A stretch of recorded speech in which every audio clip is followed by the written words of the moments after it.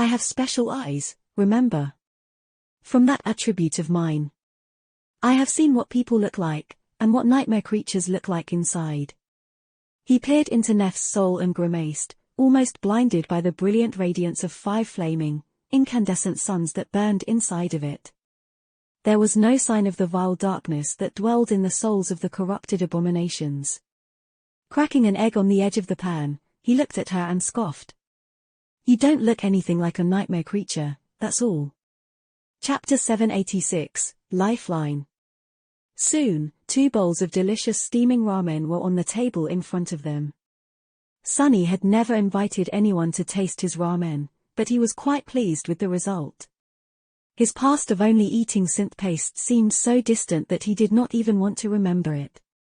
Both dug in and finished their portions in record time. Sunny drank the last of the fragrant broth and let out a delighted sigh. Neffis acted more reserved, but he could feel that she was very satisfied, too. Putting the bowl away, Changing Star smiled slightly and looked at him. A hesitant expression appeared on her face. A few moments later, she suddenly said, "Be that as it may, while I was lost and wandering the dream realm, slowly forgetting what it felt like to be human, there was one thing I clung to that reminded me that all my prior life had not been just a dream. Do you know what it was?" Sunny thought for a bit, then shrugged. "I don't know." "A memory? Your sword, Dreamblade?" She lingered for a few moments, then slowly shook her head. "No. It was you." Sunny froze and stared at her with surprise. "Huh?" Neffis smiled slightly. "Your runes. Although I could not know what was happening to you, Cassie, and the others, I could still feel connected to you through the runes. I could see that you were still out there, alive, and doing incredible things. The new memories you received told me a little about what kind of enemies you fought. The speed at which your aspect legacy progressed told me how hard you were working to sharpen your battle skill. As long as I saw the runes, I knew that I had not imagined the past and did not feel as alone." She shifted, and then added, "When I was bored, I liked to imagine what exactly happened to give you a sudden influx of fragments, what the nightmare creature that gifted you a memory looked like, how you defeated it. Things like that. Oh, and I was bored often. While my journey was often full of hardship and dread, it could also be terribly monotonous sometimes. So that was pretty much the only way I could entertain myself." Changing Star looked at him, lingered for a moment, and then said, "I know it was not really something that you did consciously. Still, I wanted to say thank you. You helped me a lot, Sunny. You made it easier for me to keep going. I won't forget that." He stared at her, suddenly uncomfortable. Then, he looked away in embarrassment and cleared his throat. "Are you sure that you have not received counseling already? I mean, that doesn't sound like you." "Very enlightened. Anyway, you're welcome, I guess." Neffis smiled, and did not respond. Sunny remained silent for a bit, and then forced himself to say, "Actually, I spent a lot of time staring at your runes, as well." He looked at the floor. "Granted, I was not exactly going crazy from isolation like you. Well, except for a short stretch of falling into a bottomless abyss all alone, I guess. But, the point is, to be honest, I am unsatisfied with the fact that you are so far ahead of me. Every time you gained a soul fragment, it urged me to try and get two. The stronger you grew, the more I wanted to become stronger, as well. A large part of those things I gained was because of you. I guess you, too, kept me going. In a sense." He fell silent, and then glanced at Neffis with a slightly bitter expression. "Of course, no matter how hard I tried, I had never managed to catch up to you. Every time, I fell short. It did not feel nice at all. But it also forced me to try harder, I guess." She studied his face for a few moments, and then shook her head. "It is much easier for me to gain soul fragments. You know that. Even though I am still ahead, I suspect that you have fought, and slain, much more nightmare creatures than I have. In fact, I know you did. Sunny smiled. Who cares? It's not a competition where you get rewarded for the effort. Only the result matters. In the end, a person is either strong, or they are weak. The stronger ones will always trample those who are weaker. Isn't that how the world works? Nephis looked down, then slowly shook her head. You are wrong. I think. Results matter, yes, but it's not like how you got there doesn't. Every victory you achieve teaches you a lesson. Every defeat you suffer teaches you even more. I guess it all depends on what you call strength. Sunny grimaced. Well, let me ask you a question. Can you say that I am stronger than you? Changing Star stared at him with an even expression. Several seconds passed by, but she remained silent. A dark grin appeared on Sunny's face. He sighed, and then collected the empty bowls to clean them. Effie doesn't seem to think that I am. According to her, I lack conviction. I don't even really know what conviction is and where does one find it, but even I can't honestly say that I am stronger than you. That should tell you something, considering my clear conscience. Nephis lingered for a few moments, and then suddenly said in calm tone. You are stronger than you think you are. Sunny put the bowls into the sink and turned on the water. Standing with his back to her, he stayed quiet for a while. After some time, he started to wash the dishes and said, Your counseling session is about to start. You should hurry. She looked at his back for a few moments, then silently stood up and went away. Sunny was left alone in the kitchen. He finished washing the bowls, put them on the drying rack, and wiped his hands with a towel. Then, he glanced in the direction of the guest room, shook his head, and scoffed. Who cares? Apparently, I am incredible. Chapter 787, Training Session. A week later, two people sat across from each other on the cold floor of the underground dojo, their eyes closed. With their legs crossed and their hands resting on their laps, it seemed as though they were meditating. Of course, they weren't. While Sunny was calm and relaxed, Nephis was the opposite. There was a furious torrent of soul energy flowing through her body, making it hard for her to remain still. Invisible to anyone except for her partner, radiant streams of ethereal essence rushed through her veins like rivers of flame. Her breathing was uneven, and there were beads of sweat on her face. Sunny observed Changing Star through his shadows. After a while, he said. You are doing much better. While crude, your control is already stable. However, there is no precision to it. A master has to be intricate in how they apply and expend their essence. That is what truly separates us from the awakened. While the soul of an ascended is more potent, the gap is not too large. It is our ability to make better use of this potential that really separates us from the rest of them. Neph was doing well. In fact, her rapid progress in learning how to control her essence was nothing short of exceptional. However, she was facing substantial obstacles in her training. Not only was Changing Star completely new to that aspect of her power, she also simply had too much soul essence. Compared to normal master, she had at least 5 times as much of it. If most ascended contained a tranquil current of essence within their bodies, Nephis contained a furious sea. Her soul essence was also different from anything Sunny had ever faced. It was much more potent, fiery, and vibrant, probably because of the fire attribute she had inherited from her mother.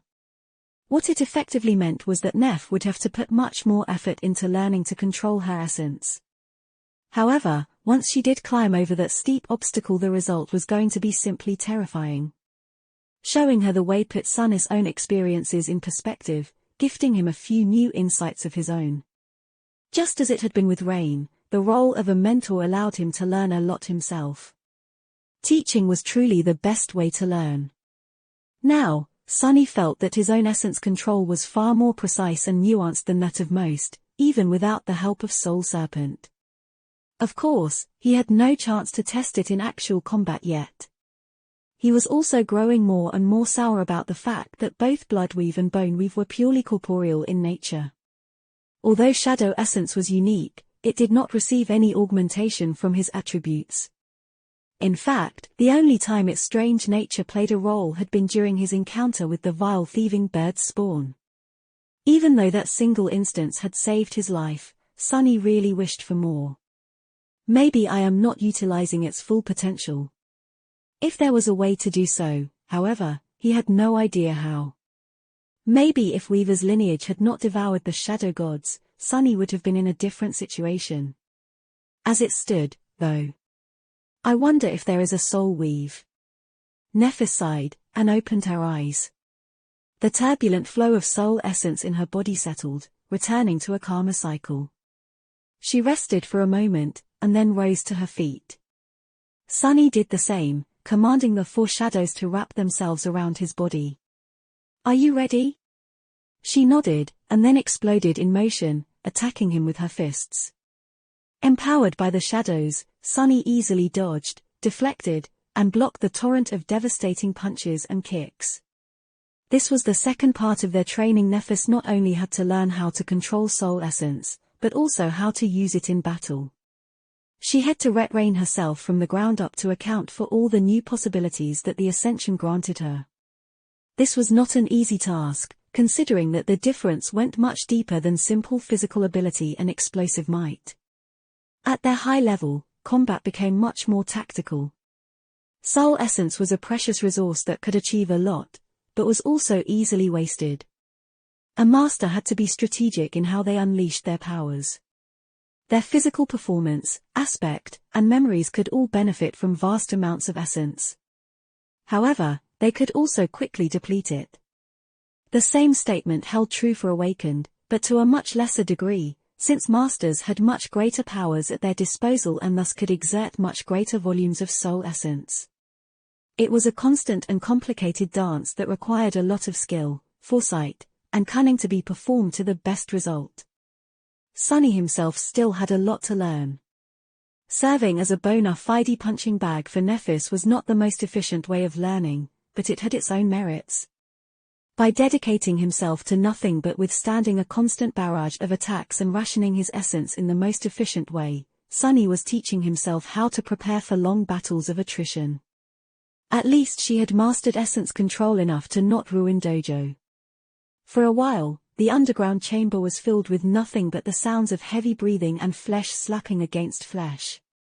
Both fighters were exerting themselves to the utmost degree. Sunny had it easier since he was defending, but receiving so many crushing blows in a row was still not for the weak of heart. Each of Neph's essence-empowered strikes could have punched through an armored vehicle, after all. If not for the fact that she was not using her flames to augment herself, Sunnis would have been suffering from internal bleeding by now. Having nearly indestructible bones was a big advantage, but it did not make him invincible. Their furious clash lasted until Nephis exhausted most of her essence. Determined to launch one last attack, she stepped closer. Her slender leg whipped forward, threatening to crush Sunnis' ribcage. He swiftly turned and caught it in the air, then gently placed it on the ground. That's enough for today. Since this had been their routine for the entirety of the last week, neither said another word. Both fell to the floor, spent and utterly exhausted. Their breathing was hoarse, and their clothes were soaked with sweat. Damn, I need a shower. However, the idea of standing up seemed too cruel right now. Sunny turned his head to glance at Nephis and judged that she was in an even more pitiful state. So, they simply remained on the floor for a few minutes, laying side by side and trying to catch their breath. After a while, Sunnis' communicator suddenly made a sound. Of course, it was not on his person. A clash of such intensity would have quickly destroyed the expensive device, so Sunny had left it on the lid of the Dreamscape pod. Now, he faced the necessity to walk all the way to the alcove to retrieve it. Instead, Sunny commanded the happy shadow to glide there, turn tangible, pick up the communicator and bring it back. The fool was utterly delighted to oblige, anyway. As the shadow gingerly crossed the underground dojo and presented the communicator to Sunny, he glanced at the screen, and then sighed. Time to go, Neph. Cassie is on her way. Chapter 788, cordial invitation. Sunny took a quick shower and went downstairs. By the time he came down, Nefis was just exiting the guest room. She changed from the gym shorts and a tank top that she had been wearing for their practice session and put on some of the clothes they had ordered for her a few days back. Her silver hair was wet, glistening in the rays of sunshine that poured through the windows. Without having to say anything, Sunny went to the kitchen, opened a drawer, and took out a can of grounded coffee. Then, he stretched his arm back. By then, Nefis had already filled a pot with water and placed it into his hand. Soon, the pleasant aroma spread through the house. By the time the coffee was ready, a PTV was in the process of parking nearby. Sunny dumped 2 spoons of sugar into his cup, left the one intended for Nef without any, and added cream to the third. Changing Star, meanwhile, was opening the door for Cassie. Soon, all 3 were seated around the table, enjoying their respective beverages. After a while, Sunny glanced at the blind girl and asked, "Well, what's the news?" She lingered for a bit, then pushed her cup away and produced 2 flat, white squares. Sunny stared at them for a bit, confused. Then, he blinked a couple of times. "Is that an envelope?" Indeed, that was what the white squares were. They seemed to be made out of paper, and each had a round piece of red wax attached to it. Sunny had only seen an actual paper envelope used in period dramas, so he was justifiably surprised to encounter one in real life. Taking one of the envelopes, he curiously studied it from different sides. How quaint. There was an image of a sword piercing an anvil etched into the red wax, so at least he did not have to wonder where the strange things had come from. Legacies. Amused, he furtively glanced at Nefis to learn what one was supposed to do with a paper envelope, and then repeated her actions. Soon, a different piece of paper appeared in his hands. "Master Sunless, you are cordially invited." What? What is this? Even more confused than before, he turned to Cassie and raised an eyebrow. She was supposed to bring them an update on the situation with the government and Clan Vela, not some weird messages. The blind girl smiled slightly. "Basically, this is a gesture of goodwill." She paused for a moment, and then added in a bright tone. "It is an invitation. Clan Vela is holding an annual ball in about a month. We are all invited to attend, which is usually considered a great honor. Not every master receives the privilege to brush sides with the most powerful representatives of the great clans and actual saints." Sunny blinked a couple of times. "Is holding balls some weird legacy ceremony? Wait, what kinds of ball are we talking about? Something like a football? Why do people hold it annually, and more importantly, why do we have to attend this ball-holding ritual?" Nefis silently covered her face with a hand and said, a hint of exasperation finding its way into her voice, "Sunny, a ball is a social gathering, usually accompanied by a dance. It is not a literal ball." He stared at her for a moment, then glanced at the piece of paper in his hand and coughed. "Oh, that makes more sense, I guess." Cassie listened to them speak with a strange expression, then tilted her head a little and said, "Of course, in our case, this invitation holds special meaning. It is a sign that Clan Vela is willing to be patient and wait for Nefis to recover. It is also the indication that the final negotiation is going to take place during the ball, 1 month from now. This gives us time to prepare." This was a good piece of news, all things considered. Basically, it meant that now that the initial week was over, Changing Star had more time to get ready to face the representatives of Clan Vela. It also meant that the Great Clan was not going to do anything before that, giving her freedom to recuperate in peace. It was more or less an armistice. A bright smile appeared on Cassie's delicate face. "But there is more to show their sincerity." Clan Vela released the firekeepers they were holding hostage. Both are already back, and resting in the Immortal Flame Manor. This means that they are serious about building a good relationship with us, I think." Sunny let out a sigh. He was not really attached to the firekeepers. Still, they had gone through the civil war in the Bright Castle and the siege of the Crimson Spire together. The fools also treated him as one of their own, for some reason. He had felt a bit guilty knowing that some of them were suffering because of the terrible mess in the Night Temple. Effie, Kai, and Aiko were going very happy to hear the news, too. However, it was not like Clan Vela to let go of leverage. Sunny glanced at Cassie and frowned. What are they scheming? The blind girl hesitated for a few moments, then shrugged. I am not entirely sure.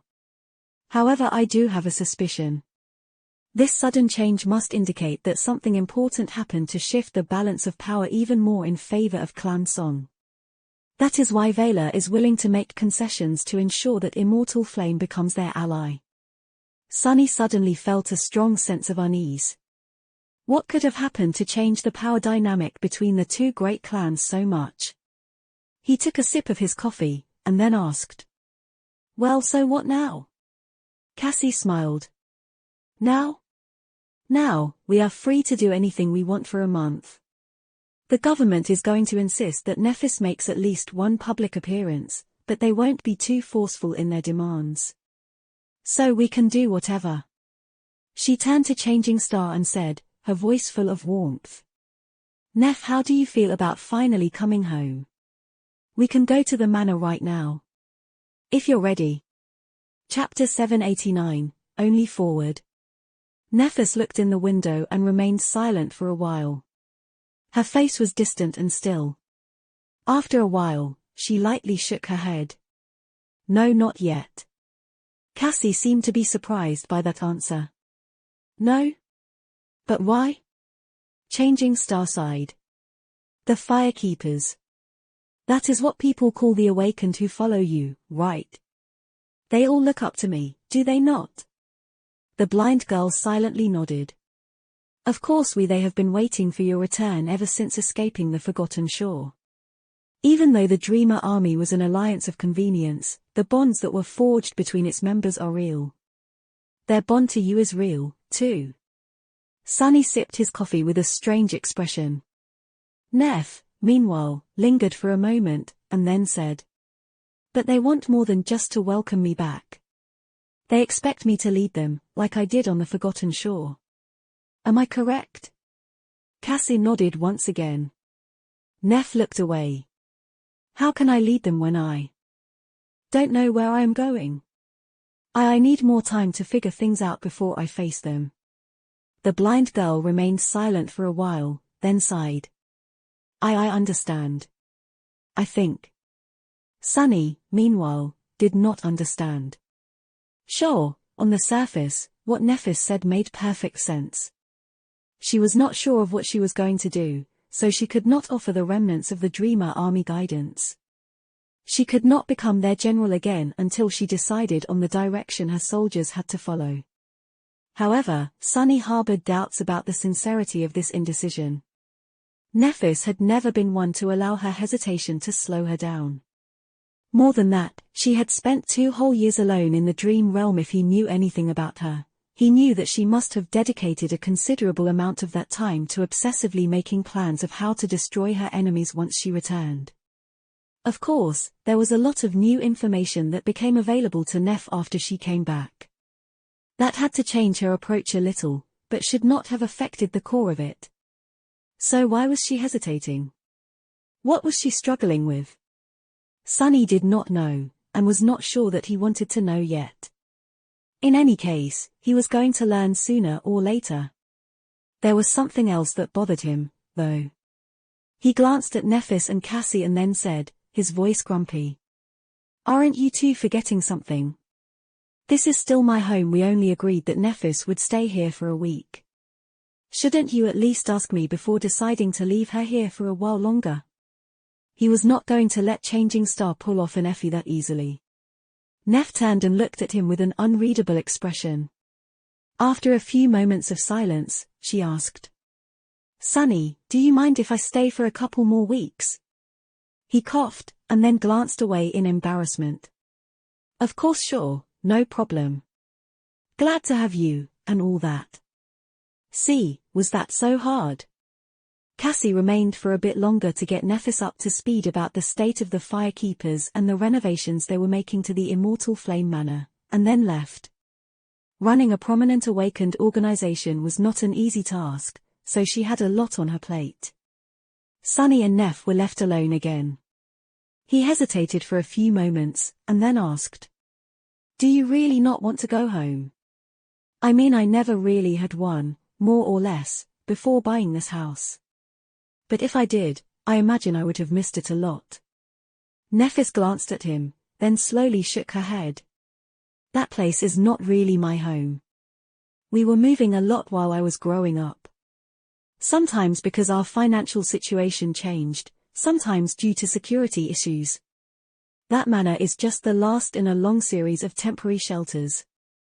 She remained silent for a few moments, then added, "I guess it were the people who surrounded me that created the feeling of home. But they are all gone now, one way or the other. So, there's nothing for me to return to." Sunny sighed, remembering the conversation he once had with Noctis. "I don't really understand what the Immortal Flame clan is, to be honest. And who those people were. You once said that you were raised by your grandmother." Changing Star nodded. "The Immortal Flame is just me, now. At its height, it was one of the most influential legacy clans. You could have called it a great clan, even, although that distinction was not established yet back then. Apart from the immediate family, the clan also encompassed hundreds of other people. Professionals to manage our properties, craftsmen, mundane soldiers, awakened retainers. Their dependents. A legacy clan is more than just a few powerful warriors. It is a large, self-sufficient institution. A tribe, even."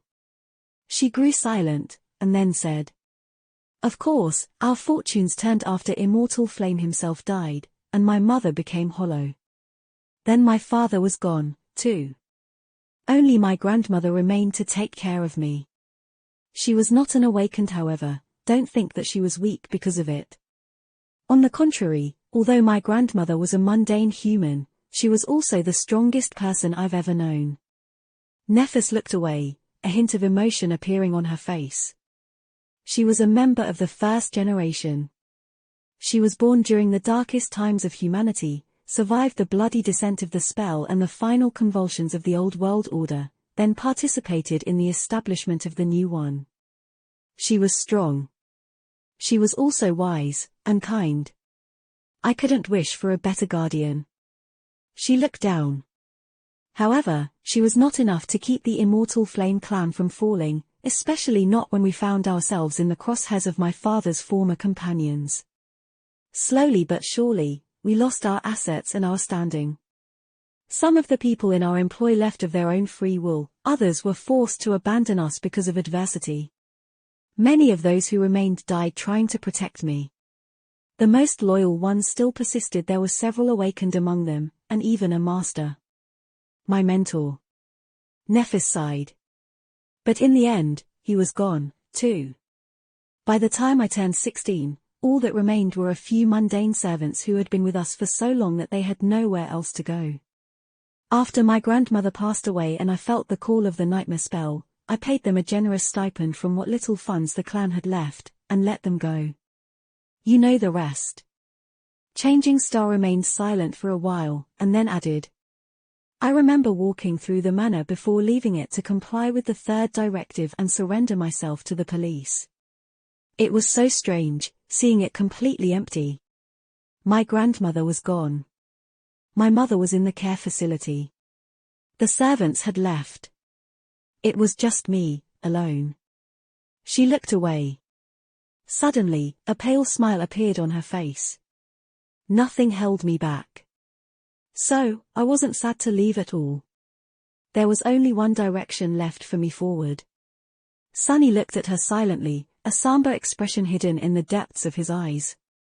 Only forward, that was true for the both of them, still. However, was it worth it to not be held back by anything, if in return you had nothing to hold dear? Turning away, he sighed. Life was not that simple anymore. Chapter 790, Outing. Despite the fact that Neffis had decided to stay with Sunny for a couple more weeks, or rather, that he had allowed her stay, their routine somewhat changed. Because of the armistice with Clan Vela, she did not have to stay inside all the time anymore. So, while the two of them still continued having exhausting practice sessions every day, the intensity of the training diminished. On the first day after receiving the invitation to the ball, Nefis had left to visit her mother. Soon after that, she made a strange request. The counselor assigned to Nef by the government had suggested that she should not isolate herself from mundane humans and, instead, seek out opportunities to participate in collective activities people usually enjoyed. So, she asked Sunny to help her figure out what it was that people did with their free time. Sunny was glad to help. The problem was he had no idea himself. His life experience was richer than hers, but the knowledge of how people lived their lives in the outskirts did not exactly apply to their situation. After becoming a citizen and moving to a better part of the city, Sunny had spent all his time doing more productive things than relaxing. Who had time to relax? There were so many things he needed to achieve. As the result, they had to turn to other members of the cohort for advice. When they did, Effie enthusiastically volunteered to arrange an outing. Although Sunny had a bad premonition about her proposal, he found no polite reason to refuse the giddy huntress. So, a few days later, he found himself doing something that he had never thought he would ever do. Sunny was getting ready to go to a dance club. What am I even doing? This is so stupid. Standing in front of the mirror, he somberly looked at the pale young man that stared back at him. The young man was dressed in stylishly understated clothes that mixed black with different shades of dark gray. He was undeniably attractive, although not exactly masculine in appearance. The attractive young man, of course, was him. Or his reflection, rather. Sunny studied it and frowned. Whatever, it's just a nightclub. I have fought saints and survived. I have conquered the Red Colosseum. I have faced a demon. How scary can a bunch of drunk mundanes be? Shaking his head, he let out a heavy sigh and went down to the living room. As he sat and waited with a dark expression on his face, an expensive PTV arrived and parked near the house. At that moment, Effie and Nef emerged from one of the smaller bedrooms on the second floor and started descending the stairs. Finally, what took you so? He turned and froze, unable to finish his thought. Standing on the polished steps, Nef looked different. Although she was famous across the world, most people only knew her by name. Very few had actually seen the renowned changing star of the Immortal Flame clan, mostly because she had yet to appear in public after her return from the Dream Realm. However, it was still prudent to mask some of her more recognizable features to avoid being mobbed by an excited crowd. For that reason, Sunny had lent her the autumn leaf. Using the cosmetic memory, Nefis changed the color of her distinct silver hair. Now, her hair was black and lustrous, falling to the middle of her back like a waterfall of finest silk. Contrasted against it, her calm grey eyes seemed even more striking. Her ivory skin seemed to glow despite the fact that she was not channeling the radiant white flames. What was more, Effie had been the one who chose and bought the clothes for the two of them to wear today. As the result, Nefis was wearing a vibrant red dress that barely reached the middle of her thigh, and left her shoulders bare. She looked stunning. Sunny gulped, then forced himself to look away. A few moments later, he finally was able to say something. That I never thought I'd see you in a dress one day. Nefis glanced at herself, then shrugged with indifference. I like it. The style does not diminish my range of motion. I can move freely if something happens. Sunny hesitated and then glanced at Effie, who was wearing less flashy clothes, with suspicion. How come you get to wear pants? Effie grinned. Why else? That's because I'm not a princess, doofus. She giggled, and then did a spin. What, you think that my ensemble is flattering? It was. Maybe even too much so. Not knowing where to put his eyes, Sunny gritted his teeth and forced himself to stare at the wall. This is going to be a long night. He cleared his throat, and then said. Yeah, you look nice, too. Anyway, we should go. Our ride is already here. Effie giggled again, patted him on the shoulder, and headed for the door. Sunny and Nefis followed. Soon, they entered the PTV and greeted the others. After seeing Kai, Sunny's mood improved a bit. At least the former idol seemed to be in his element. Cassie, on the other hand, seemed uneasy. Well, no wonder. A club filled with thundering music was not the best environment for a beautiful, blind girl to be in. Of course, anyone who got the wrong idea was bound to learn that they made a giant mistake by approaching her with ill intent. Kai smiled at him from the driver's seat. Sunny, you look great. Then, he turned to Nefis and Effie and smiled even wider, almost blinding them with his dazzling grin. But not as great as the ladies do, of course. Sunny rolled his eyes. Just drive, all right. Let's get this finished with as soon as possible. Kai winked at him, then looked at the road and sent the PTV forward. Relax, Sunny. It's just a dance club. What's the worst that could happen? Sunny and the gloomy shadow simultaneously shuddered. Are you kidding me? Did you have to say that out loud? Chapter 791, Human Rituals. Standing at the edge of the VIP area that loomed above the dance floor of a popular nightclub, Sunny and Nefis looked down at the undulating mass of human bodies below them with strange expressions. The music thundered and reverberated from all sides, making the whole space vibrate. The darkness was filled with flashes of light and glowing figures of elaborate moving projections. People were having the time of their lives. The club Effie had brought them to was an exclusive and luxurious establishment that only the members of the elite classes of human society could visit. The amount of credits being spent every minute on exotic alcoholic beverages and legal stimulants was nothing short of astronomical. The value of designer clothes, cutting-edge tech accessories, and precious jewelry present in the dance hall was almost revolting. The bestial excitement permeating the air was almost palpable. Staring at the mass of dancing humans in bewilderment, Sunny shook his head. What a strange ritual. Nefis turned her head slightly and raised an eyebrow. I know, right? The members of the cohort were occupying a large part of the VIP lounge intended for the most distinguished patrons of the club. Even among the mass of elites, their status was a cut above the rest.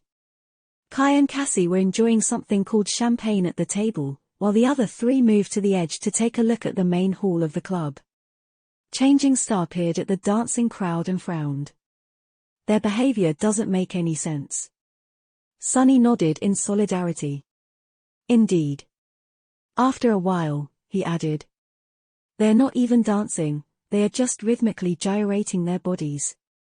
It also appears that the proximity at which one is allowed to gyrate his or her body to other participants is representative of their desirability. Anyway, they all look incredibly stupid.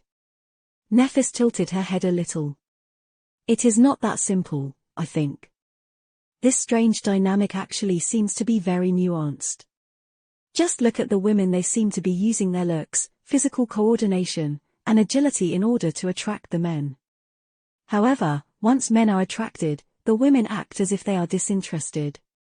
Most of the time they truly are, other times it is just a signal for the men to try harder. She grew silent, and then added with slight confusion.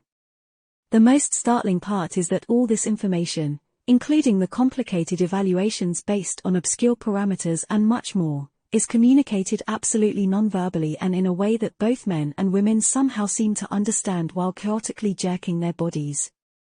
It is like they all developed telepathic abilities. Sunny scowled. Anyway, these gyrations are clearly meant to illustrate one's high value as a romantic partner. And that is what this dance is, a venue for the dancers to seek out physically desirable partners. However, everyone acts as if it's not. In fact, most of these people are pretending that the exact opposite is true. He rubbed his chin. As if showing interest is in itself an admission of inadequacy and undesirability. Those who do manage to find partners do it through a series of obscure hints and silent signals. This is so inefficient. Why can't people just honestly state their goals and desires? They are all pursuing the same result, anyway. Changing Star nodded thoughtfully. Effie, who was leaning on the railing near them, stared at the two of them with a perplexed expression. Then, the huntress slowly shook her head. You are both idiots, you know that. Sunny and Nephis looked at her with surprise, their movement almost simultaneous. What? Why? Is this analysis wrong? Effie let out an exasperated sigh. They are just having fun, gods, don't you know what fun is? Believe it or not, it's just pleasurable to let loose and move your body to loud music sometimes. Actually, you should try it.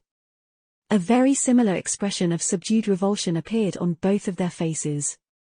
No, thank you. I'd rather not. The huntress rolled her eyes.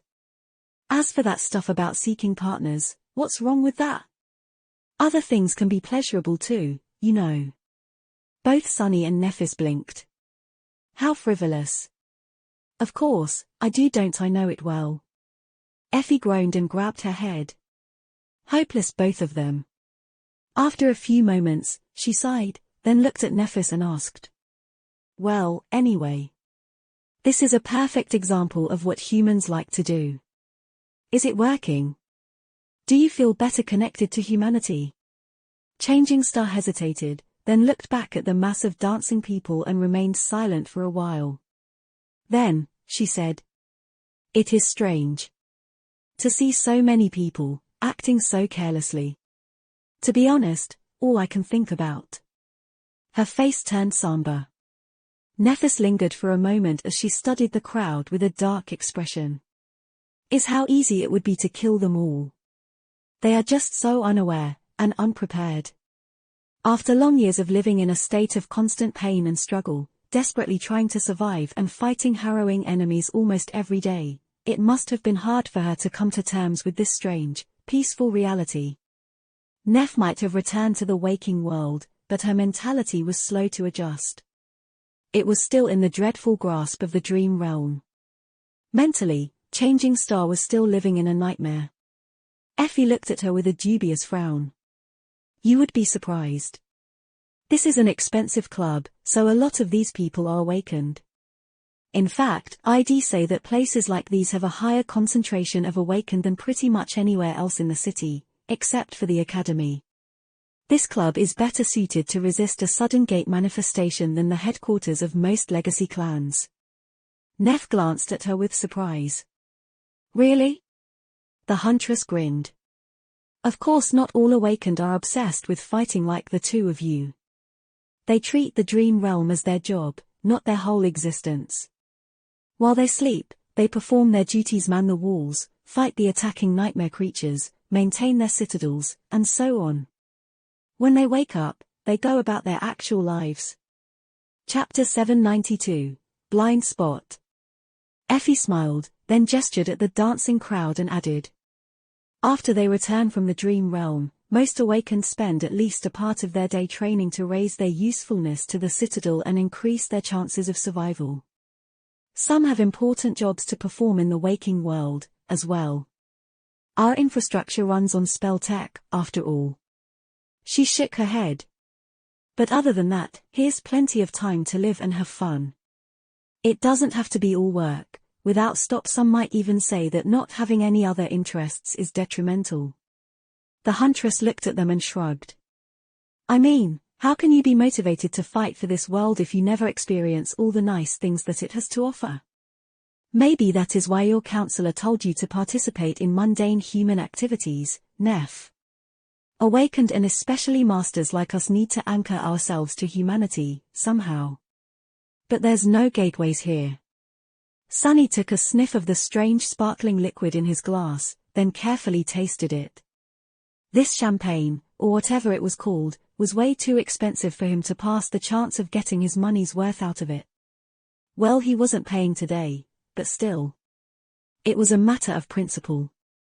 Of course, Sunny had sworn off alcohol, but with him being a master now, there was no way for him to get drunk unless he wanted to.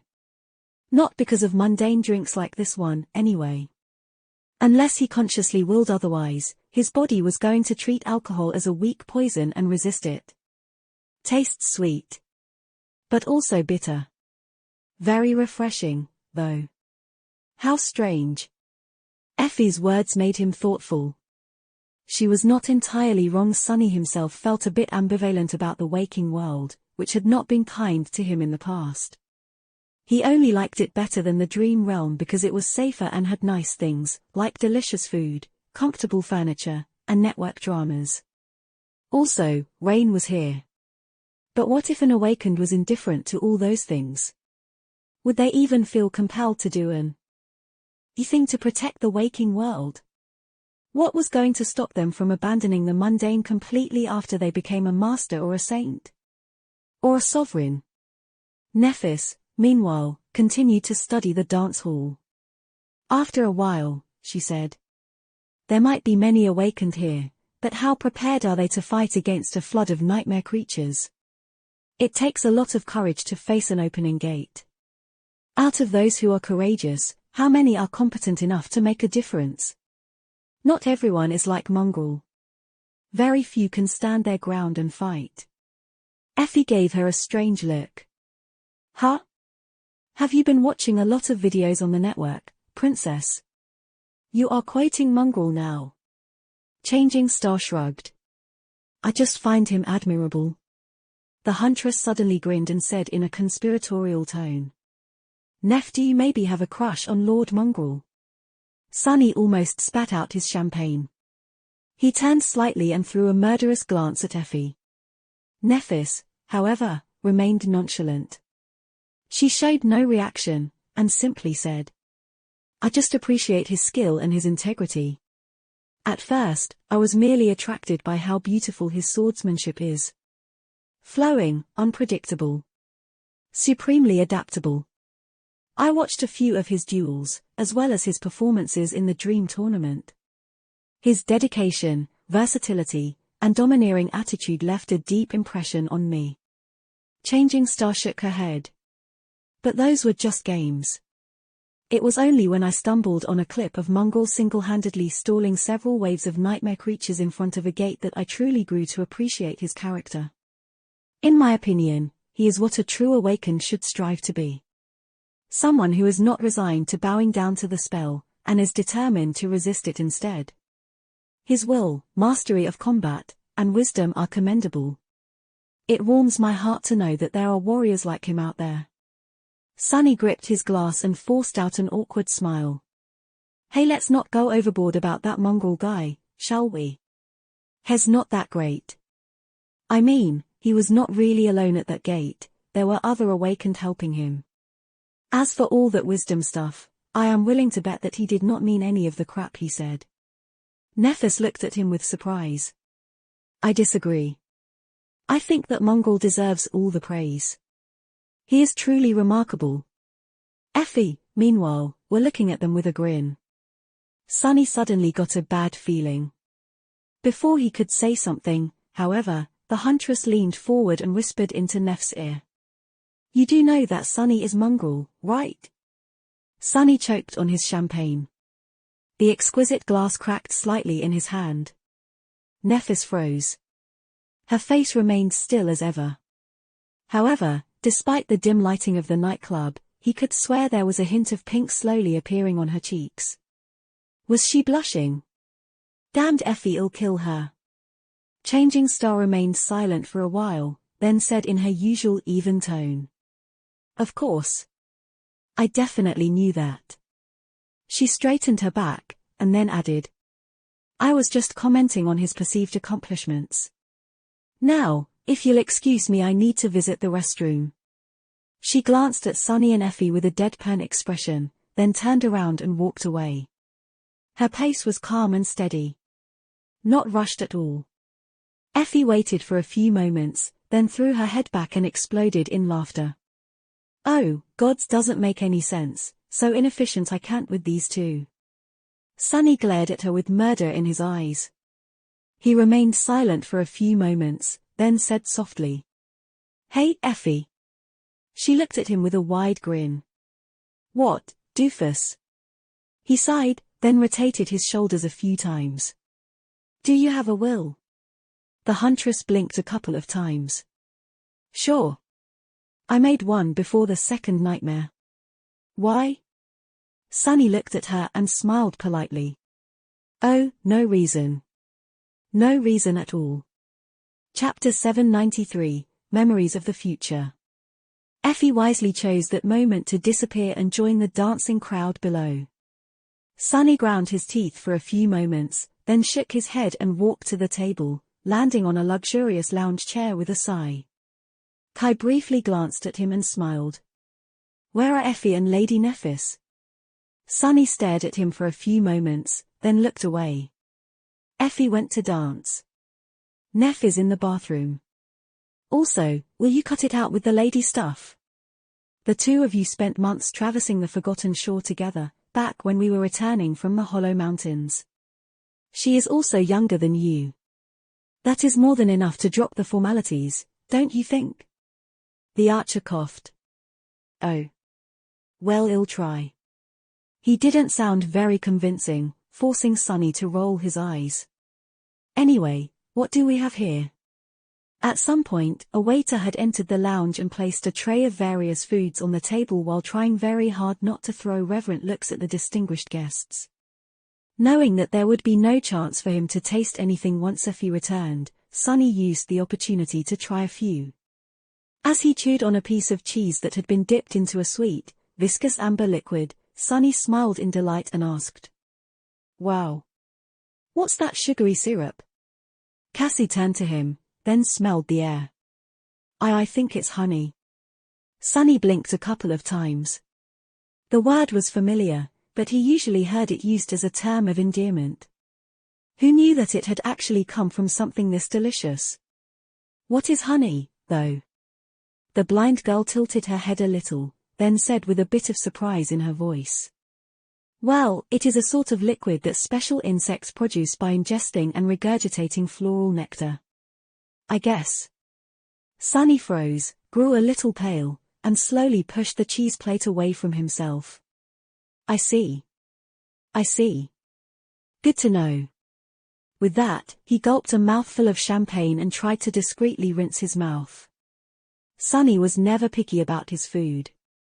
He had even sustained himself on raw, rotting mimic meat for an entire month once. But even he had his limits. Damned rich people, what are they going to come up with next?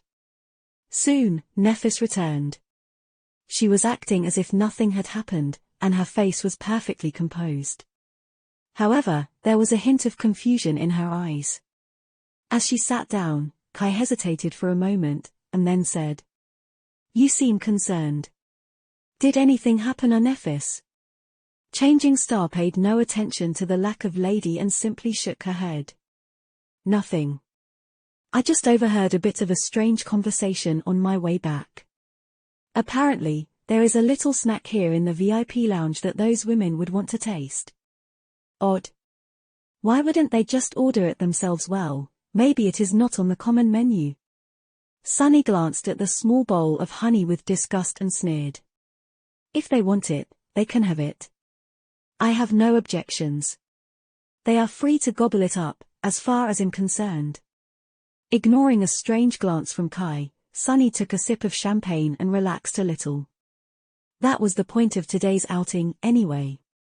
After days of serving as a punching bag for an untrained master, he deserved some rest. Soon enough, Effie returned. The huntress was practically beaming with delight.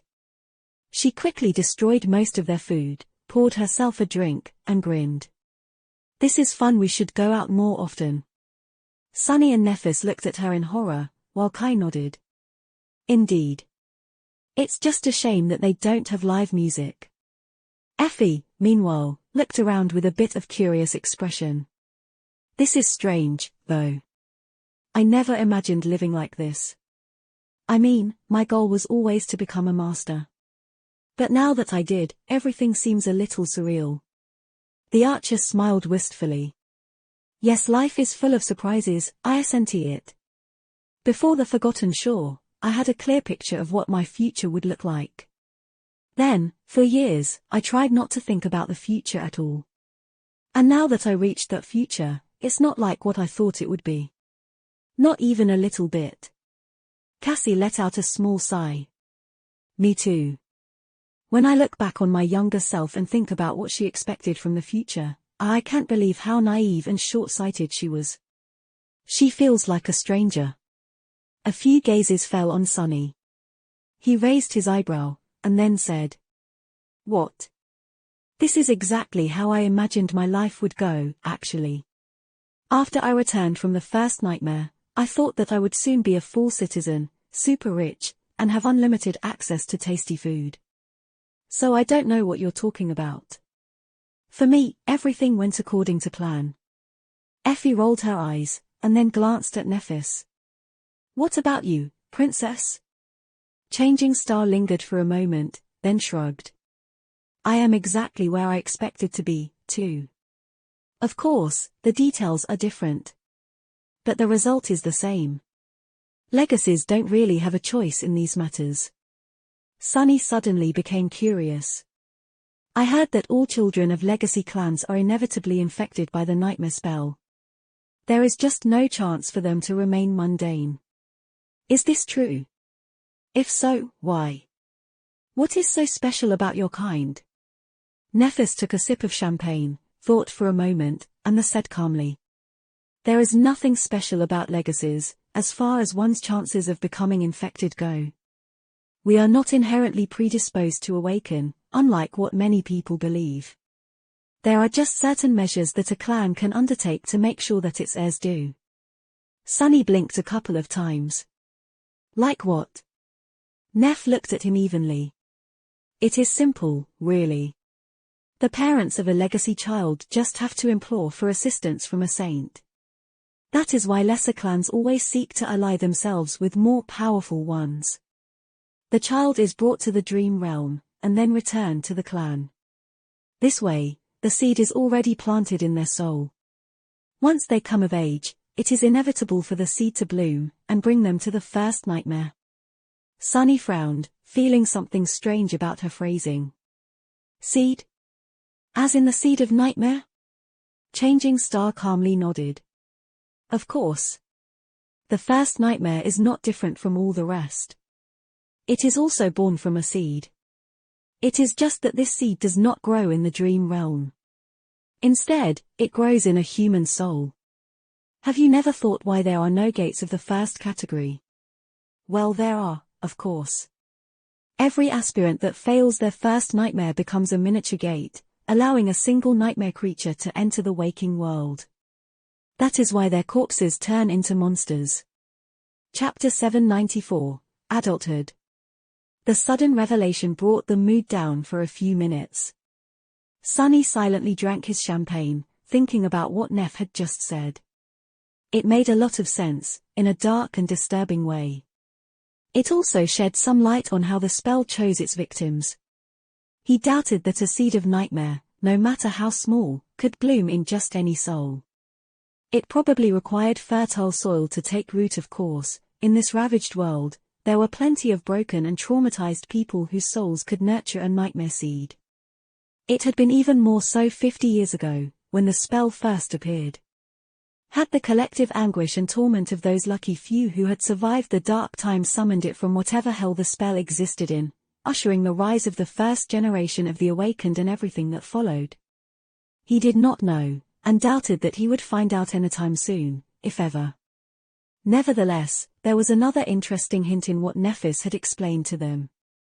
If legacies wanted their children to inherit the mantle, and only saints could ensure that the poor kids would be doomed to either awaken or die, then saints held even more power among the legacy clans than he had thought. And who were the first saints of humanity? Astaion, Kisong, Anvil of Veil and Broken Sword. They were the first, and at some point the only people who all legacy clans had to befriend if they wanted to ensure that their bloodlines continued walking on the path of ascension. Was that, perhaps, the initial reason that had elevated the great clans above all the rest? Interesting. He was not in the mood to ponder the origins of power that the sovereigns held, however. Thinking about the great clans made him feel sour. Since today was Sonny's day off, he chased the weary thoughts away and tried to enjoy his drink instead. Cassie, meanwhile, said with a deep frown. I assent it too cruel, to subject your children to such fate. And without even giving them a choice, only 1 out of 3 aspirants survives the first nightmare. Of course, that strongly depends on how well prepared they are, so the number should be less gruesome among the legacies. But still, what kind of parent would do something like that to their child? Nephis lingered for a while, then sighed. It all depends on your point of view. Sure, it might seem cruel to some. But some might see it as giving their child a chance to grow strong in a world that is not kind to the powerless. Legacies are warrior caste, at their core. They were born from a ruthless war, one that almost destroyed all of humanity. I can understand why they value strength and duty above all else. All that talk about parents and children brought Sunny into a dark mood. He was 20 now. He was more or less an adult. In fact, he was already older than his mother had been when she had him. This realization made him feel very strange. Sunny stared into his glass for a few minutes with a grim expression, then sighed and stood up. I'll be back in a few. With that, he left his friends and went away in search of a bathroom. In truth, he just wanted to be alone for a bit. Soon, he was staring at his reflection as the water was running from an exquisite brass faucet. The young man staring at him from the mirror did not seem amused. Sunny frowned, thinking about whether Mordred was hiding somewhere in the mirror. It had become a habit of his to consider such things from time to time. Luckily, this time, the Prince of Nothing seemed to be nowhere to be found. Sunny sighed in relief, and then left the bathroom to return to the VIP lounge. On his way, however, he encountered a small disturbance. A group of young men and women were blocking his way, discussing something with one of the club's employees in loud voices. Their clothes looked extremely expensive, and their appearance was impeccably high class. As he came closer, he heard the most extravagant-looking member of the group saying with outrage, "What do you mean, you can't let us inside? This is our usual spot. I can see from here that there's plenty of room left in the lounge. The beautiful ladies inside wouldn't mind some company, I'm sure. Actually, I am willing to bet that my friend and I can show them far greater time than their present companion."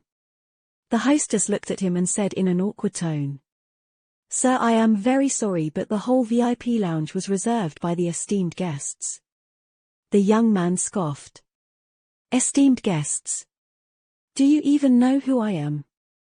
I sincerely doubt that anyone in this ramshackle parlor of yours has more esteem than I." Sunny sighed, approached the group of young people, and patted the loudmouth on the shoulder. The young men looked down in confusion, then frowned. "I suggest you unhand me, friend. What do you want?" Sunny smiled. "Relax, buddy. I just want to give you a small piece of advice." He hugged the young man with one arm, turned him to face the VIP lounge, and pointed at Nephis, Cassie, Effie, and Kai, who could barely be seen from that spot. "Do you see these people?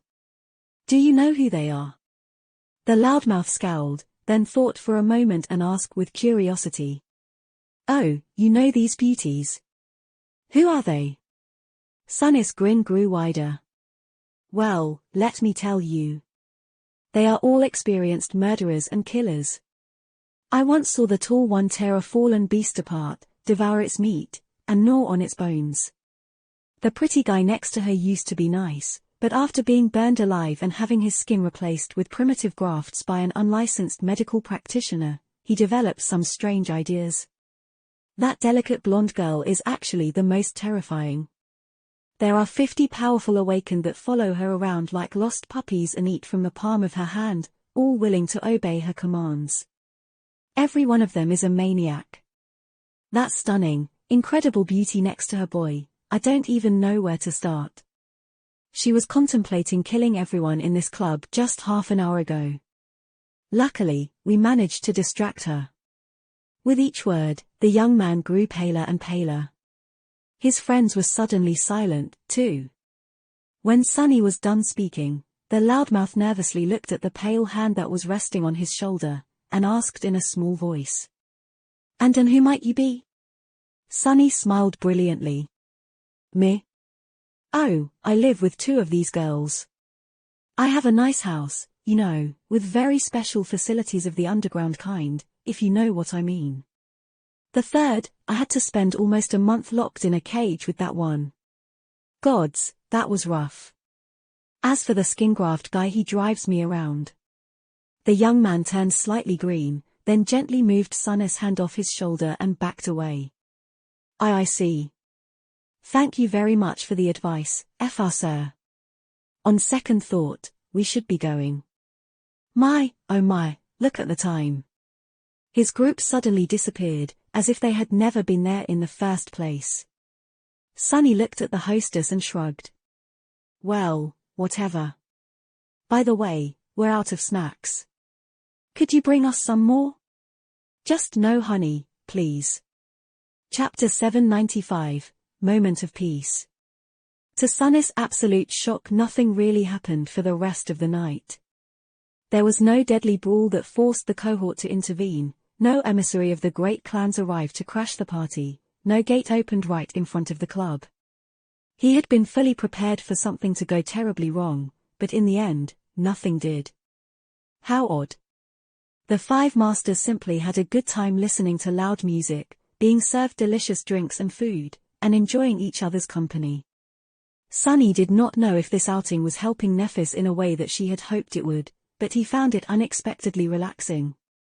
Spending quality time with good friends was what normal humans were supposed to enjoy, after all. However, he had never had such an opportunity as a mundane. Sunny had never really fit into any of the groups he had tried to become a part of in the outskirts. He had always existed on their periphery before being expelled from them, as if something about him caused a subconscious rejection.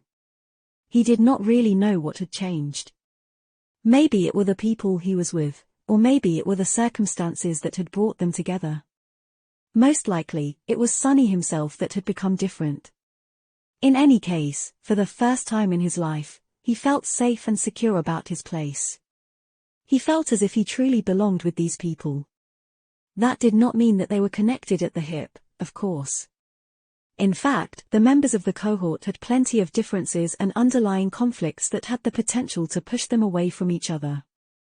Even the phrase itself was not exactly accurate at this point. They were not really members of a distinct cohort anymore. Even if all five chose to pursue the same goal together, which was rather improbable, masters rarely operated in groups. They were too rare and powerful for such an arrangement. Most ascended acted independently, only gathering together to face especially terrible threats. But that was all right. This was how mature relationships were supposed to work. Sunny and his friends did not have to spend every waking minute together to preserve their bond. It was deep and tempered enough to remain strong even if each of them walked their separate path from now on. Still, the prospect of separation made Sunny feel wistful. He would have preferred for the five of them to stay together, at least in some capacity. However, the future was too obscure. Until the fateful ball, it was hard to say in which direction their lives would go. That was why this rare moment was so precious. Throwing all serious thoughts out of his mind, Sunny relaxed and tried to enjoy it as much as he could. Who knew when they would have a chance to spend such a peaceful evening together again, if ever. Steel was once again striking against steel in the underground dojo. Well, alloy was striking against alloy, to be more precise. For once, Sunny was not suffering on the receiving end of Changing Star's assault. The slender young woman was actually sitting on top of his inactive sleeping pod with her eyes closed, meditating as she controlled the soul essence rushing through her body. Instead, Sunny was defending himself against earnest, but amateurish attacks delivered by Rain. What a nice change of pace. The teenage girl was trying her best to get through his defense, but even when Sunny drastically toned down his speed and strength, her efforts were simply not enough. Despite her hard work, outstanding talent, and the swift improvement she had made, Rain was like an open book for him. Of course, he couldn't expect much from a mundane teenager. Still, her performance today was far from stellar. Sunny frowned. Concentrate, you are distracted. Rain gritted her teeth and tried, but her mind was obviously elsewhere. A few minutes later, he was forced to command her to stop and stared at his pupil without dissatisfaction. Are you going to take it seriously or not? What is wrong with you today?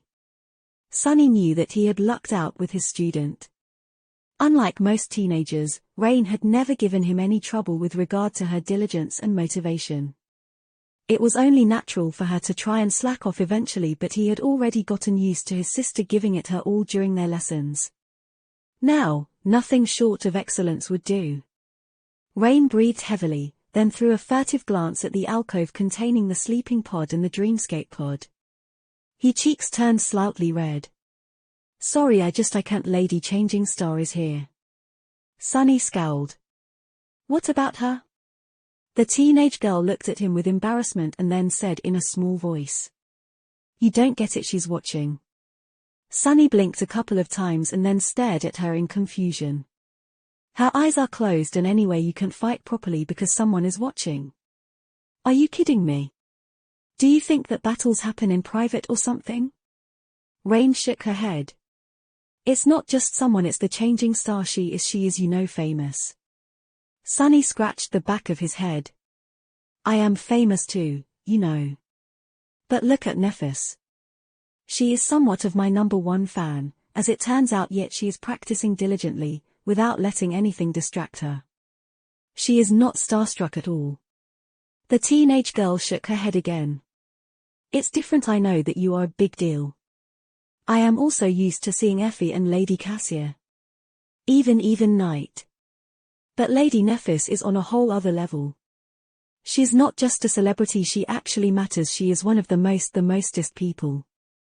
Sunny glared at his little sister. Actually matters? Ouch. He sighed, then lowered his alloy stick and summoned the endless spring. I guess we're going to have a different kind of lesson today. Sunny put a hand on Rain's shoulder and pointed at Nephis. You're a smart kid, Rain. Your father works for the government. You should be able to separate truth from propaganda. Sure, Neph is an extraordinary individual, and she achieved a lot of incredible things. But she is just a human. All that stuff that is clouding your head is just an illusion that other humans created to shove an uplifting narrative down the population's throat. You can't be that gullible and believe in things that aren't real. The teenage girl remained silent for a bit, then frowned. But these things are real. Whether they are true or not, people believe in them. So they're real. Chapter 796, Real Deal. Sunny tilted his head a little. What do you mean? Rain glanced at him and shrugged. It is because my father works for the government that I know this stuff. Well, let's say that millions of people believe that Lady Nephis is the hero that is going to lead humanity to conquer the fourth nightmare. It doesn't matter if she truly is. As long as people believe it, she has influence over them. Her image might be an illusion, but that influence is real.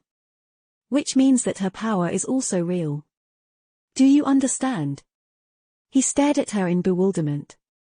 So you are saying that just because someone decided to make Neph into a powerful hero and manipulated people into believing that she actually became one? Rain nodded. Think about it. If Lady Nephis decides to appear in public tomorrow and appeal for people to take arms and join the government army, tens of thousands of new recruits will answer the call. Maybe even hundreds of thousands. How can something that can affect hundreds of thousands of lives not be real? So, she is different from a celebrity like Knight, or a master like you. She is the real deal. Sunny scratched the back of his head. Why am I getting schooled by my student? About lies and deceit, of all things. The worst part of it was that Rain made a lot of sense. Power was an elusive concept, so was the difference between the real and the unreal. It was easy to point at an object and say that it was real. One could see it, touch it, and break it. But what about less tangible things? Was friendship real? Or love? Or belief, for example? If belief in something could affect millions of people, cause them to throw themselves into a war, persecute a group of individuals, or build incredible miracles of architecture, it was indeed stupid to say that the thing they believed in was not real. Since it was able to exert influence on the real world, the object of their belief stopped being an illusion and became something different. Something like a deity. Sunny frowned. What the hell am I thinking about? I was supposed to discipline my lazy student, not go on a philosophical tangent about the nature of divinity. It did not apply to actual gods, anyway. When they had been alive, the gods did not care about who believed in them and why.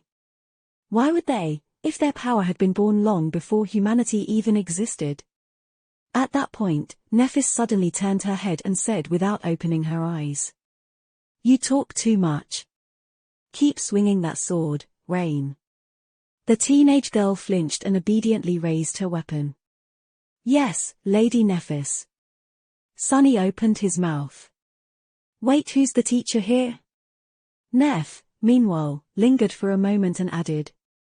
The power you talk about might be real, but it is fragile and insubstantial. It can be broken just as easily as it was created unless the person wielding it has actual strength to defend it. At the end of the day, nothing that has been handed to you is as valuable as what you have nurtured and cultivated yourself. So don't slack off in your training. Her expression softened a little, and the corner of her mouth curved upward.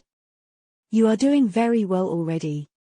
Just continue practicing with the same determination.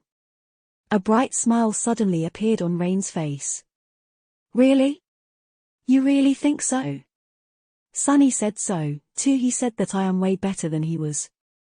Nephis slowly shook her head. Sunny did not have a systematic education and the solid foundation that you enjoy. He never had a proper teacher, let alone a personal tutor. And yet, he has achieved so much, in such a short time. You are far from his level for now. Even if you catch up to his corresponding accomplishments, it won't be enough. With your background and advantages, the only acceptable result is to surpass them.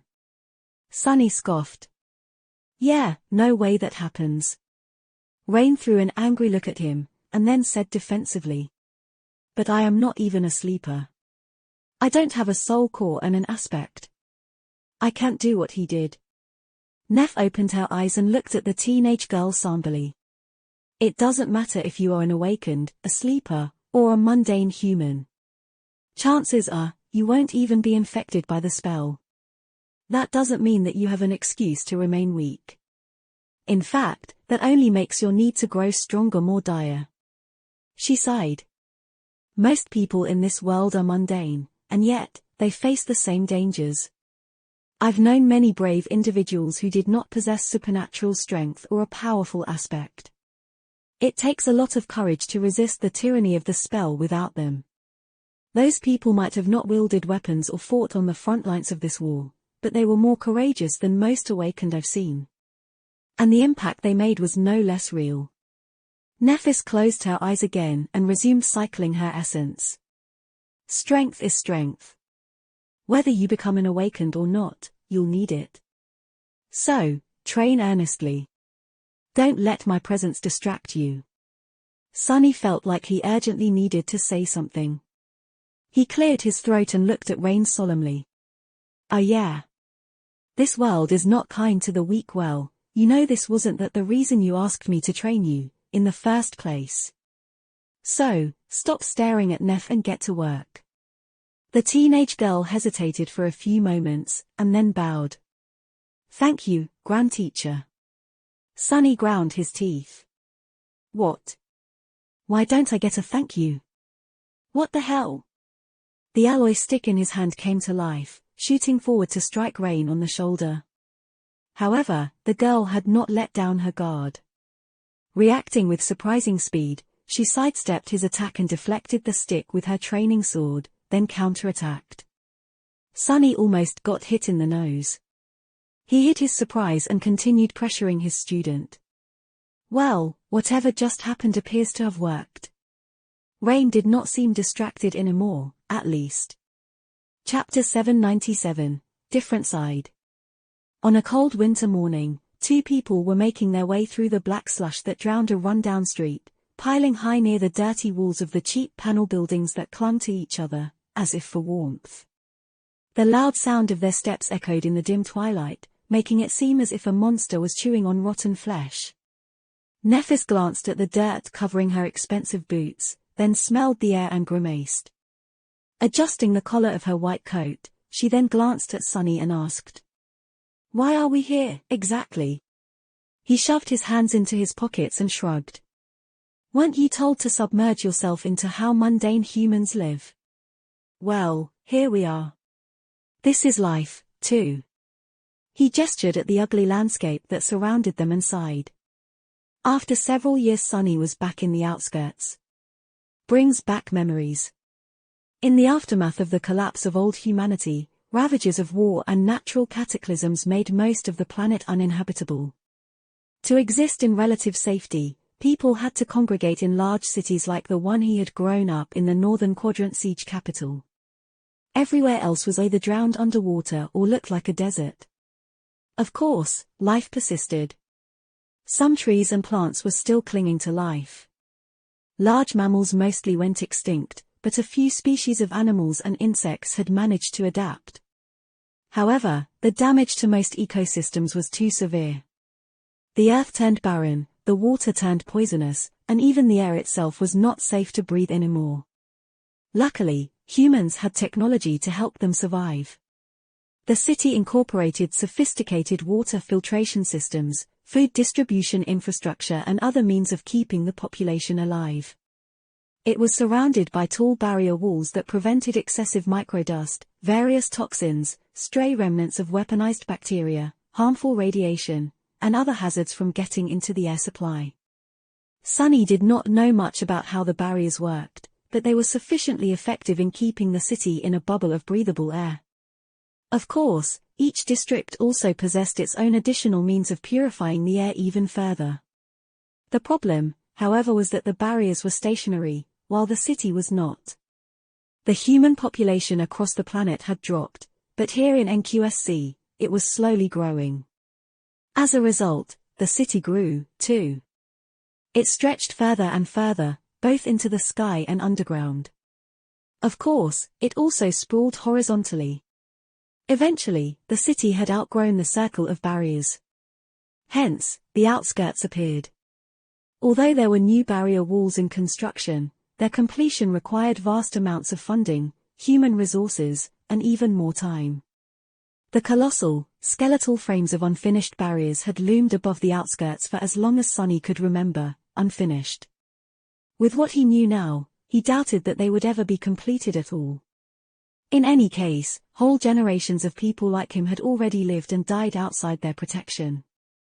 The air in the outskirts might not have been as bad as in the desolate wilderness beyond, but it was far from safe. Those who breathed it every day did not tend to enjoy good health or long lives. It reeked. Breathing in the familiar stench, Sunny struggled not to follow Neff's example and grimace. He had been accustomed to the smell for most of his life and never paid it much attention. But just a few years of sweet life in the dream realm and in the better parts of the city made it seem rather intense. What's the big deal? It's not that bad in winter, anyway. Just like the air, all other facets of life in the outskirts were barely suited for human life, as well. The buildings were straining to keep themselves together, clean water was scarce, most food came in the form of synth-paced rations provided by the government. Everything was dirty, worn out, and on the verge of collapse. The infrastructure barely functioned. Theoretically, there was supposed to be a working transportation system with connections to the rest of the city, but in practice, it broke down and malfunctioned so often that getting anywhere with its help was hard. That was the reason why Sunny and Nephis were currently on foot. He did not regret this turn of events, however, because that gave them the chance to get a good look at people who lived in the outskirts. Just like the slums themselves, the inhabitants looked decrepit. They were all frail, thin, and with unhealthy skin. The most striking difference was their height. People who lived in the outskirts were much shorter than those who lived in the inner city, mostly due to malnourishment and sickness. In short, they all looked similar to how Sunny had been before the first nightmare. Looking at them now, he couldn't help but think of his past. Only 3 years and a few months ago, he had left this place, thinking that he would never return. But Sunny was already a very different person. He saw the familiar sights differently, too. This is so strange. Sunny had always thought of himself as someone from the outskirts, but now, after traveling through several regions of the dream realm and building a life for himself in the city, Sunny suddenly understood that the outskirts were not a monolithic place. They were actually vast and encompassed numerous different areas. He had only ever known and explored a small part of them. The only world he had known for most of his life was even smaller than he had thought. How could it not be so? Sunny had never considered such things, but after his last conversation with Master Jet, he realized the true scope of it all. From what she had told him, there were somewhere between 60 and 70 million people living in the outskirts. 20% of the total population of the city existed in these unpleasant conditions, barely surviving as they were slowly ground to dust.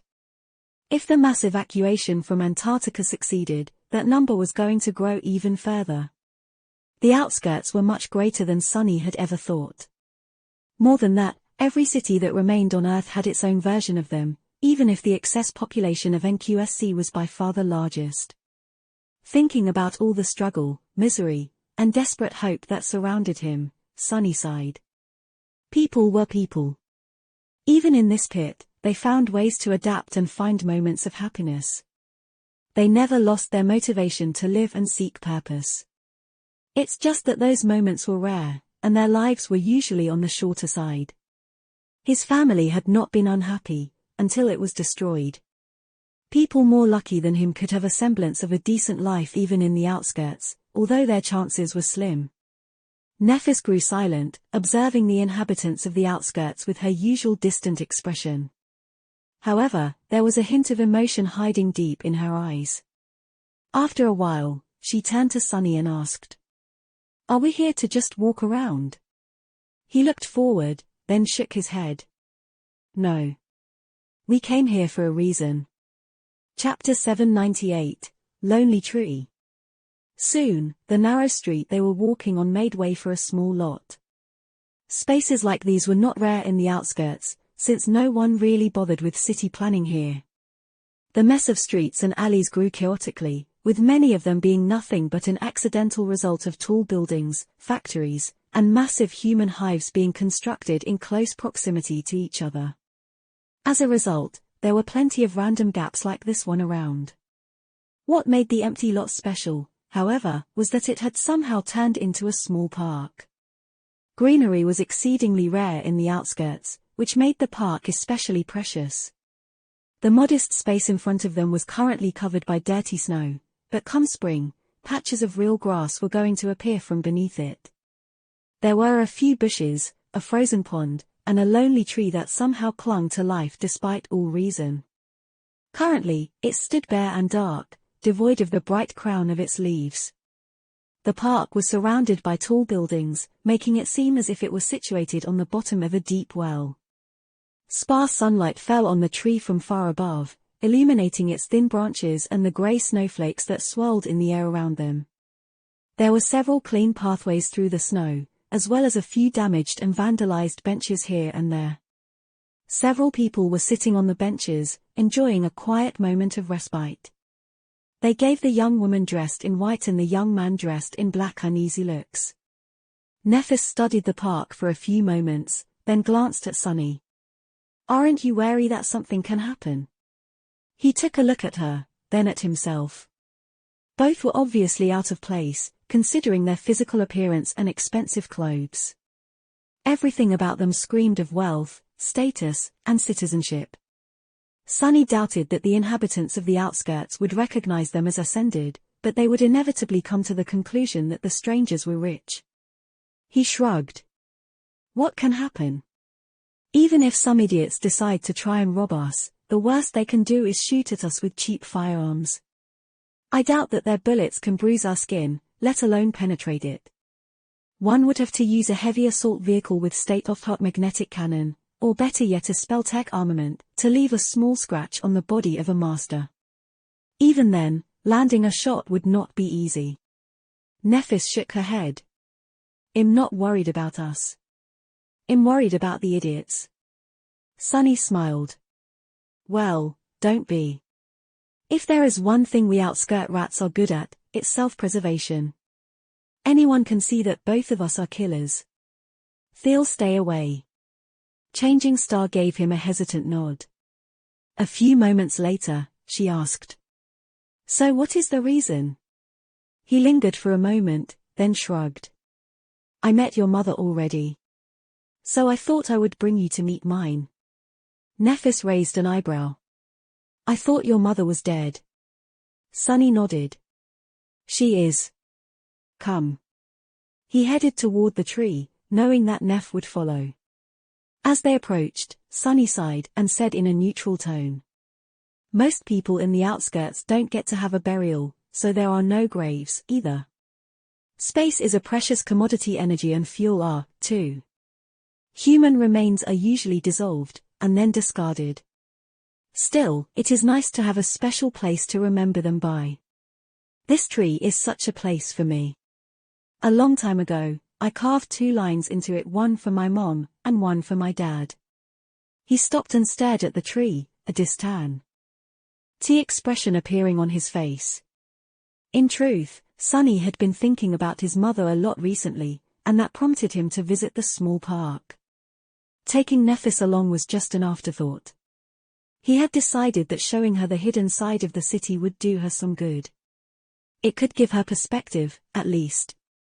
As they stood silently under the tree, Nephis studied it for a while, and then suddenly said, There are 3 lines. Sunny looked at her in confusion. What? Neph pointed to the bottom of the trunk. There is a 3rd line. He stared at her for a moment, then turned away. Oh. The 3rd line is for me. I added it before going away to face the first nightmare. Changing Star glanced at him, then asked in her usual even tone. Were you not confident of conquering it? Sunny laughed. Gods, no, I was pretty sure that I would die. I was ready to, actually. Back then I was sort of ambivalent about life, I guess. Very few people from the outskirts survive their nightmares. We are physically weak and less educated than proper citizens. Local schools are not exactly known for training skilled fighters. He remained silent for a moment, and then added. It's weird, actually. A large part of why I survived the first nightmare was exactly because I did not really care to survive. Since I already accepted that I would die, I did not worry too much about anything. No matter what happened, I was able to calmly react instead of panicking. I acted with unrestrained coldness and calculation. Sunny sighed. Of course, such an attitude is of limited utility. It helped me at the start, but one can't get far by acting like a walking corpse. It was only halfway through the nightmare that I suddenly decided that I wanted to live. And once I did, I really, really wanted to live. That was what pushed me to go on despite all reason, and eventually escape. He looked at the lonely tree, lingered, and said, I haven't been back here since. When I was carving the 3rd line for myself, I had no idea that I would return one day as a master, let alone one with the special strategic asset designation and enough value to make both the government and the great clans fight over me. Sunny shook his head and grinned. What a strange turn of events, huh? Chapter 799, Outskirt Rat. They stood silently under the tree for a while. Eventually, Nephis looked at him and said evenly. You did well. Sunny glanced at her with a pale smile, then nodded. I guess I did, didn't I? My mom would have been very happy. If she was alive, that is.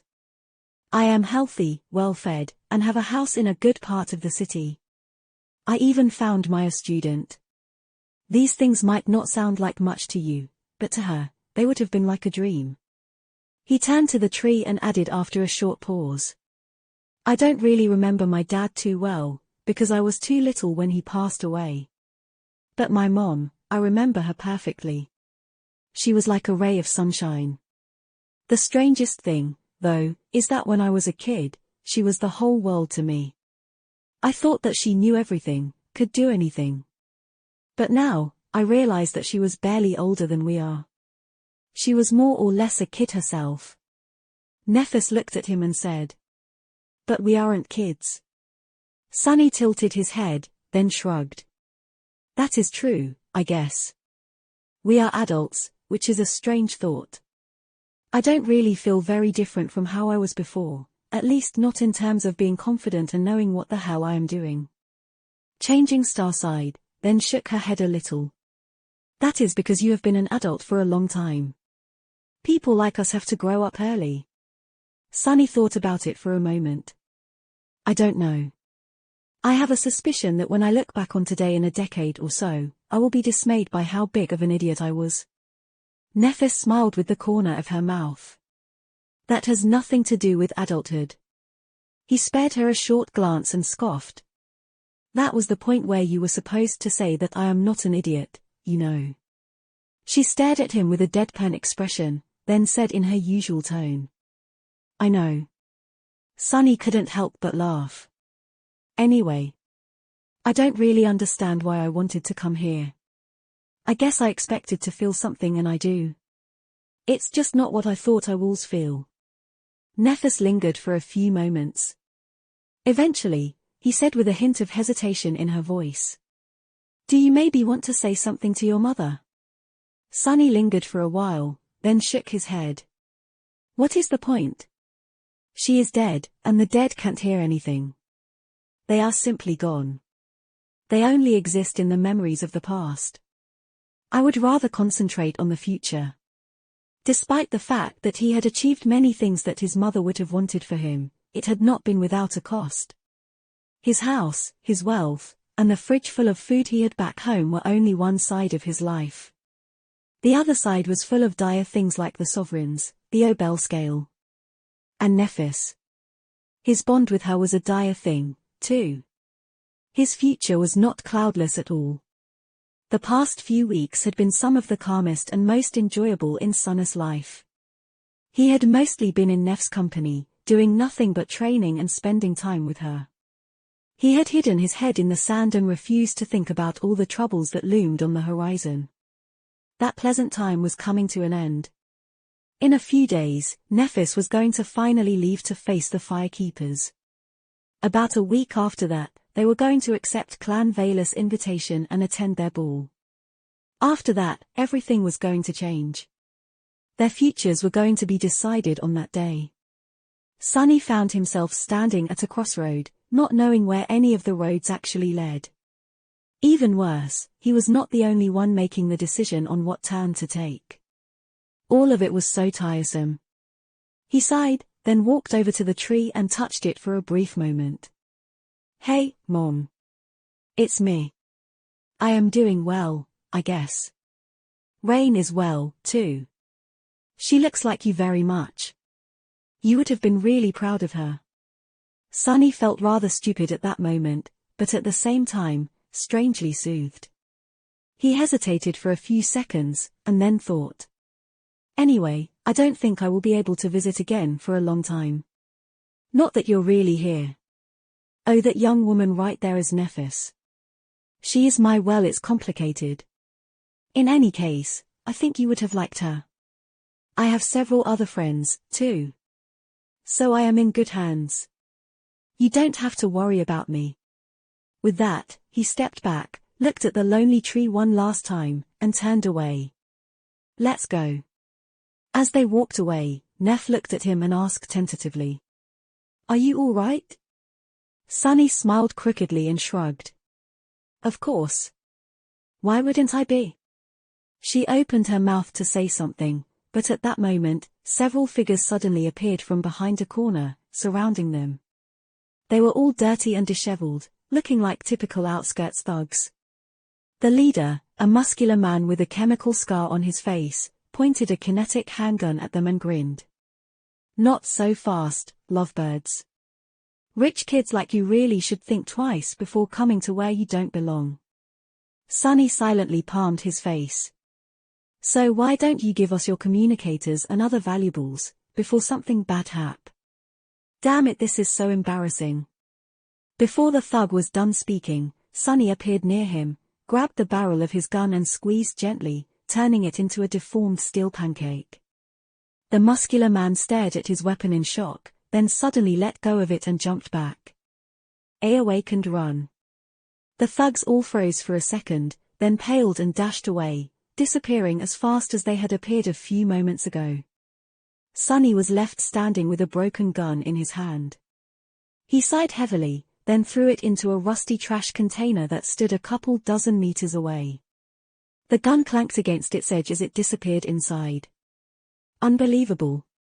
The most disheartening thing about it all was that he knew the leader of the thugs. Growing up in this area of the outskirts, Sonny had run into this particular gang more than once, something being mistreated by them, something running small errands for the thugs in hopes of earning some food. And yet, none of them had recognized him, instead mistaking Sonny for a rich city kid. He looked at Nephis and cleared his throat. Sorry about that." She shook her head. "No need to apologize." Sonny hesitated for a moment, then shrugged and continued walking away from the park. "I guess I am really not an outskirt rat anymore." Chapter 800, Facing the Music. A few days passed in pleasant tranquility. Eventually, however, the time ran out. Nephis gathered her things and left for the Immortal Flame Manor, leaving Sonny alone. It was a bittersweet feeling. Sweet because he finally had the house for himself once again. Bitter because Sonny was not sure that he enjoyed his home being so empty anymore. Nevertheless, he had chosen not to follow her to join the rest of the cohort yet. Sonny felt like the looming ball was going to change a lot of things, and had to prepare a few contingencies. If the worst happened, there was a big possibility that he would be gone for a very long time again. There were several things he had to do, just in case. His lecture course at the academy had just started, but at this rate, it was under threat of ending prematurely. Sonny spent some time imparting his students with the best and most essential knowledge he could relay in such a short amount of time, but other than that, there was not much else he could do to prevent his academic reputation from potentially receiving a hit. Luckily, all masters led hectic lives. The administration was long accustomed to their star lecturers disappearing for months on end without much of a warning, so his case was not unique. His second worry was the Brilliant Emporium. The memory store was already in a difficult position because of the invisible blockade that had prevented Sonny from visiting the Dream Realm and hunting down nightmare creatures for half a year. Their inventory was running low. In the past 6 months, Sonny had slowly shifted his business in the direction of selling memory versions of mundane items that he weaved.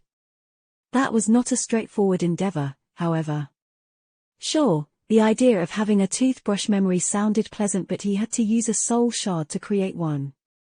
Considering how expensive soul shards were in the real world, the price of a simple toothbrush would have been simply unreasonable. So, after thinking for a while, Sonny had come up with a strategy of shifting his focus from necessities and toiletries to luxury items. That way, he could price them high enough to earn more than the price of a soul shard. Rich clients already had access to mundane items in the Dream Realm due to their connections to masters and saints, but were willing to pay a lot for the convenience of having various luxuries readily at hand. So, Sonny spent a few days painstakingly creating an especially large batch of these extravagant memories and then met with Aiko to transfer them. After thinking for a while, he gave her a strange set of instructions. Sonny wanted the Brilliant Emporium to stock up on as many memories that provided either warmth or resistance against cold as possible. The second priority went to memories that could serve as a source of light, which were usually cheap and plentiful. He also told Aiko to sell every soul shard they had left. The reason behind this decision was simple: the approaching disaster in Antarctica. Once the government announced the voluntary mobilization, a lot of people were going to need to equip themselves for the harsh realities of polar night. The large amount of opening gates would also flood the market with soul shards, probably crashing their price to a certain extent. In any case, he hoped that the Brilliant Emporium would survive for a while thanks to these measures, should something happen at the ball. Lastly, there was Rain. His sister was going to turn 16 in a few months, which meant that Sunny had very little time left to prepare her for the potential first nightmare. On the other hand, there were not a lot of things left that he could teach her.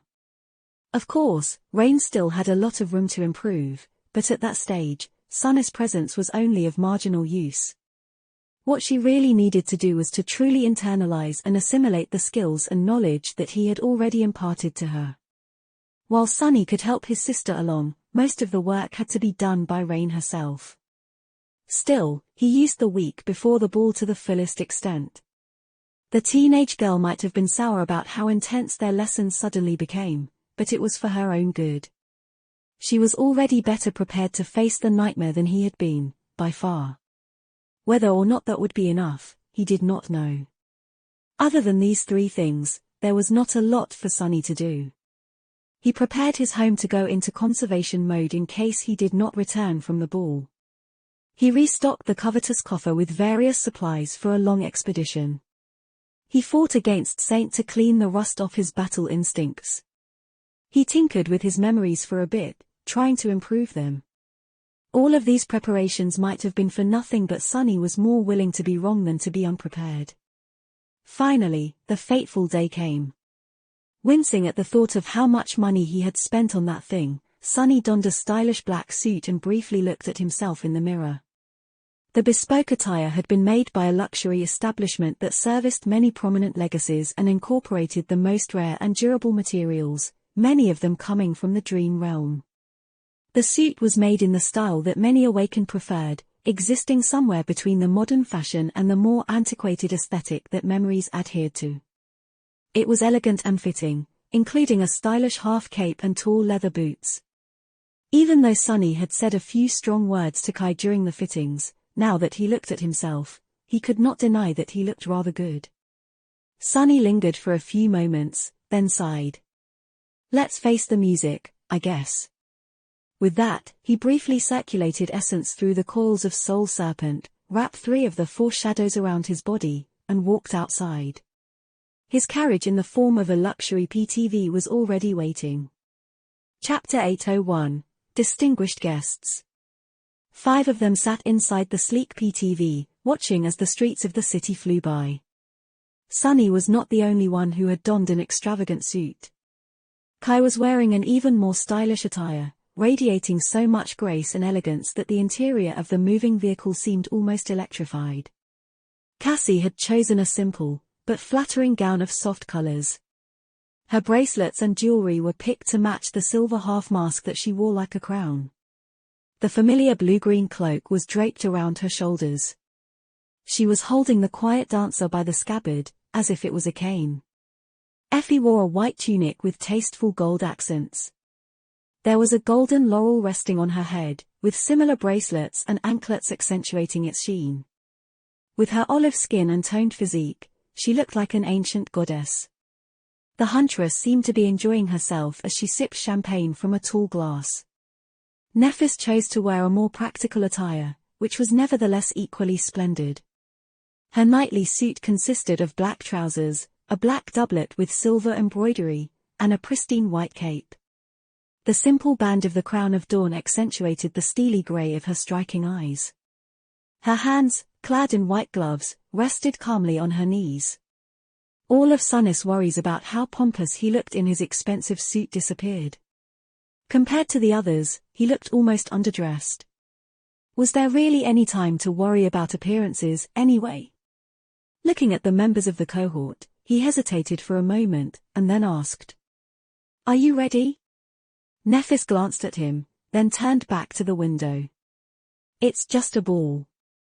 He stared at her for a moment, then grinned. Then, he laughed. "Oh, indeed. Indeed." Soon, the PTV left public streets and entered the road that led to the stronghold of the Vela clan. Although their main seat of power was situated in the Dream Realm, safely protected by the great walls of the legendary Bastion, the family obviously maintained several prominent properties in the waking world. This one resembled a hybrid between an embassy and a sprawling fortress. The complex took enough area in the center of the city to be considered a separate district and encompassed a multitude of buildings, most of them just a few stories high. More floors, of course, were situated underground, where the bulk of activity took place. The purpose of the buildings ranged from serving as residences for the members of the clan and retainers to training centers for the household troops, research facilities dedicated to various applications of spelltech, and everything in between. Just like Nephis had said, a legacy clan was not just a handful of people united by a bloodline. It was a large organization that, in the case of Clan Vela, included thousands upon thousands of people from all walks of life. The fortress also housed vaults where the sleeping pods of those awakened who either belonged to or served the great clan were located, so security measures were nothing short of exaggerated. Sunny himself could see and feel plenty of sentries, both mundane and possessing greater powers. Judging by a slight frown that appeared on Kai's face, there were plenty more that he had failed to notice. The complex was fully prepared to face any kind of attack, be it a manifestation of a nightmare gate or a sudden assault perpetrated by the forces of rival clans. On one hand, that made Sunny feel safe.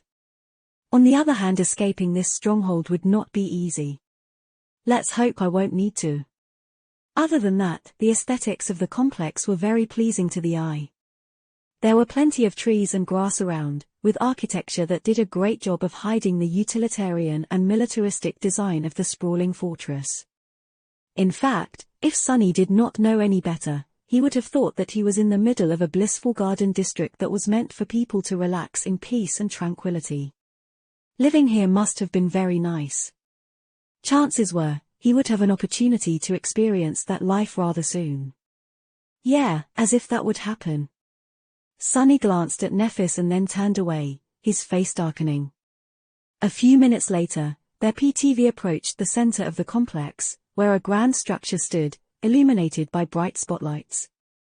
He felt a bit of awe when he noticed that it was built of stone blocks similar to those that Bastion itself consisted of. This hinted at the fact that the stones were brought to the waking world from the dream realm. Considering that only powerful masters and saints could transport matter between two worlds, the cost of the Great Hall was nothing short of astronomical.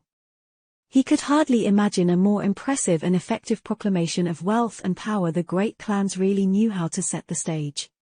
The walls of the hall were decorated by vermilion banners that stretched from its roof to the very ground, each bearing the image of an anvil pierced by a sword. A red carpet led from the grand stairs to the road where a row of similarly luxurious PTVs were parked, slowly moving as their distinguished passengers disembarked.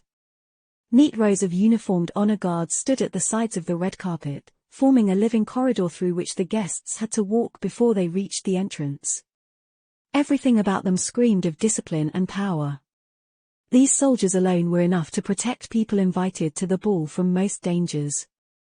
Not that the guests needed any protection. Although there were a few high-ranking mundane humans among them, most were either promising a whack and or masters. There were even saints here, which made Sunny feel rather uncomfortable. If there was one group of people in the city he really wouldn't want to provoke, it were those attending the ball. Sunny felt like a little fish being thrown in a tank full of hungry sharks. He could probably fight off or at least escape from any one of these sharks. But all of them together. Still am not without sharp teeth myself. Finally, their PTV reached the vermilion carpet. Sunny waited for the door to open, then sighed and stepped outside. Chapter 802, Feast of Deceit. Nephis walked forward with her usual impassive confidence. It was as though the magnificence of the towering hall, the rows of armor-clad honor guards, and the distinguished guests surrounding them did not deserve her attention, let alone apprehension. Her face was still and inscrutable, and her eyes were cold and focused. As the rest of the cohort followed behind her, Sunny couldn't help but feel uneasy. Right now, he was especially frustrated at his lacking ability to read her moods.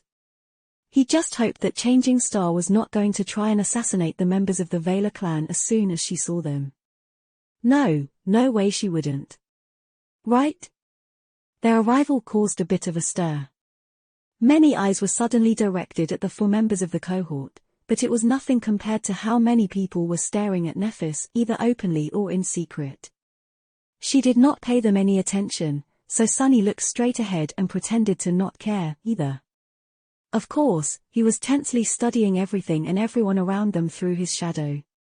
Somehow, he felt as if he had returned to the Red Colosseum. Sunny almost expected the people surrounding them to start chanting glory at any second. Of course, that did not happen. The cohort walked up the stairs and entered the grand hall, where they were led to massive doors that were carved of familiar wood. As the doors opened into a vast chamber full of exquisitely dressed people, a loud voice announced, "Lady Changing Star of the Immortal Flame Clan ascended, Song of the Fallen ascended, Raised by Wolves ascended, Nightingale ascended, Sunless." For a moment, every conversation in the hall paused. Everyone turned to look at the new arrivals. Sunny frowned. The amount of pressure that crashed into him was enough to make a mundane person kneel. It was not that the guests were consciously exerting it, just the side effect of so many powerful people being gathered in one place. Just at first glance, he identified nearly 100 masters and a handful of saints in the crowd, with each of the latter basically glowing like a beacon of power in the sea of people, surrounded by a small island of empty space. A very large chunk of humanity's defensive capabilities were gathered in this hall. If Sunny was pressured, then Nephis must have felt as if a mountain landed on her. And yet, she did not bat an eye. A wave of whispers rose, barely audible in the harmonious hum of relaxing music. "It's her." "What? Changing Star is here. Look, it's the heiress of Immortal Flame." Even among the absolute elites, Neff's status was immense enough to create a commotion. The other 4 members got a lot of attention, too, as the brightest stars of the younger generation have awakened. Both their SS designations and the rapid speed of their ascension made them noteworthy people. Subjected to hundreds of gazes, Nephis nodded curtly and walked toward the tables that offered drinks and refreshments. As she did, the arrival of another guest was announced, causing the excitement of the crowd to subside a little. Sunny felt incredibly awkward. "So, what do we do now?" Kai simply smiled.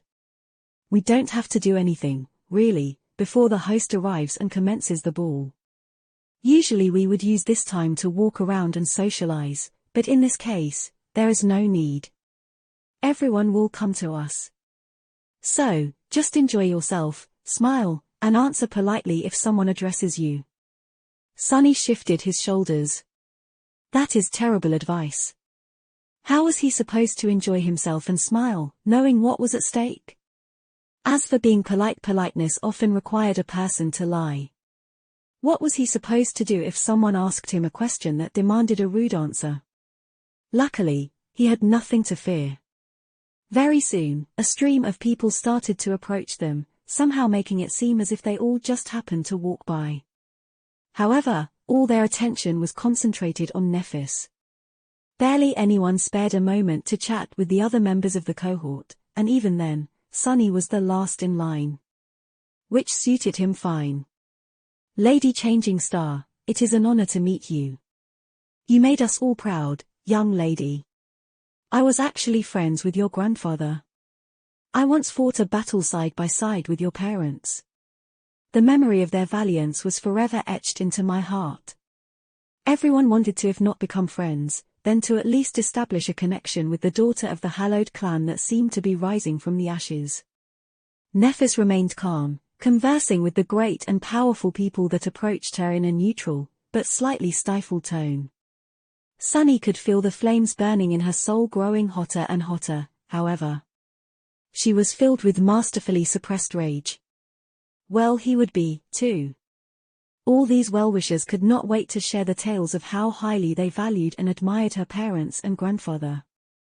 And yet, they had been perfectly fine to do nothing when the Immortal Flame Clan needed help.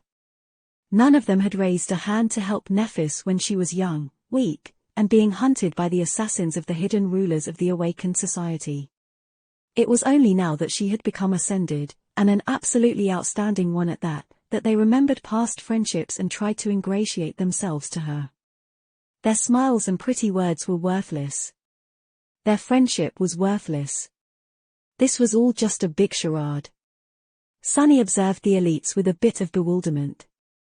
Were they all such shameless liars, or did they actually believe their own lies? In any case, this feast of deceit was nothing short of delectable. If only it was not so amateurish. After a while, he suddenly felt a cold shiver running down his spine. Turning his head slightly, Sonny noticed a familiar face. An exquisitely beautiful woman in a dazzling dress the color of red wine was approaching them. She was graceful and elegant, with a supple figure and full, scarlet lips. Her most striking feature, however, was her skin. It was gray like stormy clouds, smooth like silk, and devoid of any imperfections. The woman smiled, revealing perfectly even, pearly teeth. "Lady Nephis. I am so glad to see you again." Changing Star looked at her and lingered for a moment. Then, she said, "Seishan. I am glad to see you, as well." Chapter 803, Distinguished Guests. Seishan, the former lieutenant of the Bright Lord Gunlorg and leader of the handmaidens, was standing in front of them with a calm smile. Sonny had not seen her after the tumultuous escape from the Forgotten Shore, where she had held the line as the commander of the second defense bulwark of the Dreamer army. He had thought that becoming a master would make him less susceptible to her presence, but it did not. Her striking beauty, her exotic looks, and the aura of mystery that surrounded Seishan were just as compelling as ever. The knowledge of how frightening her true nature was also made it impossible for him to remain unaffected. Not to mention the most important fact of all. Seishan was one of the adopted daughters of Kisong, the ruler of the Great Song clan and one of the three sovereigns. If anything, knowing more about her background only made Sonny pay the beautiful woman extra attention.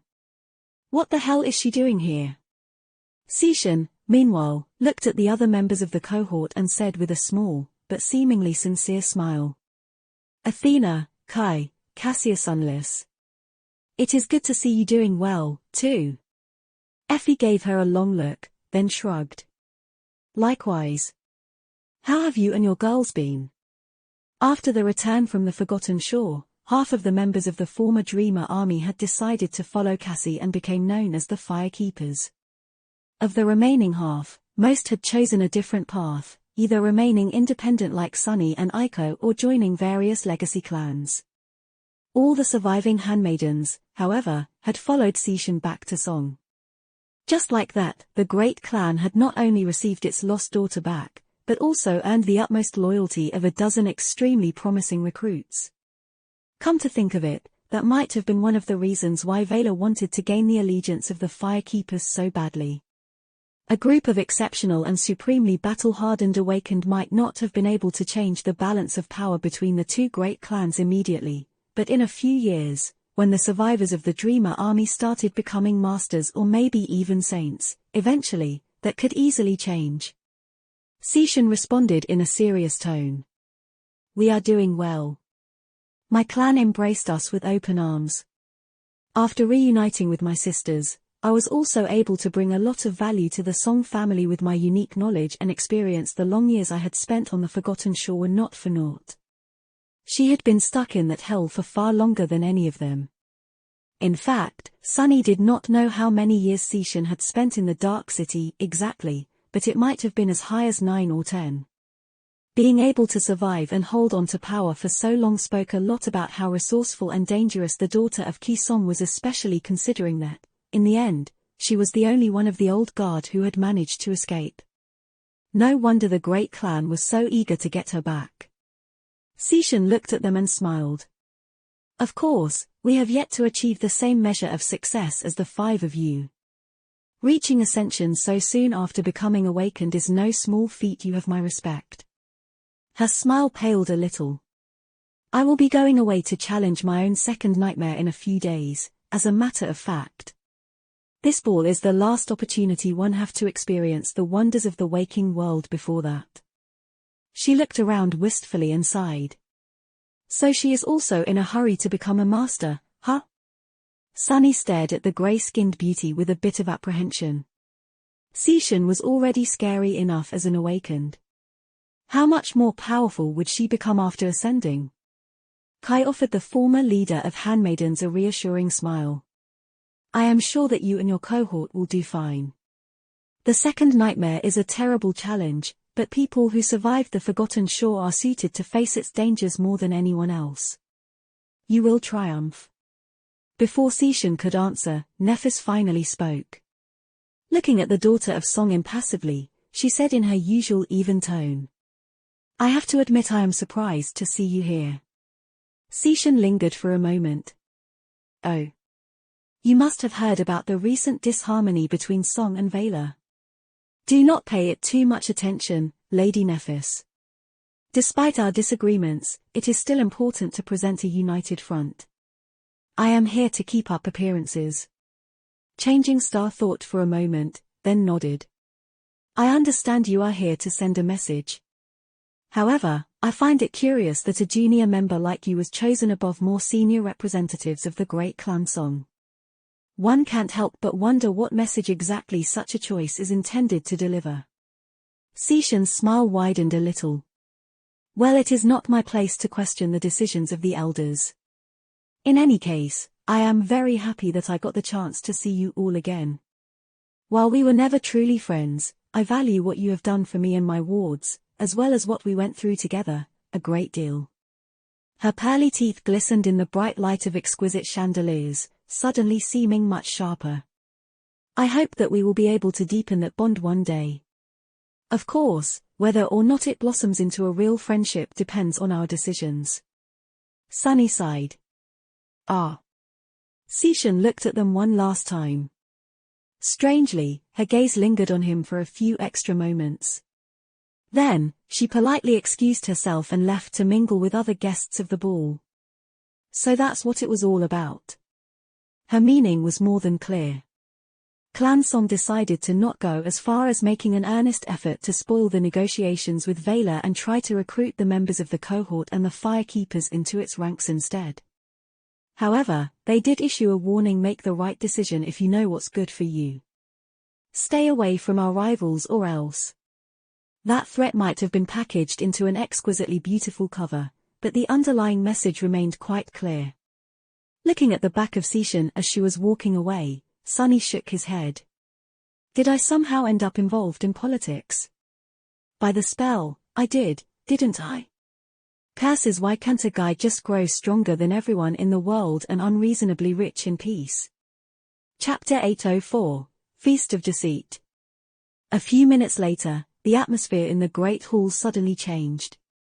The hum of voices grew quiet, and many of the guests shifted, turning to a particular spot. As Sunny watched, a tall figure appeared on a wide balcony above them. The man was strong and severe, with a sharp face and even sharper, cold eyes. His black hair was touched by silver at the temples. He was wearing an elegant attire that somehow looked like a suit of impregnable armor despite being made of nothing but black fabric. His vermilion cloak moved slightly, as if touched by invisible wind. As soon as the man appeared, Sunny felt a considerable pressure descending on the hall. The dignified stranger radiated so much power and authority that it was hard not to admire him or fear him. He was a saint, without a doubt.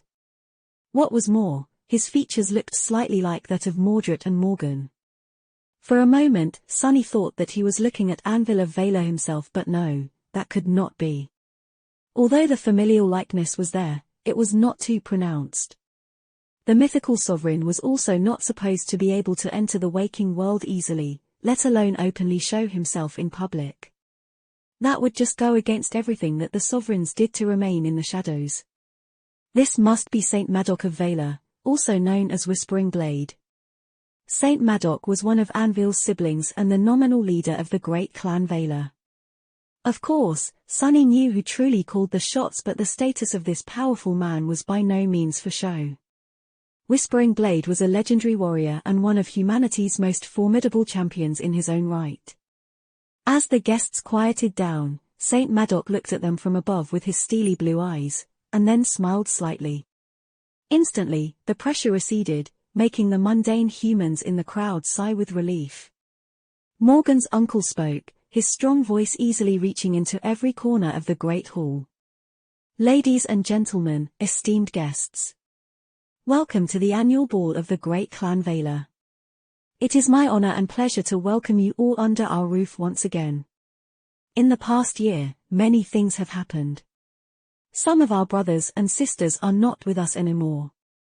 A somber silence settled over the hall. Every year brought a lot of death to Awakened. Even masters were not spared from that fate this year, in particular, had dealt a heavy blow to humanity. Even though few knew of what had really happened, the absence of Saint Cormac was clearly felt by many. Transcendents were so exceedingly rare that the loss of even one of them echoed across the world.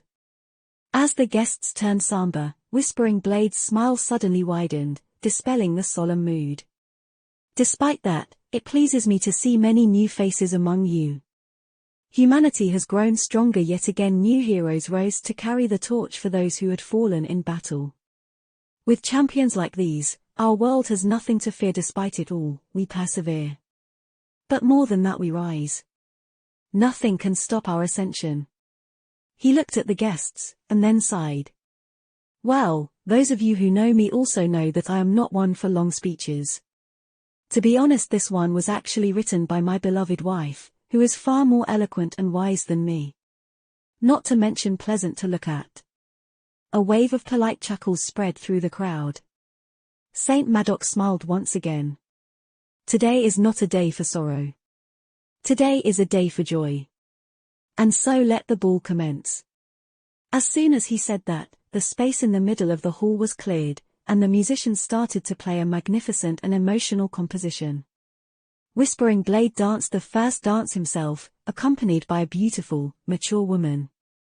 Moving with elegance and grace, they both looked breathtakingly splendid.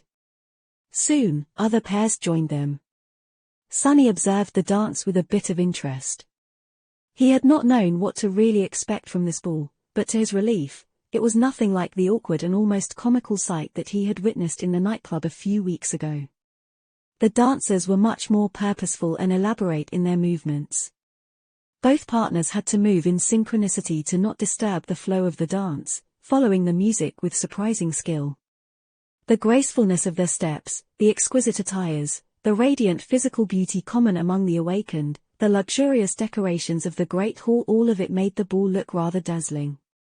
He was also able to appreciate the ceremony due to his familiarity with shadow dance. Of course, his battle style was not a literal dance, however, it was derived from one. In fact, every battle style had something in common with dancing, since both had to do with motion, coordination, agility, and rhythm. So, even if Sunny was never taught how to dance, he was able to quickly learn the basics from just observing those who were better versed in it. He could have even joined the dancers if he wanted to. Of course, he didn't. Sunny noticed that it was customary for men to invite the women to dance. As he watched, many handsome and distinguished guests offered their hands to their beautiful counterparts and led them to the center of the hall. More than a few burning gazes landed on Nephis, but were quickly doused by her cold, unapproachable expression. Fortunately or unfortunately, the other members of the cohort were caught in the cone of silence that surrounded her, so no one approached them either. After some time, Kai invited Cassie to dance, while Effie wandered away in the direction of the tables that were barely standing, burdened by the weight of various delicacies. Sunny, meanwhile, grew bored. Damn, how long do we have to wait? Are these negotiations going to start, or what? Eventually, he glanced at Nephis, then left her and walked away in search of a bathroom. A few minutes later, he was washing his hands in front of a mirror. Looking at his pale reflection, Sunny lingered for a few moments, and then said, "I know that you are there. Stop hiding." Nothing happened for a few seconds. Then, his reflection suddenly offered him a pleasant smile. "Oh. How did you know?" Chapter 805, Conversation with a Mirror. When his reflections suddenly spoke, Sunny flinched and jumped back. A startled expression appeared on his face. He stared at the mirror with wide eyes, then cursed and remained silent for a few seconds. Finally, Sunny uttered through gritted teeth, "I did not know. I just developed a habit of saying random rubbish to mirrors in case something like this happens. Who knew that this time you would actually turn up?" Mordred, who disturbingly wore his face, blinked a couple of times, then laughed. So it was a bluff. Goodness, I can't believe I fell for this trick. Sunny's reflection shook its head. Sunny himself, who felt incredibly troubled by the sight of his own likeness being inhabited by the Prince of Nothing, sucked in a breath of air, and then hissed. What are you even doing here? Have you entirely lost your mind? This is the stronghold of Clan Vela. Mordred shrugged. Why? Can't I visit my own clan's ball? Sunny suppressed the desire to palm his face. Not if you want to live. But then again, why would he care if Mordred lived or died? Actually, it would have been wonderful if the troublesome Mirror Wraith was caught and either destroyed or imprisoned again by his mighty family. Sunny would have one less headache if they did. Unless Mordred decided to trade away his secrets, of course. Damnation. The Prince of Nothing, meanwhile, waved his hand dismissively. Don't worry so much, Sunless. I am not here to do anything. I just wanted to take a peek at the festivities. No one will notice. Judging by his confident smile, Mordred was sufficiently certain of that statement. This probably meant that he had acquired at least one potent anti-divination tool. Well, the mere fact that the great and mighty Clan Vela had failed to track him down yet already hinted at that possibility. If not for Sunny's random shot in the dark, no one would indeed have noticed the transient reflection. Mordred looked at him and lingered for a few moments. Then he said in a pensive tone, You know, Sunless, for someone who keeps denying his ties with the great clans, you sure brush sides with them a lot. Sunny was so outraged that he lost the gift of speech for a second. And whose fault is that, you bastard? If you didn't involve me in your mess, I would have been living happily ever after somewhere else. Well, probably. Mordred awkwardly coughed. Then he regained his composure and said with a bit of reproach, I already apologized, didn't I? In any case, complications or not, you should choose your friends carefully, Sunless. Sunny glared at the reflection for a bit. Am I having a DJVU? I swear I just had this exact conversation with someone else a few minutes ago. You did not steal Seishan's body by any chance, did you? Mordred tilted his head a little. I don't think so. Who is Seishan? Sunny opened his mouth, then frowned. No, he wouldn't have. The damned lunatic was already being hunted by one great clan. Killing an heiress of another would do him no good. An acquaintance of mine. Never mind about her. Mordred smiled. If you say so. I must say, you do have a lot of interesting acquaintances. A curious expression appeared on the reflection's face. That changing star is rather fascinating. To think that the immortal Flame clan was able to return to a semblance of its former glory, and with the help of a young Dreamspawn, no less. Maybe I should take her body, instead. What do you think, Sunless? Should I? He was obviously probing to get a reaction out of Sunny, but luck was not on his side. Sunny simply shrugged and said indifferently, Be my guest. It seemed as if he was absolutely disinterested in whether Mordred would kill and replace Nephis or not. Of course, he wasn't, not really. He just thought that the Prince of Nothing would dearly regret trying to consume Changing Star's soul. Not only was she a tyrant, which would make battling her a nightmare, he also suspected that her soul possessed its own formidable defenses. Nephis had already hinted that the lineage of sun gods strengthened it somehow. But that only accounted for the quantity of her force. There was also the quality. Sunny had a hunch that Mordred would be burning himself alive if he tried to invade her radiant soul sea. Wouldn't that be a sight to see? He glanced at his reflection, then said coldly, Is this all you wanted to say? Because if that's it, I have a ball to return to. Then, Sunny scoffed and added, And by the way, didn't you give a very pompous speech about how I should pray to never meet you again, the last time we saw each other? Kind of presumptuous of you to then go ahead and place yourself straight in my sights. In a bathroom, of all places. Mordred's smile paled a little. Ah, that I did not forget about that, Sunless. Truth be told, I am still very peeved about what you have done. Come to think of it, maybe I should do something to lessen my frustration. Say, which of your friends do you value the least? Sunny's fist slammed in the mirror, shattering it. Mordred laughed, staring at him from the shards. Sunny's face became distorted by the cracks. Oh, Sunless so passionate. Sunny stared at the broken mirror for a few moments, then said through gritted teeth. I value all my friends, you bastard. Affection is not something you can assign a numerical value to, and then compare which number is bigger. Well, you wouldn't know, I guess. Not only do you care about no one has most likely ever cared about you, either. He took a step forward and stared directly at his reflection. You like to talk big, Mordred, and make it seem as if I should be afraid of you. But that is true the other way around, too. I can be scary when I want to, too. Think long and think hard before making me your enemy. Or you will learn to fear the shadows. Mordred stopped laughing and looked at him silently for a few long moments. His smile slowly disappeared. After a few moments of silence, the Prince of Nothing sighed. We understand each other, then. Let's not become enemies, Sunless. Crushing you won't bring me any joy. With that, he disappeared, as if he had never been there. The reflection still looked the same, but the alien presence seemed to be gone from it. All that remained was a broken, distorted, angry image of Sunny. He grimaced, and then turned away. Well, see who crushes whom, bastard. If time comes. Chapter 806, A Dance of Light and Shadow.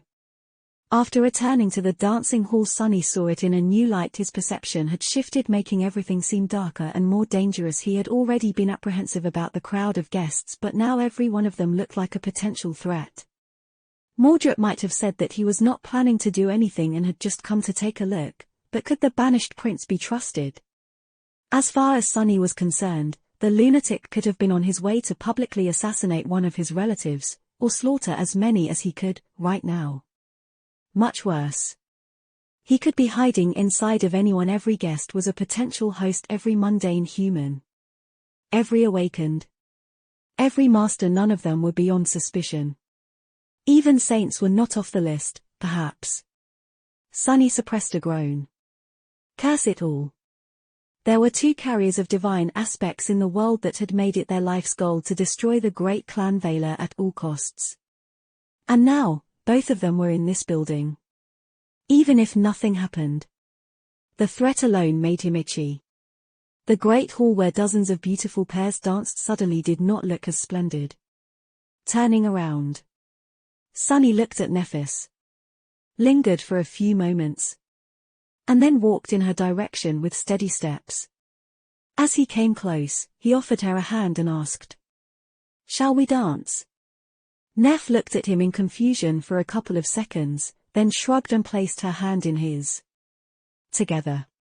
They walked to the middle of the hall. Sunny put his second hand on her waist, while she put hers on his shoulder. Suddenly, they were extremely close to each other. Sunny's heart skipped a beat. It was in moments like this one that he missed having to. Without wasting any time, Sunny led Neff into a dance. It wasn't too hard, he just had to listen to the music and repeat what the other dancers were doing. With his proficiency in shadow dance, understanding the logic and cadence of their movements was incredibly easy for him. Although Sunny was dancing for the first time in his life, he looked more comfortable and adept at it than most of the guests. Changing Star seemed like a natural too. Perhaps it was due to her own combat mastery, or perhaps she had received lessons as an heiress of a legacy clan. In any case, almost instantly after they started the dance, the pair caught a lot of admiring stares. Sunny did not care. He had much bigger problems on his mind. Trying to not let her closeness affect him too much and failing at it. He waited for a bit and gathered his thoughts. Finally, Sunny said, his voice drowned by the music and the hum of the great hall. "I've been meaning to ask." The time to hide his head in the sand was over. Nephis silently raised an eyebrow, prompting him to continue. "What, exactly, are you planning to do today? You know that Vaylor won't take no for an answer. They want to have all of us, but if that is not possible, they'll only settle for getting at least one. That way, they'll be assured that the rest of us won't join a rival faction. So which one of us is going to become a retainer of the great clan Vaylor? Changing Star lingered for a while, allowing him to lead her in the dance. Her hand rested easily on his shoulder. After a few steps, she suddenly asked, "You don't really understand, do you?" Sunny did not frown, but his eyes suddenly became darker. "I don't. What is it that you think I don't understand?" A somber expression slowly appeared on her face. "Vaylor and Song are not rival factions, Sunny. They are war camps." As they spun under the light of beautiful chandeliers, she leaned even closer and said, "I've studied the facts for a long time after returning to the waking world. The ripples caused by the death of Saint Cormac, the subtle machinations that happen in the darkness, the growing imbalance of power between Bastion and Ravenheart, even the timing of Seishan challenging the second nightmare. It all paints a clear picture." A slight scowl appeared on Sunny's face. "What are you trying to say?" Nephis sighed. "I am trying to make you see that the conflict between the great clans has grown into something more than mere disagreement. They are at war, or rather, they will be soon." Sunny felt her hand growing tense in his own. War. Wait, what does a war between great clans even look like? Changing Star shook her head. Something like that has never happened before. So who knows? 3 things are certain, however. It will be hidden. It will be bloody. It will claim the lives of many people. He suddenly felt cold. Damned Legacy's Antarctica is about to fall, and they choose that exact moment to lunge at each other's throats, bastards. Sunny remained silent for several steps, and then looked at Nephis intently. "All right. But what does it have to do with us?" She suddenly gripped his shoulder tighter and met his gaze. Cold, dangerous white sparks were dancing in her eyes. "Don't you see? It has everything to do with us." Sunny stopped himself from snarling. "I don't Nephis, whether the great clans are embroiled into a secret war or not does not change anything. You are still too small and weak to openly oppose them. Please, tell me that you understand that. You are the one who said that these people are too strong. That their power is too absolute." Changing Star stared at him for a while, her face turning impassive. After a few moments of silence, she said, "I remember. I understand." She looked down, and then added, Which is why the answer to your question might not be what you want to hear, Sunny. You asked me which one of us will become a member of the great clan." Nephis raised her head and looked him straight in the eyes. Then, she said evenly, "It's me. I will join Vaylor." Chapter 807, From Within. When Sunny heard what Nephis had to say, he almost stepped on her foot. His rhythm was broken, making it difficult to remain in the flow of the dance. He narrowly avoided stumbling, regained his composure, and threw a burning gaze at her. "What?" Her expression did not change. "You heard me." Sunny opened his mouth, lingered for a moment, then simply turned around and pulled her by the hand. Despite the fact that many people stared at this sudden turn of events, he cut through the dancing guests, forcing Neph to follow. They left the middle of the great hall, then disappeared from the central chamber entirely. Finding himself in a corridor that ran along the length of the dancing hall, Sunny walked swiftly, searching for an empty room. Eventually, he had to settle for a kitchen of sorts. Several chefs and their assistants were busy preparing more refreshments for the guests of the ball, or rather, they had been. Even before Sunny entered the room, the shadows inside suddenly moved and grew darker, startling the kitchen staff. Throwing a heavy glance at them, he said in an even voice, "Leave." The chefs stared at the 2 masters in confusion for a couple of moments, then silently backed away and left through a different door, their faces pale. Sunny and Nephis were left alone. He waited for a bit, then let go of her hand and outstretched his own. A strange flute carved of emerald bone appeared in it from a swirl of sparks. Sunny brought it to his lips and blew into the hole. Surprisingly, no sound came out of the flute. Instead, it seemed to have absorbed all sounds, enveloping them in a cone of silence. Now, no one would have been able to listen in on their conversations. Sunny's shadows also kept watch outside the kitchen, just to make sure. Finally, he turned to Nephis and snarled. You? Join Vela? What the hell? Changing Star sighed, then took a step back and leaned on the wall.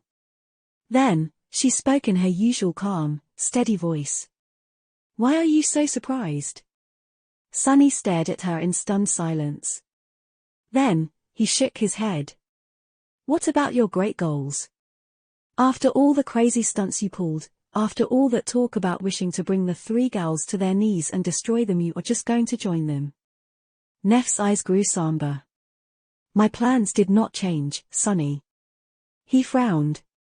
So you are going to destroy Vela, but you are also going to become one of their own.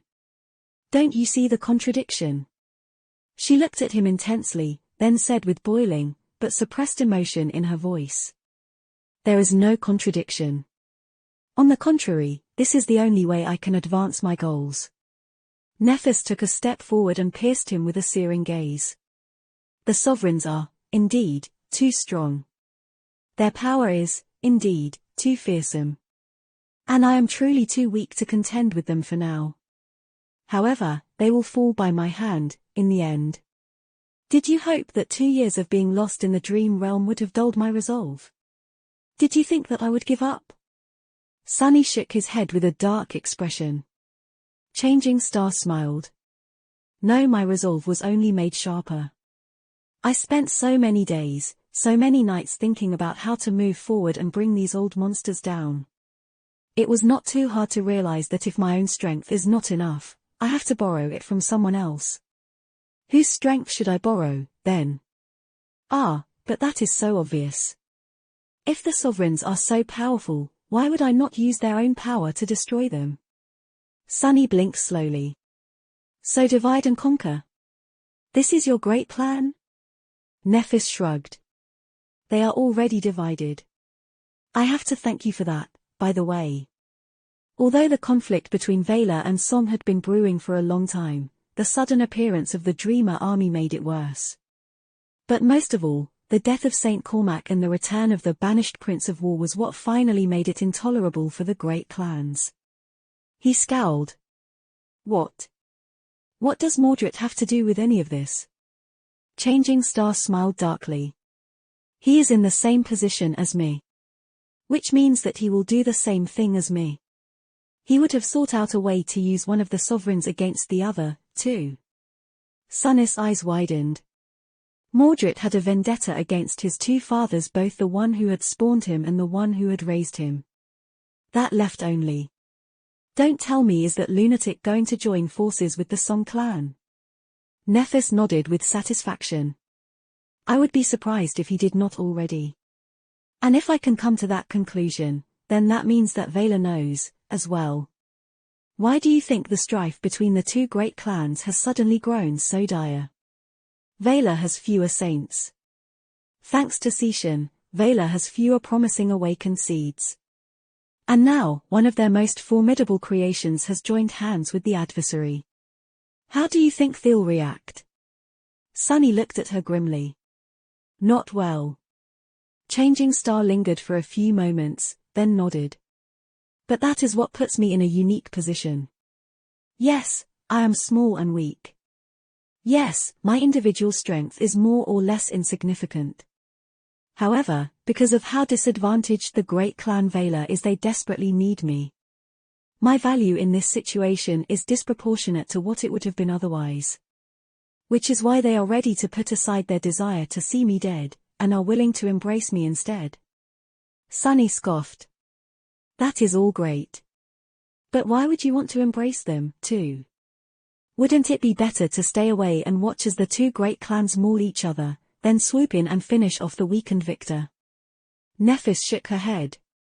No matter how much one of the great clans weakens, its armor would still be too strong and impenetrable for me to break through it. He raised an eyebrow. So, what? Changing Star looked at him, cold white flames dancing in her eyes. So I won't try to.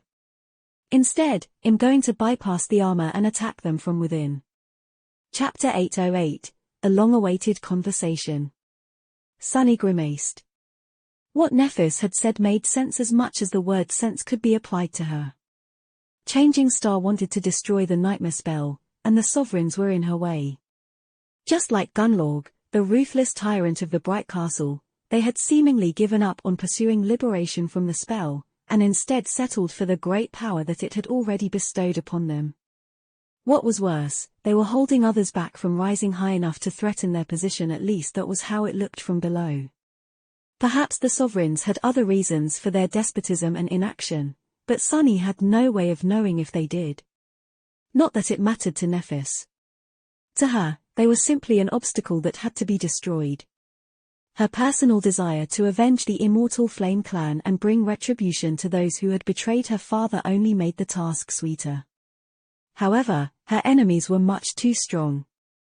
She would only be able to challenge them if she became supreme herself, but the path to supremacy was guarded by the very people she needed to destroy. Faced with this dead end, she had decided to use the sovereign's own power to vanquish them. She also wanted to infiltrate the ranks of her enemy and put herself in the position to attack one of the great clans from within, when the time came. Sunny let out a heavy sigh. So, let me get this straight. You are going to join Clan Valor, fight for them until Clan Song is destroyed to earn Anvil's trust, then turn your blade against him.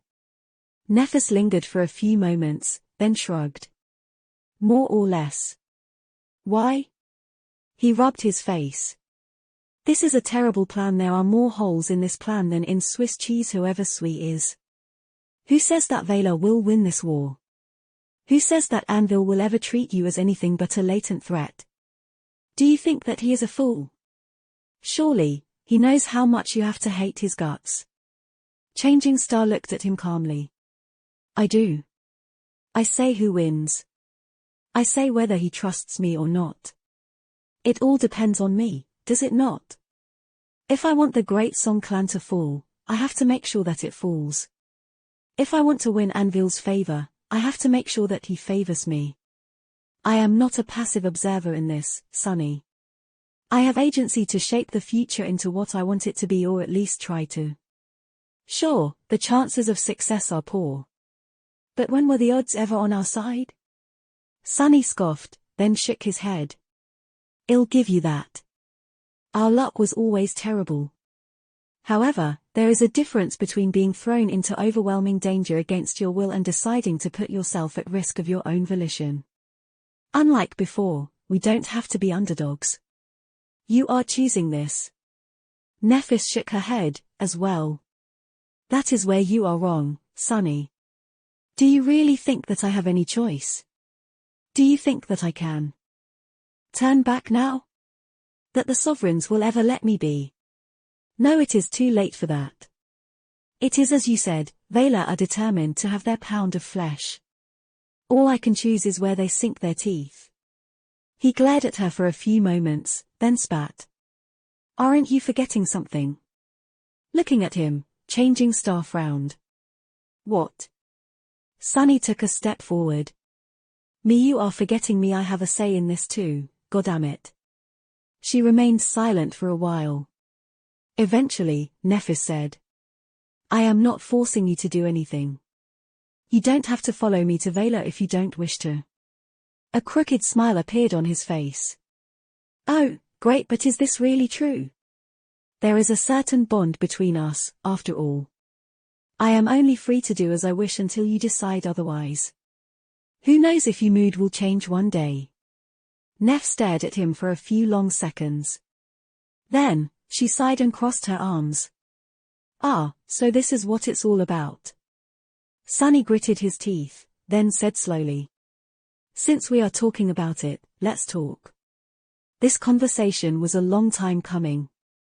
So, Nephis, tell me, what are you going to do with your power over me? Her face remained impassive. Neph looked at him coldly for a moment, and then said. Nothing. I will never order you to do something for me ever again. Sunny was already opening his mouth to retort before she finished speaking, but then froze. He stood still for a few moments, then let out a long breath. Well, good. Because if you ever tried, one of us would have died. That is not a threat, just a fact. Suddenly, white sparks ignited in Changing Star's eyes. She leaned forward slightly and said, her voice full of barely suppressed emotion. And do you know why? Suddenly feeling a sense of unease, Sunny frowned. No, I can't say that I do. Why? She took a step forward and stopped in front of him, almost as close as they had been during their dance. Her face was still, but her eyes were full of searing flame. Because I don't need anyone to follow me against their will. I don't need a magical collar to make people serve me. I don't need slaves. That is not enough for me, Sunny. Why should I settle for submission when I can have loyalty? People who will follow me, serve me, and obey me will do so because that is their most ardent desire. They will do so with a smile. If I ever want to make you mine, Sunny, you will become mine not because you were forced to, but because you would want to. That is also a fact. He stared at her for a few moments, startled by the sudden intensity of her words. Then, a stubborn expression appeared on his face. Aren't you too full of yourself? Who do you think you are, to decide what I want? Nephis looked at him, then turned away and sighed. I am the person who knows you best in the world, Sunny. 2 worlds, even. She lingered for a few moments, and then added quietly. As I said, I will never force you to do anything. But whether you like it or not, our fates are intertwined. And that bond has nothing to do with your innate ability. In truth, they were entangled the moment we met, in front of the academy gates. We just did not know it yet. You can't escape it. Can't escape fate. Sunny looked at Nephis for a long time, and then smiled darkly.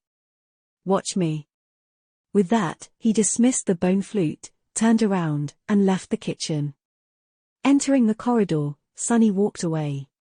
His nostrils were flaring, and his face was contorted by an expression of anger. As he walked, he took out his communicator and dialed a familiar number. After some time, a female voice resounded from the speaker. Sunny? What a nice surprise. It's good to hear from you. He hesitated for a few moments, and then took a deep breath. Then, Sunny smiled and answered in a friendly tone. Master Jet? Hey, I have a question for you. He paused for a second, and then asked. How cold is it in Antarctica? Chapter 809, True Strength. Sunny was riled and angry. Once again, talking to Nephis made him lose his sense of balance. However, the decision he made was not an emotional one. He had enough composure to keep a clear head even while being affected by seething feelings. Years of battles and dire conflicts had taught him how to keep a cool head. So, his choice was cold and calculated. 2 things had become clear during the conversation. The first one was very simple. Nephis intended to join the great clan Vaylor, while Sunny didn't want to have anything to do with it. It was one thing to become a retainer of a powerful and prosperous clan in order to make use of its vast knowledge, arsenal, and resources. Despite his strong desire to remain independent, Sunny had entertained the idea himself. However, it was a completely different thing to join an embattled clan that was on the verge of entering a destructive and bloody war against a similarly fearsome adversary. To add insult to injury, Vaylor was on the losing end of the equation. Their enemy, the great clan Song, held all the advantages. And even worse than that was the idea of joining a warring faction with conscious plans of betraying it further down the line. Nephis was more than willing to eventually face not one, but both great clans in battle. She had her goals and conviction, but Sunny just wanted to be left alone. He saw no reason to follow her into the Dragon's Maw. More than that, with her joining Vaylor, the initial condition that had forced him into the damned negotiations in the first place was resolved. Since Vaylor was willing to settle for recruiting just one member of the cohort, and Changing Star was willing to play the role of the recruit, then why the hell would he follow suit? In short, despite all the contradictory feelings raging in Sunna's heart, the situation was rather straightforward. There was no compelling reason for him to enter into service of the great clan, but there was a convenient opportunity for him to take a step back and walk away. He would be a fool not to use it. Of course, in reality, things were a bit more complicated. What Changing Star had said might have angered him, but she was not wrong. Their fates did, indeed, seem to be intertwined. From being born in the same year to receiving divine and complementing aspects, from meeting at the gates of the academy to being sent to the same small patch of the forgotten shore, whether by coincidence or not, their connection went far beyond the tether of the shadow bond. Sunny had a strong suspicion that his intrinsic attribute, fated, had a lot to do with placing Nephis in his path. And as much as Sunny wished to defy fate, he was not arrogant enough to think that he was ready to break its chains just yet. He could already see how, no matter what he did, he would not be able to escape colliding against Changing Star again. She had been right when she said that escaping the notice of the great clans entirely was impossible for them, more so for her, but also true for Sunny. With his meteoric rise, his special strategic asset designation, and his connection to both Nephis and Mordred, not to mention Shadow God and Weaver, coming into contact with the sovereigns and their domains was just a matter of time. Even if Neph joined Vela and Sunny did not, they would most likely meet again soon enough. The question, then, was more about the nature of their future relationship than whether it would exist or not. So what could Sunny do to shape it into something that had a semblance of corresponding to his desires? Perhaps the most important revelation that had resulted from their conversation was the nature of Neph's intentions towards Sunny and her power over him. Sunny had spent several weeks burying his head in the sand and avoiding this pivotal discussion. As the result, those weeks had been perhaps some of the nicest in his life. However, his actions had also caused everything to blow up in his face in the end. Nephis had said in no uncertain terms that she had no intention of ever issuing another order to him. Not because of any moral consideration, but simply because it was beneath her. Changing Star had no need for an unwilling slave. She disdained the idea of forcing anyone to obey her. Instead, she planned to have people follow her of their own free will. Instead of enslaving anyone, she preferred to have people enslave and bind themselves by their desire to serve her. Neph had told him that she would never force him to do anything.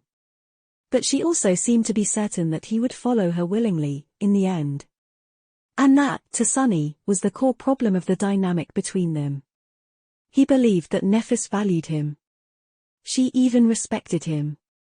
But despite all that, she still saw him as a follower. And a follower could never be an equal. Damn it. Worst of all, her stance was not baseless. Sunny couldn't help but think back to his conversation with Effie.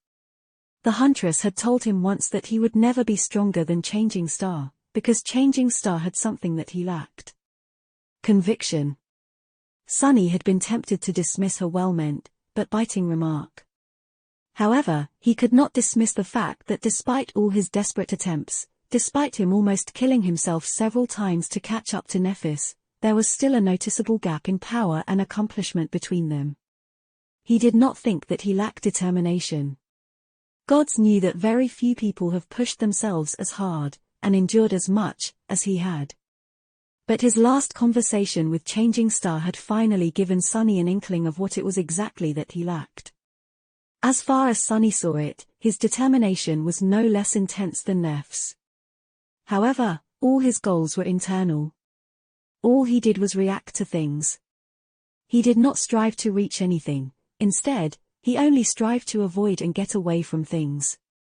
Get away from danger, from poverty, from fate itself. He had always been reactive. Neph, on the contrary, had always been active.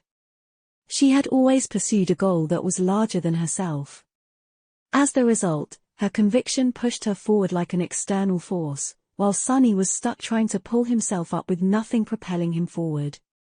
That was why he was destined to always lag behind. Selfish desire to attain material wealth and live free would never be able to push him as hard and as far as Changing Star's insane and unattainable dream was pushing her. At least that was his current thinking. Maybe it was all senseless crap. In any case, Sunny was determined to try and find an equally powerful motivation. Either it would help him, or it would not. However, no matter what happened, he was not satisfied being seen as a valued follower instead of an equal. He was still determined to grow stronger, much stronger, and if conviction was what it took to speed up his progress, he was willing to give it a try. Where was one supposed to find conviction, though? Well, Sunny was pretty sure that attempting to save hundreds of millions of people in Antarctica was a good place to start.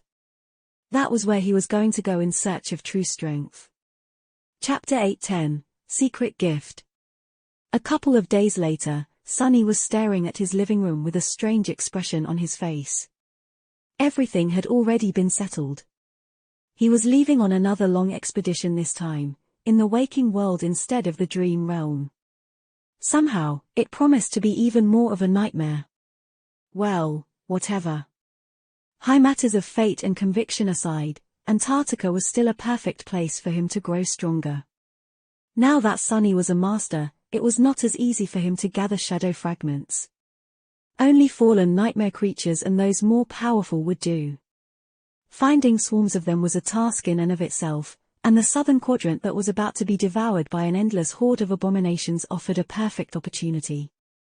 Not only would he be able to work toward becoming a tyrant, test his mettle, and sharpen his skill, there would also be plenty of soul shards for him to collect, which he needed to continue practicing weaving. So, Sunny was supposed to be gathering his things and preparing to leave. The thing was that he had already done that before the ball, just in case he would have to run away in haste. Sunny had prepared so thoroughly that he could just walk out of the door and disappear right now. Huh. Weird. He sighed and then checked the refrigerator again, just to make sure that he did not leave anything that could spoil there. Nope, all clean. His communicator vibrated, then displayed a notification. The title of a network article appeared in view. Breaking news: a young hero is adopted by the brother-in-arms of her late father. Changing Star joins hands with the great clan Vela. The corner of his mouth twitched. At that moment, the door opened, letting in Effie and Kai. The two looked around, noticing the condition of the house. A few moments later, the huntress shook her head. Damn, you are really leaving? Sunny closed the refrigerator, then walked over and patted her on the shoulder. I am. Effie stared at him for a couple of moments, then sighed. And you're still not going to tell us where? He smiled. I'm not at liberty to say. Don't worry, though. You'll probably learn in about a month. She blinked. What's that supposed to mean? Sunny waved a hand. It just means that you'll know soon. Effie remained silent for a few moments, then shrugged with irritation. Well, all right. Be that way, then. Sunny hesitated for a bit. Finally, he asked. What about you? And the others? This time, it was Kai who answered. You must have already seen the news. It hasn't been officially announced yet, but a thing like that is hard to keep secret. Nephis is being adopted by Clan Vela. Cassie and the Firekeepers will follow her as retainers. As for Effie and I, well, to be honest, we haven't decided yet.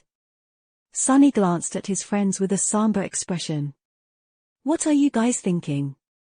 Effie leaned on the wall and grimaced. I don't know. I was always thinking about becoming a master, but weirdly, I never really thought about what I would do after.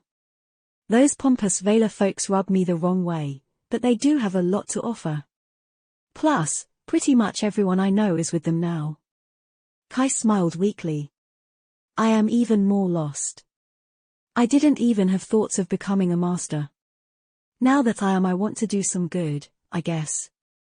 It's just hard to determine what is the best way to do it. Sunny lingered for a few moments.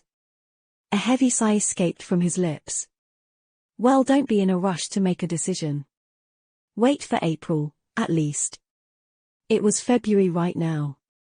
By April, the collapse of Antarctica would be slowly starting, and the government would have already announced voluntary mobilization.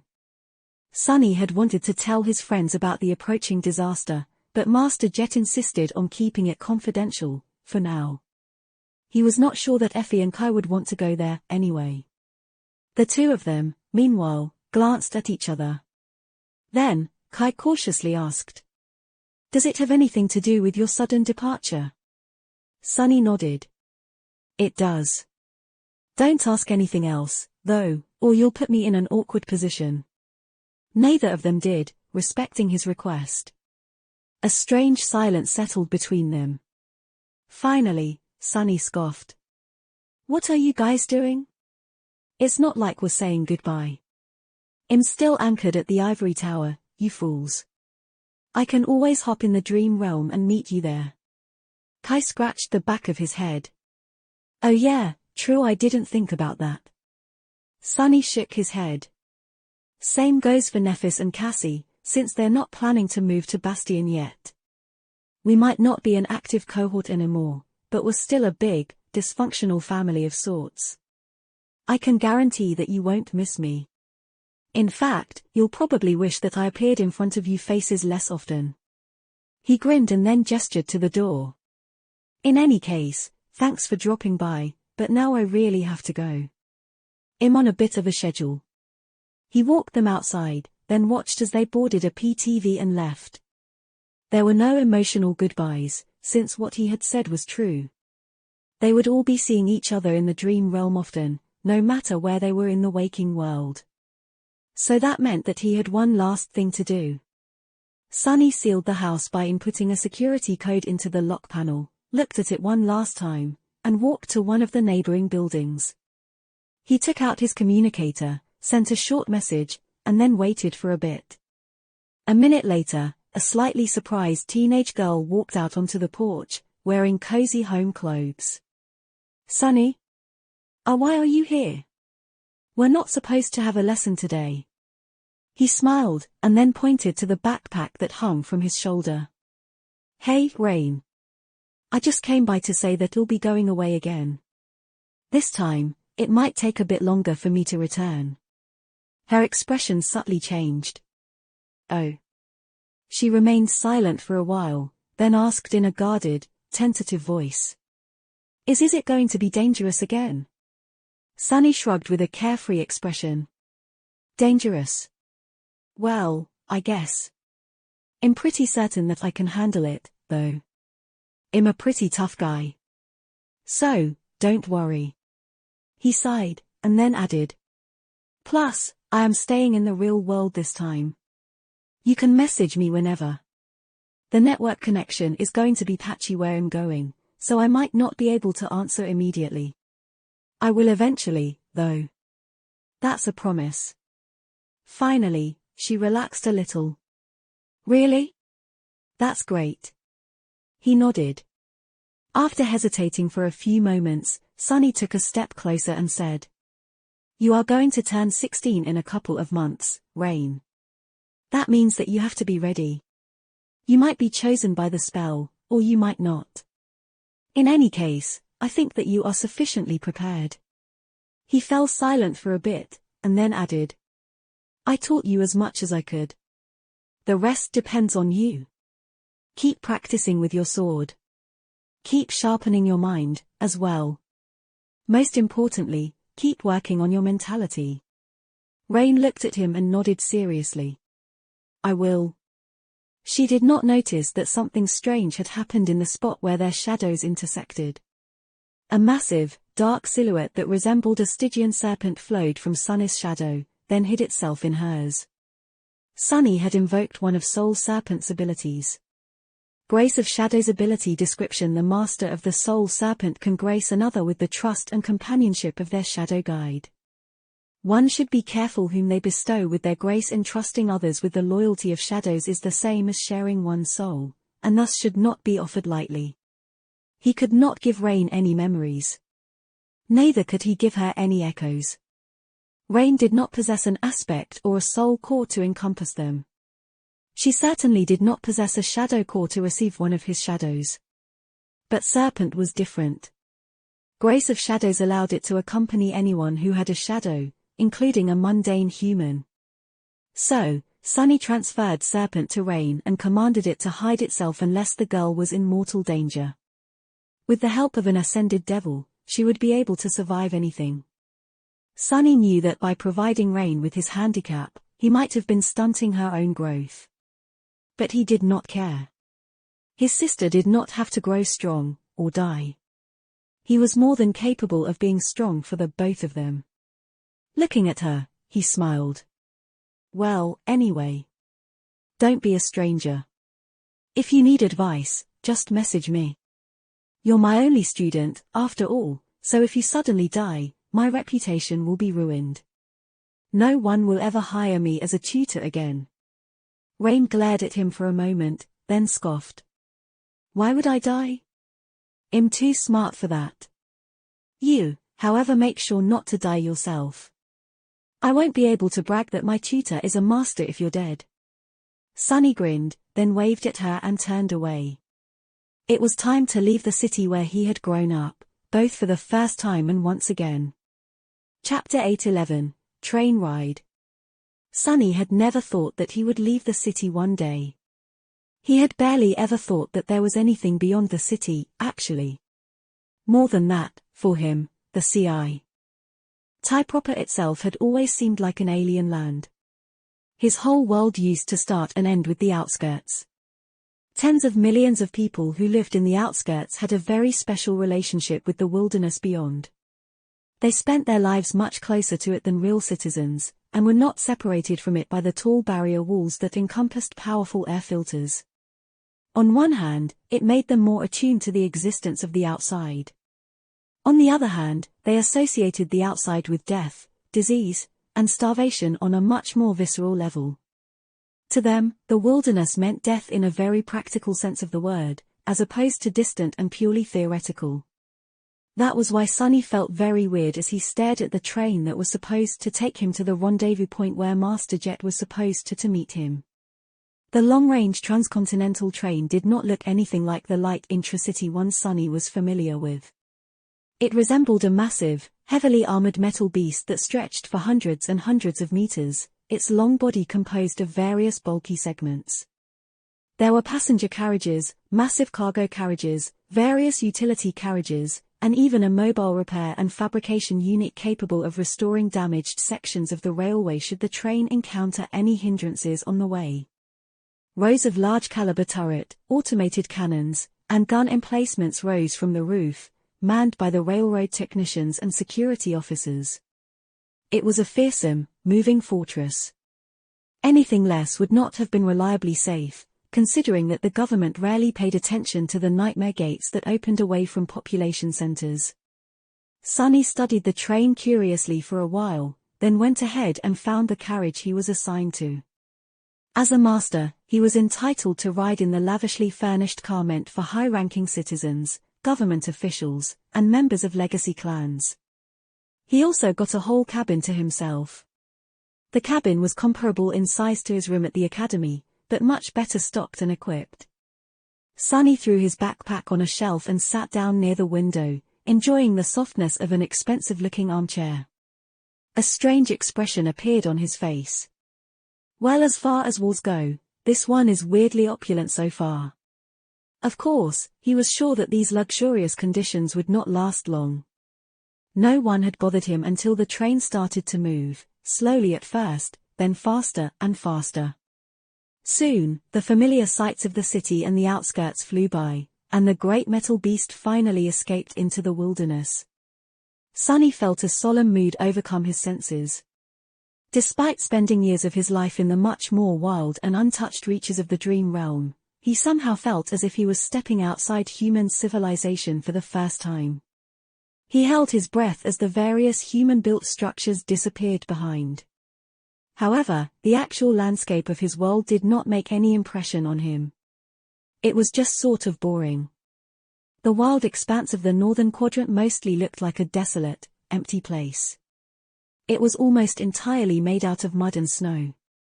Whatever flora still clung to life in the barren soil looked sickly and dull.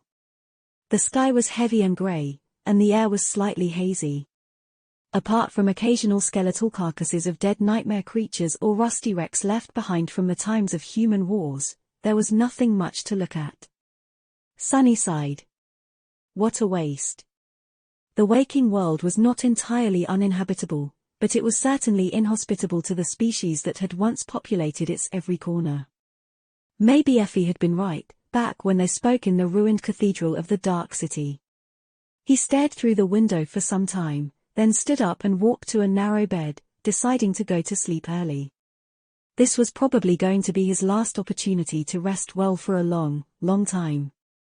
It would have been a shame to let the opportunity go. Burying his face in a soft pillow, Sunny closed his eyes and soon fell asleep. At some point during the night, he was awakened by strange vibrations spreading through the frame of the train. Looking up, he saw pale flashes of light outside the window and heard distant, muffled pounding. The turrets on the locomotive and front carriages of the train were firing. Since none of his shadows, which were standing watch, seemed alarmed, Sunny sighed, turned on his other side, and closed his eyes again. Soon, he was back to sleep. He dreamt of ice and darkness. In the morning, the train was moving forward as if nothing had happened. Sunny had expected as much, so he wasn't surprised. After freshening up in the small bathroom attached to the cabin, he walked over to the dining car and had a scrumptious breakfast. The cooking could not compete with the instructor's cafeteria at the academy, of course, but it was decent enough. As he ate, Sunny studied the other people present in the carriage. Most of them were government officers and had a military bearing. A few of them were awakened, and gave him respectful nods. Even though nothing about Sunny revealed that he was a master, they were able to sense it. Most of these people were probably traveling south for the same reason that he was. They were going to Antarctica, as well, so the mood in the dining car was somber. No one talked very much, and those who did kept their voices low. Sunny doubted that all the participants of the massive operation knew the full scope of the disaster that was approaching the southern quadrant. In fact, he was willing to bet that very few were as well informed as he was. More than that, none of them probably had as much battle experience as he had. If they understood the real horror of what was about to come, they wouldn't be so calm. He did not really know how to feel about that. The next morning, the armored train finally reached its destination. Sunny disembarked from the lavish carriage and froze for a moment, staring at the endless grey expanse of restless waves. In front of him was the sea. Chapter 8:12, Naval Convoy. As Sunny already knew, water was the optimal way of transporting cargo and people across vast distances. Human civilization had always made use of this property to its benefit. The earliest paths of trade and cultural exchange, and therefore progress, were situated along great rivers, and later shifted to seas and oceans. That had led to many prominent civilization centers being situated along various coasts. However, humanity had regretted that fact dearly when the water slowly crawled forward and devoured all those beautiful, important cities. Even worse, once the nightmare spell appeared, seas and ocean became infested by terrifying nightmare creatures. For that reason, very few populous settlements were situated near water.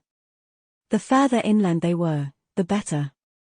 Humans still needed to make use of the convenience that only the ocean could provide, though. For that reason, there were many fortified ports in each quadrant. Sunny was looking at one such port. Even after experiencing the dread and grandeur of the forgotten shore and the chained isles, he could not help but feel a bit of awe. The port itself looked like an unassailable fortress, with tall walls rising from the water and various fortifications protruding far into the bleak waves. Colossal cannons were aimed at the horizon, ready to bring down hell on anything that would dare to approach the crowded harbor. Various Spelltech defensive measures brimmed with energy. He had no doubt that even more were hidden underwater. Much more impressive than the port itself, however, were the ships. Sunny froze when he saw them. Around 40 metal leviathans were anchored along the shore, each more than a kilometer long and as tall as a castle. Their hulls bore such thick and heavy armor that it seemed strange for these mountains of steel to stay afloat. Some seemed shiny and new, but most bore deep, giant, ugly scars. Many armor plates were bent and corroded, while some were deformed by some unknown titanic blows. Each ship possessed a plethora of armaments, ranging from heavy artillery cannons to rapid-fire anti-air guns and snub-nosed mortars. Rows of rockets, missiles, and torpedoes could be seen in the hidden nests. The main cannons seemed especially fearsome, most of them resembling oversized railguns that stretched the whole lengths of the vessels. Each of the railguns was capable of propelling a heavy kinetic round with such ferocious speed that barely any human structure would have been able to survive the impact. Maybe not even a whole district would. The ships rested on the water like slumbering giants. Looking at them, Sunny couldn't help but shiver. Humanity was accustomed to regarding the Awakened as their most deadly weapon, so it was easy to forget how mighty and destructive mundane people could be with the help of the right technology. Sadly, the technology grew less and less reliable against nightmare creatures of higher ranks. Fallen abominations could more or less shrug off the most devastating of bombardments, while corrupted ones were capable of surviving nuclear blasts. Science couldn't explain the principles at work in these instances, but plenty of empirical evidence had been gathered, to ruinous results, during the early days of the nightmare spell. So, despite how impressive the 40 steel leviathans looked, Sunny knew that the ships alone were not enough to brave the ocean. Unless they were complemented by awakened fighters and guided by a Nightwalker navigator, even these floating juggernauts weren't capable of surviving the journey to a different quadrant. Still, Sunny couldn't help but admire the silent majesty of them. One thing is certain, that train is nothing, as it turns out. As he stared at the fleet, a familiar voice suddenly called out to him. "Hey, Sunny, welcome to our small port." He turned his head slowly. Master Jet had not changed much. She was still the same, confident, beautiful, with raven black hair and cold, icy blue eyes. Her usual uniform was gone, though, replaced by a deep blue military trench coat. There was a satisfied smile on her lips. The crowd of people parted as she walked closer and glanced at the anchored ships. "Impressive, aren't they?" Sunny lingered for a moment, then nodded. "Yeah, now that I see them, I am starting to understand how we are going to evacuate 800 million people from Antarctica." Soul Reaper shook her head. "Don't be so sure. This is just one of the several convoys that is going to sail to the southern quadrant. They are going to deliver the first evacuation army to Antarctica, load up a few millions of refugees, and sail back. If everything goes well, by the time the ships return, the mobilization would have already started. The fleet will bring us reinforcements, take more civilians aboard and repeat the process as many times as it takes." She sighed. "Of course, there's more or less zero chance that everything will go well. Even if it does, it will take us at least a year to gather everyone if we are still alive by then. Who knows, maybe we will be all overwhelmed and devoured by abominations in the first few months." Sunny glanced sideways at her, his expression bleak. "You really know how to raise morale, you know." Master Jet grinned. "Ah, don't be so serious. In any case, I am really glad that you decided to join the party, Sunny. I really need someone who I can trust by my side. Don't get me wrong, my other subordinates are all honorable and accomplished warriors, but they're not you." He blinked a couple of times. "I didn't know I was so special." She looked at him, then shrugged and started walking away, prompting Sunny to follow.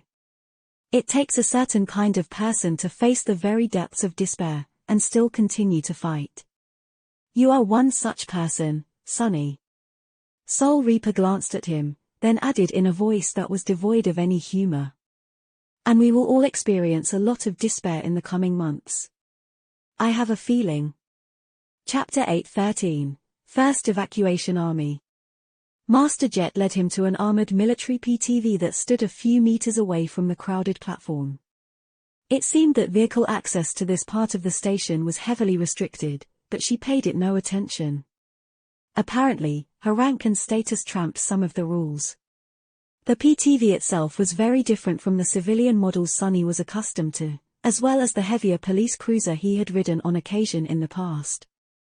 It was much more robust and angular, weighted down by several layers of composite armor, and entirely grounded. Even if the vehicle possessed limited levitation ability, it was perfectly capable of traversing natural terrain on its own. As they entered the cabin, towering humanoid loader robots moved in to unload cargo from the train, piloted by servicemen who could be seen in the open cockpits. The crude exoskeleton platforms were devoid of armor and failed to reach the smoothness of motion, scale, and sophistication of their military siblings, but were more than enough to perform various labor-intensive utility tasks. The PTV roared to life, startling Sonny. It seemed that the distinctions from civilian models were even more pronounced below the surface. The systems propelling the vehicle forward were entirely different, producing much more noise and vibrations, but also raw power. The PTV shot forward, narrowly avoiding several barriers before reaching the primitive cement road that led to the port. As they came closer and closer to the naval fortress, Sonny was able to study the swarm of activity boiling all around it. Currently, the port became a staging ground for a much greater force than it was designed to accommodate. Thousands upon thousands of government servants and soldiers were busy with frantic preparations for the approaching deployment. Numerous recently assembled prefab buildings stood in neat squares, some meant to provide the personnel of the 1st Evacuation Army with a temporary place to live, some serving as storage depots, production hubs, training facilities, field hospitals, and so on. A lot of heavy machinery was constantly moving between these squares, either transporting cargo or participation in the disassembly of various structures. Despite the impressive scope of the military camp, its makeshift and transient nature was apparent to the naked eye. The army was already busy deconstructing many of the buildings in order to move their components to the holds of the 40 battleships. Thousands of humans swarmed the camp like ants. Sonny saw a lot of non-combatant servicemen hurrying to accomplish their tasks, as well as plenty of soldiers busy with training exercises and drills. Some of them were awakened, but most were mundane humans. There were all types of specialist units in View Engineering Corps, mechanized infantry that moved around in fearsome exoskeleton armor suits, artillery vehicle operators, and many more that Sonny could not name. He even saw several mobile war platforms that resembled giant cyclops forged of metal, ranging from 6 to 10 meters in height. These humanoid robots and their pilots left an especially strong impression on him. They were nothing like the primitive loaders he had seen a few minutes ago. Even though Sonny knew that these machines were built and operated by humans, he couldn't shake off the feeling that he was looking at hulking nightmare creatures. Slowly, the scale and scope of the upcoming operation started to dawn on him. Sure, he had known the approximate numbers for a long time, but knowing and seeing were two different things. Sonny lingered for a few moments, then asked in a slightly hoarse voice. "You said that there would be several such convoys?" Master Jet nodded as she easily controlled the PTV. "Yes. 4, for now. 2 will sail from the northern quadrant, 1 from both the eastern and the western. Each will transport around 100,000 soldiers to Antarctica in the coming month. That will also include around 20,000 awakened, and 50 or so masters." She paused, and then added, "If the mobilization goes well, we will eventually have at least 60,000 awakened and anywhere between 100 and 300 masters participating in the evacuation efforts." Sonny took a deep breath. These numbers, while the amount of mundane humans being sent to Antarctica was much more immense, it were the latter two that gave him pause. 60,000 might not have seemed like much, but it meant that a quarter of all awakened in the world was going to be concentrated on one continent, and that was without even counting those who had already been based in the southern quadrant. The number of masters was even more unbelievable. 300 was more than a half of all ascended alive today. The government was truly pulling out all the stops. Such might. But was it going to be enough? Sending so many awakened to war would also inevitably leave the other 3 quadrants with less protection, and their inhabitants more exposed to the vagaries of the nightmare spell. The pressure on the existing infrastructure was bound to increase dramatically after the flood of refugees reached the strongholds of humanity, too. It is all such a mess. Looking at the thousands of people moving around the temporary camp, Sonny couldn't help but wonder how many of them would be coming back.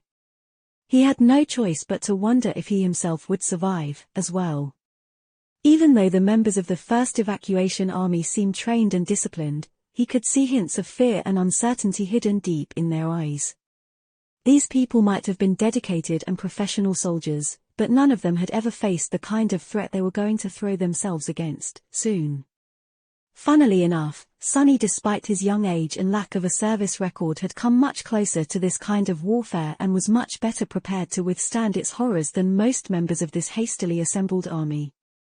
Finally, he felt something that he had not felt even once since learning about the approaching disaster.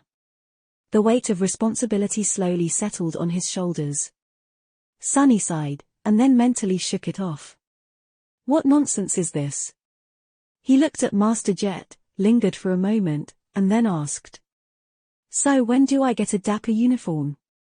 Chapter 8:14, Special Company. Once they entered the confines of the port fortress, the human traffic lessened to a considerable degree. However, there was still plenty of people around, all moving with determined haste. Master Jet parked the PTV near a blocky, low building and opened the hatch to exit. Breathing in the cold winter air, she closed her eyes for a moment, and then let out a long sigh. After that, Soul Reaper glanced at him with a grin. Actually, you arrived just on time. The officer roster of our company is more or less full as of a few days ago, so we were about to hold our first briefing. It was supposed to start half an hour ago, but I postponed to come grab you from the train station. Sonny raised an eyebrow. Oh? Master Jet nodded. Everyone more or less only knows as much as you do, so we'll bring all of you up to speed in one go.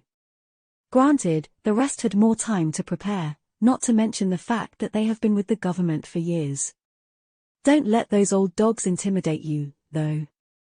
Sonny smiled. Do I look like someone who is easily intimidated? She glanced at him and laughed. You do, actually. That is one of your advantages, as far as I'm concerned. Being underestimated is always a boon. She walked forward at a brisk pace and said without looking back. The paperwork can wait for later. We'll get you settled and processed after the briefing. Usually, you would not have been allowed anywhere near the classified information without proper clearance and documentation, but these days proper procedure has taken a backseat to ethic. I see. Plus, there are very few people who can resist my charm. Sonny hurried to keep up with Master Jet as they entered the low building. After cutting through several checkpoints without anyone daring to look directly at Soul Reaper, let alone say something about the apparent civilian she was dragging into the guts of the military bunker with her, he understood that her status and reputation truly trampled procedure, at least to a large extent. Not only mundane humans, but even Awakened treated her with fearful respect. Even an occasional master they walked past seemed to give her face. He hesitated, then asked with curiosity. Can I ask what, exactly, is your official title in the First Army? Master Jet glanced at him, then smiled. Why, I am now Colonel Jet, Senior Officer of the 1st Awakened Irregular Company of the Northern Quadrant Corps of the Evacuation Army. Kind of a mouthful, huh? Sonny blinked a couple of times, then reached into his memory of the government force organization and hierarchy. He had studied the topic a bit before leaving the city. Wait, aren't companies supposed to be commanded by captains? Colonel is 3 or 4 ranks above that. It's just one step away from being a general. Soul Reaper nodded. Usually, you would be right. However, titles and authority become messy when Awakened are involved. As a rule of thumb, Awakened are 1 rank above what they would have been as mundane soldiers. That's just for normal ones, though. As irregulars, we will exist somewhat outside the army hierarchy, so our status was bumped up to reflect that. Sonny scratched the back of his head. Outside the hierarchy. What? He hesitated, then said in a subdued tone. I am not sure what irregulars mean. She flashed him a smile. You will be in a few minutes. Together, they entered an elevator that brought them deep underground. Master Jet led him through winding corridors of the military bunker and then pressed the palm of her hand against a complicated biometric lock to open a thick alloy door. Sunny found himself in a spacious chamber that housed a large, round table. 5 individuals were already seated around it, quietly waiting for the start of the briefing. When Master Jet entered, they all stood up and saluted her. It was then that Sunny realized that all of them were ascended. 3 of them were men, while the other 2 were women. The oldest master seemed to be nearing his 50s, while the youngest was only slightly older than Soul Reaper. All of them wore serious expressions on their faces and looked at her with somber respect. She waved a hand. At ease. We are all ascended here. There's no need for ceremony. The masters hesitated for a few moments, then relaxed and sat down. Master Jet unbuttoned her navy blue trench coat, then threw it on the backrest of an empty chair. Sunny let out a heavy sigh, then made sure to look somewhere else. His cheeks suddenly started to burn, for no apparent reason. As it turned out, his new superior had dismissed her usual uniform in favor of a tight-fitting black bodysuit. In fact, all the masters present in the room were wearing one. It made sense. People like Sunny and them had no need of army-issued armor. They would all be using their memories in the field. A bodysuit like that could easily fit under any type of enchanted armor, so wearing it instead of a uniform was not only more convenient, but also practical. That didn't make it easy on Sunny, though. There were very few places he could rest his eyes on without potentially getting into trouble. It was pure torture. Master Jet sat down, prompting him to do the same. As much as Sunny was flustered by the black bodysuits, the rest of the Ascended were similarly confused by his civilian clothes and age. Finally, one of them glanced at Soul Reaper and asked. Excuse me, ma'am. Who is this young man? Is he your new adjutant? She glanced at them, remained silent for a moment, and then smiled. He? Gods, no, this young man is Master Sunless, the latest and final additions to the command structure of the First Irregular Company. He is not only one of the youngest humans in history to reach the rank of an Ascended, but also has a kill count higher than most of you combined. So give him a warm welcome, I guess. Chapter 8:15, First Irregular Company. The 5 Ascended were surprised by such a colorful description, but quickly got over their shock. No one seemed to have doubts about Sunny's credentials, and for a simple reason there were no weak masters. Every person who had chosen to challenge the second nightmare and survived was an elite by definition. So, his rank was the only proof of competence he needed to be accepted by them. That was not to say that these government officers felt threatened by Sunny's accomplishments. All of them were experienced, battle-tested fighters specialists. They had well-deserved confidence in their own capabilities. Master Jet looked at them and smiled. Since we have already started, let's get introductions out of the way. Some of you may know each other, while others are relatively new faces. She went down the line, introducing each of the Ascended that were going to serve as the backbone of the First Irregular Company. The oldest among them was a muscular man that seemed to be in his late 40s or early 50s. Of course, as an Ascended, he looked incredibly well for his age. Master Randall was mature and grizzled, with grey hair and a full beard that perfectly suited his chiseled, masculine face. The black bodysuit lay snug against his well-pronounced muscles. Everything about the man told that he was a seasoned, consummate soldier. His presence was solid and steady. Master Randall might have not fought side by side with the members of the first generation when the spell had appeared, but due to his age, he most likely witnessed its descent as a child. His well of experience was of great benefit to the company. In fact, one would have expected him to be in charge instead of Soul Reaper. However, even if the man had any thoughts about that matter, he did not let them show. The gorgeous woman sitting next to him stood out among the group of masters due to her good-natured, friendly demeanor. Ascended Jessie looked almost like the opposite of Master Jet. She had straw blonde hair, a healthy tan, sparkling blue eyes, and radiated a strange feeling of warmth. Coincidentally, she was the closest to Soul Reaper in terms of age. No one would have called the beautiful blonde soft, though. Her tall, slender body brimmed with energy and barely suppressed strength. The relaxed attitude hid a sharp and cutting edge. This master seemed to be not only enthusiastic about life, but also about combat and the carnage of battle. She was a formidable warrior, without a doubt. So were the others. The third woman among the officers of the company was called Ascended Winter. She was in her late 30s and seemed to be the most calm of the group. Her curly hair was dark brown and tied into a simple ponytail. Sunny didn't know what color her eyes were because, strangely, the woman wore a pair of polarized sunglasses even though they were all currently deep underground. She sat on her chair in a pose so relaxed that it almost seemed inappropriate for this important meeting. Her beautiful face was aloof and nonchalant. The sleeves of her bodysuit were rolled up, revealing toned forearms and a solid tattoo that turned one of them completely black. If not for the fact that Master Winter had stood up to salute Soul Reaper when they entered, Sunny would have thought that she was fast asleep. The man next to her seemed to have the same tattoo, hinting that they were, or had been, members of the same unit in the past. He was of the same age as his female colleague, with honest eyes and a gallant bearing. There was dark stubble on his handsome face, and black circles under his eyes. Ascended Dale seemed like a steady, stalwart warrior. Sunny did not know for sure, but felt that the man's aspect had at least some relation to defense and protection. He sensed that if Master Dale decided to stand his ground, very few things in the world would have been able to move him.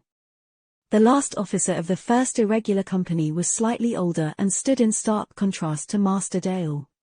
His cold eyes, inexpressive face, and chilling gaze all expressed one thing. Ascended Davis was a killer. He seemed like the most offense-oriented master of the bunch, but that quality was not without subtlety. On the contrary, it seemed to be shrewd, quiet, and absolutely deadly. Sunny suspected that Davis was what he himself had once wished to be, the kind of fighter who utilized cunning and stealth to destroy the enemy with one surgical strike, thus avoiding the trouble of having to withstand retaliation. Together with Sunny and Jet, the 5 masters were going to lead the first irregular company. Coincidentally, just like Soul Reaper, each of the 5 Ascended had a nickname. Masters Randall, Jessie, Winter, Dale, and Davis were also known as Vandal, Mustang, Queen, Knight, and Pride. Sunny was the only person without one, which made him feel slightly jealous. Well, I can always go by Mongrel. He blinked. What? No, that's a terrible nickname, and an even worse idea. Who said that he even needed a nickname? He was perfectly fine being called Sunny anyway. After the initial introductions were complete, Master Jet glanced at them again and said, "We will get to know each other's aspects and combat capabilities later. It is not too important for now, anyway, since I expect all of you to act independently of the rest more often than not. Now, let's get down to business. Today, I will bring you up to speed about the projected composition of the first irregular company, our purpose, and guiding military doctrine." She pressed something on her communicator, and a large projection appeared in the middle of the table. Sunny studied the large archipelago with a prominent landmass in the east. Master Jet lingered for a moment, and then continued. "But to do that, you will have to understand the general shape of the upcoming operation. As all of you already know, this is Antarctica." She gestured at the projection. All Antarctica is divided into 3 parts. Chapter 8:16, 3 phases. Master Jet gestured to the projection. All of Antarctica is divided into 3 parts. West Antarctica, East Antarctica, and the Antarctic Center. West Antarctica was mostly submerged in water and consisted of a scattering of islands, some of them small, some of them large. East Antarctica was one large landmass that was peppered by numerous lakes, with a prominent mountain chain in the middle of it. The Antarctic center was a long, narrow landmass that rested between the two, occupied almost entirely by tall mountains. Sol Reaper continued. West Antarctica is mostly devoid of human population, so it presents little interest to us. The Antarctic Center is an administrative and technological hub of the quadrant, while East Antarctica is the largest and most densely populated region of the continent. She paused for a moment, and then added somberly. The first evacuation army is going to set sail in 2 weeks. We will reach Antarctica 2, maybe 3 weeks after that. By that time, the chain of nightmares would already be starting. Local garrisons are already experiencing an increased number of manifesting gates, but the number will explode by the end of March. After that, it will only keep growing. Master Jet stared at the projection for a bit, and then said calmly. No matter how many soldiers we send, we won't be able to contain the flood of nightmare creatures that enter through these gates. This is something that had never happened in history before. Even the great wars that the first generation fought pale in comparison to the chain of nightmares. Don't forget that almost all abominations back then were of the dormant rank. We aren't that lucky. She sighed, then leaned back and crossed her arms. According to our scientists and diviners, the mass of gates is going to be of the second category and third categories. That means awakened, fallen, and even corrupted nightmare creatures, in numbers greater than anything we had seen. Of course, something even worse can happen. So we are not going to try and contain them. The faces of the master slowly grew dim. Noticing it, Sol Reaper shook her head. There are better ways to achieve our objective. Once the army makes landfall, it will split into 3 parts, with each part pursuing a distinct objective during the first phase of the operation. One of the objectives is to turn a small number of select cities into fortified evacuation centers that can withstand the siege of nightmare creatures for months, or even years ahead. Master Jet pointed at several points on the map, then continued. The second objective is to relocate all external human population to these centers, where they will wait for their turn to board the ships. Neither the relocation nor the wait are going to be a short process. Finally, the third objective is to establish and maintain the evacuation corridors for the relocating citizens. Once everyone is safely behind the established perimeter of siege strongholds, the first phase of the operation will be considered to be complete. Sunny tentatively raised a hand. Yes. He glanced at other masters with a dubious expression, then asked. Why are we waiting for the disaster to strike before starting to evacuate people? Wouldn't it be easier to get at least some of them out right now? Sol Reaper gave him a rueful smile. That is because everyone was convinced that the event won't happen for at least a few more years. Our level of preparation is wholly inadequate, and there are no established means to start the evacuation prematurely. In short, the government was caught with its pants down. The deployment of the First Army is a messy and slapdash affair, which means that a lot more soldiers are going to die as the result. Make no mistake, though, this is the best we can do, considering the situation. Sunny sighed, then nodded in understanding. Master Jet glanced at him and continued. After the first phase of the operation is complete, the second one will commence. By then, the second evacuation army should be already fully formed and arrive to reinforce the depleted First Army. This phase is simple, which is not to say easy. We will pull back all our forces to the siege capitals and hold them for as long as it takes to evacuate every civilian. After that, the third phase will result in a complete exodus of humans from Antarctica and the consequent heavy continental bombardment. The southern quadrant will cease to exist. She took a poignant pause, then smiled darkly. That is the gist of the operation in broad strokes. Now, for details, as you must have already surmised from the name of our company, it is going to play a special role throughout all 3 phases of the evacuation. The first irregular company will not be tied to any existing battalion, regiment, or division. We will not be supporting or leading any of the grunt soldiers. Instead, we will act as elite irregulars. Soul Reaper leaned forward and looked at them with her icy blue eyes. Each of you will be in charge of a cohort of some of the best awakened warriors in the government employ.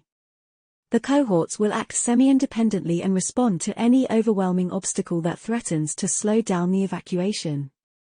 Whenever the mundane soldiers or their awakened counterparts encounter a problem that they can't handle, we will be sent to resolve the situation through any means necessary.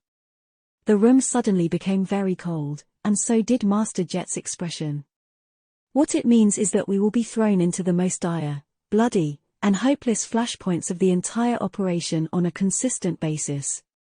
Unlike regular soldiers who will most likely have time to rest and recover between battles, we will be enduring a constant succession of rapid combat deployments until the evacuation is completed or until we all die. That is why the 1st Irregular Company was not only allocated 7 Ascended, but also why these Ascended are the absolute best we have.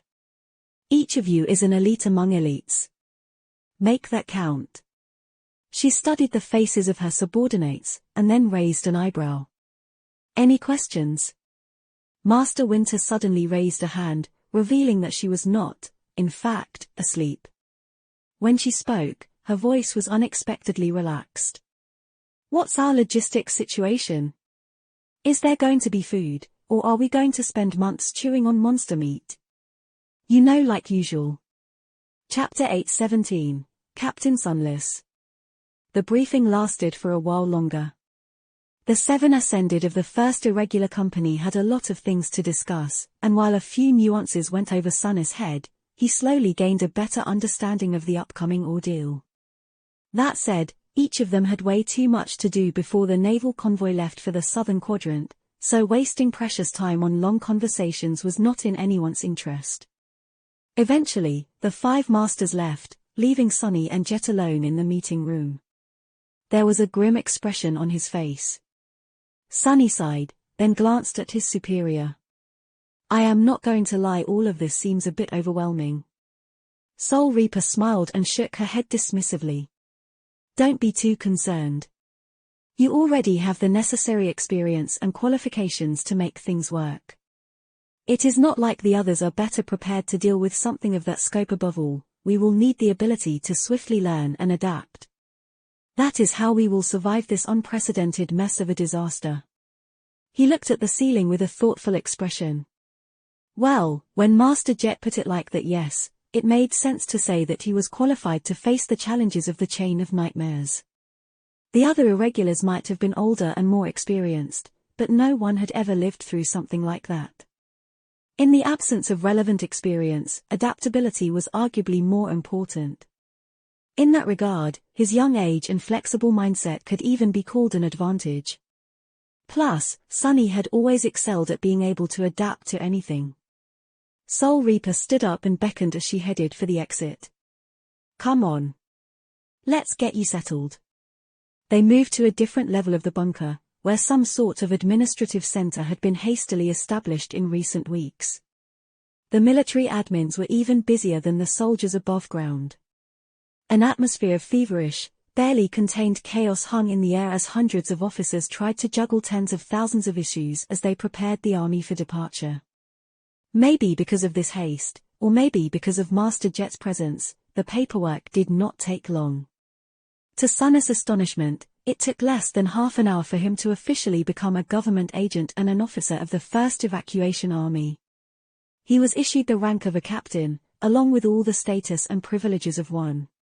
Sunny couldn't help but blink a couple of times. Captain Sunless, damn, it has a nice ring to it.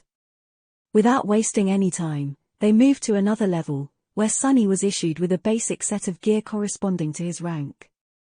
Among other things, he also received the ubiquitous black bodysuit. His communicator was already of a high-grade government model, so it simply received an extensive software upgrade. As they waited for all the routine procedures to be performed, Sunny and Master Jet quietly discussed business. So what exactly happens now? She looked at him for a few moments. Well, you will have to do a lot of things to get ready for Antarctica. Don't worry too much and take it one step at a time. Soul Reaper paused. First things first. In the next few days, you will have to make several important decisions. Don't rush and really think matters through before committing to a choice. However, don't wait too long, either. The longer you take, the less time you'll have to accomplish other tasks. She gestured to his communicator. All the necessary features and permissions have already been added to your com. Your credentials should have been added into the system, as well, so you can access the data through it. Sunny checked the new features added to the operating system of his communicator and nodded. So what exactly are these decisions? Master Jet smiled. First of all, you are an officer of an elite combat unit now. The members of the First Irregular Company are entitled to receive a fair share of rare equipment and precious resources that the government has to offer. That said, each cohort is unique and has special demands. To make sure that you and your soldiers are outfitted with not only great tools, but also ones that suit them best, a very generous amount of contribution points has been added to your personal balance. She gestured to one of the symbols on the screen of his communicator. Your cohort will be provided with a basic set of assets, but on top of that, you will be able to customize them or acquire additional equipment yourself.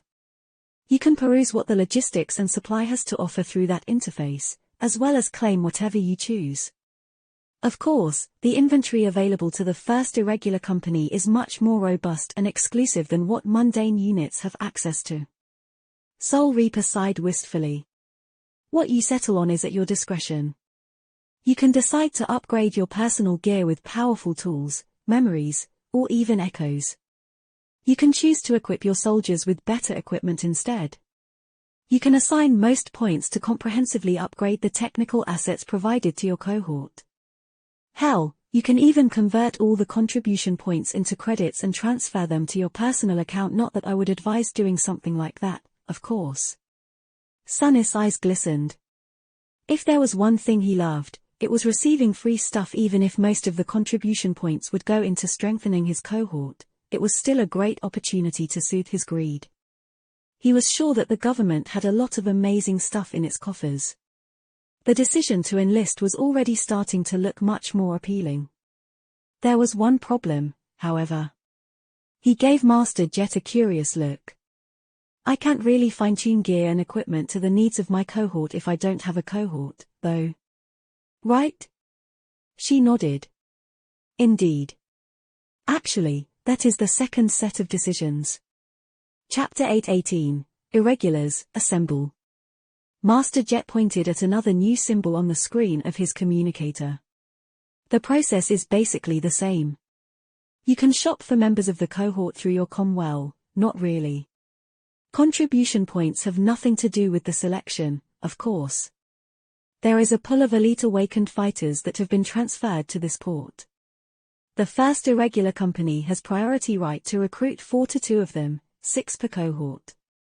As the youngest captain, you get the first pick. Sunny stared at the screen, deep in thought. So, the first thing he had to do was to pick 6 awakened that would become his soldiers during the Antarctica campaign. He had no doubt that each of them was an elite warrior among the government forces, but being a good fighter was not enough. Creating a strong cohort was no small feat. Its members not only had to be able to pull their own weight, but also meet a long list of needs that a combat unit possessed. This was especially true for the 7 cohorts that were going to comprise the First Irregular Company, since each of them was expected to operate independently. In a sense, this approach was more familiar to him.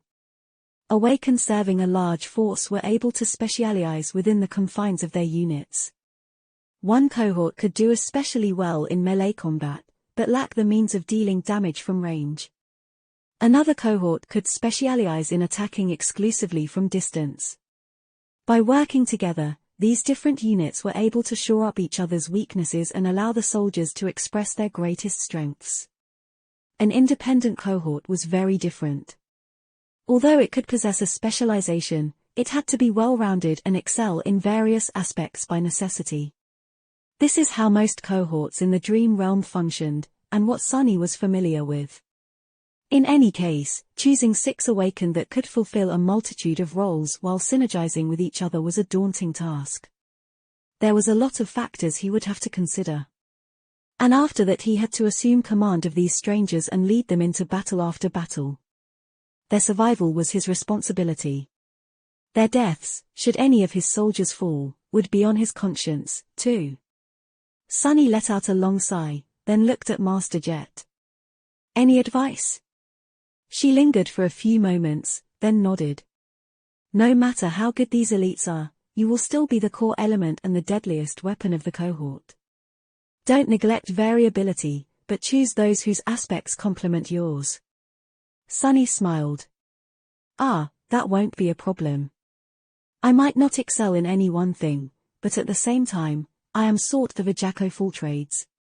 While my aspect leans toward utility, I can do a bit of everything. That leaves me at a disadvantage in some situations, but it also means that I can work well with a great variety of awakened. Anyone can benefit from having me by their side, and vice versa. Master Jet thought for a few moments. Versatility is a strength in and of itself.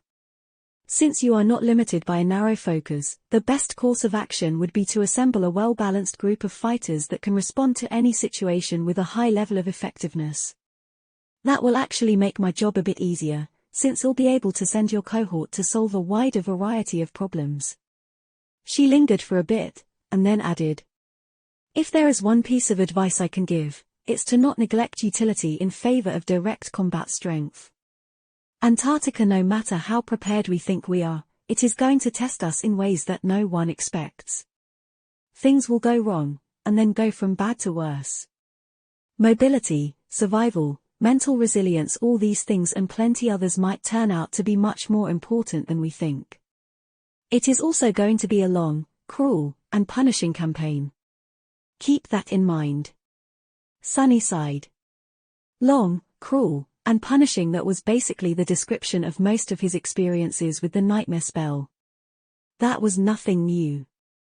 He stared at his communicator for a bit, then asked. What about after I've assembled the cohort? Most of these soldiers are probably older than me.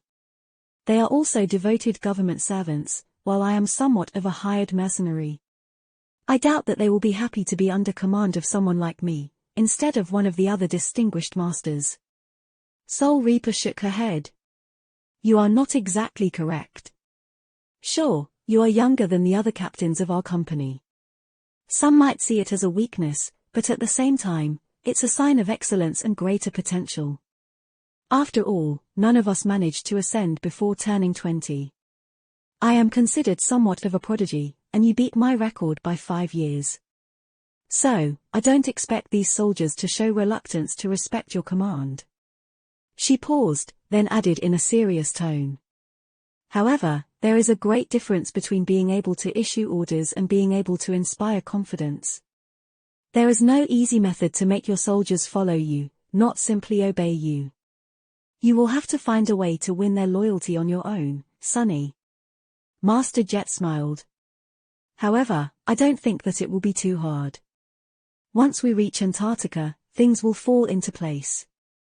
Lead them to victory, keep them alive, and they'll learn to trust you. Sunny thought for a bit, then nodded. Action spoke louder than words. He might face some resistance at the start, but battle would swiftly resolve everything. Either he would win his soldiers over, or all 7 of them would die. In any case, the problem was going to disappear. Soul Reaper briefly gripped his shoulder, and then said. Anyway, I don't think you should worry about these matters yet. You have plenty of other issues to solve.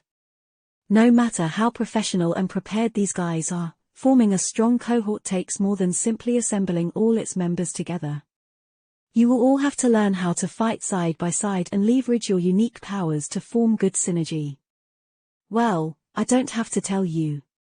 You're not a novice. Sunny scratched the back of his head. Yeah, I have some experience with that. She sighed. Do remember that you will only have 3, maybe 4 weeks left to prepare. That is not nearly enough time to deepen the cooperation level of the cohort, but do as much as you can. There will be proper training facilities aboard the ships, so don't stop working until we make landfall. Sunny looked at her with a serious expression. I won't. Master Jet nodded, then waved a hand. Well, I bet you have enough to think about. I'll leave you to it, then. Don't take too much time deciding on who you want to recruit. The sooner you settle that, the sooner you can start bringing your cohort to shape and spending those sweet contribution points. He smiled and looked as she turned around and disappeared into one of the corridors of the underground bunker. Then, Sunny lowered his gaze and studied the screen of his communicator. He had a lot to think about, indeed. Chapter 8:19, Alloy Beast. The room provided to Sunny was a far cry from the luxurious cabin he had enjoyed on the train. It was small, Spartan, and lacked windows due to being located deep underground. The designers of the military bunker did not even install a false one, so the walls lacked the lifelike projections of the outside. Not that Sunny cared about such things. In fact, he quite liked the solid nature of his temporary quarters.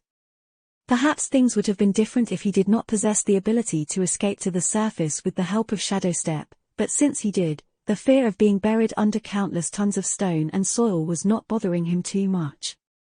The room reminded him of his hidden lair in the ruined cathedral of the Dark City, which was a pleasant bonus. Sitting on a narrow bed, Sunny sighed and projected the screen of his communicator on the opposite wall. Leaning back, he then got lost in thought for a few minutes. In the next day or so, he would have to make a lot of important decisions. There were a lot of things to consider. While the task seemed daunting, he was rather excited to start. It's like playing a game only without checkpoints and real human lives at stake. Including mine. So I guess nothing like a game, actually. The first thing he did was acquaint himself with the default set of assets provided to his future cohort by the government.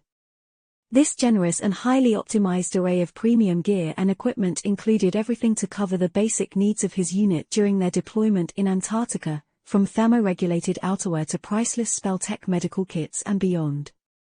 The centerpiece of the set was, without a doubt, an advanced all-terrain personnel carrier that was going to serve as the mobile home of his cohort in the future. This heavily armored transport vehicle resembled an angular, high-tech mix between a turtle and a rhinoceros. Of course, Sunny only knew what a rhinoceros was because he had looked up the extinct beast after learning that the APC was colloquially known as rhino. It was hard to believe that the massive thing was an actual animal and not a strange nightmare creature.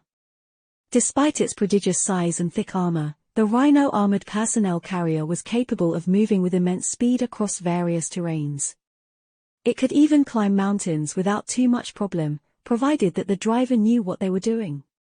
The advanced variant provided to the cohorts of the first irregular company was additionally modified with even more robust armor, inordinately powerful engines, enhanced internals, and a sophisticated command and communication suite. Of course, there was always room for improvement. In fact, the interface offered Sunny a lot of opportunities to enhance the APC much further. These additional augmentations were going to cost him a lot of contribution points, however. Still, he was inclined to believe that they would be worth it. The armored vehicle was not only going to be responsible for keeping his cohort mobile, it would also serve as the logistical core of their deployment. Its importance was already apparent due to the fact that the default set of assets provided by the government was based on its carrying capacity. The logistics and supply officers in charge of compiling this array of gear were not familiar with the covetous coffer, of course. Thanks to his loyal Tithy chest, Sunny would be able to more or less double his cohort's storage space. That alone gave him a lot of flexibility as far as spending contribution points on additional equipment was concerned. The tech is important, however, it is also unreliable. Gates were known to mess with technology in various ways. The military vehicle certainly included several measures to minimize that effect, but it would still be prudent of him to beef this aspect up. After all, no one knew what would happen if dozens, or even hundreds of gates came to exist in the area around the APC at the same time. That was something for Sunny to think about later, however. Now that he knew what he was dealing with, he had a clearer picture of what kind of awakened he wanted to recruit. Closing one interface and opening another, he rubbed his temples and sighed. That is not going to be easy. Soon enough, hundreds of concise dossiers were in front of him, each containing the personnel file of one of the best awakened soldiers stationed in the port. Most of them were going to be assigned to other units, while 42 would become members of the elite 1st Irregular Company. 6 of them would be his own subordinates. For a while, Sonny was paralyzed by all the choice. Each dossier contained the description of the awakened's aspect and abilities, their service record, and psychological profile, as well as of additional skills and specializations that the soldier might have mastered and other information. His task was to pick 6 warriors who would not only comprise a well-rounded cohort and complement his own powers, but also work well with each other both in terms of combatability and interpersonal compatibility. The former was already hard enough, but the latter gave him a headache. Luckily, very few people working for the government possessed contrarian and antisocial personalities. People who chose the life of service were predisposed to having a certain level of agreeableness by definition. Unlike Sonny, he was contrarian and antisocial enough to balance out their agreeableness all by himself. One thing that the files did not include, regretfully, was detailed information about the flaws of these elite soldiers. Not even the government servants were comfortable sharing something like that with their employer. Each file only mentioned how severe the flaw had been judged to be through passive observation, and sometimes an approximate evaluation of its specific effects. Which was a shame. A serious enough flaw could derail any battle plan. Just out of curiosity, Sonny looked up the dossiers of the other ascended captains Vandal, Mustang, Queen, Knight, and Pride as well. Their files were also there, although in a much more redacted version. Reading what little was left unredacted, he couldn't help but whistle. Impressive. Master Jet's personal file was even more obscure.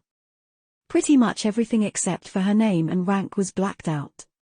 His own dossier was rather short and mostly consisted of question marks. Either the government truly knew so little about him, or simply chose not to show how well they were informed. Well, at least they got my height right. Sonny closed the file and shook his head. He could not allow himself to delay the task any further. He was in for a long and sleepless night. Chapter 820, Importance of Utility. Sonny knew what he needed, more or less. A couple of frontline fighters, a couple of ranged specialists, someone to provide utility. A healer, ideally, although even among these elites, there were too few. Fortunately, Sonny himself possessed a wide range of versatile abilities that could cover many needs of the cohort. He was able to fight up close or at range. He could scout or flank the enemies by using Shadow Step. He could use shadow manipulation to accomplish a multitude of tasks. Still, covering all the basics was not enough. The Antarctica campaign was promising to be long and grueling, maybe even unbearable. He had no doubt that they would face all kinds of nightmare creatures, from landbound to aerial to aquatic. Some of them were going to try and kill them with brutal force, some would employ more insidious means. To ensure the best chances of survival, the cohort had to be strong, balanced, and capable of accomplishing more than the sum of its parts would suggest. They had to be able to work together and respond to all kinds of threats. Even with several hundred candidates, he was not sure how possible it was to build something as formidable as his own cohort had been, both on the Forgotten Shore and the Chained Isles. First things first. Although some would have been tempted to go for offensive powerhouses first, Sonny made a different opinion. He filtered the dossiers, allowing only those of awakened with utility aspects to remain. Master Jet had been right. Although pure combat strength was immensely important, a war was often lost or won off the battlefield. As far as Sonny was concerned, utility was just as vital. His own experience confirmed it. Back on the Forgotten Shore, fighters like Nephis and Castor had shone so bright that everyone paid them all the attention. People like Sonny and Cassie remained more or less unnoticed. However, they had contributed as much, if not more, to the cohort's survival. Yes, those with pure combat aspects played a larger role in direct confrontations with the nightmare creatures. But it was only because Sunny had scouted ahead that they had been able to avoid battling swarms of abominations that would have overwhelmed them in an instant. Cassie's uncanny intuition and affinity to revelation had saved them too many times to count. It had helped the cohort avoid lethal dangers that often could not be seen, let alone slain with a blade. Not paying enough attention to utility would have been a grave mistake. More than that, this choice would allow Sunny to handpick other members of the cohort to suit the ensuing situation. The first decision would widen and define the cohort's foundation, making the rest easier to make. He spent a lot of time reading through dozens of dossiers. There were all kinds of talented Awakened that possessed incredible abilities. Eventually, Sunny narrowed the selection to just 3 of the most interesting candidates. A mature and experienced Awakened caught his eye due to the ability to move and shape Earth as if it was a liquid, and then swiftly turn it back to solid state. With his help, the cohort would be able to literally shape the battlefield to stack the odds in their favor. While that ability was too slow and weak to deal direct damage, Sunny could imagine building all types of funnels, defensive walls, and trenches with the man's help. Hell, in certain situations, they would even be able to turn the ground into quicksand, trapping multiple abominations or at least reducing the mobility of the enemy. Their own mobility was also an issue.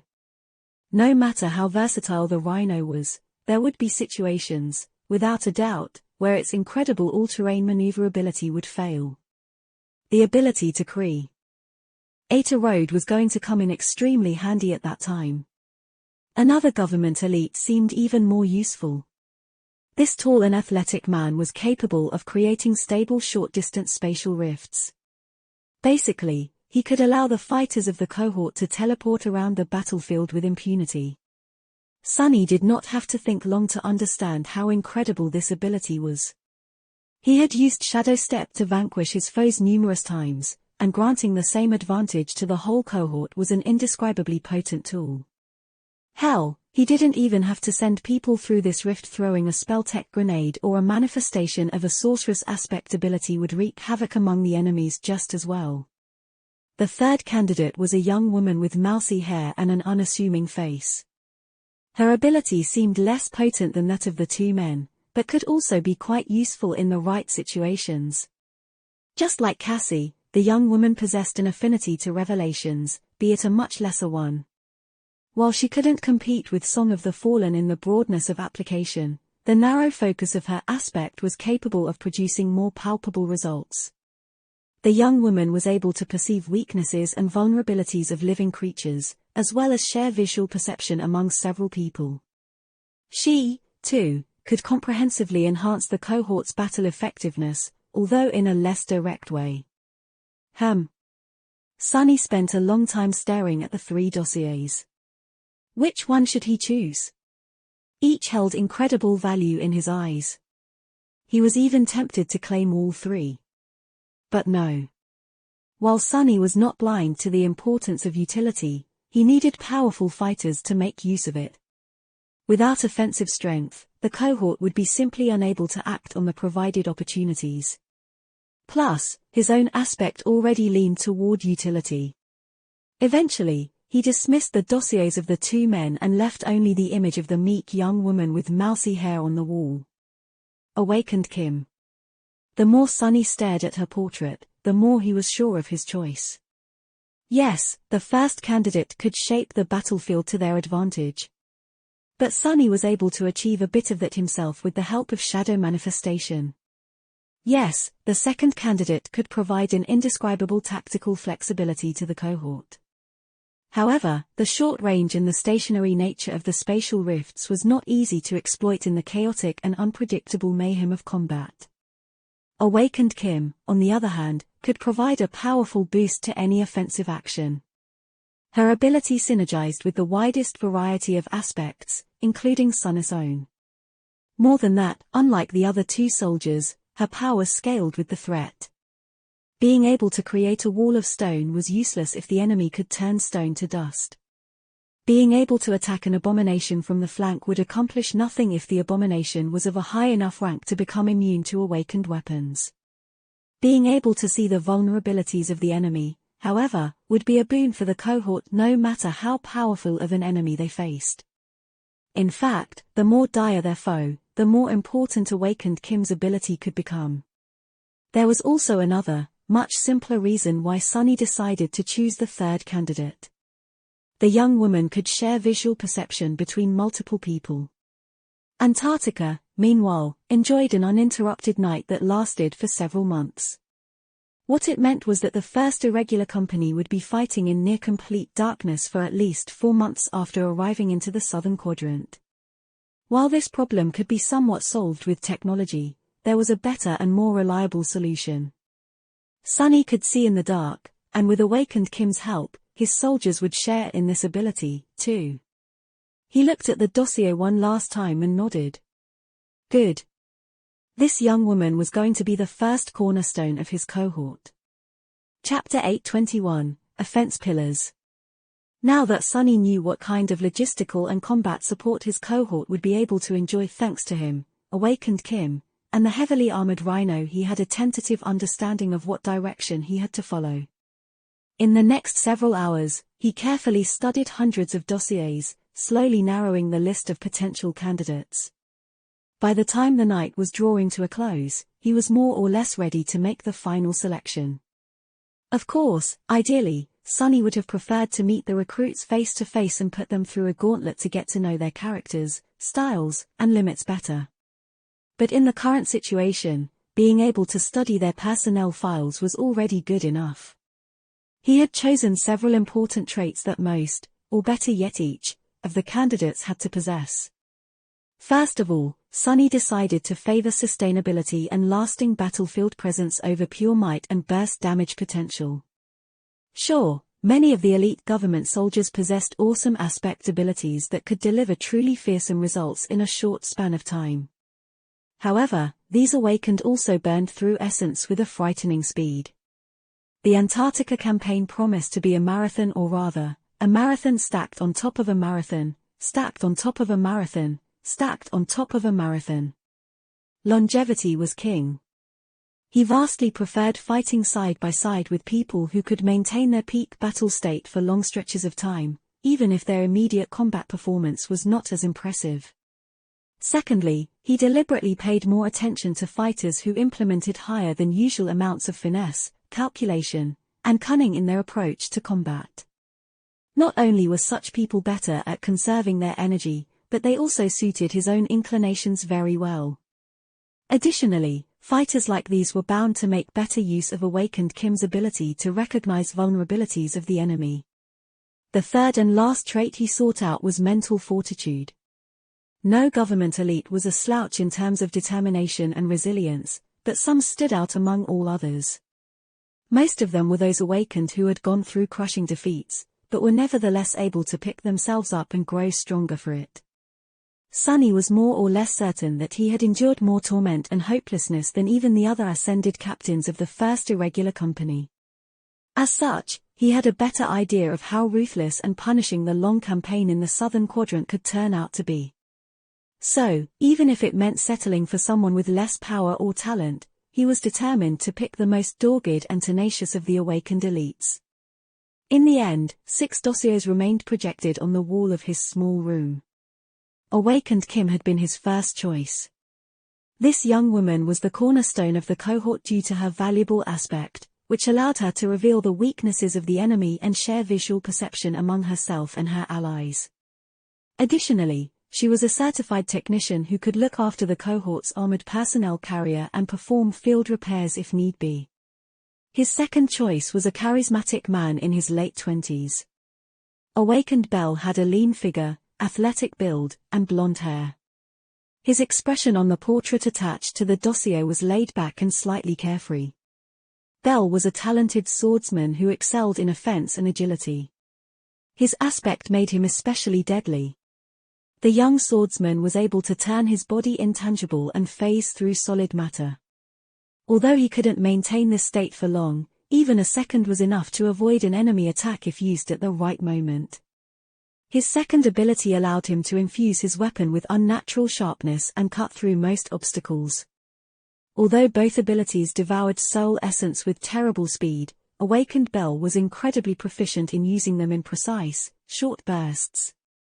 He only needed a fraction of a second to dodge a strike or deliver a killing blow, so there was need to maintain them for more than that.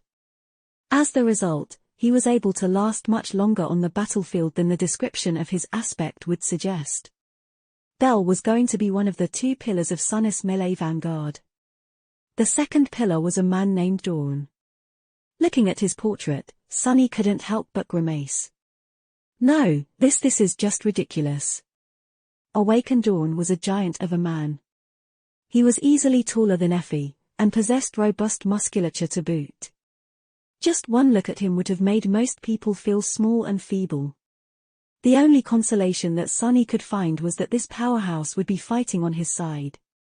Dawn's weapon of choice was a hammer. And not a traditional war hammer, which despite its usual portrayal in popular media was actually a relatively light and elegant weapon. No, Awakened Dawn preferred to fight with something that could only be described as an enchanted version of a sledgehammer.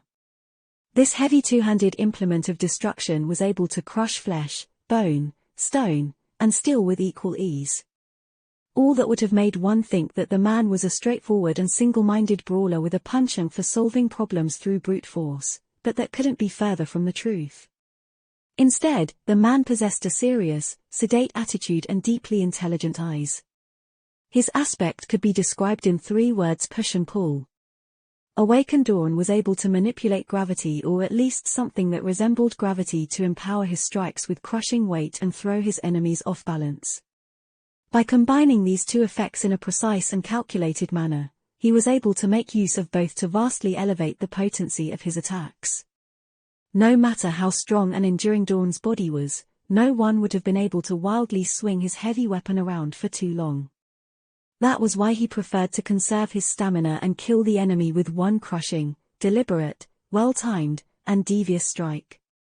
In short, despite his ridiculous size, Awakened Dawn was a man after Sunnis' own heart.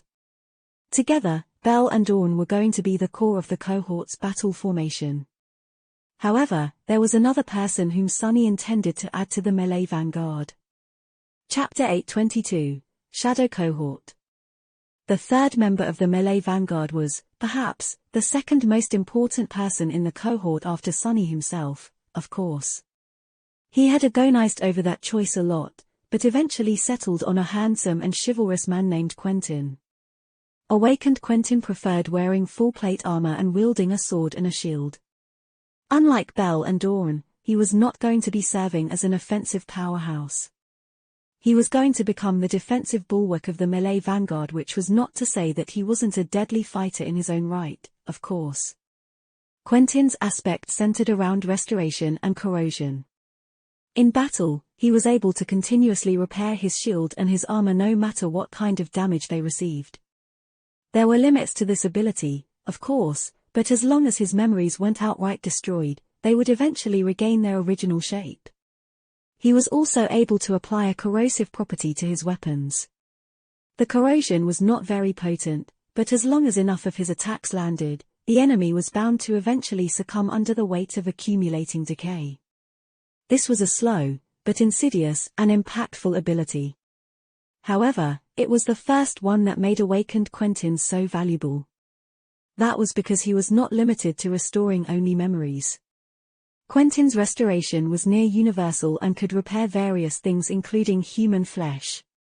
He was a healer. Of course, as far as these rare specialists went, he wasn't the most powerful. His ability was comparatively slow and limited. Quentin could not even hope to compete with someone like Nephis or Elias in terms of speed and efficiency, and even among other healers whose dossiers were available to Sunny, his restorative power did not stand out. But after thinking about it for a long time, Sunny still decided to go with Quentin. He did not want to employ a more potent healer if that meant that the healer would not be able to fend for themselves in a furious fight.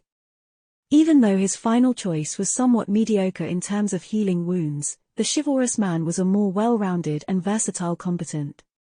Sunny was inspired to make that choice by his memories of Shim, the Firekeeper healer who had eventually inherited the leadership over Cass's personal cohort. Despite his lack of a combat aspect, Shim always fought on the front line and supported his companions with his blade, his shield, and his steady presence. Plus, Quentin was also a trained combat medic who possessed deep knowledge of modern medicine. He could even use his ability to help repair the rhino should Kim be unable to do it through mundane means. Overall, Sunny was happy with his decision. With 4 members of the cohort already chosen, only 2 spots remained. Knowing that he would have to strengthen the ability of his soldiers to attack the enemies from distance and fight against flying abominations, Sunny spent a lot of time searching for a suitable ranged specialist. In the end, his attention was drawn to the dossier of a woman named Samra. Awakened Samra was tall, beautiful, and aloof. She possessed a very interesting aspect, though Samra was capable of infusing material objects with soul essence, as well as converting soul energy into kinetic energy or heat. What it meant was that she could turn soul essence into charged explosives. In a sense, Awakened Samra was the opposite of Master Jet. While Soul Reaper was able to deal soul damage with physical weapons, she could deal physical damage with soul essence. She was also very inventive in the applications of her aspect. Samra was probably the only awakened Sunny knew of who actively utilized modern firearms. By infusing her ammunition with charged essence, she effectively made them analogous to enchanted weapons. Nightmare creatures of higher ranks were more or less immune to mundane armaments, but susceptible to memories and even unarmed attacks of awakened. In Samra's hands, however, any weapon turned into an awakened weapon. What a fascinating ability. As an added bonus, she was also a capable spell-tech engineer and technician. Since the APC the cohort would be using was chock full of advanced spell-tech, that was going to come in handy. The last member of the cohort Sunny had chosen was called Awakened Luster. Staring at the man's dossier, Sunny could help but narrow his eyes. What a weird name. He shook his head, and then sighed. Well, maybe his mother had a poetic soul, too. The young man was not a very distinguished fighter, that was comparatively, of course, since all the elite government soldiers were solid combatants. His talent and usefulness lay mainly in his unique aspect. Although Sunny had not wanted to recruit more utility specialists, he couldn't help but change his stance after reading what young Luster was capable of. This guy was nothing short of a soul healer or an essence battery, in more crude terms. His first ability allowed him to enhance the regeneration rate of soul essence, both his own and that of his allies. His second ability allowed him to transfer his essence to others. Sunny did not even have to think to know how vital such an aspect was going to be in the coming months. Sure, by choosing Luster, he would be sacrificing the opportunity to recruit another battle powerhouse, but the trade-off was worth it, in his opinion. In other circumstances, Sunny would have been reluctant to make this decision, but Luster's abilities synergized simply too well with that of Awakened Samra, not to mention serving as a force multiplier for every other member of the cohort. Additionally, the young man was, apparently, an ace pilot. With him in control of the Rhino, Sunny did not have to worry that the APC would fall off a cliff or get stuck in mud. Or be turned into an alloy pancake by a random titan that happened to walk by. So, the choice was clear. Awakened Luster would be the last member of his cohort. Sunny moved slightly and looked at the 6 dossiers one last time. Kim, Bell, Dawn, Quentin, Samra, Luster. These 6 people were going to be his soldiers. He lingered for a moment, then let out a small sigh and marked the dossiers with his personal identification code. Soon, the bureaucracy of the 1st Evacuation Army would approve the recruitment request. And then, he would finally face his new subordinates face to face. Chapter 823, 6 Awakened. Awakened Luster was in a strange mood. On one hand, his life and career were going better than ever. Not only had he managed to become a member of the Special Forces, he also received a chance to participate in the most exciting operation of the last several decades. His status, citizenship rank, and even salary were now higher than he had ever hoped. It was hard to imagine that a guy like him managed to climb so far without being a legacy or even possessing a combat aspect. It was certainly better than working in a boring spell-tech research facility, which he had been considering before joining the government army. Plus, he was surrounded by tons of pretty girls every day. There were thousands of them in the port fortress, and even more in the greater encampment beyond. With his dashing uniform, reputation of a valiant elite, and irresistible personality, many of them paid Luster special attention. Overall, things were great. On the other hand, the world seemed to be falling apart. The exciting operation he was so enthused about could very well become his last. What a bummer. Sitting on a broken panel of a discarded prefab building, Luster watched the swarm activity in the camp below and sipped his coffee. That was another thing. Once they shipped to the southern quadrant, luxuries like coffee would probably become scarce. He would have to go back to synthetic substitutes, or even worse, drink something as disgusting as tea. The horror. Luster grimaced, then glanced at the plain-looking young woman sitting next to him. What do you think, Kimmy? Are we going to receive our assignments today? Awakened Kim hesitated for a bit, then said in an awkward tone. I don't know. Luster shook his head. Kimmy was the strangest person he had ever met. This timid girl was the only awakened he knew who somehow managed to not look hot as far as he was concerned. That was a bizarre accomplishment. Every awakened was hot. That was just common knowledge. Everyone except for Kimmy. She single-handedly destroyed Luster's whole worldview. He just did not know what to make of that fact. Belle, who was perching on the same prefab panel, looked at them and flashed a smile. I think we will. Luster felt a rush of excitement. Oh, do you know something? The blonde daredevil leaned forward, then said in a hushed tone. I heard from my pal in logistics that Soul Reaper finalized the command structure of her unit yesterday. That means they'll start recruiting today. After that is done, the other elite units will be free to pick out the rest of us. Hell yeah. Luster grinned, remained silent for a bit, and then sighed wistfully. I know that the chances are slim, but wouldn't it be great to be picked by Soul Reaper's unit? Just imagine Ascended Jet, she's such a BA. Before he had the chance to finish his sentence, their communicators suddenly received a notification.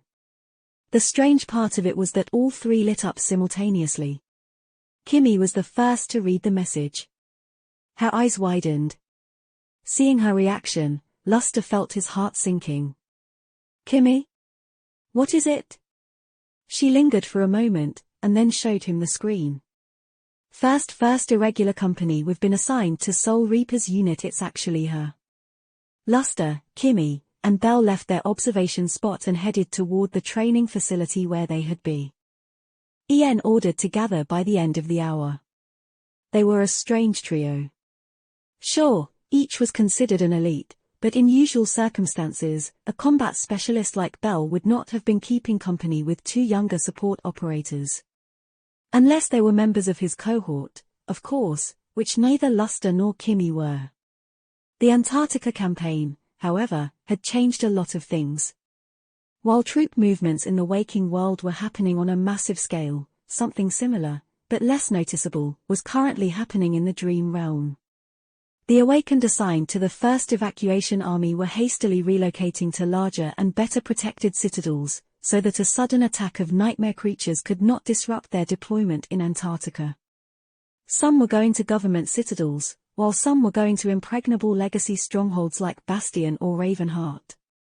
All across the Dream Realm, thousands of awakened were participating in this quiet exodus. Luster, Kimmy, and Belle had just happened to reside in the same general area of the Dream Realm. The awakened serving the government banded together to brave the wilderness and reach Bastion, forming a large caravan that only grew bigger as it passed various citadels. Eventually, a couple hundred awakened all traveled together while their physical bodies were being relocated to various ports, locked inside the sleeping pods. It was a weird thing. Luster had fallen asleep in one place, but woke up thousands of kilometers south of it. In any case, in the month that it had taken him to reach Bastion on foot, he and the two other elite specialists traveling with the caravan had become somewhat close. They were not really friends, but at least knew each other. That could not be said about the other three awakened they met after reaching the reinforced prefab building. Luster's face grew a little dim when he realized that two of them were dudes. The third one, however. Wow. The tall, gorgeous redhead was a real bombshell, sure. She seemed unapproachable and older than him by a good decade, but that only added to her charm. Belle lightly tapped the young man on the shoulder. "Get your head out of the gutter, fool."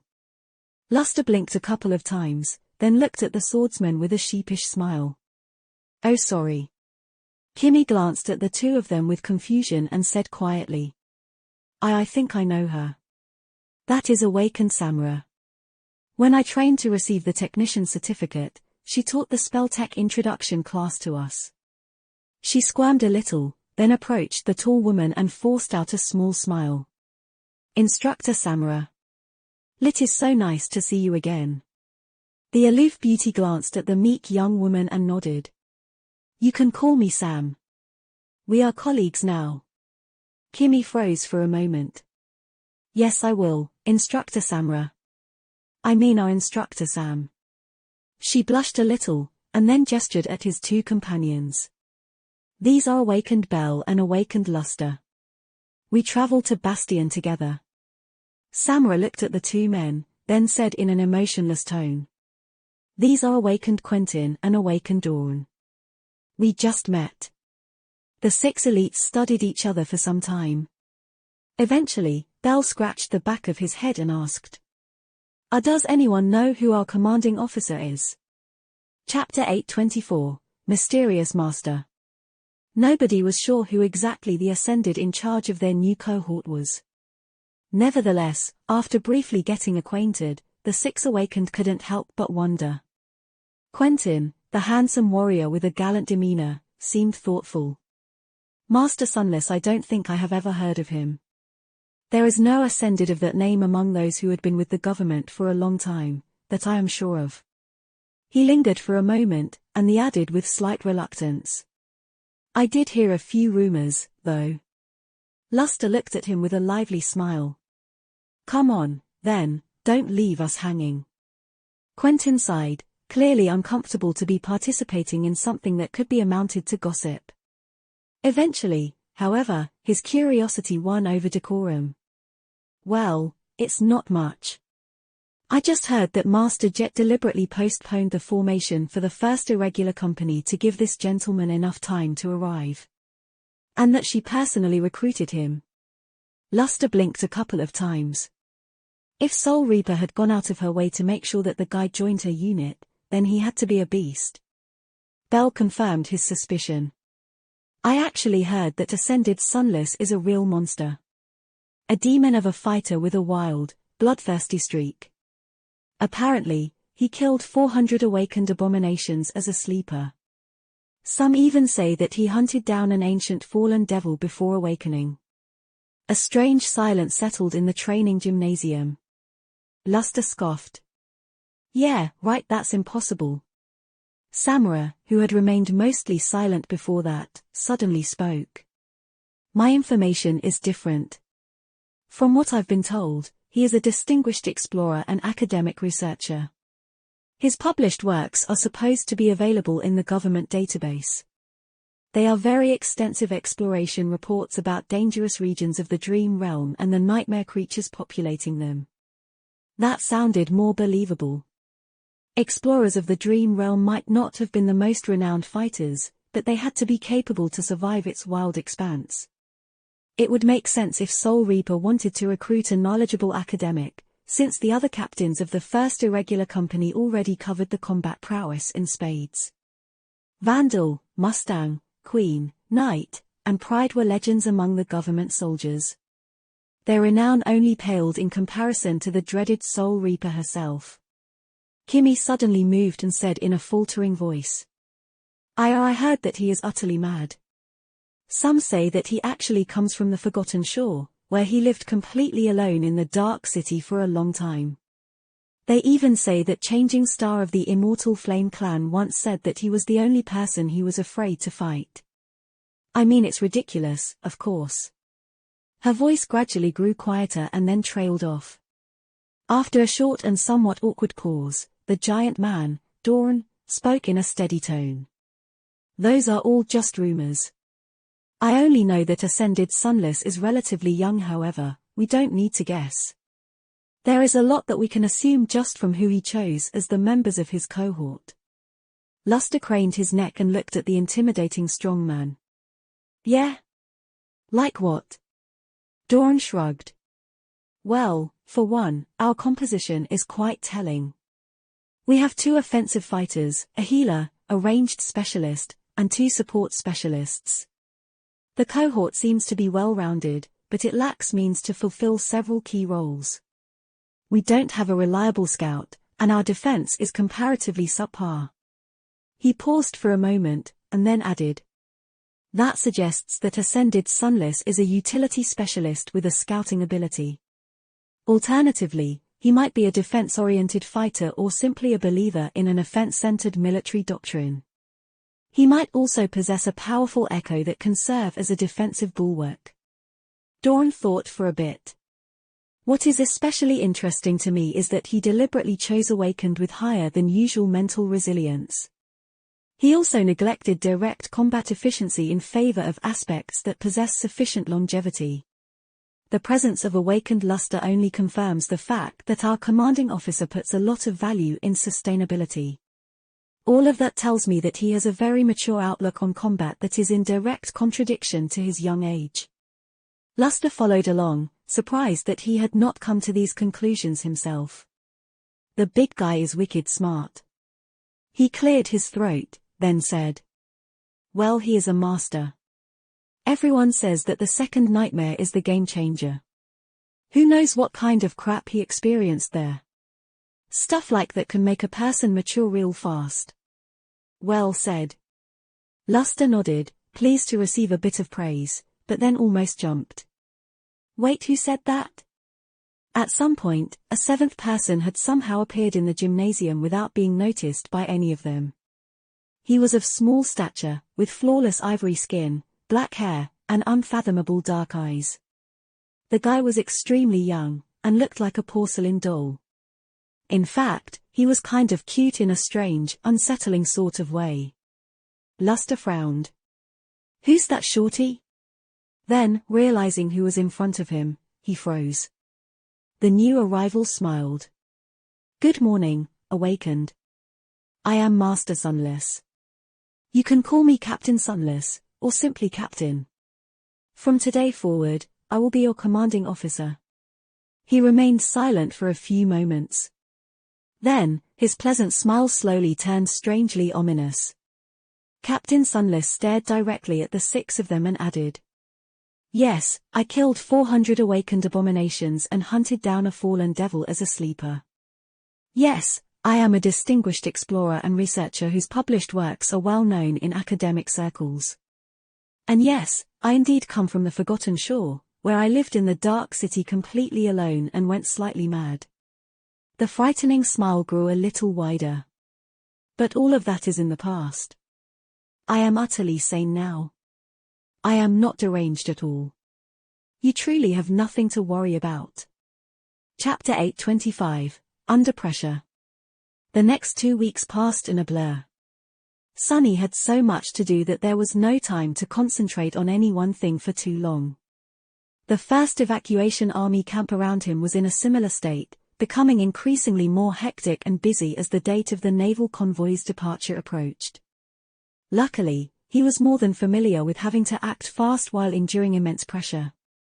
The first thing Sunny did after introducing himself to the members of his cohort was briefly reiterate the key objectives of the upcoming campaign, as well as share several pieces of information about the hardships they would most likely have to endure and the intended role of the first irregular company that his soldiers had not been privy to before. After Sunny finished his briefing, the mood in the empty gymnasium turned somewhat grim. Not wishing to let the 6 awakened stew in their apprehension, he immediately transitioned to the next stage of getting to know his subordinates. Summoning the crawl site, Sunny smiled pleasantly and asked them to attack him, one at a time. He wanted to kill 2 birds with one stone by dueling each of the cohort members right off the bat. First of all, Sunny knew that he had to win their respect. No matter what Master Jet had said, these experienced soldiers were not going to put their trust in him easily. He was young, small, and a complete stranger. Although forging a real bond would take more time and effort, a simple demonstration of strength was a good start. Secondly, he needed to understand their powers and techniques better. A simple duel was the best way to do that.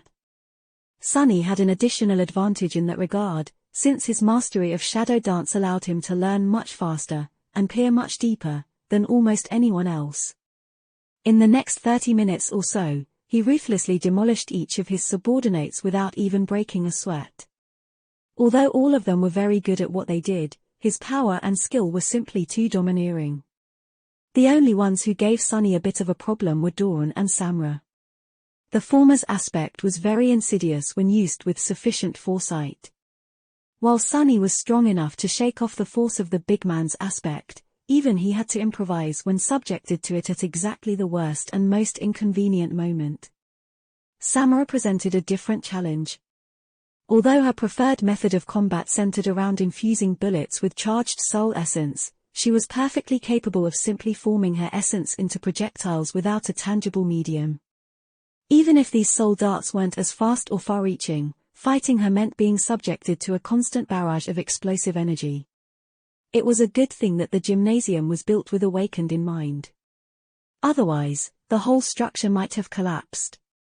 In any case, neither of them managed to really slow Sunny down. Of course, he took care to exert just enough strength to defeat the members of the cohort in a decisive fashion, but not wound them. After the 6 duels were finished, he had a much better understanding of what his subordinates were capable of. Not only had Sunny been able to grasp the core tenets of their battle techniques, he was also very satisfied with adding 6 nuanced, polished styles to his mental library. Knowing what to expect from the 6 Awakened not only allowed him to form a tentative vision of how the cohort would perform in battle and how to command it to achieve the best result, but also helped him come up with an optimized training plan that would turn them into a semblance of a cohesive fighting force in a short amount of time. Sadly, for weeks was not nearly enough time to turn 7 relative strangers into a truly coordinated battle unit. The insight he had received due to Shadow Dance helped substantially accelerate the process, but the progress was still insufficient. Hopefully, they would reach at least the minimal threshold of mutual understanding by the time the naval convoy reached Antarctica. After coming up with the plan, Sunny did not linger before putting it in motion. To his amusement, the training facility assigned to the cohort happened to include 7 Dreamscape pods. These were different from the one he had back home, however. Instead of being connected to the public selection of arenas, it was integrated into a closed network operated by the government. It was also centered around battles with simulated nightmare creatures, as opposed to personal duels. Sunny was even able to tune the battle scenarios to fit his goals and personal preferences, to a certain extent. At first, he was very enthusiastic about this novel method of training, but then grew slightly disappointed with it. Dreamscape was simply incapable of simulating the true madness and dread of the nightmare creatures. The illusory monsters they fought were strong and threatening, but lacked the spark of life and the perverse intelligence that made the real deal so deadly. Illusions were simply incapable of pressuring the cohort enough. So Sunny found something else to really pressure his people. Himself. After the first few days, he allocated significant time to battles where all 6 had to contain a single target their captain. While Sunny looked much less frightening than a nightmare creature, his subordinates quickly learned that he was infinitely more terrible. After an especially intense clash, the 6 Awakened crawled out of the Dreamscape pods and wandered off to grab a bite and rest for a bit. Soon, several of them gathered in the staff kitchen attached to the gymnasium. Luster was rubbing the shoulder he had bruised in one of the real-world training sessions as he groaned. Devil, he is a devil. Sunny, who sat comfortably in his luxurious memory chair on the other side of the building, studying a topographical map of Antarctica, looked up from the screen of his communicator and grinned. That guy is closer to the truth than he thinks. Meanwhile, back in the kitchen, Samra glanced at Luster with disapproval and shook her head. Unexpectedly, Kim decided to support the young man. Actually, our captain, he might really not be a human. I think. The aloof beauty looked at her with confusion. Exposed to so much attention, Kim shifted uncomfortably. That are all humans share common weaknesses. Temple, inner thigh where the artery is close to the skin and so on. But Captain Sunless, he does not. It's like his skull is indestructible, and he doesn't bleed. Luster's eyes widened. See, I am telling you, guys, he is a nightmare creature in disguise. We will all die before even reaching Antarctica. DM Samra stared at him for a few moments, and then said nonchalantly. You know that Hes probably listening, right? Luster flinched and almost fell off his chair. On the other side of the building, Sunny put a hand over his mouth to stifle a wicked laugh. Chapter 826, Shopping Spree. While the intense and arduous training slowly taught the members of the cohort how to fight together, Sunny had several other time-sensitive tasks to complete. Keeping up with all these concurrent responsibilities really tested his mental capacity, but there was no other choice than to simply grit his teeth and do it. Probably the most important of the tasks facing him was to allocate his contribution points and acquire various assets to strengthen the cohort. However, that was not a straightforward issue. After several days of studying how his subordinates fought and getting acquainted with their memory arsenals, he was finally ready to make some decisions. To do so, he chose a moment when the three members of the melee vanguard Belle, Dawn, and Quentin were busy in the Dreamscape pods, and called his other three subordinates over.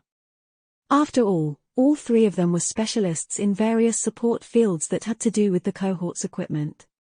Kim was a technician, Samra was a capable spell tech engineer, while Luster was supposed to be an ace pilot.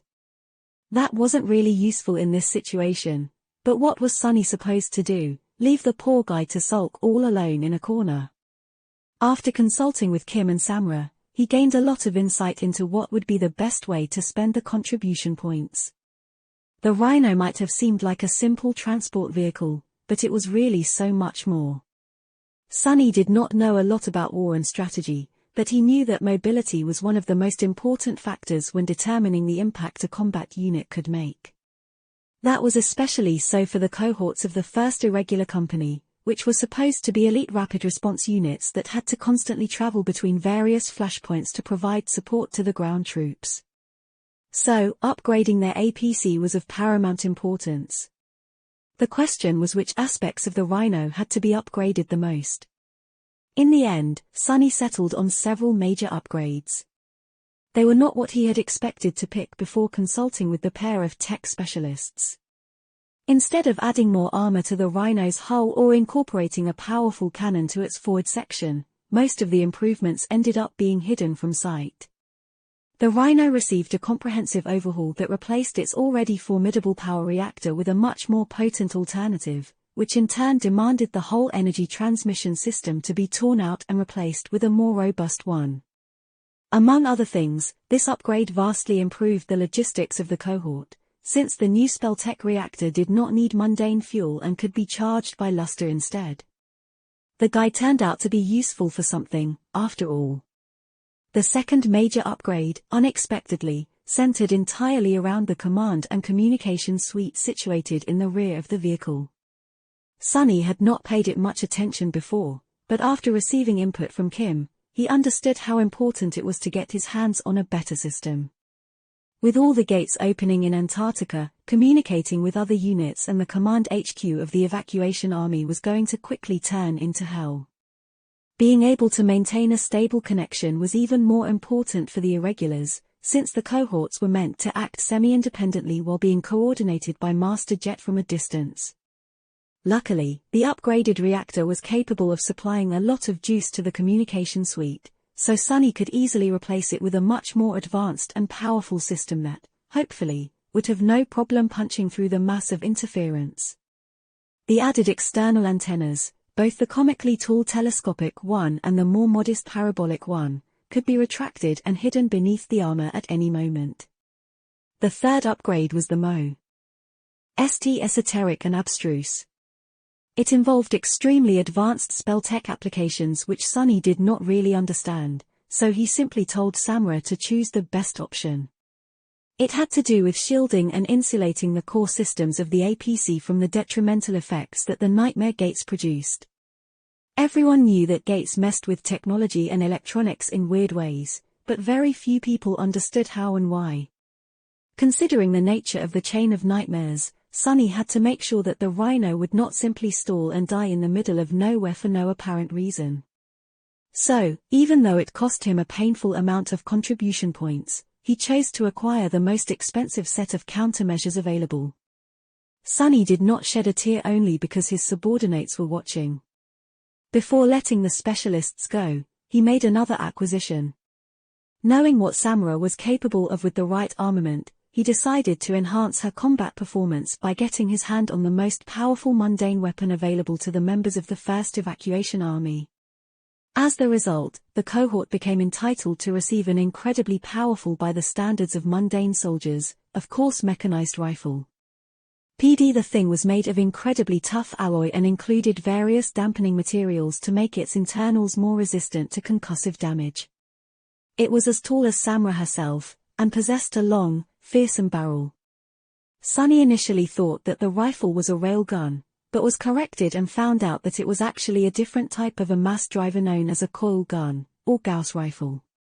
He had heard all those words before, but had no idea what the difference was. Not that it mattered. All he needed to know was that the rifle was incredibly powerful and capable of propelling solid slugs forward with stunning speed. It could also fire them in 2 modes, subsonic and supersonic, which could be useful if the cohort ever wanted to remain discreet. Technically, the rifle was too heavy and powerful to be wielded by a human. It was meant to be utilized by a soldier encased in a full exoskeleton armor suit, or even serve as a light weapon for the smaller humanoid war platforms. But as an awakened, Samura was just strong enough to manage. After making this acquisition, Sunny let the 3 specialists go and rubbed his palms together. Then, he went forward and spent his remaining contribution points on miscellaneous items and, more importantly, better memories for his soldiers. As a mad grin appeared on Sunny's face, his eyes shone with greedy light. Staring at his communicator, he couldn't help but laugh.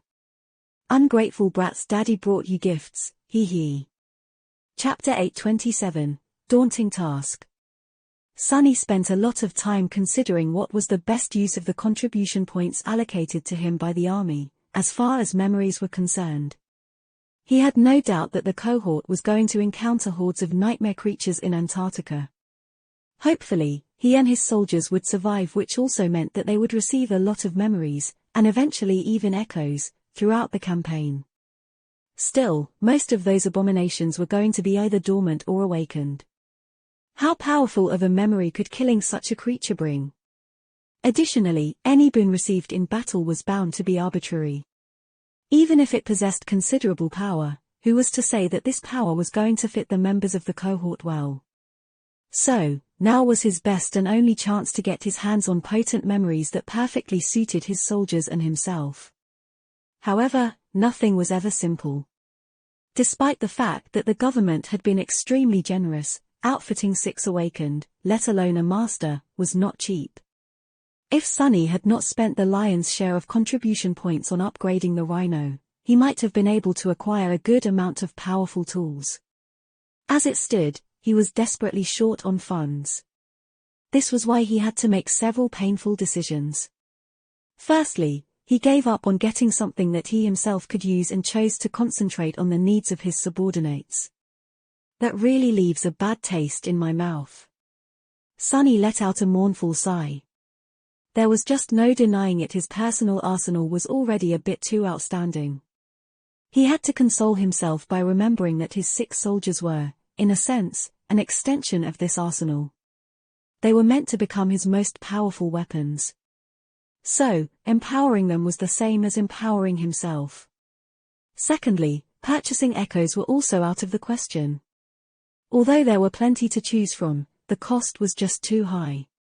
Sunny might have considered getting one if he could turn it into a shadow, But he already knew that he had to possess the corresponding shadow in his soul seed to transform an echo.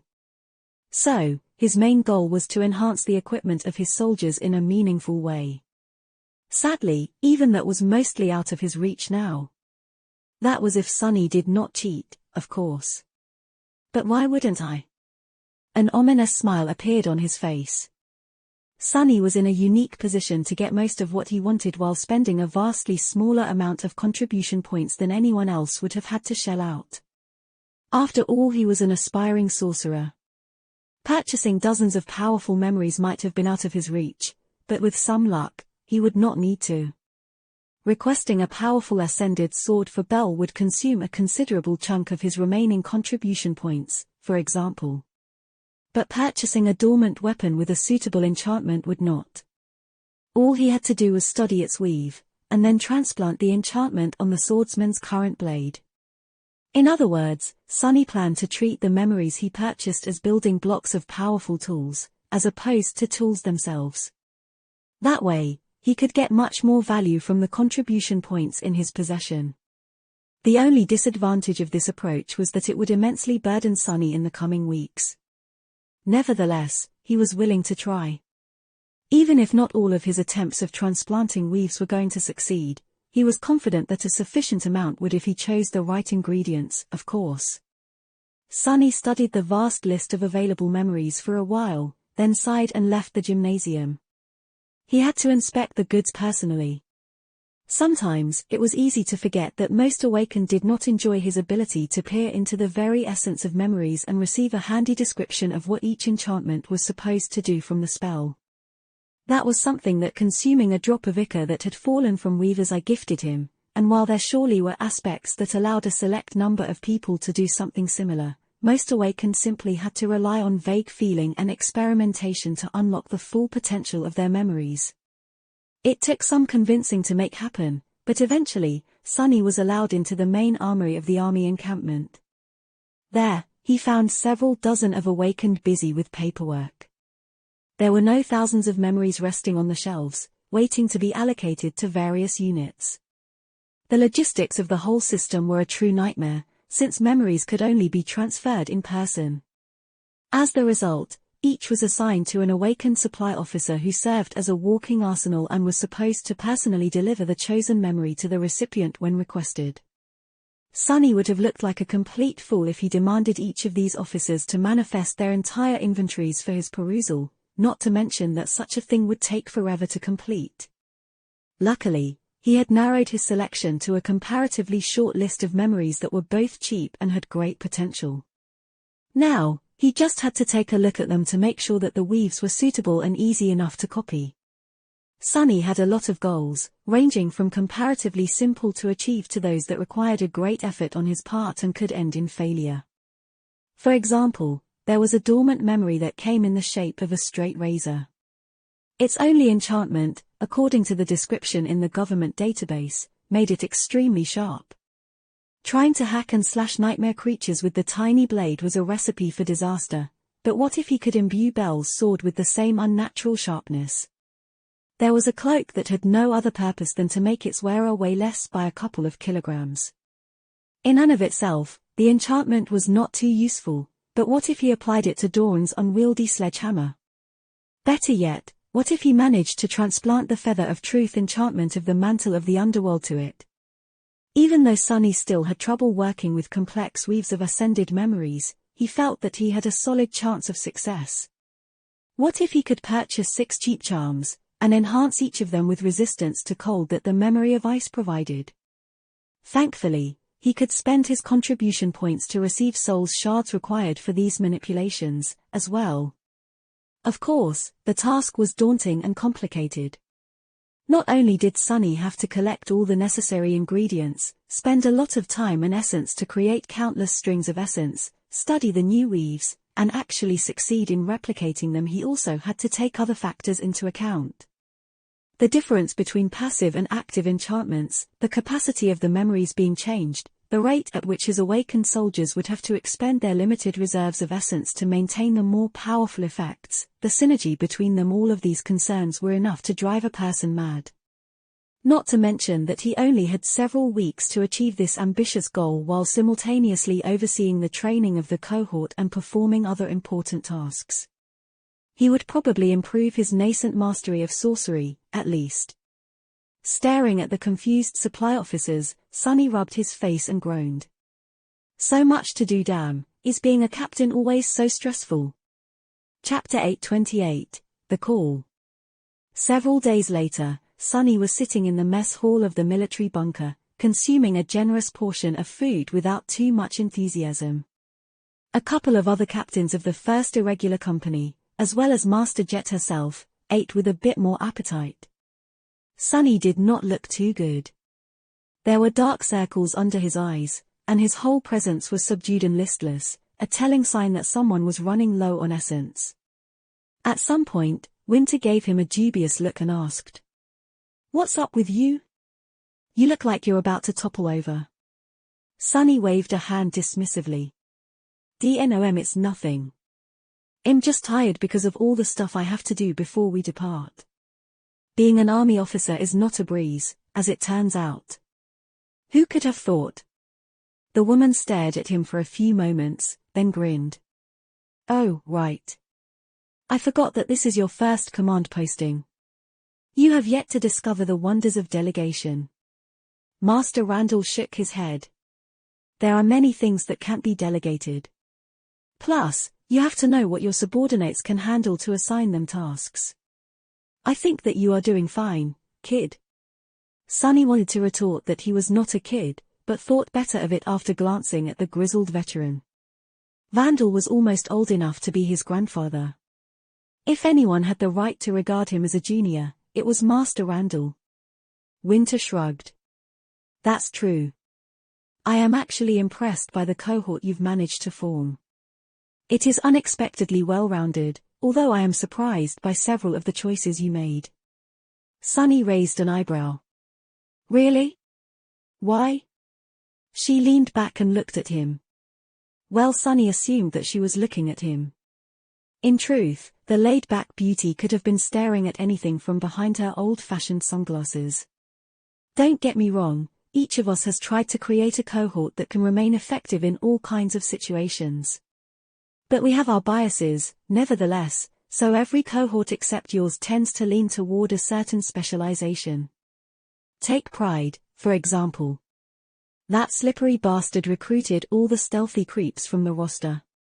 Sunny stared at her without amusement. "You do know that I am a creep myself, right?"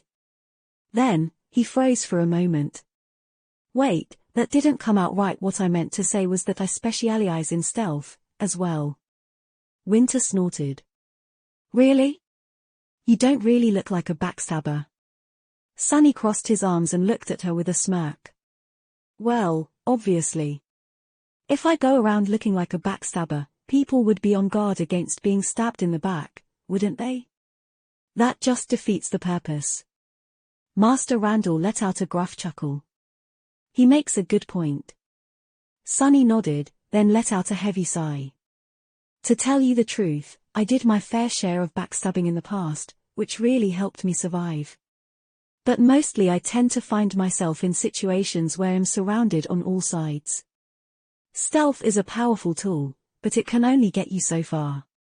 So a well-rounded cohort is the best choice, in my opinion. Luckily, my aspect is versatile enough to support all kinds of compositions." He lingered for a bit, then asked with curiosity, "What do other cohorts specialize in? I've been too busy to keep up with what you guys are doing." Winter took a bite out of her sandwich, chewed it slowly, and shrugged. "Ah, the usual." Davis went with the stealthy approach. "Venerable Vandal here is all about melee carnage, so is Mustang, with the added emphasis on speed and finesse. I am more of a ranged superiority gal. Dale is a bit like you, but with a slant toward robust defense. As for our courageous leader..." She looked at Master Jet and smiled. "Actually, I have no idea. Her cohort is weird." Soul Reaper gave them a nonchalant glance. "It's not that weird. I just picked people who can enhance my own battle performance in various ways.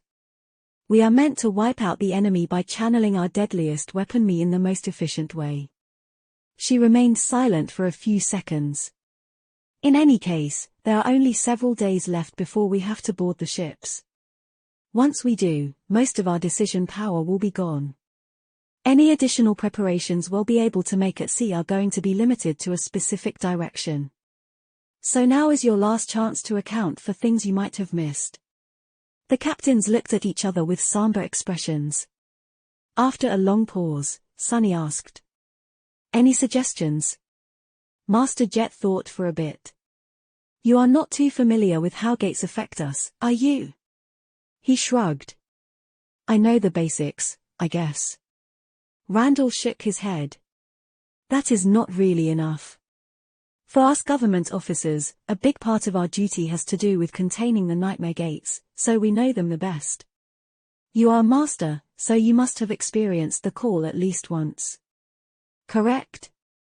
Sunny cautiously nodded. He had indeed experienced the strange pull that both gates and seeds exerted on Awakened. It felt like the nightmare was calling to him. The grizzled veteran continued with a scowl. "Well, the call does not just affect the mind. It exerts a very substantial influence on reality, as well.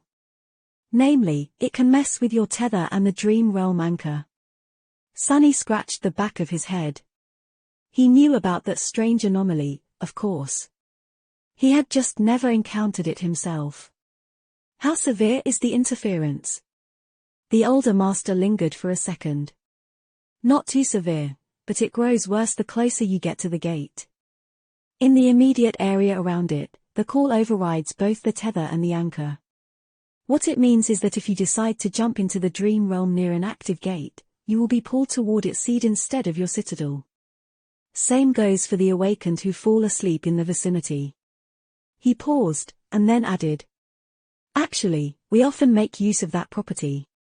If a gate manifests in a populated area and needs to be closed quickly, we can dispatch a cohort of challengers to the seed through the call. A saint might help out and bring them there immediately, or they can wait until the first wave of nightmare creatures is cleared and take a nap, although that is more dangerous, since the challengers will have to search for each other and the seed in a potentially hostile region of the dream realm." Master Jet sighed. "That is not important right now. Usually, it is not too difficult to avoid being displaced by the call. All Awakened have to do is maintain a bit of distance between themselves and the gate." However, her expression darkened. With how many gates are expected to manifest during the chain of nightmares, who knows what the situation will be? We'll have to keep the potential danger in mind and manage the sleep schedule of our soldiers, lest they are whisked away. I advise each of you to stock up on stimulants, at least." Sunny remained silent for a while, thinking. Eventually, he tiredly rubbed his face and said in a somber tone, "I'll take that into account." Chapter 829, Battle Scars. On the second to last day before the departure of the first evacuation army, Sunny and his cohort had nothing much to do. The gymnasium they used had actually been dismantled the previous night, so it was impossible for them to continue training. Of course, Sunny could have come up with an inventive way to put his soldiers through more grief, but he eventually decided against it. Instead, he gathered them on the wall of the port fortress for an improvised picnic. Leaving the northern quadrant was a big occasion, especially considering that they were going to war. This was probably going to be their last chance to relax and enjoy themselves in complete safety, so it would have been a shame to miss it. The cohort enjoyed a lavish meal consisting of various tasty dishes Sunny had commandeered from the officers' mess hall. There were even beverages that were technically prohibited by army regulations, even though they had very limited effect on Awakened. The 7 of them watched as heavy containers were being loaded on the massive ships in wistful silence. Well, at least 6 of them did. Luster, meanwhile, was secretly ogling Samra. After a few moments of silence, the tall woman suddenly said in an even tone, "What are you staring at?" The young man flinched and awkwardly looked away. That's a wicked scar you have. How did you get it, Sam?" Samra, indeed, had a prominent scar that stretched all the way from her shoulder to her forearm. Since the sleeves of her bodysuit were currently rolled up, a part of it was on display. She briefly glanced down at her arm, then shrugged. When I was around your age, there was a gate that opened on top of an unfinished city barrier. As one of the closest awakened to the site, I was among the first responders. We held the nightmare creatures off while the construction crews were evacuating. Anyway, there was an explosion, and I was thrown over the edge. Luckily, my arm got caught on some scaffolds. It hurt like hell, but at least I didn't fall all the way down to the ground and turned into a puddle. Luster blinked a couple of times, then grinned. That's nothing, I actually had my entire right arm bitten off once. A giant stone worm somehow tunneled under the citadel I was anchored in, and then emerged from underground, swallowing the gateway in one go. Those of us who survived had to fight it off, but then got stuck on the pieces of rubble, surrounded by a swarm of smaller worms. He paled a little. Smaller compared to the first one, of course. Each was at least 10 meters long, actually. The only good thing about the bastards was that they could only move through soil, so we were safe as long as we remained on top of big chunks of stone. We did so for a couple of weeks. But when our food and water were gone, we had to make a run for it. I killed an entire worm myself, but not before the damn thing gobbled up my arm. Luster was fortunate that he had lost his limb in the D-Ream realm. Although it must have caused a lot of damage to his physical body, he had not been crippled for life. The young man looked around and gave Belle a cocky smile. What about you? What's the worst you've been hurt, huh? The swordsman thought for a bit. Well, I guess it was a few years back. I was stationed at a remote research outpost, all the way out there in the wilderness. We had a gate open nearby, and the entire facility ended up being overrun. I was pretty much the only one to survive, but the nightmare creatures were on my heels. I had no means to contact the HQ, as well, and the nearest human settlement was 1,000 kilometers away. An amused smile appeared on his face. It took me about a month to reach it on foot. The pursuing abominations were easy enough to deal with, but suffice it to say, by the end of it, I was constantly coughing out chunks of my lungs. That was the worst I have been hurt. Luckily, a kind ascended healer lent a hand to help me recover. A disturbed silence settled over the cohort. A few moments later, Dawn suddenly snorted. That reminds me of my solstice. The very first nightmare creature I stumbled upon managed to thoroughly crush both of my legs. I had to drag myself through the mud for 2 entire weeks of slow, painful crawling to get to the nearest citadel.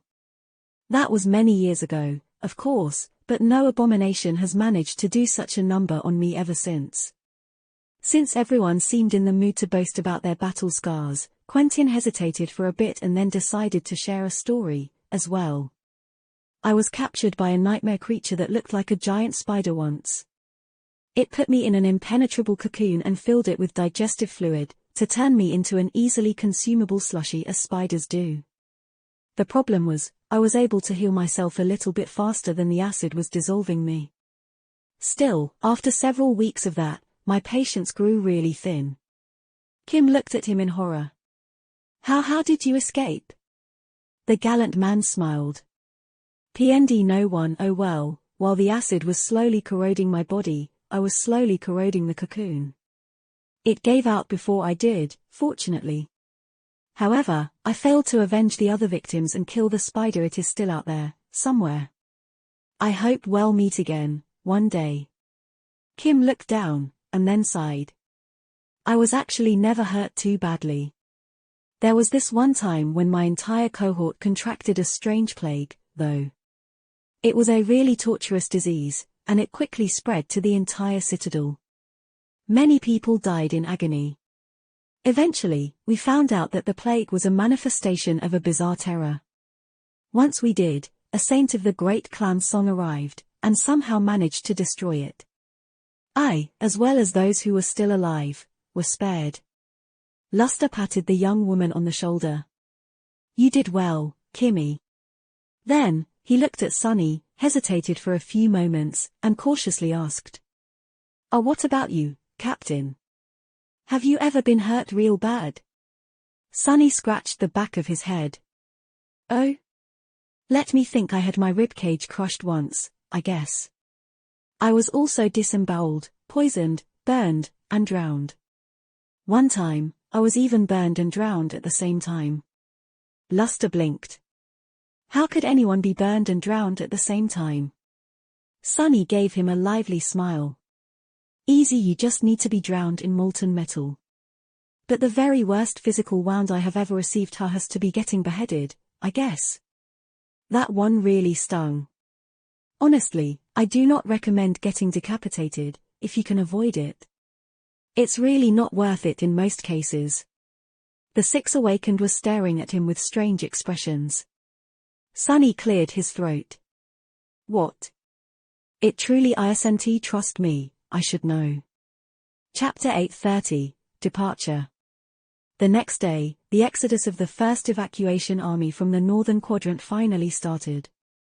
Sunny and the other captains observed the mass of humans, machinery, and cargo containers flowing into the seemingly bottomless cargo holds of the 40 metal leviathans from the tall walls of the port fortress. None of the six spoke, consumed by somber thoughts. Master Jet remained silent, as well. Behind them, the large encampment that had been bustling with activity just a few days ago was completely dismantled and gone. In front of them was the endless grey expanse of the sea and an uncertain future. Even though only a quarter of the entire evacuation contingent was sailing south from this port today, the scope of it all was truly immense. Looking at the fearsome ships and the flood of soldiers boarding them, Sunny couldn't help but feel a bit of awe. It was easy to believe that nothing would be able to stop such a tremendous force. However, he knew better. After a while, Master Jet sighed. "All right. It's time for us to go. Regroup with your cohorts and proceed to your assigned ships. You know what to do if the convoy encounters a disaster on the way. Try your best to survive. Should the flagship go down and I with it, follow the chain of command. Vandal is going to assume leadership over the company in my absence." Master Randall glanced darkly at her and grimaced. "Hopefully, I won't need to." Even though the convoy was going to be guided by the emissaries of the House of Night, it was not a given that all ships would reach Antarctica. Naval navigation was always dangerous, and most of the awakened and ascended of the First Army were all but useless in aquatic combat. Including Sunny. Glancing at his colleagues one last time, he stepped through the shadows and appeared near a crowded dock. It was not hard to find the members of his cohort, since most people gave them a bit of space out of respect. Walking up to them, he put on a confident mask and asked in a relaxed tone.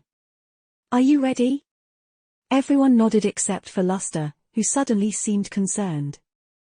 Actually, I've never been on a ship. I won't get seasick, right?"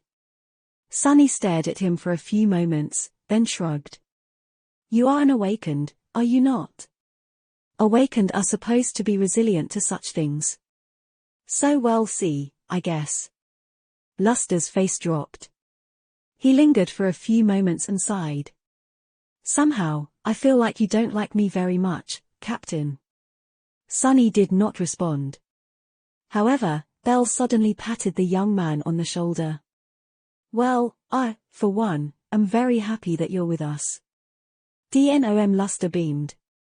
"Really?" The swordsman gave him a friendly smile and nodded. "Sure. People like you are very valuable to have around. I mean, one look at you, and it's clear that you are going to die first. Which, therefore, means that it won't be me.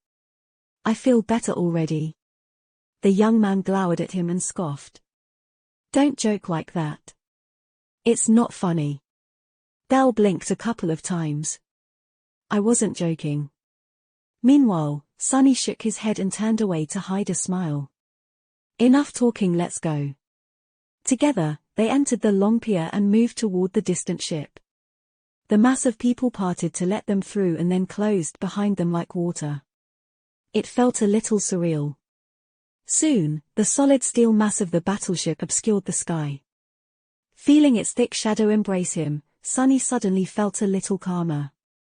He glanced at the grey waves below, sighed, and stepped on the wide link span connecting the pier to the massive vessel. A few seconds later, the dark maw of the cargo hold swallowed him and his people. Once aboard the ship, the cohort split to perform several tasks. Kim, Luster, and Samra went to check on the supplies allocated to the cohort, including the modified Rhino which had already been stored in a special cradle in one of the lesser cargo holds of the giant vessel for some time. Since they had had no access to it prior to today, there was a multitude of checks and diagnostics they had to run. Belle, Dawn, and Quentin followed one of the ship's logistical officers to secure the living quarters for the cohort and get the lay of the land, while Sunny wandered off to the upper deck. There, he walked close to the edge and leaned on the tall handrail, looking down at the distant surface of the water. Images of the forgotten shore and the dark sea rose from the depths of his memory, making him shiver. As Sunny waited for the fleet to depart, his shadows explored the battleship.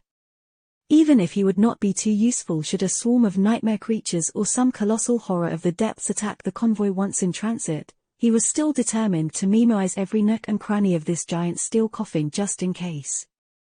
The prospect of handing his life into the hands of strangers did not appeal to Sunny, to say the least, but he did not have a lot of choice. For the next 2 to 3 weeks, the crew of the battleship and the nightwalkers in charge of the convoy were going to decide whether all of them lived or died. Curses. Sunny was suddenly very unhappy with the fact that he did not acquire any powerful swimming-related memories. Even if they could only give him an illusion of being safe, it would have been still better than nothing. Maybe I should make it a priority once we reach Antarctica. I doubt that this is the last time I have to traverse vast amounts of water. Come to think of it, it's strange that I, of all people, have neglected seafaring so much. After spending so much time trying to escape the dark sea, even a complete fool would have learned to respect water. But maybe that was the reason. On the forgotten shore, Sunny had grown very accustomed to equating depths to death. He had never considered the sea as anything else because of that. Slowly, the last stragglers of the first evacuation army boarded the metal leviathans. The gates of the cargo holds were closed, the hatches were fastened. Massive chains rattled as the anchors were raised. The whole battleship beneath him vibrated as its mighty reactors came to life. Slowly at first, then faster and faster, the convoy started to move. 40 mountains of alloy and steel sailed forward, their bows cutting the waves like giant blades. Thousands of people moved in their metal bellies, breathing life into the iron beasts. Sunny looked as the port fortress slowly grew smaller and smaller. Soon, the shore became veiled in a murky haze. The first evacuation army had left the northern quadrant. Chapter 831, Master Neve. After a while, nothing surrounded the convoy but the vast expanse of rolling waves. The 40 colossal vessels moved in a narrow formation, with the fearsome flagship serving as the arrowhead of the expeditionary fleet. Hundreds of formidable cannons were aimed in all directions, their fields of fire overlapping to create a lethal exclusionary zone around the procession. Nevertheless, Sunny was not reassured. He stared at the undulating surface below for some time, a dark expression never leaving his face. Despite the grandiose magnitude of their passage, the convoy moved with a surprising measure of quietness. If not for the sound of water being displaced by the mighty bows and splashing against the alloy armor, Sunny could have closed his eyes and imagined that there were no other ships around him. Wasn't it strange that he had felt much more comfortable aboard flying ships than these far more reliable seafaring vessels? He sighed, then activated his communicator and accessed the Maritime Safety Procedures Manual provided to each member of the First Army. In the past weeks, everyone had to study the sizable document and run a few exhausting drills to familiarize themselves with the strange rules of proper naval conduct. Sunny had a better memory than most, so he practically learned the manual by heart. While its general structure was rather easy to understand and explained what passengers of the ships had to do if a ship or fleet-wide alert was issued, there were a lot of strange and seemingly esoteric rules included, as well. For example, the manual had passages like if you start to experience recurring nightmares or experience persistent auditory hallucinations, report to the nearest Navy officer immediately, or in case of alert level being raised to condition black, cease all activity and motion, do not produce any sounds, disturbances, or vibrations, do not summon memories, and above all else do not actively circulate soul essence, and so on. There were several alert levels, differentiated by their color. Condition black was among the highest and most dire, inferior only to condition red, which meant that the whole fleet had to prepare for an all-out battle. However, there were plenty of regulations that fell outside these established routines. Even though Sonny had no idea what most of these rules were supposed to prevent from happening, he felt a little bit calmer knowing them. Ships move between the quadrants all the time. Hell, there are even some that constantly travel between West Antarctica and South America. There's no reason to worry too much. He sighed, then shook his head dejectedly and decided to leave the upper deck. Whether Sonny liked it or not, he was going to have to spend the next several weeks at sea. Letting paranoia get the best of him would not do anyone any good. There was a lot for him to accomplish, still, from checking up on the Rhino to finding out what kind of facilities would be available to the cohort during this dangerous cruise, and implementing changes to the training plan. Not to mention the fact that he had to continue upgrading and augmenting the memories of his soldiers. As he walked toward the nearest hatch, Sonny suddenly spotted a lone figure standing at the bow of the ship, gazing at the vast expanse of water as he himself had been just a minute ago. The man was tall and wore a midnight blue coat that moved slightly in the wind. Beneath it was a black bodysuit much like the one Sonny was wearing, but also slightly different. It was made out of a strange material and looked much more like a wetsuit than a garment meant to be worn under armor. PND no one. Although the stranger stood some distance away, Sonny could somehow feel his presence all the way near the hatch. It was subdued, deep, and mysterious, tantalizing, even. Sonny had no doubt that he was looking at another master. He hesitated for a few moments, then shrugged and decided to approach the unfamiliar ascended.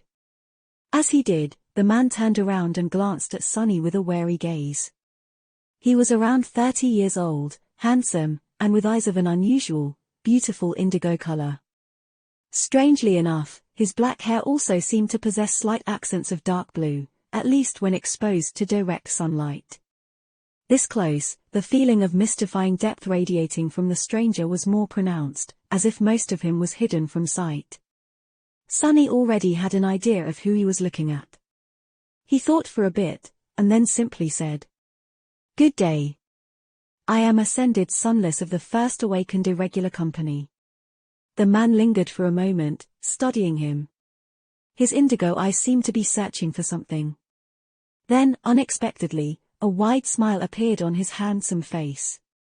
"I am Ascended Neve, of the House of Night." He stared at Sonny with a strange expression for a few moments, and then suddenly blurted out, "Are you crazy?"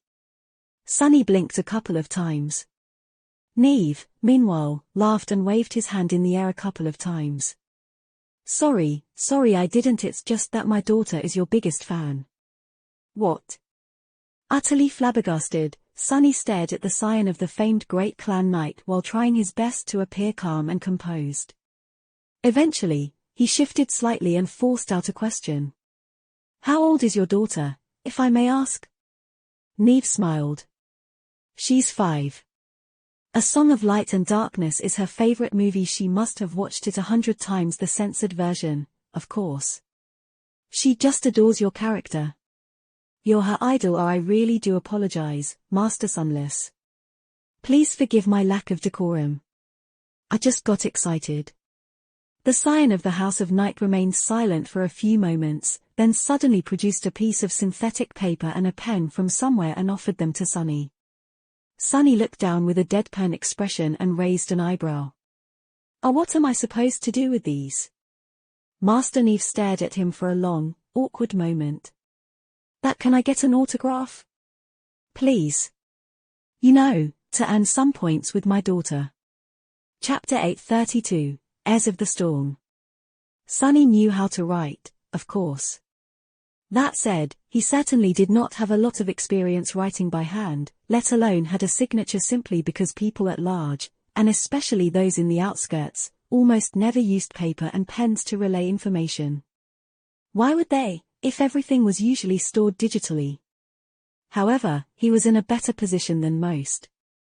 Out there in the dream realm, many long-abandoned traditions had found a new life, so Sonny managed to scribble down his name on the piece of synthetic paper with at least some semblance of finesse. Handing it back to Master Neve of Night, he smiled awkwardly. "Here. I hope your daughter likes it." The Scion of the Great Clan received the piece of paper with gratitude and hid it in the pocket of his coat. "Thank you very much. I am away a lot, so this will go a long way. Next time I see her, she will probably already be 6 and terribly peeved that I've been gone for so long. Coming back with a present is bound to help." He looked at Sonny with genuine mirth. Then, a knowing spark gleamed in his strange indigo eyes. Neve gestured at the ocean and asked, "You are not too comfortable on water, are you?" Sonny lingered for a moment, then scoffed. "You must have seen the movie yourself. Is it really a surprise that I have a complicated relationship with the sea?" The handsome master smiled. "Oh, yes. I haven't thought about that, sorry. Still, at least you are familiar with it. Most people just don't understand." He did not have to say what exactly it was that people failed to understand. For a moment, the two men shared a strange feeling of closeness. Both had known the unfathomable dread of the depths, which was a rare thing these days. Sonny sighed, then studied the massive silhouettes of the iron ships for a few moments, and asked, "So what are our chances of making it to Antarctica alive?" Neve laughed. "Well, I wouldn't worry too much if I were you. Sure, anything can happen. But this convoy is as safe as we can make it." He pointed to the especially fearsome dreadnought that moved in front of the fleet. "There is a saint of the House of Night aboard the flagship. There are several Nightwalkers such as I spread around the other ships. There are also at least one cohort of experienced awakened warriors of my clan on each vessel. We know what we are doing, so very few things can threaten the fleet. It will reach Antarctica, have no doubt." The Scion of the Great Clan lingered for a moment, then added in a more somber tone. "We will have to make the journey many times, bringing the refugees away and returning with reinforcements for the government army. Each of the 4 fleets was made to be nearly indestructible. Still, that doesn't mean that our passengers can relax. Keep your wits about you, Master Sunless, and do remember the rules formulated in the safety manual. We put them there for a reason." Sonny looked at the handsome man and smiled. "Oh, you don't have to worry about that. I have already memorized the whole thing, more or less. I may be lacking in many regards, but being unreasonably paranoid is not one of them." "PND no one." Neve smiled. "That is a truly remarkable trait to have. I wish more people were that unreasonable." Sonny chatted with the Nightwalker for a few more minutes before taking his leave. Master Neve had turned out to be unexpectedly friendly and pleasant to be around. He was not at all like the arrogant representatives of the other great legacy clans. By the end of their talk, Sonny felt a lot better about his current circumstances. He had also grown a bit fascinated with the House of Night. The third great clan had always been a mystery to him. Nightwalkers did not enjoy the patronage of a sovereign, but wielded an irreplaceable power. That unique advantage had carved a place for them at the very top of human hierarchy. But what was that advantage, exactly? After meeting a Scion of the Great Clan Knight in person, Sonny all but confirmed his suspicion. The feeling Neve gave him was somewhat similar to what he had experienced twice before, one time in the shrine at the 4th level of the Ebony Tower, the other time in the Great Hall of the Night Temple.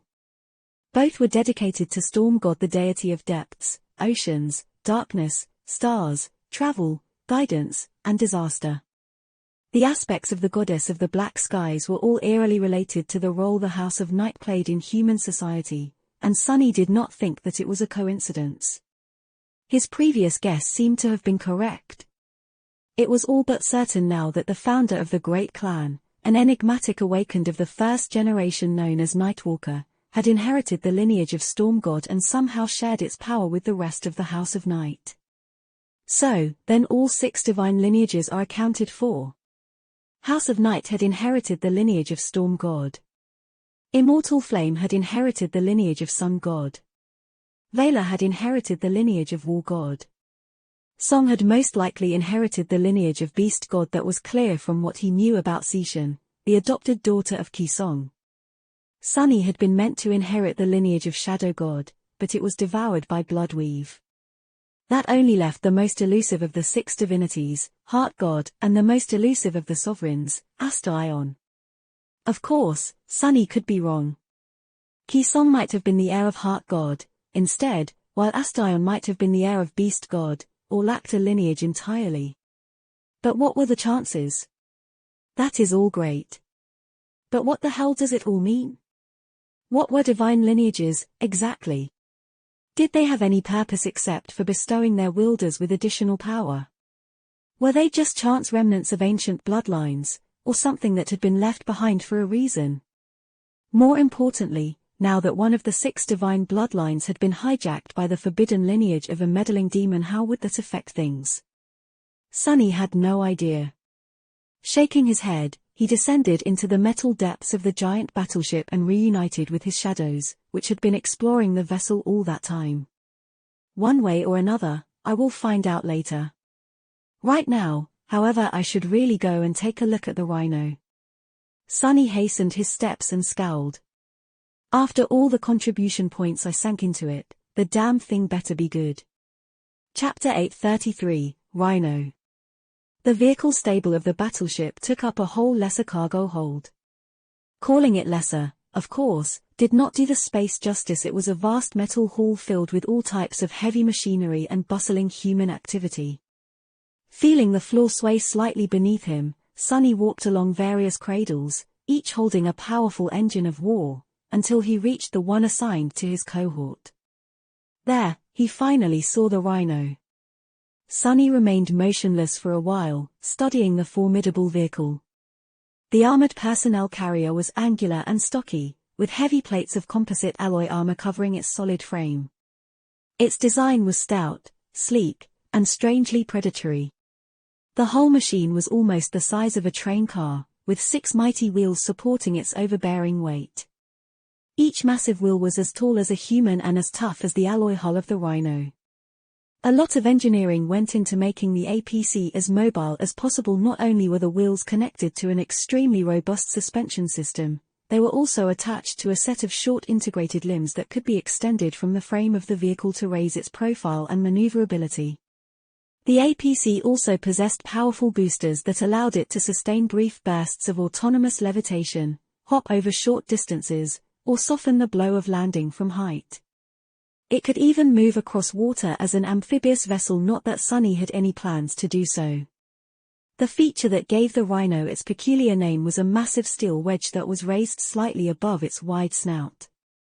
This plow could be lowered down to the ground, turning the APC into a semblance of a heavy siege ram.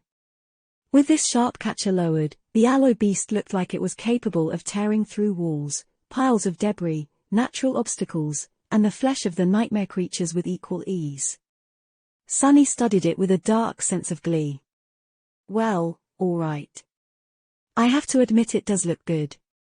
He lowered his eyes and looked at Kim and Samra, who were busy inspecting the vehicle. He walked over to his technicians and asked in a neutral tone. So, what's the status? Samra glanced up from the screen of her communicator, where a diagnostic program was displaying the results of a series of complicated tests. She offered him a small smile. Everything seems to be in order, Captain. He's a real beast. Kim affectionately patted the surface of the APC, which had been painted in a grey camouflage pattern. This is a superb machine. Rhino is really fast despite being burdened by heavy armor, highly maneuverable, and has exceedingly durable internals. With the expensive upgrades we procured, he had become nothing short of a beast, indeed. Sunny blinked a couple of times, coming to terms with the fact that his personnel carrier was, apparently, a he. Kim, meanwhile, shifted from foot to foot and said in a tentative tone. Would you like to take a look inside, Captain? Sunny looked at her nonchalantly and shrugged. Sure. Of course I want to take a look inside. What kind of question is that? He entered the Rhino through an opened hatch, climbed a set of steep steps, and found himself in the interior of the massive vehicle. Everything there was Spartan, highly utilitarian, and designed with maximum durability in mind. It was clear that he was inside a military machine, and yet, Sunny couldn't help but feel that he was surrounded by pure luxury. Maybe it was because he knew how much all this seemingly unassuming equipment cost. The front of the Rhino was dedicated to a slightly raised pilot's cabin, where Luster was currently studying various control panels and switches with an excited expression. There was enough space in there for a couple of additional seats, as well. The reinforced windshield was long and narrow, but offered almost a panoramic view of the surroundings. Of course, there were plenty of monitors displaying the feeds from various external cameras and sensors, as well. The middle of the vehicle was dedicated to a modest living space. There was a small lounge area where the crew could rest and spend time together, a compact galley, and a partitioned hygiene compartment. 6 sleeping nooks were situated on the opposing walls. Sunny could already imagine the competition for who would get the bottom bunks. Of course, each of these bunks could actually function as a dedicated sleeping pod, should the need arise.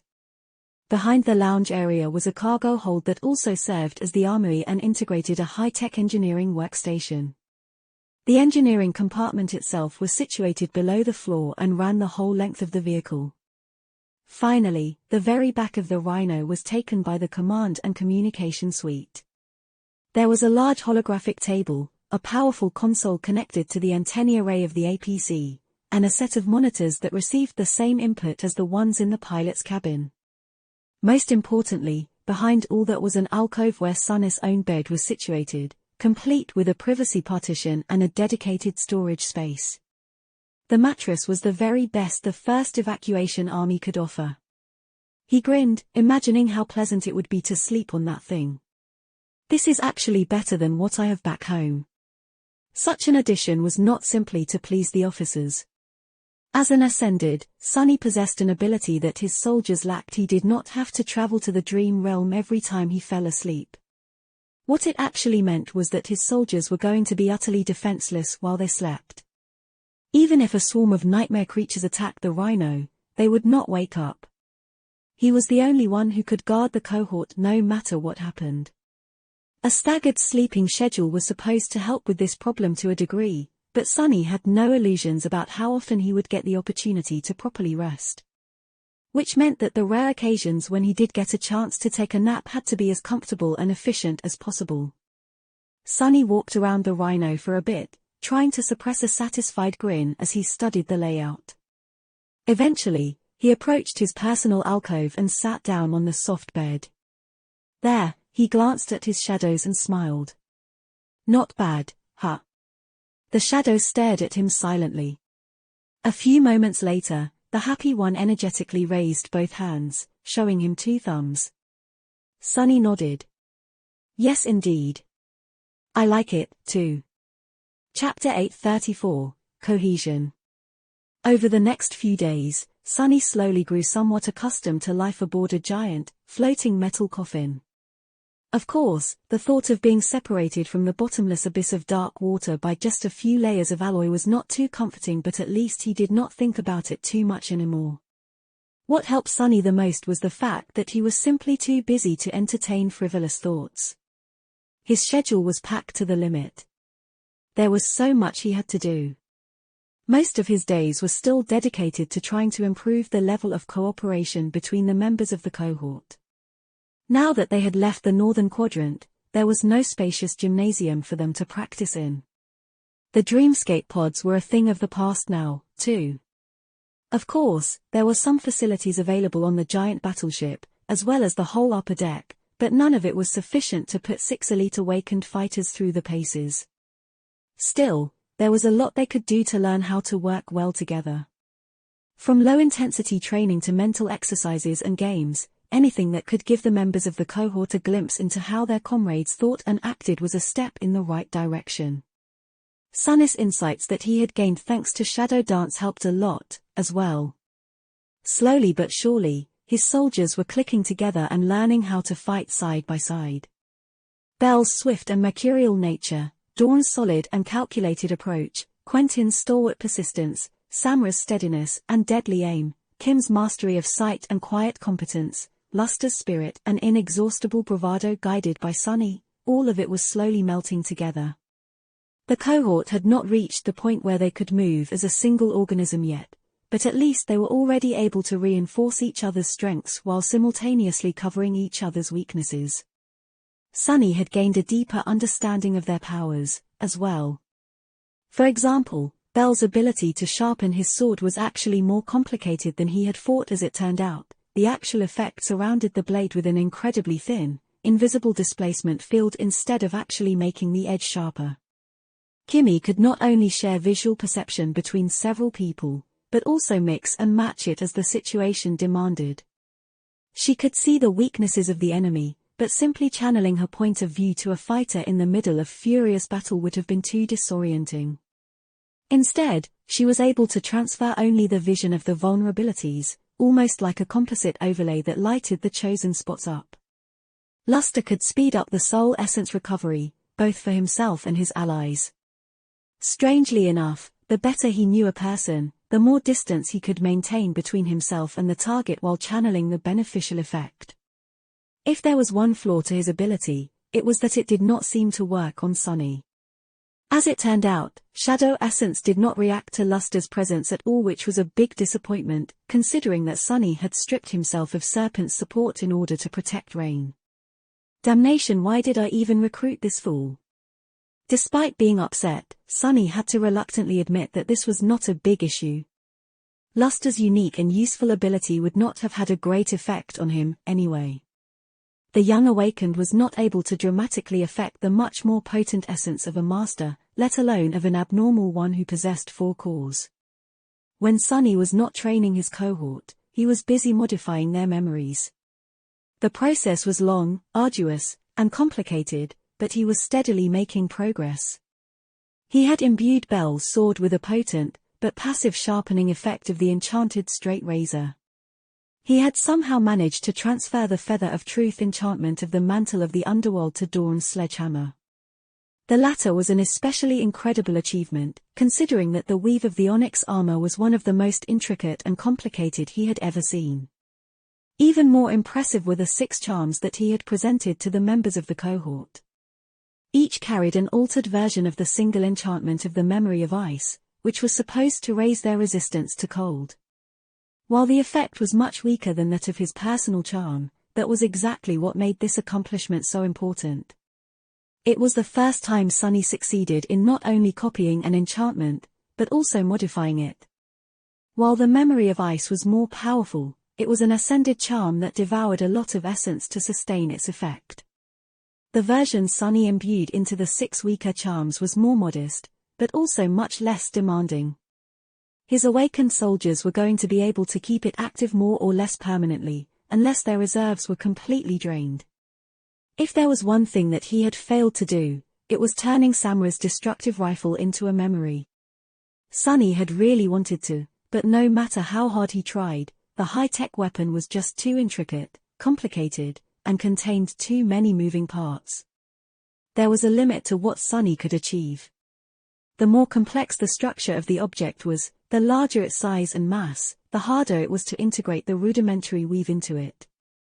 Perhaps if he knew more, he would have known how to overcome this limitation.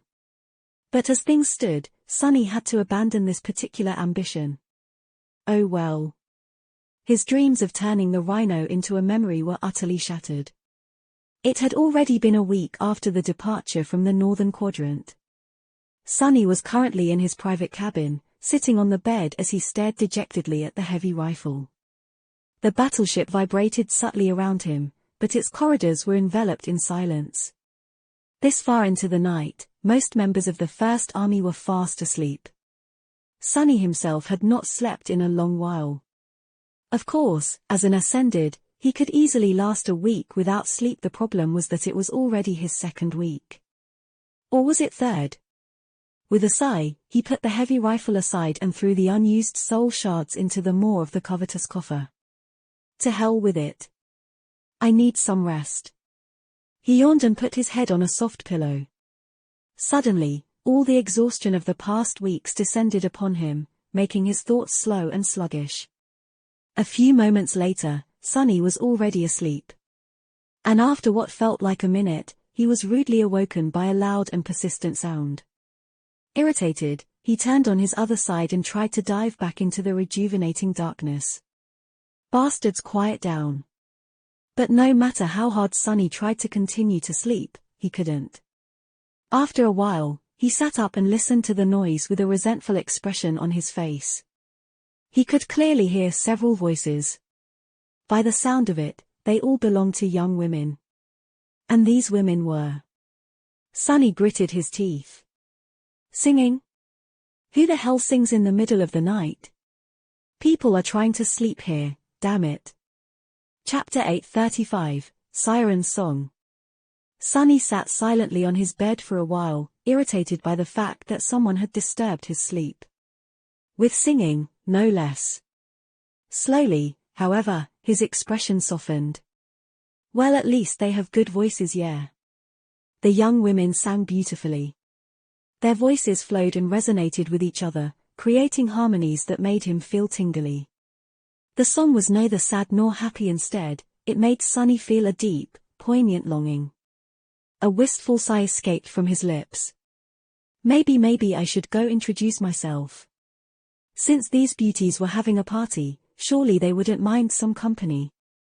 Sonny lingered for a few moments, then frowned. Slowly, he looked down and studied his shadows, which were silently trembling. His face darkened. There is just this one problem. How the hell was he able to hear the singing so clearly? His cabin was separated from other neighboring compartments by thick alloy bulkheads. The entrance hatch was securely fastened, isolating him from the rest of the battleship. No sound should have been able to penetrate inside so easily. Suddenly, an old memory surfaced from the depths of his mind. For some reason, Sonny remembered how the members of the cohort had sealed their eyes with wax before traversing the dark river below the Hollow Mountains. Odysseus. His frown turned into a deep scowl. Sonny hesitated for a moment, then summoned the undying chain. As the lusterless, bleak steel of the slender armor weaved itself from light and encased his body, his thoughts seemed to have turned a little clearer. The chains of longing enchantment provided the wearer with a high amount of protection against mind attacks.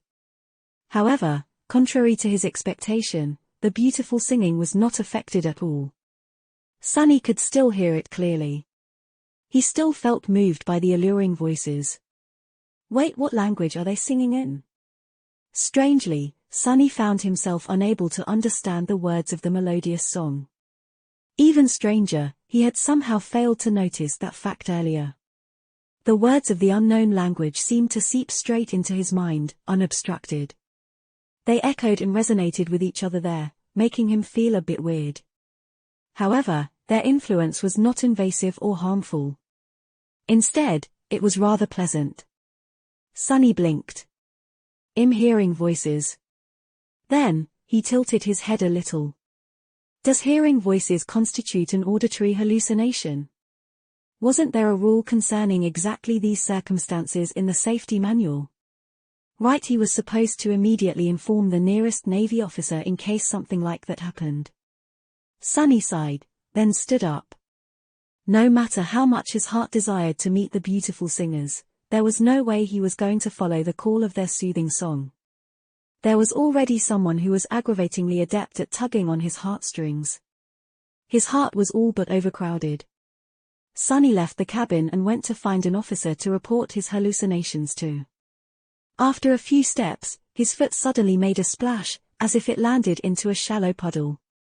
Looking down, Sonny saw a thin layer of clear water covering the floor of the passage ahead of him. His scowl deepened. It was still night, so the passageways of the colossal battleship were mostly empty. Of course, Activity never ceased on a vessel of this size. The crew slept in shifts to make sure that a complete complement of sailors and specialists always tended to its internal systems and manned the posts. One such post was right ahead, behind a corner. There was not a soul around, and the thin layer of water made Sonny feel uneasy. After hesitating for a moment, he sent one of his shadows to take a look. To his relief, the security checkpoint seemed in perfect order.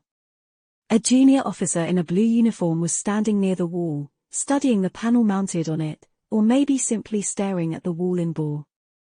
Edom. Does he not see all that water? Or was the water a hallucination, as well? Sonny gritted his teeth, then walked forward and approached the security checkpoint. Excuse me. The officer turned around and looked at him without any particular expression. Yes. The man was seemingly in his early 30s, with pale skin and dark, slicked-back hair. There was nothing particularly memorable about him, except for how still his face seemed to be. Sonny sighed, and then said awkwardly, "That other safety manual says to inform the nearest officer if I hear voices." "Well, I do. Hear them." "So." The impassive man suddenly became more lively. A strange gleam appeared in his eyes. "Oh? What do you hear?" Sonny rubbed his face. "Singing. I hear beautiful singing." The officer stared at him for a few moments, then nodded. "I see. In that case, please follow me to the upper deck." Sonny shifted his weight to take a step forward, but then lingered for a moment and leaned slightly to the side instead. Glancing behind the naval officer, he took a short glance at the man's shadow. The shadow appeared exactly how it was supposed to appear. It swayed slightly on the surface of the water, staring at Sonny as shadows often did. Nevertheless, he felt very disturbed, for some reason. His intuition was not exactly ringing an alarm, but it had become strangely alert. Sonny looked back to the officer. "Why the upper deck?" The man smiled. "Please, follow me to the upper deck." "Something is wrong." Sonny frowned, trying to understand what was making him uncomfortable. Was it the Navy officer's unblinking stare? Unblinking, yes. The man wearing the uniform of a junior officer had not blinked once since they started talking. Sonny stared at him for a few moments, and then took a tentative step back. "I'd rather not." The polite smile slowly disappeared from the officer's pale face. His dark eyes turned a little hollow. "Oh." As Sonny backed away under the man's glossy stare, his communicator suddenly vibrated and let out a sharp sound. The Navy officer did not seem to react to it at all. Sonny, on the other hand, recognized the sound immediately. Crap. In the next moment, the lights in the passageway blinked in a specific pattern and simultaneously went out, submerging it in utter darkness. The battleship vibrated intensely for a split second, and then went still as its reactors were shut down. Absolute silence enveloped the mighty vessel. Condition Black had gone into effect. Chapter 836, Blackwater. As the lights went out and the reactors of the colossal vessel grew quiet, Sonny froze. His shadow sense extended outward as he sensed other people doing the same. Condition Black meant that the fleet was on the cusp of dire danger. After the alert was issued, every member of the First Army aboard the 40 ships had to cease all activity. They weren't supposed to make any noises or movements. They were not even allowed to agitate their essence in any way. The problem was, the strange Navy officer was still mere meters away from Sonny. He, too, stood motionlessly in the darkness. His head was lowered, so Sonny could not see the man's face. He could only hear his breathing. It sounded wet. "Don't do it. Don't." Suddenly, the man's shoulders twitched. Frozen a few steps away, Sonny gritted his teeth. Curse it all. The officer swayed slightly, and then took a step forward. The water covering the floor parted, allowing him to move without making any sound. The air grew colder. A resentful expression appeared on Sonny's face. Don't move. Don't make noise. Don't circulate essence. Don't summon memories. What was he supposed to do? Break the regulations of Condition Black and risk putting the fleet under threat, or remain still and allow the officer or whatever it was pretending to be one approach him? Sunny could not summon any weapons or use his stronger aspect abilities. Simply backing away was against the rules. Damnation. The man, meanwhile, took another step. Now, only a couple of meters separated them. Sunny tensed. To hell with this. The moment the bastard tried to make a sudden movement, he would learn not to mess with a master. High alert or not, Sunny was not going to let the creepy thing touch him. The singing voices suddenly grew louder. He even thought that he started to understand the meaning of some of the words of their beautiful song. The man took another step towards Sunny and suddenly disappeared. For a few moments, he was surrounded by nothing but darkness. Where? And then, the water quietly splashed right behind him. What? His shadows did not see anything. Before Sunny could turn around, something flew through the passageway and collided with an invisible object behind him, producing a blinding flash of light. He was thrown off his feet and landed on the wet floor in a roll. Almost at the same time, the rising voices abruptly disappeared, and the battleship trembled as its reactors came back online. The lamps in the corridor ignited, drowning it in light. Jumping back to his feet as the cruel sight was manifesting itself into reality in his hand, Sunny looked ahead and saw a familiar figure pressing something dark and slithering into the metal bulkhead. Master Neve had lost his midnight blue coat somewhere and was now wearing only his black wetsuit. There was a strange bone knife in his hand. Impaled on that knife was a... Before Sunny could make sense of what the creature looked like, it suddenly lost its shape and turned into a formless mass of black water, which then fell to the floor and formed a puddle. Neve's indigo eyes shone with dark light as he turned his head. Master Sunless, are you all right? Sunny cautiously nodded. What the hell was that thing? The scion of the great clan knight opened his mouth, but before he could answer, the battleship around them shuddered, and a muffled thunder sounded somewhere in the distance. The main railgun was firing. Neve shook his head. No time right now. Check on your cohort. With that, the handsome man seemed to disappear. A moment later, the lamps illuminating the passageway blinked and changed their color to ominous red. Condition Red All-Out Battle. Sunny flinched, and then hurriedly used his communicator to send his soldiers an order to gather near the Rhino. Before he joined them, however, he hesitated for a moment, and then stepped through the shadows, appearing in a secluded spot of the upper deck. It took him a moment to comprehend what was going on. The night was suddenly obliterated by hundreds of bright flashes as hundreds of cannons roared, discharging an endless rain of steel and tungsten rounds into the ocean. A large section of it had changed color at some point, becoming absolutely black. Although the force of the wind had not increased, the black waves seemed taller and more violent than those rolling far away. They reached toward the ships like fingers of an unknown monster. In an especially blinding flash, the main cannon of the flagship of the naval convoy fired, causing countless tons of the black water to be displaced and rise high into the sky like a colossal pillar. A second later, the thunderous roar of its discharge reached Sunny and made him grimace. The scope of the heavy bombardment was truly mind-boggling. However, it did not seem to do much except for slowing down the churning black water a little. As Sunny watched, he noticed human figures diving into the waves from the tall decks of the ships.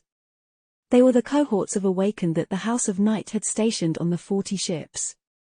Although the flagship was situated at a considerable distance from where Sunny stood, he still noticed a lonely figure jumping into the ocean from its towering bow.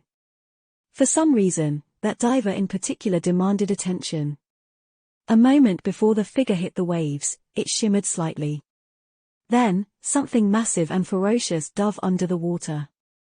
A giant black fin cut the waves before disappearing into the depths. The Saint Guardian of the convoy had joined the battle. Sunny stood among the thunderous roars of the firing cannons and stared at the rolling black waves, awed and dismayed. Slowly, a grim expression appeared on his face. There is no place for me in a battle like this. None at all.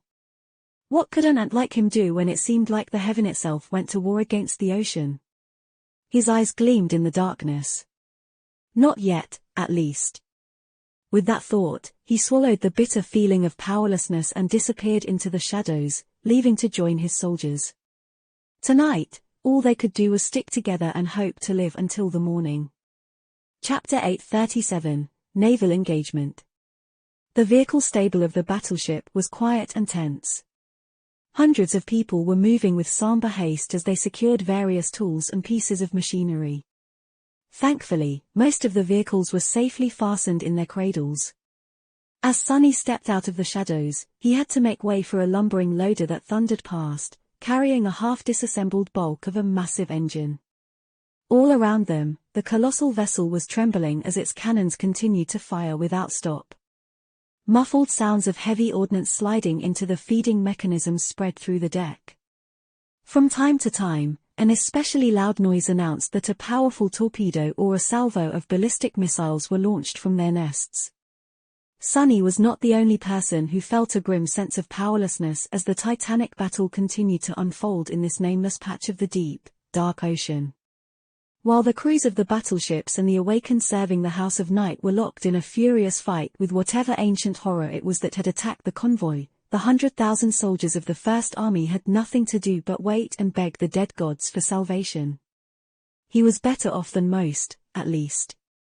Sunny had left one of his shadows on the upper deck to observe the battle. Even though it could only see the turbulent surface of the seething water and not the true confrontation that was taking place deep beneath, there was some relief in knowing what was going on. The rest did not enjoy such a privilege. They could only infer what was happening beyond the metal confines of the vehicle stable by paying attention to the sounds and vibrations spreading through the ship. Occasionally, a loud and startling bang would roll through the massive compartment, indicating that something had collided against the hull of the vessel from the outside. Full of dark thoughts, Sunny walked toward the cradle holding the Rhino. Many people threw furtive glances at the passing master, hoping to find comfort and reassurance in his authority. Noticing that, he made an effort to hide his unease and project an image of absolute confidence. It seemed to have worked, calming the people down a little. Poor fools. What can I do that they can't? Reaching the Rhino, Sunny saw 4 Awakens standing near it with reserved expressions on their faces. Dawn, Quentin, Kim, Luster. He frowned. Where are Belle and Samara? Quentin straightened a little when he saw his superior approaching. They are in the dream realm, Captain. We have already secured their bodies in the sleeping pods inside the Rhino. Sunny sighed. Well, it was not outside the expectations. In fact, Sunny had lucked out, considering that only 2 of his subordinates had happened to be asleep when the battle started. At least everyone is alive. Sunny had almost expected to find Luster missing. The dolt was exactly the kind of guy to be lured to his death by a vision of young beauties singing sweet songs. He stared at the young man, who shifted uncomfortably under his gaze, and then turned to the Rhino. The armored APC was, theoretically, seaworthy. So, it was going to be their last hope in case the battleship went down. Getting the massive machine out of the vehicle stable was a tall task, of course. In fact, Sunny doubted that it was possible at all. He glanced at the sealed blast doors of the giant compartment, then at the solid alloy bulkheads. Would he be able to tear through the hull of the ship, should the need arise? After thinking for a few moments, Sunny judged that he stood a good chance of breaching the heavy armor of the colossal vessel, provided that he used his most powerful memories and had enough time. However, there was a big difference between creating an opening that a person could squeeze through and one that a vehicle the size of the Rhino could. Things would have been different if Nephis was here with her flames and the shadows resonating with each other and augmenting Sunny. He could have ripped through the thick armor plates with ease. Better yet, Changing Star could have simply melted a giant hole through the side of the battleship. But she wasn't here. There was also the mass of black water outside. Why was he even entertaining these thoughts? Sonny sighed and shook his head. Get comfortable. This will probably take a while. His soldiers obeyed, sitting down on crates or leaning against the side of the rhino. However, none of the four looked particularly at ease. Luster lingered for a moment, and then asked in a cautious tone. Captain, sorry, but what exactly is going on? Sonny shrugged. Something big and scary is trying to take a bite out of the convoy. What else? Don't worry too much. House of Night probably has things under control. I personally saw their saint joining the battle. Despite the precarious situation, Luster's eyes suddenly gleamed with excitement. Really? Well, I hope I can see a saint fight, one day. Sonny's face turned bleak as he threw a dark glance at the young man. Be careful what you wish for, fool. If you are ever close enough to see saints fight, then something has definitely gone horribly wrong. Believe me, I should know. Luster opened his mouth to respond, but at that moment, something collided against the hull of the ship again, making him flinch and lose his train of thought. Despite the fact that these loud bangs had been occasionally resounding across the vehicle's stable for some time now, each was still extremely jarring. People trapped in the vast compartment could not treat them with indifference, no matter how much they might have wished to. Still, slowly but surely, they were growing accustomed to the startling noise of the collisions. This last one, though. Sonny scowled. The last one was different. He slowly turned around and stared at a certain spot on the opposite wall of the stable. Was Sonny imagining it, or did the bulkhead look a little deformed? Before he could finish the thought, something collided against the ship once again, and the alloy wall visibly bent inward. Chapter 838, Bang. Crap. As hundreds of petrified people watched in fear, one of the sections of the giant compartment's outer wall bent slightly. An ugly deformity appeared on it, and as the echo of the loud and jarring bang died down, they heard the sound of water rushing into the narrow gaps between the different layers of the battleship's armored hull. A dark expression appeared on Sonny's face. His fingers twitched, and then he turned his head slightly. On your feet, soldiers. Dawn, Quentin, Kim and Luster rose, ready for battle. However, there was a subtle sense of hesitation hiding behind their masks of professionalism and composure. As elites of the government forces, they knew how to fight against nightmare creatures, other awakened, and horrors of all kinds. But how were they supposed to fight the ocean? A moment later, something crashed into the side of the ship with a thunderous bang once again, making the indentation in the bulkhead of the vehicle stable grow more pronounced. People that were closest to it shuddered and backed away. Some turned around and ran. Soon, the space around the damaged section of the wall became completely empty. Everyone in the large compartment had moved as far away from it as they could, pressing against the opposite wall and staring at the massive deformity. A second passed in utter silence, then another. Then, one more. All that could be heard was the sound of rushing water. Someone cursed in a stifled bang. As several people yelped, the wall bent inward even more, its misshapen portion growing in size and reaching slightly deeper into the vehicle stable. A loud, deep groan of contorting metal rolled through the air, reverberating in their very bones. Captain. Kim paled as he stared at the deformed bulkhead. Sonny felt her aspect ability brushing against his mind, and then his perception of the world changed. Everything was largely the same, but the damaged wall became tinted by several subdued colors. It was as if a mad painter had vandalized it with an unsteady brush. Most of the wall remained metal gray, but closer to the massive dent, the armored alloy turned anxious orange and pale red. A small patch of the red was vibrant and vivid, instead. Sonny gritted his. Bang bang bang. 3 consecutive strikes crashed into the outer hull, exacerbating the damage and making the wall bend even more. People screamed and tried to get even further away from it, but there was simply nowhere for them to go. Some eyed the exit from the vehicle stable, while some stared at the contorted bulkhead, frozen still. Somehow, it still held. The metal groaned once more, but endured. Nothing happened for a dozen seconds. Then, another blow crashed into the damaged section of the hull, and the wall bent a little more. As it did, a thin crack appeared right where the alloy had been painted vibrant red. A single drop of black water seeped through the crack and rolled down. Hundreds of people watched the drop with horror written on their faces. Before the next strike tore the hull open, however, a tide of shadow suddenly rose and rushed toward the deformed wall as a wave. Converging on the damaged section, the wave splattered across its surface and then somehow solidified, turning into an improvised brace. Sonny grunted, feeling the strain of keeping such a heavy mass of shadows tangible. It was well within his limit, though if plugging the leak was the only thing he had to do.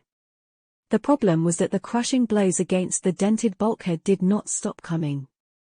One after another, they impacted against it, sending tremors running through the entire vehicle stable. Sonny had to keep exerting opposite pressure to keep the wall intact.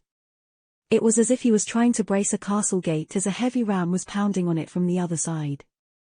Keeping shadows tangible was hard, but forcing them to continuously press forward with that much force was even harder. Clenching his fists, Sonny looked at his subordinates and said in a strained voice, "Dawn, help me push the brace against the bulkhead. Quentin, try to use your aspect to repair the cracks.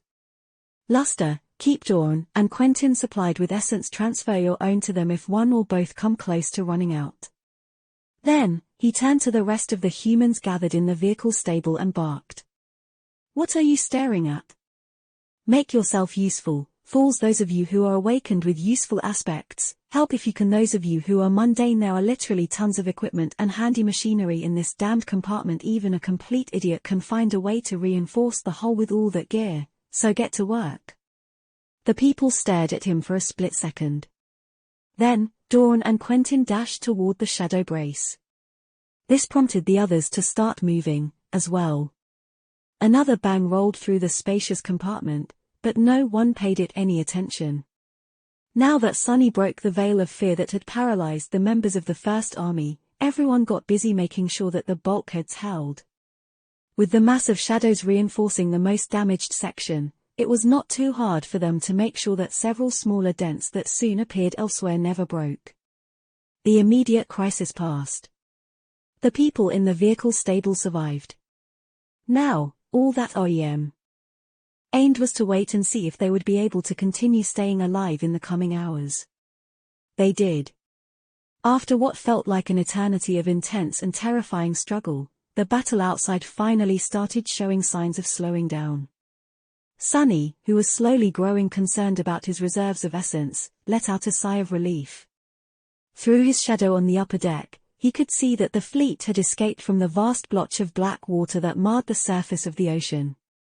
The cannons were slowly ceasing their bombardment, and the crews of the battleships had already started evaluating the damage. A giant shape rose from the depths and broke the surface of the water as it jumped into the air. Sonny saw a glimpse of a creature that resembled a monstrous killer whale, with its black and white hide torn and showing many signs of an intense confrontation against an unknown and ferocious enemy. Then, it shimmered and turned into a tiny silhouette of a human, who then tiredly climbed onto the deck of the flagship and disappeared.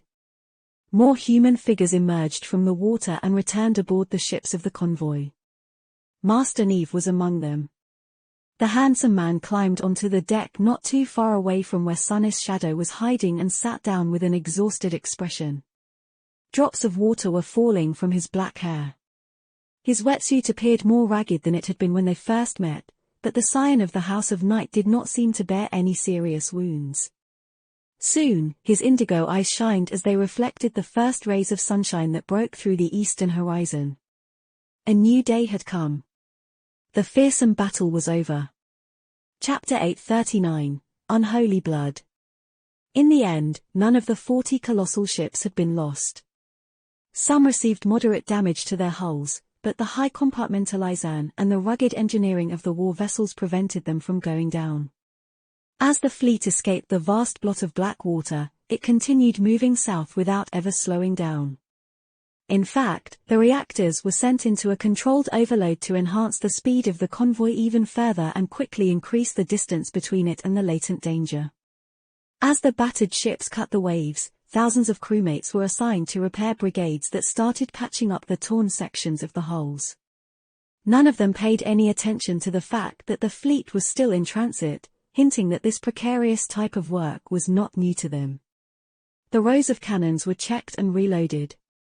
New missiles and torpedoes were slotted into the empty nests. The wounded were moved to infirmaries, and the dead were given burials at sea. Despite the frightening scope of the battle, not too many humans had lost their lives. Things could have been different if the Awakened of the House of Night had not acted so swiftly. A few days later, Sunny was resting in the officer's lounge of the scarred battleship as he chatted with Master Neve. Since there were no other Ascended stationed on the vessel, the two sometimes kept each other company.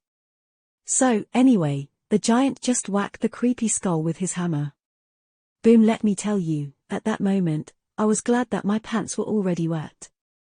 I don't know if that thing died or not, but it did not bother us after that. The Scion of the Great Clan looked at him with an amused expression. The Dark Sea of the Forgotten Shore has to be a great titan then, at least. Sunny shrugged. That is what I think, as well. But who can say for sure? That whole place is weird. He hesitated for a moment, and then asked. Do you think that it is connected to the Blackwater? What is that thing, anyway? Neve's expression dimmed a little. Well, no one really knows. We have stumbled on the Blackwater many times, both in the real world and in the dream realm. It is one of the more prominent hazards in the Storm Sea. Some think that it is a type of nightmare creature, some think that it is a powerful terror that had been torn into numerous pieces, thousands of years ago. Some even think that is the blood of an ancient, long-dead titan. He shook his head and sighed. In any case, everyone agrees that it is best to avoid it. The Blackwater is not really sentient, so hiding from it is not too hard. It's just that this convoy is too damn large. There are too many souls, too many awakened. Their scent attracted it, as well as all the abominations that dwell within it. Luckily, most of them were not too powerful, this time. The handsome master thought for a bit. I don't think that the Blackwater is the same as the Dark Sea of the Forgotten Shore, though. They seem similar on the surface, but that sea of yours is much more vast and powerful. It is a miracle that you and your friends managed to seal it, as mere sleepers. Sunny glanced at Neve with a somber expression. It was not a miracle. Countless thousands of young men and women had died on the Forgotten Shore across 2 decades to uncover the secrets that eventually allowed us to seal the Dark Sea. Many of them would have been pillars of humanity by now, if they had survived. We just finished what they had started. The First Lord and his cohort, the members of the Dream Army, even Gunlorg and his lieutenants. If not for their contributions, Nephis and Sunny would have never been able to lay siege to the Crimson Spire and conquer it. The Scion of the House of Night sighed. Most problems can be solved if you throw enough bodies at them. Hopefully, the Antarctica campaign will be different. It had to be, considering that no amount of bodies would have been enough to bury a problem of that magnitude. Sunny grimaced. How long before we reach it, anyway? Neve shifted slightly and smiled. Conditions are good. If all goes well, a week at most. Then, he leaned forward and added. Oh, by the way, I just received the news. The government is going to be announcing the voluntary mobilization in the next couple of days. The second evacuation army will already be starting to form by the time you guys make landfall. Sunny gave him a dubious look. That's great. I doubt that it will arrive to reinforce us anytime soon, though. Things like that take a lot of time, not to mention that the best and the brightest that the government has to offer are already aboard these ships. With the legacy clans remaining on the sidelines, the reinforcements are not going to change much. The Nightwalker shrugged. I wouldn't be so sure that the legacy clans won't join on the fun. Sunny frowned. I've been told that neither Song nor Vela are interested in participating in the campaign. And while you guys are helping out, the House of Night is not going to send its land troops, either. Neve lingered for a moment. My clan is most useful at sea. As for the other two, indeed, they have only sent token forces to the First Army. They are acting reluctant for now. He shook his head. However, don't let their act fool you. The Legacies are definitely going to join the fight. They might not come in the first wave, or even the second, but they will come. Sunny looked at him, unconvinced. What makes you say that? The handsome master simply smiled. Have you ever met a legacy that could resist joining a glorious fight? He leaned back and let out a laugh. Especially when there are countless treasures, advancements, and spoils of all kinds to be made in the fight. Sunny's expression darkened. Legacies were known to pursue power and opportunity, indeed. If the two remaining great clans did really join the Antarctica campaign, the army would be relieved of a large part of its burden. However, with what he knew about the conflict between Song and Valor, would they be joining the struggle against the chain of nightmares to help humanity, or would they be joining it simply because Antarctica could become the most convenient battlefield for their own private war? Chapter 840, Mobilization. As the naval convoy moved closer and closer to Antarctica, Sunny had to accelerate his attempts to weave new and better enchantments into the memories of his soldiers. Although his rudimentary knowledge of sorcery was not nearly enough to create something truly powerful, he did manage to comprehensively upgrade the cohort's arsenal.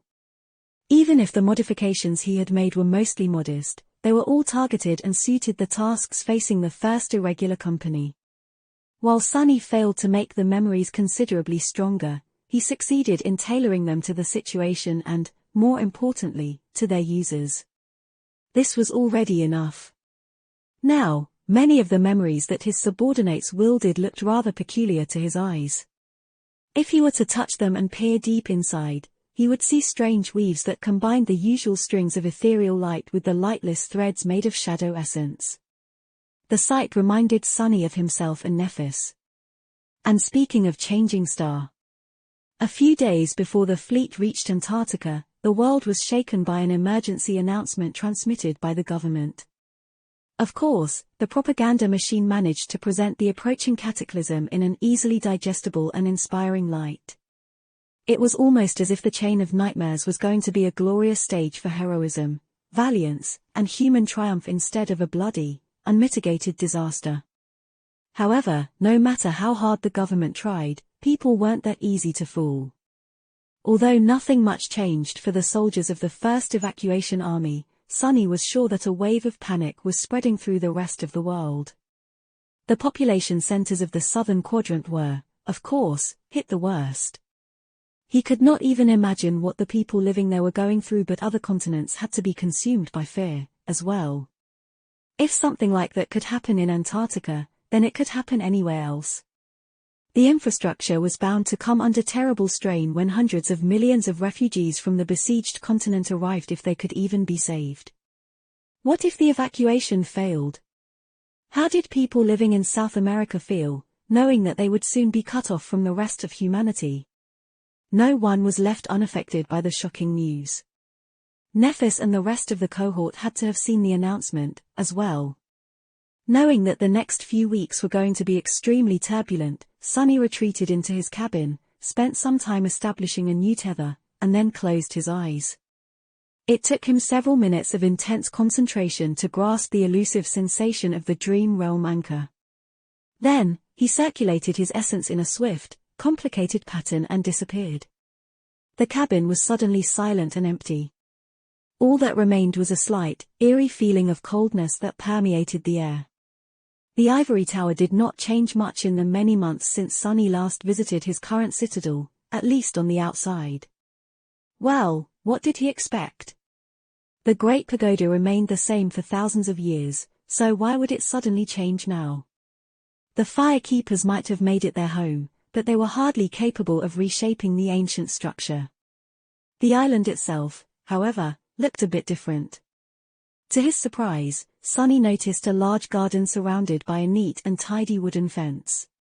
Inside, various vegetables were growing in the soil. There were also several other structures here and there, all built of wood. Some seemed like they were meant for training, some resembled simple barns. They all looked rather harmonious. That's probably Caius and Shakti's handiwork. The two members of Cass's former cohort had used to be artisans in the Bright Castle. One was an awakened carpenter, the other Kido's disciple with an aspect related to plants. The Ivory Island looked much more inhabited now. More than that, a familiar ship rested on the surface of the lake. Despite thousands of years that had passed since its former captain disappeared, the flying vessel remained much the same. Sunny sighed. He had been rather taken by the Rhino. But now, looking at the graceful lines of the ancient ship's hull, he couldn't help but feel that the armored APC was rather small and shabby. Whatever, it has better plumbing, anyway. That's what really matters. Somewhat vindicated, Sunny allowed himself to enjoy the peace and tranquility of the beautiful island for a few moments, and then headed toward the tower. As he did, a thundering voice boomed behind him. Sunny. He slowed down, and then cautiously turned around. Effie was traversing the green meadow with long strides. Her eyes were burning with intense emotion. Oh ho. A second before the huntress reached him, a swift shadow flew across the grass, and Kai suddenly landed on the ground. The archer seemed concerned. Sunny. Effie growled, interrupting him. What the hell, Sunny? Antarctica, that was your big secret.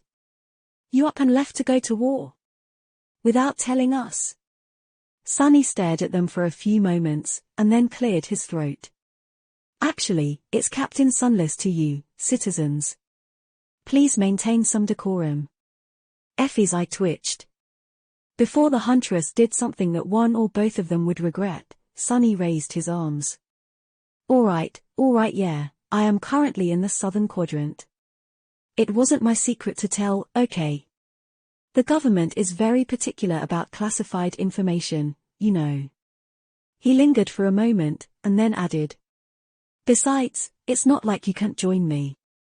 The Second Army would be very glad to get its hands on two renowned masters.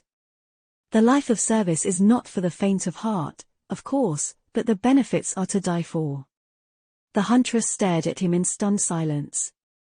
Finally, she palmed her face and said. Doofus, no, sorry Captain Doofus, are you really giving us the recruitment speech? Sunny looked her up and down and grinned. Well, not really. However, I do think that the uniform will suit you very much. Chapter 841, Prudent Decision. For a few moments, there was an awkward silence between the three of them. Eventually, Sunny sighed. Listen, it is what it is. I have my own reasons to join the campaign in the Southern Quadrant. Both of you are smart enough to realize that the picture painted by the government is far removed from the truth. The truth is that Antarctica is going to be a disaster, and no one, not even masters like us, can guarantee their survival. So you have to decide for yourself. He looked at Effie and Kane with a heavy expression and added. If you decide to join the Second Army, do it for a good reason. Do it for yourself, your desires, your principles. Point is, whatever you do, definitely don't do it for me. Chances are that we won't meet even if you ship to Antarctica. It's a big place, you know.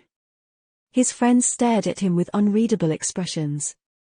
A few moments later, Kai shook his head with a subtle smile. Thank you very much for caring, Sunny. But you don't have to remind us, really. We both have good heads on our shoulders. We are more than qualified to make prudent decisions. Effie nodded. Exactly, if anyone should be giving sage advice here, it's us. We're older than you, and also it's pointless, anyway, because we have already enlisted. Sunny blinked. You what? The huntress grinned and patted him on the shoulder. What, did you think that we would miss our chance to fight an apocalyptic horde of nightmare creatures? Dream on, buddy. Both Kai and I were among the first ones to submit our applications to the recruitment bureau. He stared at her for a second, then rubbed his temples. Wait, you did? Why? Effie and Kai glanced at each other and shrugged. The archer was the first one to respond. Because there are hundreds of millions of people that need help. Is this not reason enough? The huntress shook her head. Because I am a warrior. When an enemy invades your home, you don't hide. You go to war and kick the enemy's butt. We humans need to protect what's ours. If we can't even do that much, then we won't be humans for much longer. Well, just be food. Sunny studied their faces, then scratched the back of his head. Well, all right. I guess that makes sense. Welcome aboard, then. With your power and abilities, the Second Army is probably salivating over your applications right now. Chances are, you guys are going to outrank me very soon. Prudent decisions, huh? Doubtful. As they walked toward the ivory tower, he shared some details about the operation with them, including the disposition of human forces, the intended phases of the campaign, and his own role as a captain of the first irregular company. As he did, both Effie and Kai grew a little pensive. Yeah, I am not sure that the government can actually pull it off. Even if we maintain control over the evacuation centers, repelling the siege of the nightmare creatures for months won't be easy. It would be a miracle if we hold out for a year. But can the fleets even evacuate everyone in a year? Sunny hesitated for a moment, then tentatively nodded. That is the plan. The ships, they are massive. The naval convoy I'm currently at is carrying 100,000 soldiers, but that is only because most of the space is taken by the war machines, supplies, and all the logistical stuff needed to support a massive army.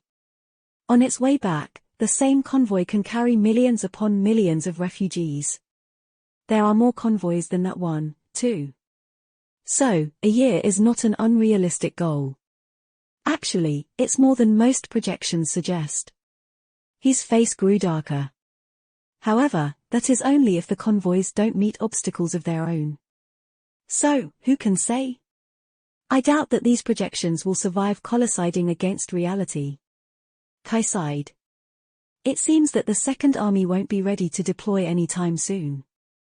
By the time we arrive in Antarctica, the situation might be entirely out of control. Many things can go wrong in a few months. Sunny shared the same sentiment. For what it's worth, I don't expect the worst to happen before you guys have the chance to experience it personally. The chain of nightmares is going to be ramping up as time goes on, as well. So, you'll have plenty of opportunities to live through the truly terrible parts. They entered the ivory tower, where Hope had once been imprisoned. As always, Sunny felt a subtle shiver run through his body and soul when he saw the great hall where he had faced the ineffable demon. Now, Hope's former prison cell served as the heart of the human citadel.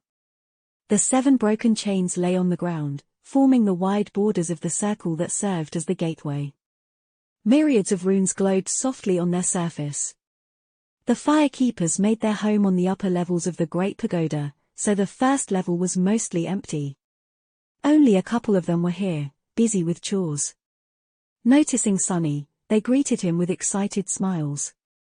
Weirdos. Sunny waved at them, then turned to Effie and Kai. By the way, where's Nephis? Has she arrived? Getting Changing Star to the ivory tower was a complicated process.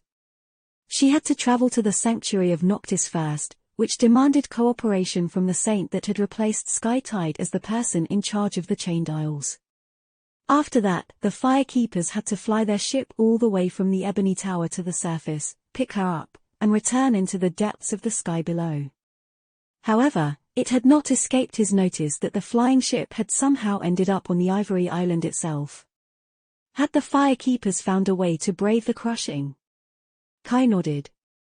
She reached the tower a couple of days ago. It didn't take as long as we thought. With Noctis' help, Cassie had studied the flying ship extensively in the nightmare. I don't know how exactly, but she managed to repair its enchantment circuits enough to move directly between here and the Isles.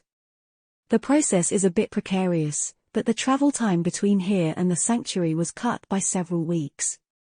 Sunny lingered for a moment, and then sighed. Well, where can I find her? Effie gave him a long look and gestured back to the gates that they had walked through. Here's there, by the lake. Do you want to say hi? Sunny took a deep breath. Yes, something like that. Chapter 842, Lessons of the Past. Leaving the Great Pagoda, Sunny glanced warily at the bones of Sevirax the Ivory Dragon, whom Kai had slain in the nightmare, and slowly headed for the lake. Its surface was calm and clear, as always. Sunlight reflected from the tranquil waters, making it seem like a pool of shimmering silver. Despite the beauty of the heavenly lake, Sunny couldn't help but feel a hint of unease as he approached it. The memory of the furious naval battle was still fresh in his mind, so no body of water felt safe. On the shore, an intricate bench cut from white stone stood, inviting people to rest and enjoy the idyllic view. Currently, it was occupied by a familiar figure. Nephis sat with her legs crossed, staring at the sparkling water with a distant look. When Sunny's shadow fell on her, she lingered for a moment and then looked up. Sunny. He remained silent for a while, then sat on the bench and studied the beautiful lake, as well. How's life treating you?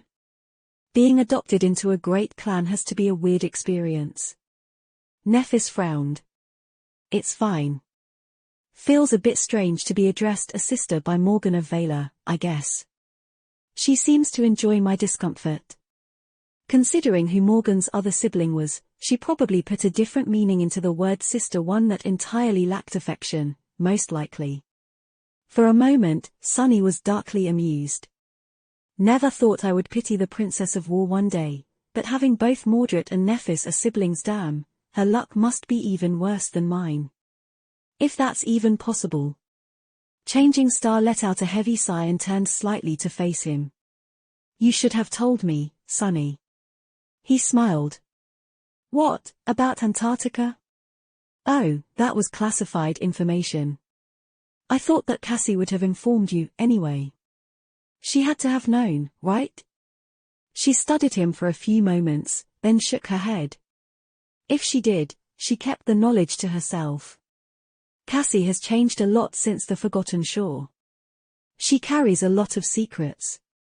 Sunny raised an eyebrow. Huh. I guess there's trouble in paradise. I was under the impression that she's utterly loyal to you like a lost puppy, you know. It's surprising to hear. Changing Star did not respond immediately. After a while, she said. Cassie has her own thoughts and her own desires. She is powerful, too, no less than the rest of us. Brushing her agency aside would be a mistake. Sunny laughed. Of all the people in the world, I would be the last one to underestimate Cassie, don't you think? Nephis simply looked at the lake. Are you safe? He lingered for a bit, then shrugged. Is anyone safe? I am surrounded by thousands of soldiers, awakened, masters, and even a few saints. Plus, in me. Antarctica is no worse than the Forgotten Shore or the Kingdom of Hope. In fact, if anyone is in danger, it's you. Are you safe? Her face grew dark.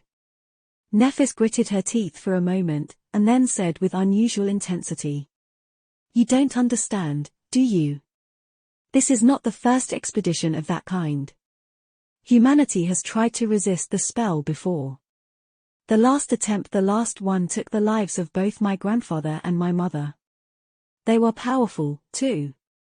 They were exceptional and ahead of their time, too. What makes you think that you'll do better than them? Sunny shook his head. Many things have changed in the past 2 decades. Back then, humanity had much less awakened. There were barely any masters around. No saint had even emerged yet, at least officially.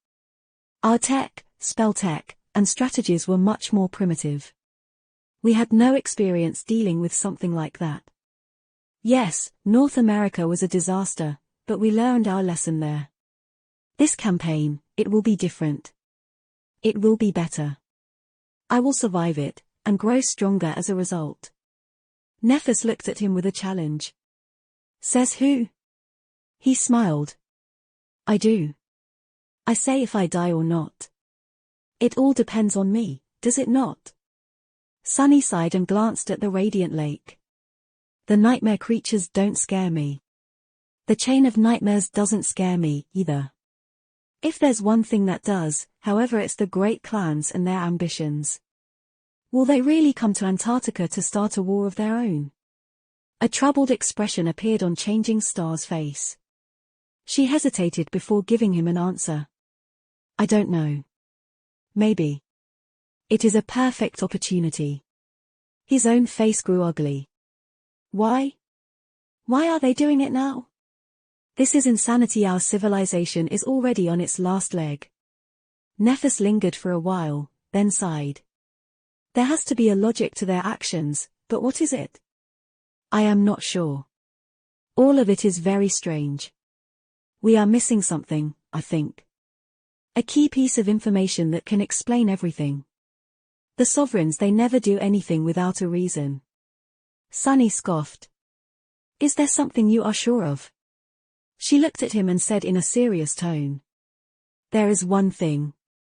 Changing Star remained silent for a moment, distant flames dancing in her cold grey eyes. When the great clans do come to Antarctica, all of us better be ready. Several days later, Sunny ascended to the upper deck of the colossal battleship and walked over to its bow.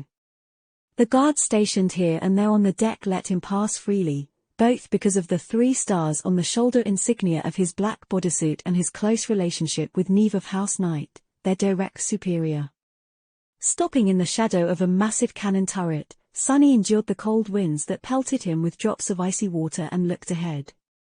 In front of him were the towering hulls of other metal leviathans of the naval convoy, which cut the waves as they sailed toward a distant horizon. And out there, on the horizon, a dark line slowly appeared, finally putting an end to the vast expanse of undulating water. Antarctica. After several tumultuous weeks at sea, the fleet had reached its destination. Chapter 843, Falcon Scott. Perched precariously on a broken mountain road, the Rhino stood still as the members of the cohort cautiously climbed higher.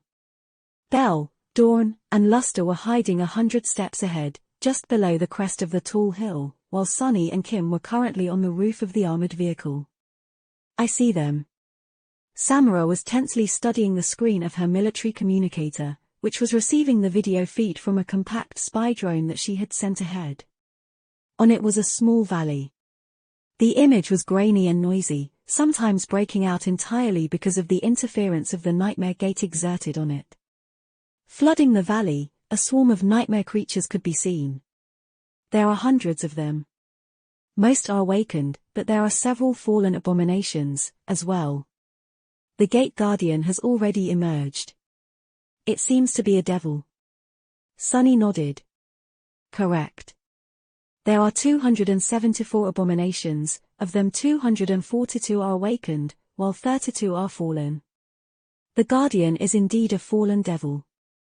One of his shadows had snuck much closer to the swarm of nightmare creatures. It wasn't suffering from any interference, as well. Sunny, however, maintaining a calm facade, he shivered inwardly. The gate was whispering into his ears, calling to him on a level much deeper than thought or emotion. He had experienced the call before, but now that he was a master, it became so much stronger and harder to resist. Sunny had experienced this change almost instantly after the first evacuation army made landfall in Antarctica.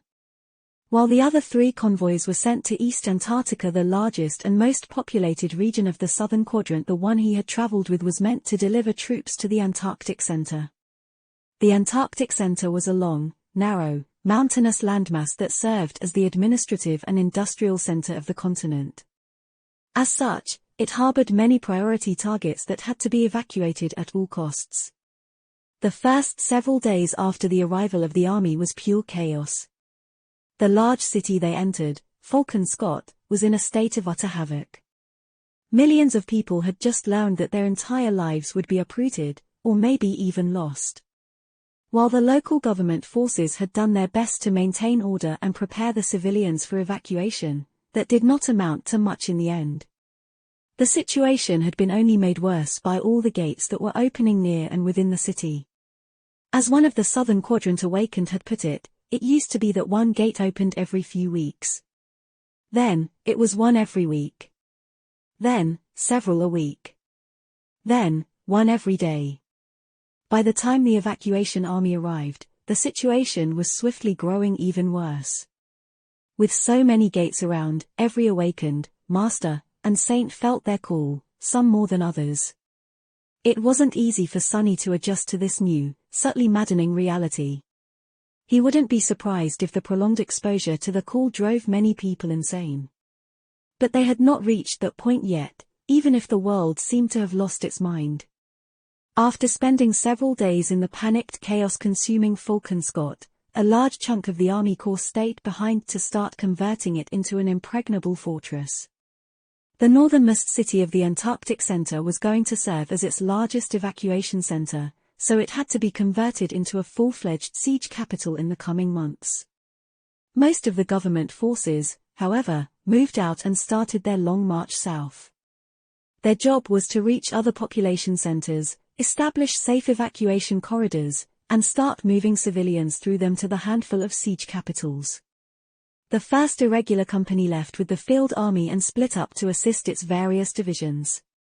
And now, just a day later, Sunnis cohort was going to fight its first battle. The division they were escorting was already engaged in a low-intensity confrontation against a mass of nightmare creatures that had emerged from Halfadozen gates at the lower altitude. To wipe the abominations faster, they needed to flank them, but the most suitable road skirted the mountain slopes and was itself blocked by the 7th gate. Deploying soldiers to fight on such rough terrain was problematic, so the irregulars were sent instead. Standing on the roof of the Rhino, Sunny sighed. "We are in luck." Both Samra and Kim turned and stared at him with inscrutable expressions. After a few moments of dead silence, the latter said in a timid voice, "I am sorry, sir, but how can facing 300 nightmare creatures and a fallen devil be called luck?" He shrugged. "That is what I call a low-threat gate." "Do you have a guess why?" Samara frowned. "Because there's no tyrant." Sunny nodded with a smile. "Indeed. Sure, there are a lot of abominations, but without a tyrant or a terror to control them, they are just a herd. Things would have been much worse if all these creatures could coordinate their attack. Plus, we're smarter. That means that we can stack the odds in our favor." She lingered for a moment. "I think the odds are already in our favor. We have higher ground, and the wind is blowing in the right direction. The nightmare creatures have not caught our scent yet, which means that the element of surprise is on our side." Sunny shook his head. "Don't be fooled. They already know that Wahir abominations have other ways of sensing human flesh and souls. In fact, they would not have stayed put near the gate unless they were up to something, in the first place. They would have spread around and tried to find something to tear apart and devour." Kim shivered. "Then what are they waiting for?" He glanced at her with an amused expression. "Isn't it obvious? They are waiting for us to walk into the trap. That fallen devil is much smarter than it looks." Sunnis' expression hardened. "Which is why it has to die first." Samra studied the screen of her communicator for a few moments and sighed. "I can probably make the shot from this distance, but we don't have a direct line of fire. The crest of the hill that hides us from sight also protects the enemy from ranged attacks."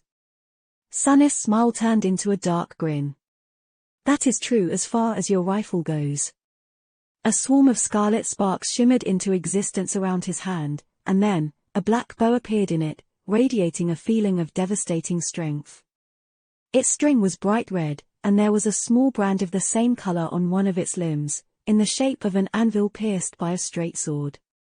But arrows, unlike bullets, do not have to fly in a straight line. Chapter 844, Opening Act. Sunny studied the swarm of abominations that flooded the small valley. These ones didn't seem as dangerous as the primal hunters he had once fought in front of Rain's school. The creatures had bestial bodies, with 4 bony limbs that ended in sharp claws and long, slithering tails. Ridges of jagged spikes rose from their spines, and their maws were full of sharp fangs. Most disturbingly, all except for the fallen one seemed to have had their eyes violently torn out. Now, only darkness nestles in the empty, gaping holes of their eye sockets. The abominations did not move as if they were blind, though. There was a strange, predatory precision to their subdued motions. The devil was different from the eyeless beasts, though. It resembled them outwardly, but possessed a more humanoid body. The creature stood on its hind legs, while his front limbs resembled human hands. Its eyes were closed, and even seemed sewn shut. Something constantly moved behind the eyelids, giving Sunny the creeps. The powerful abomination towered above its ilk, reaching almost 3 meters in height.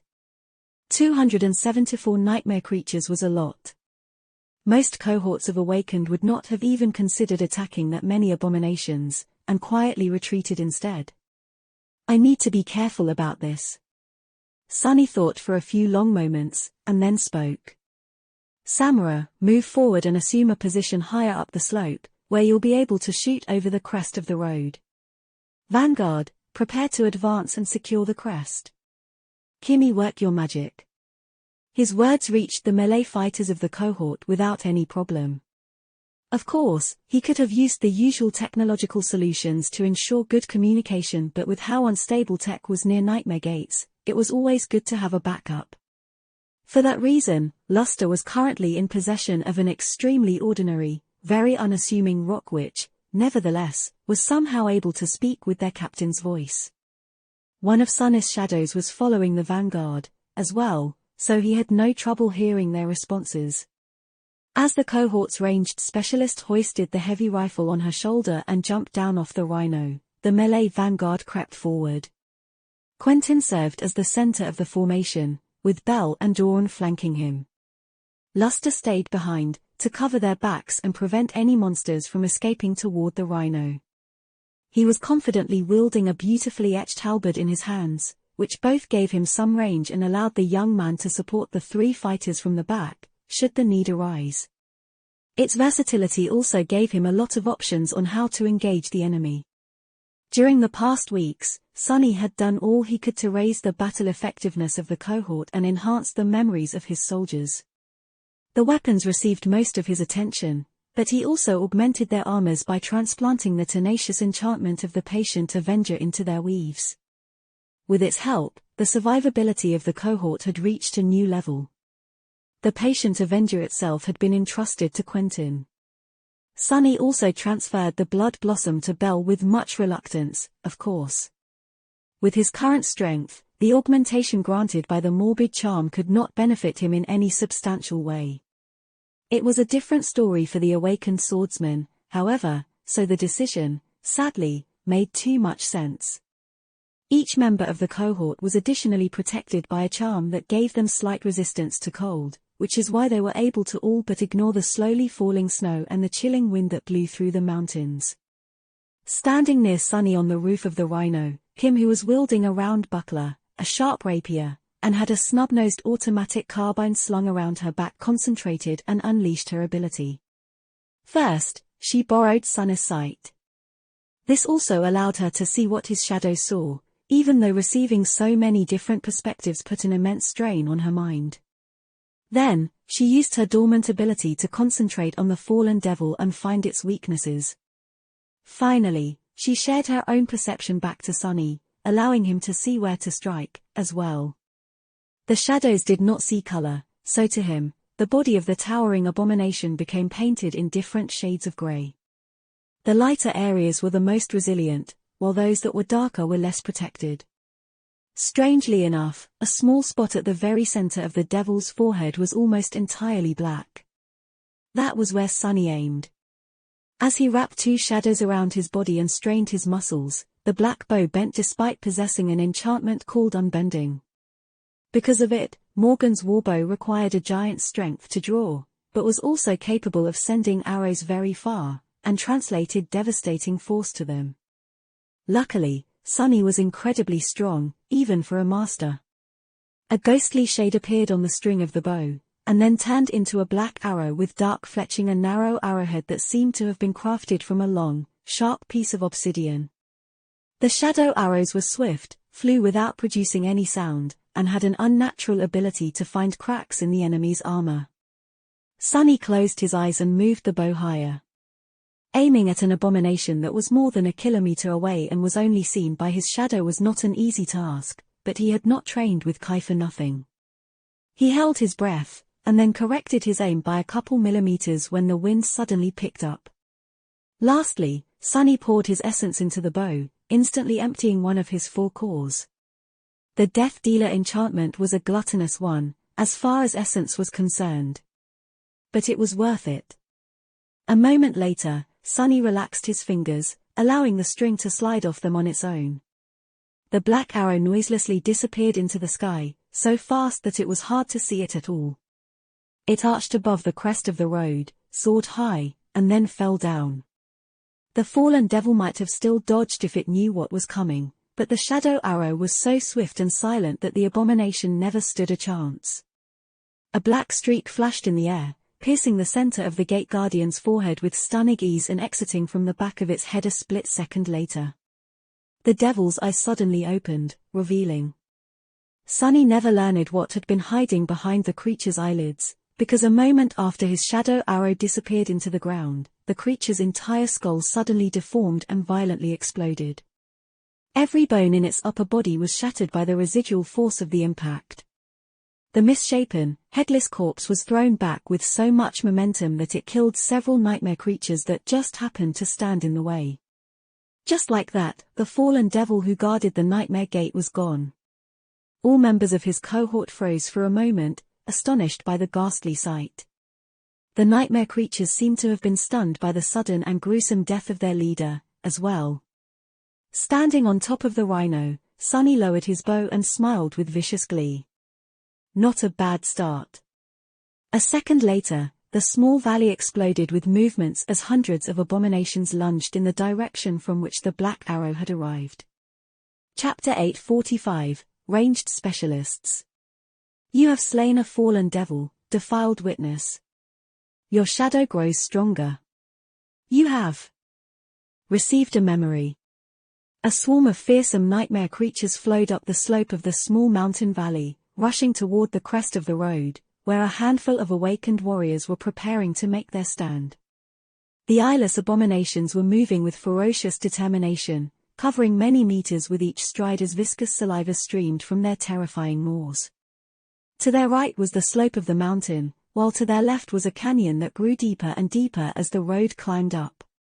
Standing at the top of the hill, Quentin, Belle, Dawn, and Luster studied the approaching avalanche of monsters with grim apprehension. Lowering the enchanted sledgehammer off his shoulder, the striker of the melee vanguard glanced at his comrades and spoke in a reserved tone. What do you think? Belle readied his sword and smiled.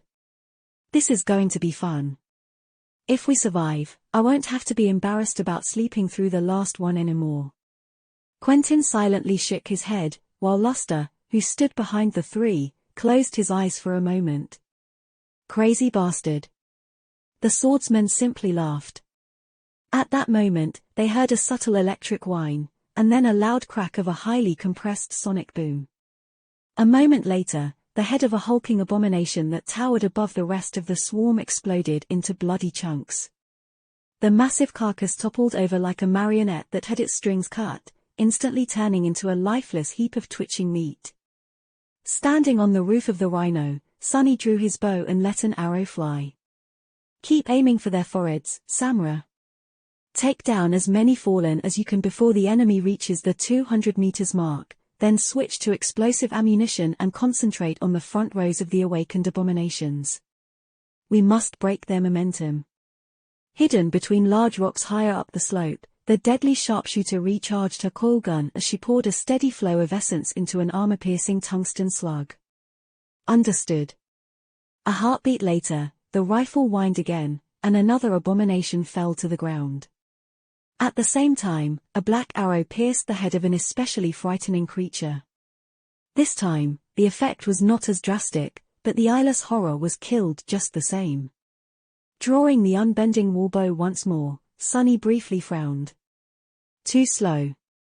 They had barely 24 seconds left before the swarm reached the melee vanguard. That was not nearly enough to kill all the remaining fallen abominations, and then there were the 240 awakened ones left, as well. Sunny and Samra would just had to do their best. Standing by his side, Kim nervously grasped the grip of her carbine and checked its magazine, which was loaded with bullets that seemed to glow slightly in the dim twilight. Each had been charged by Samra prior to the battle. Sadly, the supply of this powerful rounds was limited. The bullets slowly lost their charge as time went by, so the cohort could not hoard them. Black arrows rained from the sky, reaping one life after another. Head after head exploded, turning the cracked asphalt on the mountain roads slick with blood.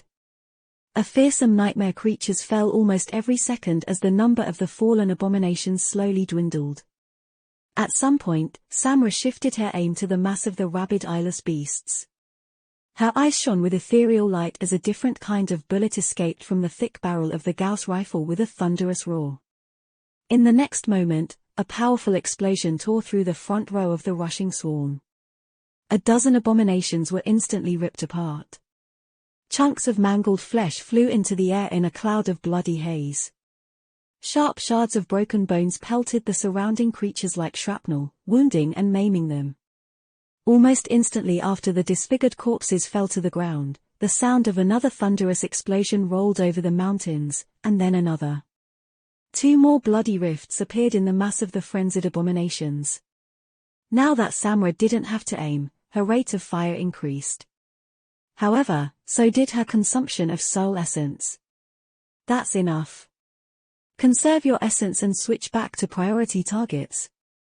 Sunny felled another fallen creature and drew the black bow again. However, this time, a different arrow appeared on its string. Instead of wood and metal, it seemed to be made of pure lightning. Just a couple of seconds before the first nightmare creatures reached the crest of the hill, a furious bolt of lightning fell from above. Augmented by the Death Dealer enchantment and 2 of Sunny's shadows, the strike of thunder instantly turned the abomination it hit into a cloud of swiftly dissipating ash. Then, powerful currents of electricity arced to the nearest beasts, spreading through the swarm in a destructive chain reaction. Because the monsters were so close to each other, the lightning spread far and wide. It grew weaker with each jump, but still, the damage it dealt was devastating. Sunny failed to count how many abominations he had killed, but it had to be several dozens, at least. Even more were burned and wounded to various degrees. But he wasn't done yet. A moment after the lightning chain through the swarm, the shadows cast by large rocks suddenly surged forward and shot into the air, turning into long, vicious spikes. The nightmare creatures that had tried to leave the road and climb higher were either pierced or blocked by them, turning the slope of the mountain into a macabre forest of impaled bodies. With the deadly spikes blocking the slope and the deep canyon on the other side, the swarm had no other choice than to attack along the narrow line of the road. Funneled that way and with their momentum broken, the abominations that had jumped over the corpses of their slain kin failed to overwhelm the melee vanguard of the cohort in one fell swoop. As Cunetin stepped forward and received the first attack on his shield, the true battle started. Chapter 846, Melee Vanguard. In early April, Antarctica was enveloped by eternal twilight. The sun seemed to have frozen in place as it plunged behind the horizon, painting a persistent line of vibrant scarlet in the cold purple sky. Stuck between night and day, the southern quadrant was slowly slipping into the embrace of pure darkness that would last for many months. The behavior of the moon was strange and erratic, as well. It remained in the sky for several weeks, then disappeared without a trace for long stretches of time. The radiant tapestry of Aurora Australis sometimes appeared to keep it company. Sunny had heard that the southern lights were breathtakingly beautiful, but he was yet to witness them himself. In any case, he did not care about heavenly miracles right now. All he cared about was whether his soldiers would be able to see the enemy clearly. Even though the long night had not descended yet, it was already hard enough to discern important details in the dim twilight. For that reason, Kim was currently channeling his vision to the rest of the cohort. The difference it made could be easily seen. Unencumbered by the absence of bright light and without the need to rely on luminescent memories, the melee vanguard moved as confidently as they would have in the middle of the day. Quentin stepped forward and leaned into his shield, meeting the charging abomination without giving any ground. His sword flashed forward, dealing a deep wound to the beast.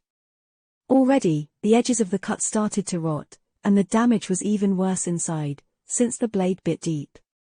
The combat healer flung the convulsing body of the nightmare creature aside and slashed at another one without any hint of hesitation. To his right, Dawn brought his heavy sledgehammer down, turning the head of a snarling abomination into bloody pulp.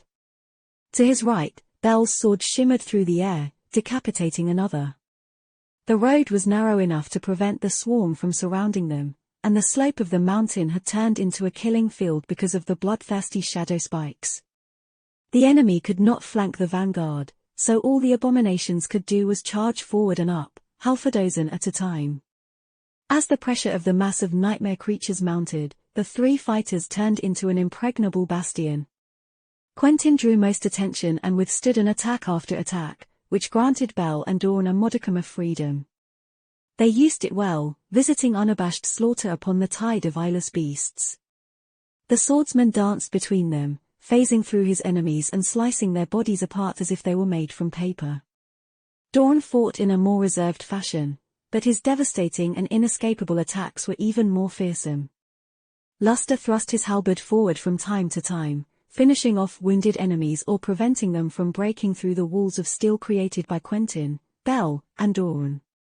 Streams of foul blood were soon running down the surface of the mountain road. However, not everything went well for the cohort. Despite the unshakable will, ferocity, and deadly skill of the melee vanguard, there were just too many nightmare creatures for them to fight. Each of the abominations was powerful and deadly, as well. Already, a few heavy hits landed on Quentin's armor, sending a net of thin cracks running through the polished breastplate. The healer easily managed to restore its integrity, but how long would he be able to keep up this lethal dance? Bel and Dawn were better off than him, but not by much. For now, one managed to avoid being torn apart due to his elusive aspect, while the other used his strength and calculating mind to avoid danger. Worse still, there were also the fallen abominations to think about. Just then, the first of the lumbering monstrosities finally reached the crest of the hill, ruthlessly throwing several of the lesser creatures into the canyon to clear a path for itself. The fallen lunged forward, opening its maw to bite down on Quentin's shield, and maybe take the healer's entire arm off with it. Before it could, however, a black arrow silently slid into its throat. The abomination twitched and fell down, sliding forward on the asphalt as a river of blood poured out of its mouth. Sonny was already drawing his bow again. Higher up the slope, Samra was calmly sending slug after slug into the attacking swarm. Kim was standing still, concentrating on providing all 6 members of the cohort with a clear view of the battlefield, as well as letting them know where to strike to deal as much damage as possible. Hell, we might actually make it. Sonny had several trump cards saved up in case things went south, but he was reluctant to use them unless necessary. This clash was an important step for the cohort. Up until now, they had only trained together. Being christened by Blood in an actual battle would not only show how capable his soldiers were, but also truly bring them together. Sadly, just as he thought that, the situation suddenly and dreadfully changed. As the whole swarm of the eyeless abominations got close to the crest of the hill, the creatures froze for a split second. And then, the long jagged spikes growing from their spines suddenly grew hazy, producing a strange vibration that covered the surrounded area like a dome. Sonny heard a high-pitched ringing that burrowed into his ears like a hot needle, and then, the entire world suddenly spun. Curses! He swayed, almost falling off the rhino's roof. Suddenly, Sonny couldn't tell where was up and where was down, where was left and where was right. Everything around him turned blurry, disorienting, and impossible to tell apart. Through the shadows, he felt Quentin missing a step and being thrown back by a charging abomination. Dawn swung his sledgehammer to cover the falling healer, but missed and was pulled off balance by the inertia of his mighty strike. Bel phased back and staggered, almost tumbling to the ground. Sonic attack? Sonny gritted his teeth and dove through the shadows, disappearing from sight and emerging between the fighters of the melee vanguard a moment later. A flute carved out of emerald bone appeared in his hands. Kicking a nearby beast hard enough to crush its ribs and send the revolting creature flying away, Sunny brought the flute to his lips and blew into it softly. A moment later, a cone of absolute silence enveloped the crest of the hill. Instantly, the world stopped spinning, and he could see clearly again. As Corneting, Dawn, and Belle picked themselves up and readied their weapons with a visible relief, Sunny smiled darkly and stared at the approaching monsters. The cruel sight was already weaving itself into existence, surrounded by swirling fog. Taking a step forward, Sunny gripped the shaft of the Samba spear and grinned. Denied. Chapter 847, Slaughter. The swarm had lost its leader, the momentum of its charge had been crushed, the secret weapon of the eyeless abominations had been rendered useless, and most importantly of all, scores of them had already lost their lives. But the nightmare creatures still presented a mortal danger to the cohort. There were still enough of them to bury Sunny and his soldiers under a mountain of flesh, claws, and fangs. More than a dozen fallen abominations remained, as well, rushing forward to devour the 7 humans. An ugly smile appeared on Sunny's face. "Come get us, then." As the blade of the cruel sight shone with incandescent light, he sliced through the body of a lunging beast and issued a quick command. "Vanguard, follow me."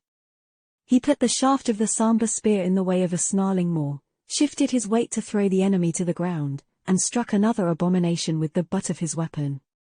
"Kim, move forward to the crest of the hill. Samara, get closer and keep pressuring the fallen."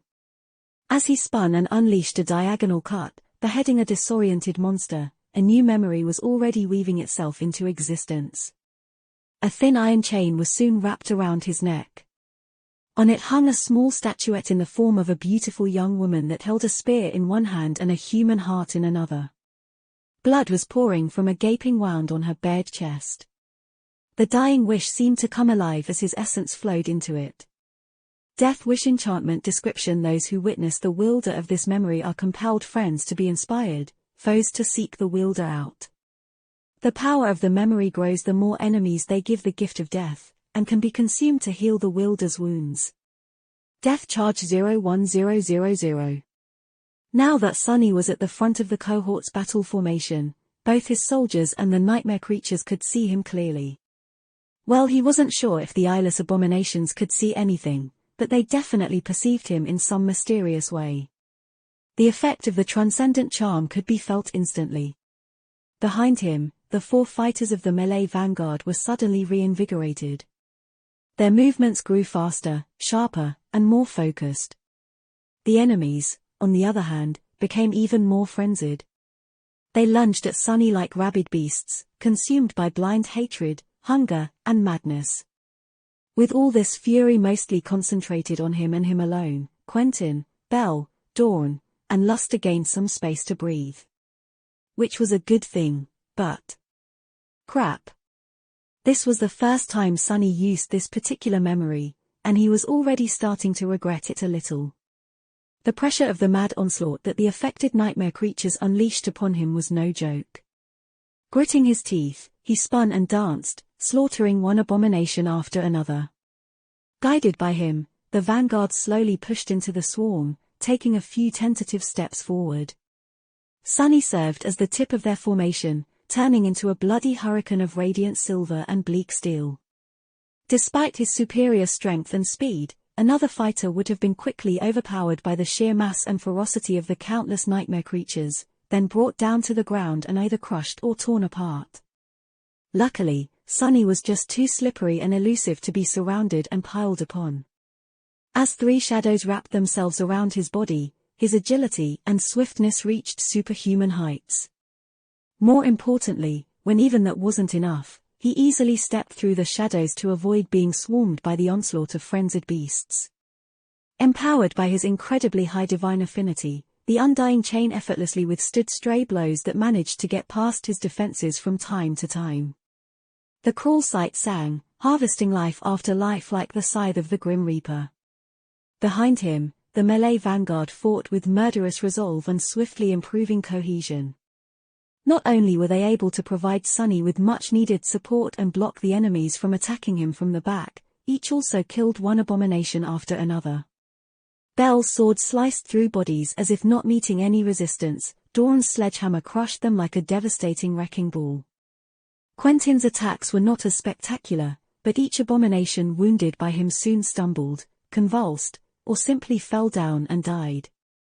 Even Luster was doing his part, either thrusting his halberd forward like a spear or using its hook to throw the eyeless beasts off balance and make it easier for others to slay them. Samara had abandoned her sniper nest and moved closer to the crest of the hill to dive into the dome of silence created by Sunny. Her new position was not as advantageous, but she still managed to lend most of her shots. Although not all of them were able to hit the weak spot on the forehead of the fallen abominations, even those that had not dealt the powerful creatures serious wounds. A few eyeless beasts had managed to slip through the defensive line of the melee vanguard back when the swarm first unleashed its sonic attack. They were already hurtling in her direction with nothing slowing them down. As they did, a hail of bullets suddenly struck the abominations from the side, tearing into their bodies. Kim, who was running up the road, aimed her carbine without ever slowing down and unleashed a rain of charged rounds on the nightmare creatures barreling down on Samara. Reaching the last one, she let go of the weapon and allowed it to hang freely from its sling. The young woman sidestepped the lunge of the rabid monstrosity, then delivered a powerful uppercut with her buckler. As its edge connected with the beast's jaw and jerked the eyeless head up, a slender rapier shot forward, piercing the abomination's neck. A moment later, the beast was dead. Not too long after that, Kim reached the crest, fell on one knee, and took up her carbine once again. Now that the melee vanguard advanced slightly down the road, she had a clear line of fire at the swarm. Firing it in short bursts, the young woman joined the mayhem. Suffocating under the constant flood of frenzied monsters, Sunny grinned. Dawn, don't try to kill every abomination, just push them off the cliff when you can. The fall is unlikely to kill them, but we can easily clean up the stragglers later. Luster, disengage and help Samara regain some essence. The rest continue doing what you're doing, slaughter them all. The members of the cohort obliged, echoing his last command with battle cries of their own. Slaughter them. Slaughter them all. Slaughter. And so they did. Chapter 848, Persistent Threat. In the end, the cohort eradicated the swarm of the eyeless nightmare creatures. It was not easy, and there were moments when each of them brushed with death. But eventually, the 7 humans observed the vast killing field with tired expressions, exhausted, but alive. Hundreds of cut, crushed, and torn bodies littered the broken asphalt of the mountain road.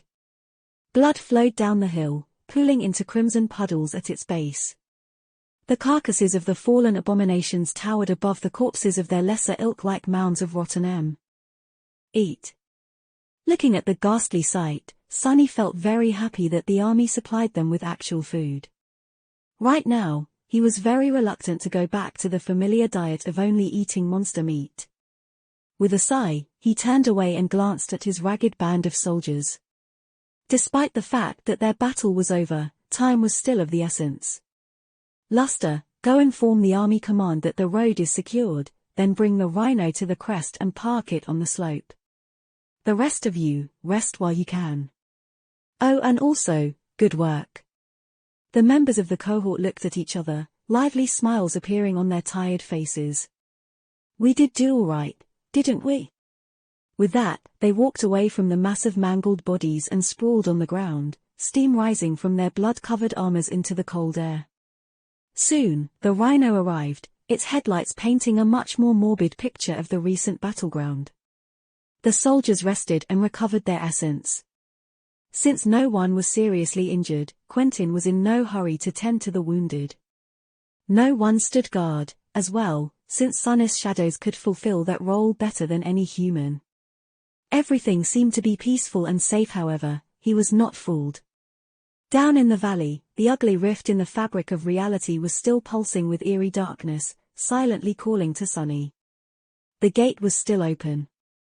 Although they had defeated the initial wave of nightmare creatures that had emerged from it, more could arrive at any moment.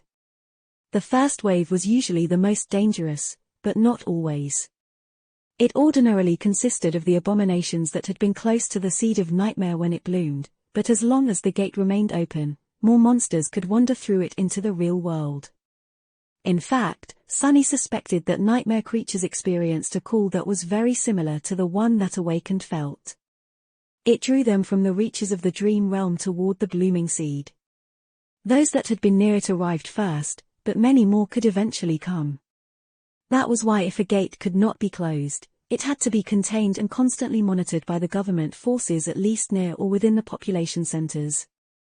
With time, the number of such containment zones grew, stretching the ability of the government to secure them. So, the cohort was not entirely safe.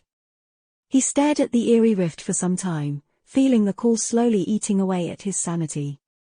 Then, Sunny shook his head, walked over to the rhino and sat down in its shadow. He was tired, as well.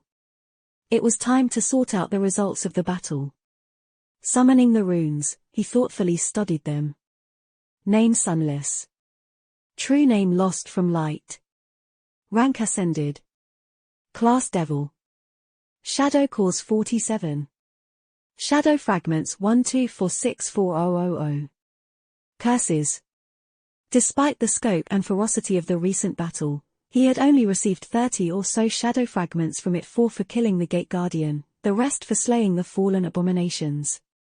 Since Sunny was ascended now, he gained nothing from slaying nightmare creatures of the dormant and awakened ranks. Becoming a tyrant was not going to be easy. Whatever. He continued to read the runes with a sour expression. Memory's Silver Bell, Puppeteer's Shroud, Midnight Shard, Extraordinary Rock, Prowling Thorn, Endless Spring, Dark Wing, Moonlight Shard, Mantle of the Underworld, Weaver's Mask, Broken Oath, Autumn Leaf, Cruel Sight, Covetous Coffer, Undying Chain, Heavenly Burden, Memory of Fire, Memory of Ice, Strike of Thunder, Morgan's Warbow, Shadow Lantern, Bone Singer, Shadow Chair, Overpriced Saddle, Dying Wish, Evil Eye. Sunny had learned to weave names into the memories he created after coming back from the nightmare. Shadow Chair was the exquisite wooden chair he had borrowed from Noctis. Sadly, no other item Sunny had tried to bring back to the real world survived. Everything had simply ceased to exist once he returned, to his bitter disappointment. However, the artificial memory remained. The overpriced saddle was the stupidly expensive saddle he had commissioned for Nightmare. The Evil Eye was the new memory he had just received for killing the devil named Defiled Witness. There were also a few awakened memories he had gained, but they seemed only good enough to be fed to his shadows. I'll deal with them later. He turned his attention back to the runes. Echoes. Shadows Marble Saint, Nightmare, Soul Serpent. Attributes Fated, Flame of Divinity, Master of Shadows, Bloodweave, Boneweave. Aspect Shadow Slave. Aspect Rank Divine. Aspect Abilities Shadow Control, Shadow Step, Shadow Manifestation. Aspect Legacy Shadow Dance. Floor Clear Conscience. Dream Anchor Tower of Hope. The name of the Soul Serpent was dim and lifeless. Sunny could not dismiss or summon the shadow back after gifting it to Rain, at least not from a distance. He still felt a subtle connection to it, though. He knew that serpent was alive and well. That's something, at least. They are both all right. With a sight, Sunny concentrated on his new memory, the Evil Eye. After reading the description, he learned that it was capable of enhancing one's vision, making a person capable of discerning more details, and seeing things clearly from a greater distance. The effect had to be rather powerful since it came from a fallen devil, but he had to decide what to do with it. Sunny could either use it himself, feed it to one of his shadows, or give it to one of his soldiers. Samara and Kim were the best candidates. The awakened sharpshooter would be able to pick off targets from much further away, which was an obvious benefit. The timid seer, however, Sunny was very curious to find out how the augmentation of the Evil Eye would affect her ability to see the vulnerabilities of his enemies. After thinking about it for a bit, he turned his head and said, "Hey, Kimmy, come here for a second." Chapter 849, Pincer Maneuver. The evil eye seemed to suit Kim's aspect very well. Of course, the cohort was only going to really learn how much it had been improved during their next battle. Which, without a doubt, would follow very soon. But not yet. Sitting on the ground and watching snowflakes dance in the dim sky, Sunny rested and evaluated the performance of his soldiers and his own in the clash against the swarm of eyeless beasts. Overall, he was satisfied with the result. Why wouldn't he be, considering that the enemy had been destroyed while none of his subordinates had suffered a serious injury? Everyone had performed well. Belle, Dawn, and Quentin had shown their value as elite combat specialists. Samara had confidently surpassed his already high expectations. Kim had been instrumental to their overall effectiveness and provided adequate support. While Luster's contribution had not seemed that spectacular, his presence actually made all the difference. The young man had also done well enough for himself as a second-line fighter. However, things weren't that simple. A subtle frown appeared on Sunny's face. How troublesome. The relative ease of their victory had been predicated on several factors.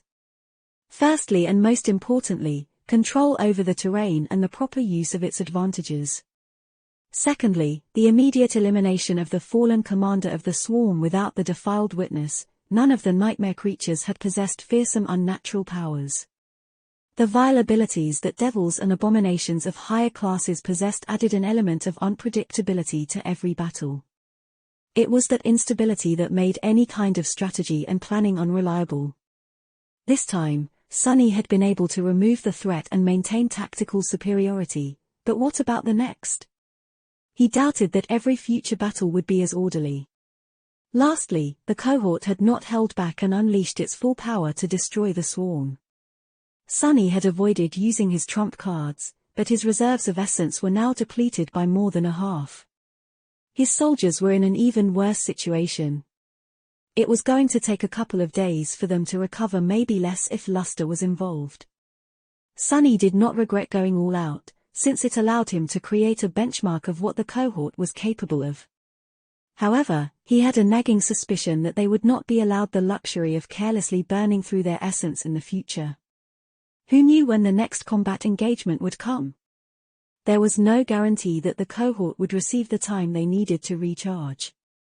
Conserving essence is going to be a priority, I feel it in my bones. His expression darkened. The more his soldiers were constrained in how to express their powers, the more risks they would have to endure. Turning his head slightly, Sunny threw a calculating glance at Luster. The young man suddenly shivered and looked back. Captain? Why are you staring at me?" Sunny gave him a reassuring smile, which only made Luster appear more nervous, for some reason. "Oh, just thinking about the future. But since we are talking, take Kim and go collect us some soul shards. Don't bother with the fallen abominations, though. Their hides are too tough, so it would be a waste of time to dress them. The army would take care of this." As the officer in charge of the cohort, Sunny was privy to the information about how saturated the soul cores of his subordinates were, not to mention that he could make a rough estimate himself simply by taking a look. Actually, they did not need too many shards.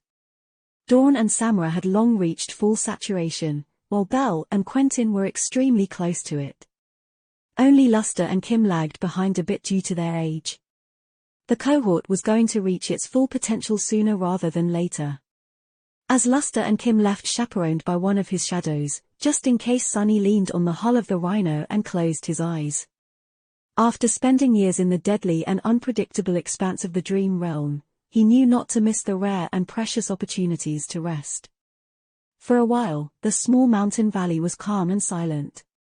Not too far away, behind the rugged slopes, the bleakness of the twilight sky was being torn apart by orange flashes of heavy artillery fire. The echoes of thunderous explosions reached the valley from time to time, but the mayhem itself remained somewhere in the distance, where the main body of the army division was engaged in a bloody battle against the small horde of nightmare creatures. Soon, however, a low rumbling drew closer, and subtle vibrations spread through the surface of the broken road. Opening one eye, Sunny looked down, where a long column of army vehicles was climbing up the slope.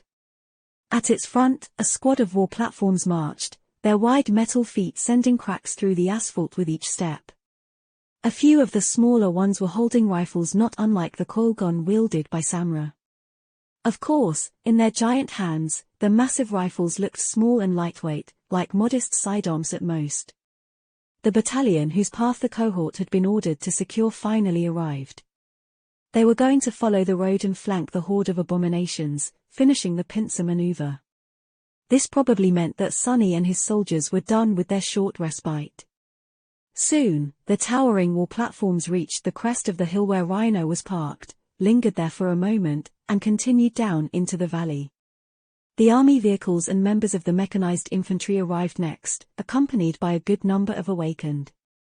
One of them stopped near the spot where the cohort was resting and glanced at the carnage below. His face paled. The man remained silent for a while, then glanced at Bell, who was relaxing on a boulder nearby. You guys killed all these abominations by yourself?" The swordsman simply smiled. "Sure did." The awakened stared at him incredulously. "But there are hundreds of them." Bell blinked a couple of times, then shrugged. "So? We're irregulars." The soldier opened his mouth, then closed it, then opened it again. Bell, meanwhile, thought for a bit and added, "Don't be too impressed. Our captain probably killed half of them. We just stayed back and tried to make ourselves useful." The awakened soldier was clearly impressed. He looked at the swordsman with begrudging respect, remained silent for a few moments, and asked, "Who is your captain?" Bell suddenly laughed. "Our captain? He is the devil himself." Chapter 850, Surrounded. At that moment, Samra appeared from the hatch of the Rhino and called out to Sonny. "Captain, we are being hailed on the comms." He sighed, then opened his eyes and reluctantly stood up. As the awakened soldiers stared at the pale young man with wide eyes, he smiled pleasantly and then disappeared without a trace, prompting the man to flinch and take a step back. Back inside the APC, Sonny emerged from the shadows, walked over to the communication suite and sat down behind a terminal. At the press of a button, Master Jet's face appeared on the screen. Soul Reaper seemed to be standing in front of a pile of mangled corpses, illuminated by an angry orange glow. Dancing flames reflected in her icy blue eyes, making it seem as if they were glowing. Set against that backdrop, her smile looked rather sinister. "Hey, Sonny. I heard that your cohort won its first battle. I guess congratulations are in order." He nodded and studied the carcasses of nightmare creatures behind her. "Yeah, you seem to have achieved a victory, as well.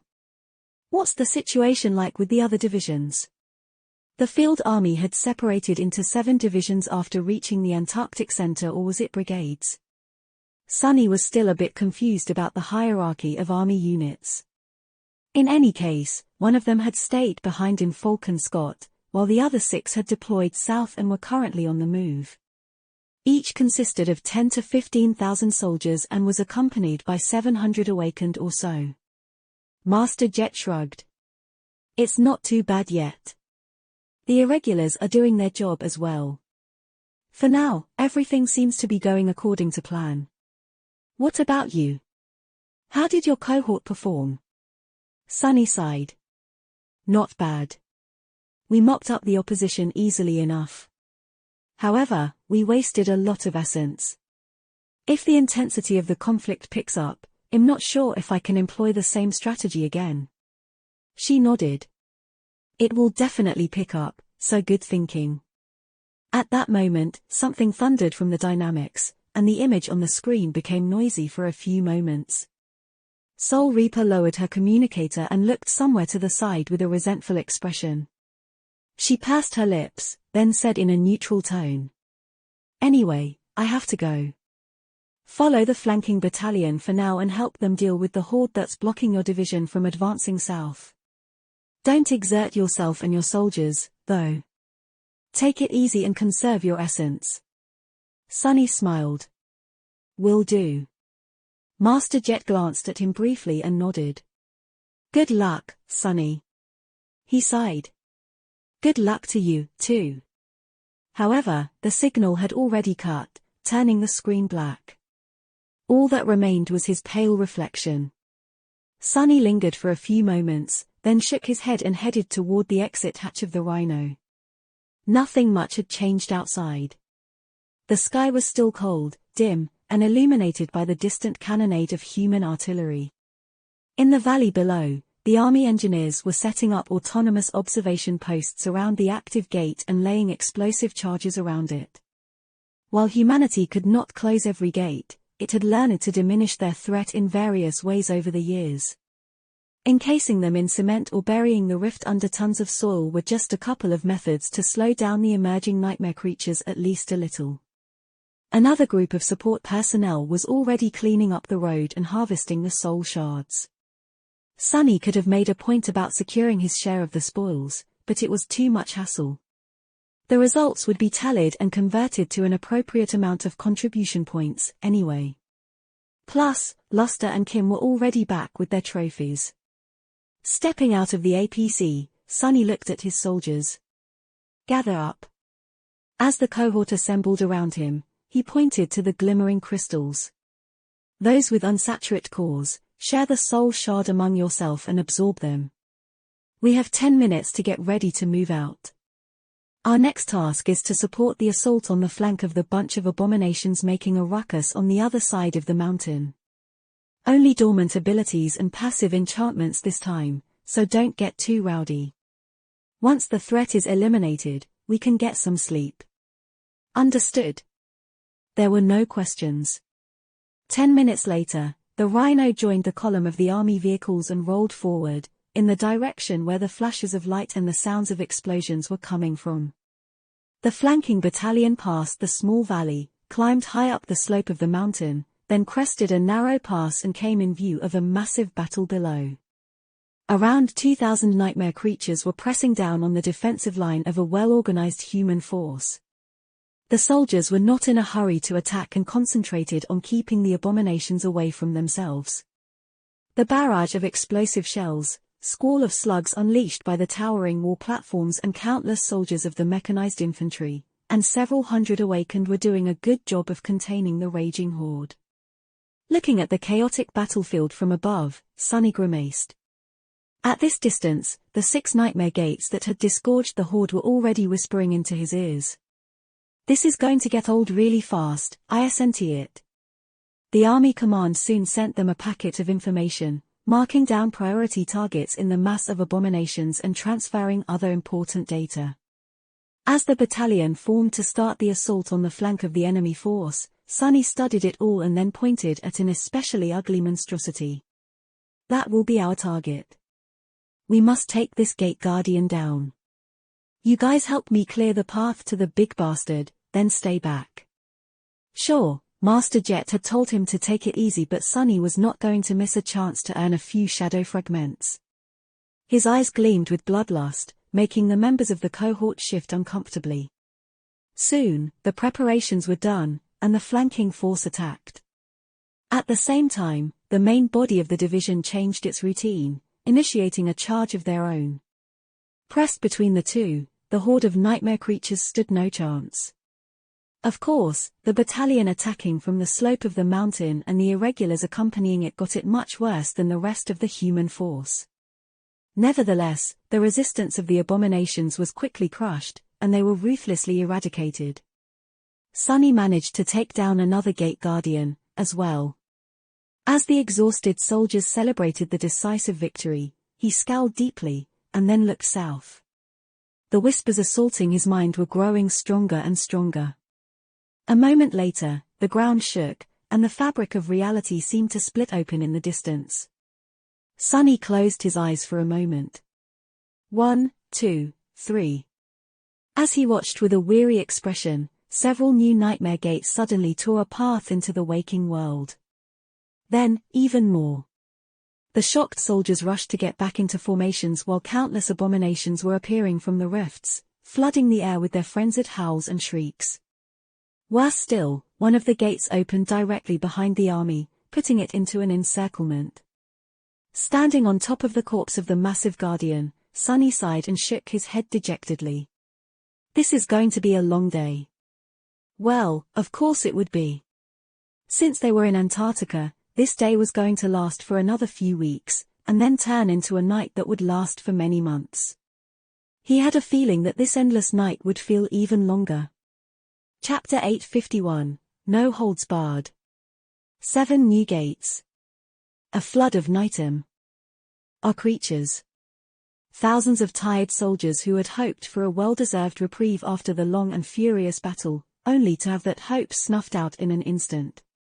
Sunny could feel the resolve of humans surrounding him falter, but in the end, they quickly collected themselves. The officers barked orders, the soldiers hurriedly gathered in proper formations, the lumbering mobile war platforms repositioned to open fire on the new threat. Truth be told, the new development was well within the division's ability to handle. Luckily, none of the gates showed signs of reaching Category 3, so they did not pose more threat than the previous 6. The human force had barely suffered any casualties, if any at all, in the recent battle, and they had a theoretical chance of repeating that success. If there was one problem, though, it was that the division, just like Sunny and his soldiers, had overexerted itself in the previous engagement. Logistical vehicles hastily moved forward to give the fighters an opportunity to reload their empty magazines and recharge their armor suits. Artillery needed new batches of explosive shells, infantry needed energy cells and ammunition, MWP companies needed to cool down to avoid a forced shutdown. All that demanded time, which caused humans to blunder the immensely important opening act of the second offensive. Additionally, they had lost the precious terrain advantage and strategic control due to the fact that one of the gates opened behind them. That just meant that the warriors of the awakened detachment had to pick up the slack and buy their mundane comrades a chance to regroup and properly enter the battle. That included Sunny and his soldiers, too. Damnation. Sunny remained motionless for a few moments, studying the approaching flood of nightmare creatures as his mind went into an overdrive. He had no doubt that hundreds of awakened accompanying the division would be able to stall and destroy the threat eventually. However, this time, the human force was not going to achieve victory with minimal losses. Many people were going to die. Was it time to unleash his trump cards, already? This is just day 1, for heaven's sake. He had come to Antarctica in search of greater strength. Saving the lives of his fellow soldiers sounded very much like something that a man of conviction would do. However, Sunny was not convinced. Why should he go above and beyond to help these people to even the odds? It was not like they were going to suffer a crushing defeat. Victory was all but guaranteed, with only its cost remaining in doubt. Showing his aces, on the other hand, was a bit risky. Sunny would have felt more comfortable if he and his cohort were acting alone, but here in the middle of a massive battlefield the thought left a bad taste in his mouth. He was tempted to bide his time. There was a grim feeling slowly rising in his heart, though. Indeed, it was the very start of a campaign that promised to be long and arduous. If Sunny did not go all out and his division lost a bunch more soldiers as a result, the losses would not be anywhere near substantial, in the grand scheme of things.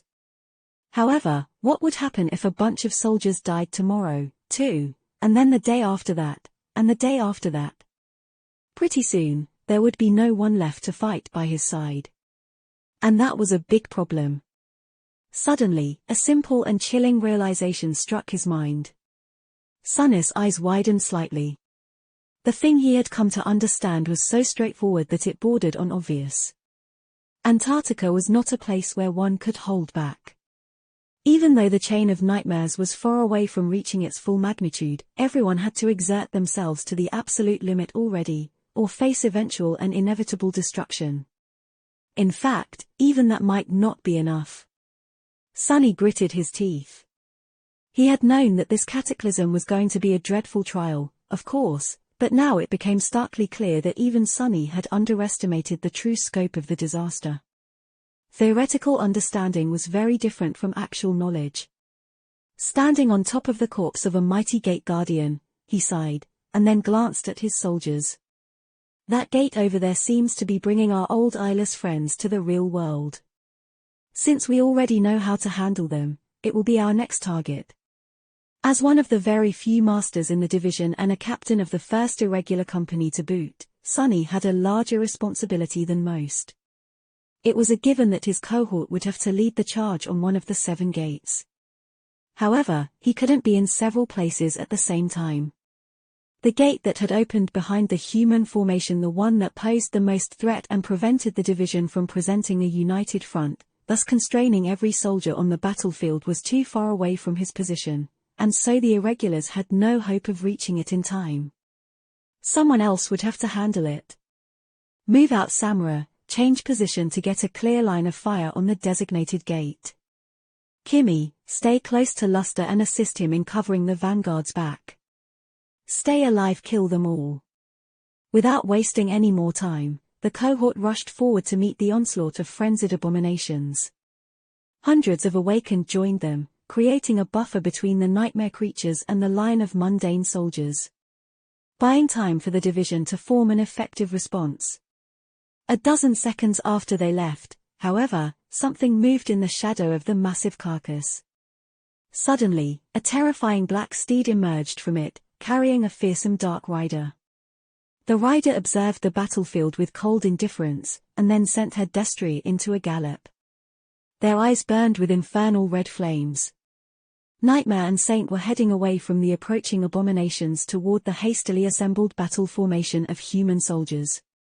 Chapter 852, The Return of the Lord. A soldier named Ash was not having a great day.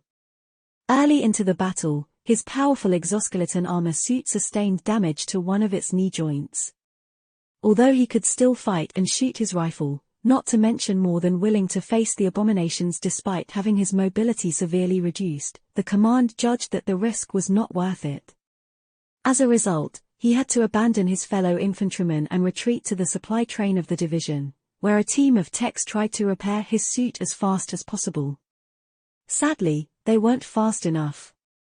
Who knew that a bunch of new gates would open, with one of them appearing almost on top of the scarcely defended supply train?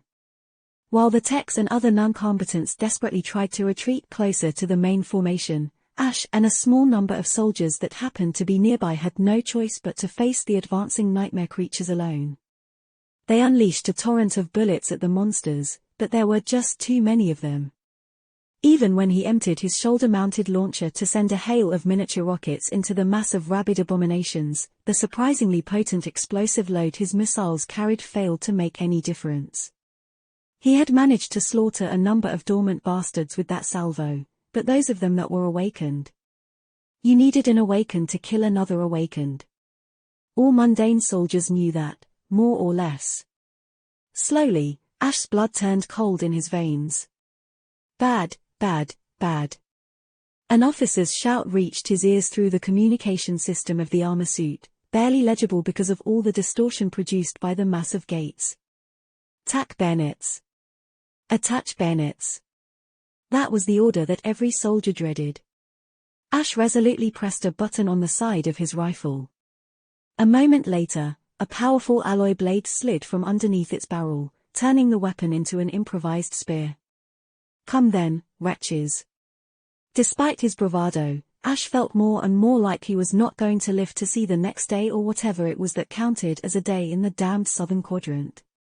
The odds just seemed too slim. The awakened abominations were bad enough, but he at least had a theoretical chance to take down one or two with the help of his powered armor. But there were also fallen ones. Most terrifyingly of all, a creature that resembled a giant, ancient, rotting carcass of a monstrous deer had just emerged from the gate, sending the other ghastly beasts into a frenzy. It had to be a devil, at least, or maybe even a tyrant. Ash shuddered and readied himself. Well, so be it. We need to give the supply guys time to run.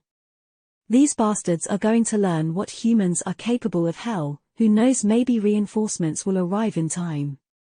In the next moment, the nightmare creatures closed in on the thin line of soldiers, making ranged fire useless. Ash caught a lunging dormant beast on the tip of his bayonet and grunted, feeling his powered armor suit being pushed back. Strong. The minibusters on the back of the heavy exoskeleton ignited, pushing him forward. Ash sliced through the flesh of the revolting creature, then tried to land a blow on another snarling abomination. Sadly, at that moment, the damaged joint of his armor finally gave out, throwing him off balance. The bayonet slid off the hide of the awakened monster without leaving even a scratch on it. Ash helplessly toppled to the ground.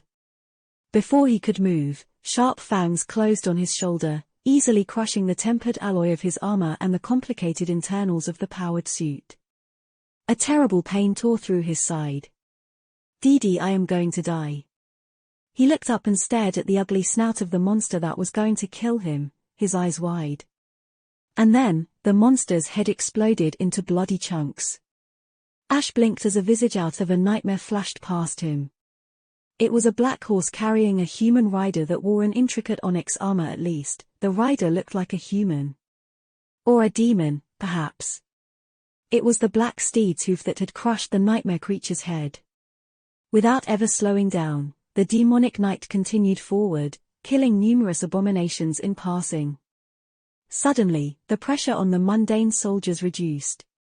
The dark rider and his hers. Nightmarish steed flew through the mass of rabid creatures, slaughtering one after another. The sword. The knight wielded a strange weapon. The sword she held was made out of black stone, and broken. Its edge, however, was still sharp. As Ash struggled to stand up, the demonic knight tore through the onslaught of nightmare creatures, getting closer and closer to the monstrous deer. At some point, the rider gracefully jumped off the black steed's back, soaring high into the air and landing right in front of the charging guardian. Ash didn't see what happened next, because the figure of the infernal knight became hidden behind the mass of nightmare creatures. All he perceived was a chilling, absolutely inhuman shriek that suddenly rolled across the battlefield, so loud that the auditory systems of his exosuit failed to filter the deafening wail out. Gods! Finally, he managed to raise himself from the ground. The battle was still not over. In fact, it was only starting. Even though Ash would have to struggle to do anything with only one functioning leg and a torn shoulder that reduced the range of motion of his right arm, he was determined to do his part. Raising his rifle once again, he glanced forward and saw the dreadful black horse rampaging among the nightmare creatures. There was no sign of its demonic rider, but judging by the erratic movements of the giant deer-like monstrosity, the Onyx Knight was fighting it. Who is crazy enough to attack that horror alone? But the mysterious warrior did not just attack the terrifying Gate Guardian. Ash froze for a moment. Wait, did he know? She did that demon actually. The rotting body of the ghastly deer suddenly swayed and then toppled. Another shriek pierced Ash's ears, and then, the mass of nightmare creatures seemed to lose most of its coordination. The Gate Guardian was dead. Ash couldn't believe his luck. And, as if fortune truly smiled on him today, not too long after the fearsome abomination fell, reinforcements arrived from behind, forging an impregnable defense line to stop the enemy's advance. Ash fired the last of his bullets, then stumbled away and retreated. This time, he was sent to the field hospital instead of a repair vehicle, to have his body tended to instead of his powered suit. There, wincing as his torn shoulder was hastily mended together, Ash frowned. Wait, that armor, that demonic aura, the cold indifference and dark charisma. His eyes suddenly widened. The battle still raged on, but Ash was utterly preoccupied by something else. Was I saved by Mongrel? Chapter 853, Bonesinger. This time, Sunny chose to dive into the melee from the very first moment of the battle. His bow was a fearsome tool to slay powerful targets from a distance, but now that the situation had come to a full-fledged frontal assault, restraining the horde of lesser nightmare creatures was more important. After all, they were only less than when compared to utterly terrifying abominations. Each was still a deadly threat. Plus, using the Death Dealer enchantment again was out of question. Not to mention that the value of the Dying Wish was vastly increased, considering that he was leading a good 100 of Awakened instead of a single cohort right now. Any ally who could see Sunny clash with the monsters would feel inspired to fight with renewed zeal and resolve. On the other hand, he was also facing an entire horde of nightmare creatures instead of a single swarm. That meant that the dying wish would make him the target of hundreds of frenzied abominations. Its power had also increased due to the fact that he had already killed dozens of enemies affected by the Death Wish enchantment in the previous 2 battles. Oh well. He would just have to manage, somehow. Sunny had already decided to go all out, but now, for the first time in a long time, he suddenly felt a dire lack of powerful tools at his disposal. He had always prided himself on how formidable and versatile his arsenal of memories was, but it seemed to have fallen behind the kinds of threats Sunny was facing these days. He didn't even have anything to arm Saint with, to his shame. Her broken stone sword was deadlier than any melee weapon he possessed, except for the cruel sight. As a part of an ascended demon, the stone blade carried the power of an ascended weapon, as well. Sadly, unlike Taciturn Shadow herself, the sword had not shown any sign of being able to repair itself yet. Sunny was clad in the Undying Chain, wielded the cruel sight, and harnessed the power of the Dying Wish. He was also augmented by 2 of his shadows. Saint only had the Broken Oath, which she could not use recklessly while riding Nightmare. The Black Courser and his rider were empowered by 1 shadow each. Other than that, there was not much Sunny could employ to change the odds in his favor. Damn it, I really need more memories. What of the tools he did have, though? Kimmy, what do you see? His soldiers were his tools, too. Considering that the last powerful memory Sunny had found went to Kim, he hoped to get some results. There were just a dozen seconds left before they clashed with the enemy. The young woman lingered for a moment, and then said something that ignited a small flame in Sunna's heart. I see these beasts are vulnerable to sonic attacks. That. Sunny had formed a similar suspicion after facing the eyeless abominations for the first time, but unsubstantiated suspicions were not something a good strategy could be built upon. Now, however, I bet it's their perception. Has to be. He summoned the flute carved out of a strange emerald femur, the Bone Singer. This ascended memory of the 3rd tier, which he had gained in the Red Colosseum, possessed 3 enchantments: Sonorous, Silenced, and Sepulture Song. The first one allowed the flute to sing at various volumes. This was the enchantment Sunny had copied to the Silver Bell and the Ordinary Rock. The second allowed the flute to create a dome of silence around itself. The third one Sunny had not been able to use it yet. It was supposed to raise the dead. However, one had to know how to actually play the flute to activate it, which Sunny did not. Additionally, the risen corpses would be murderous, wicked, and uncontrolled. The only way to command them and prevent them from attacking the summoner was to soothe them with a correct melody, which he had no way of knowing, as well. In any case, Sunny was only interested in the sonorous enchantment right now.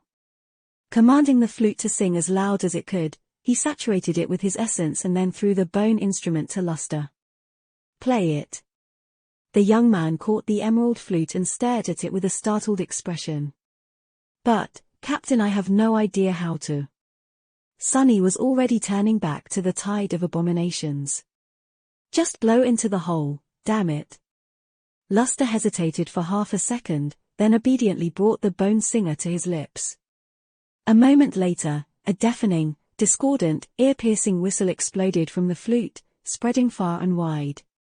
And just a moment before the flood of eyeless abominations crashed against the awakened, they suddenly stumbled and lost their momentum, as if severely disoriented. Sunny grinned as the cruel sight reaped the life of his first victim. The Bone Singer had not produced a sonic attack, per se. It was just terribly loud and hideously shrill. However, just like he had thought, that turned out to be enough. The beasts were blind, after all they had to perceive the world through some other means, and their hearing had turned out to be the dominant one of those. If Sunny had to guess, he would have said that the long spikes on their backs were meant to sense sound waves spreading through the air, which the abominations were then able to interpret into a coherent picture of their surroundings. Subjecting them to the terrible song of the Bone Singer was akin to using a flashbang grenade. Without ever slowing down, Sunny cut into the horde of nightmare creatures.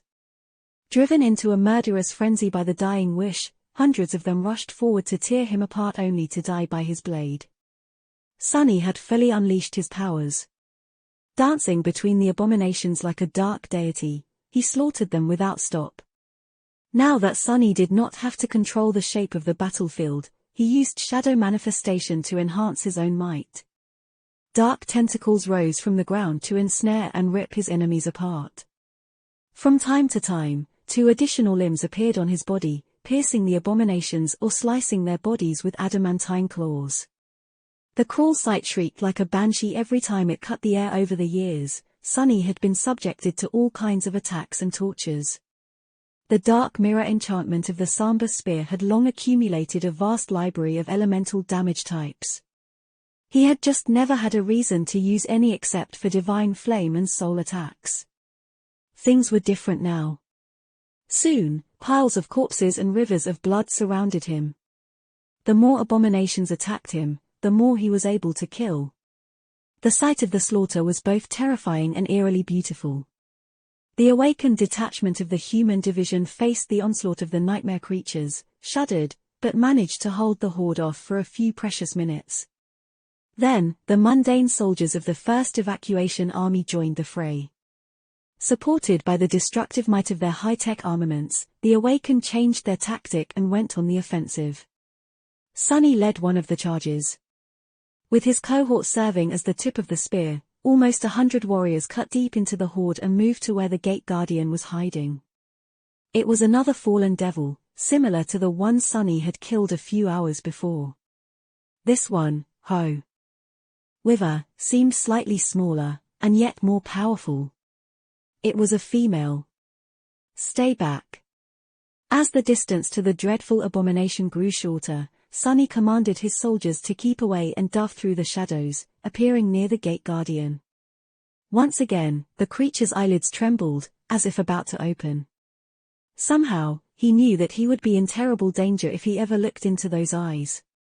Trusting his intuition, Sunny closed his own and dashed forward while relying entirely on shadow sense.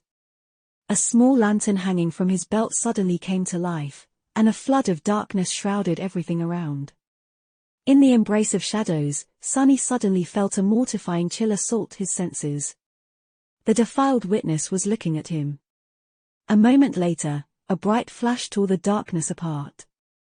Imbued with divine flame, the blade of the cruel sight drew a line across the abomination's neck, beheading it.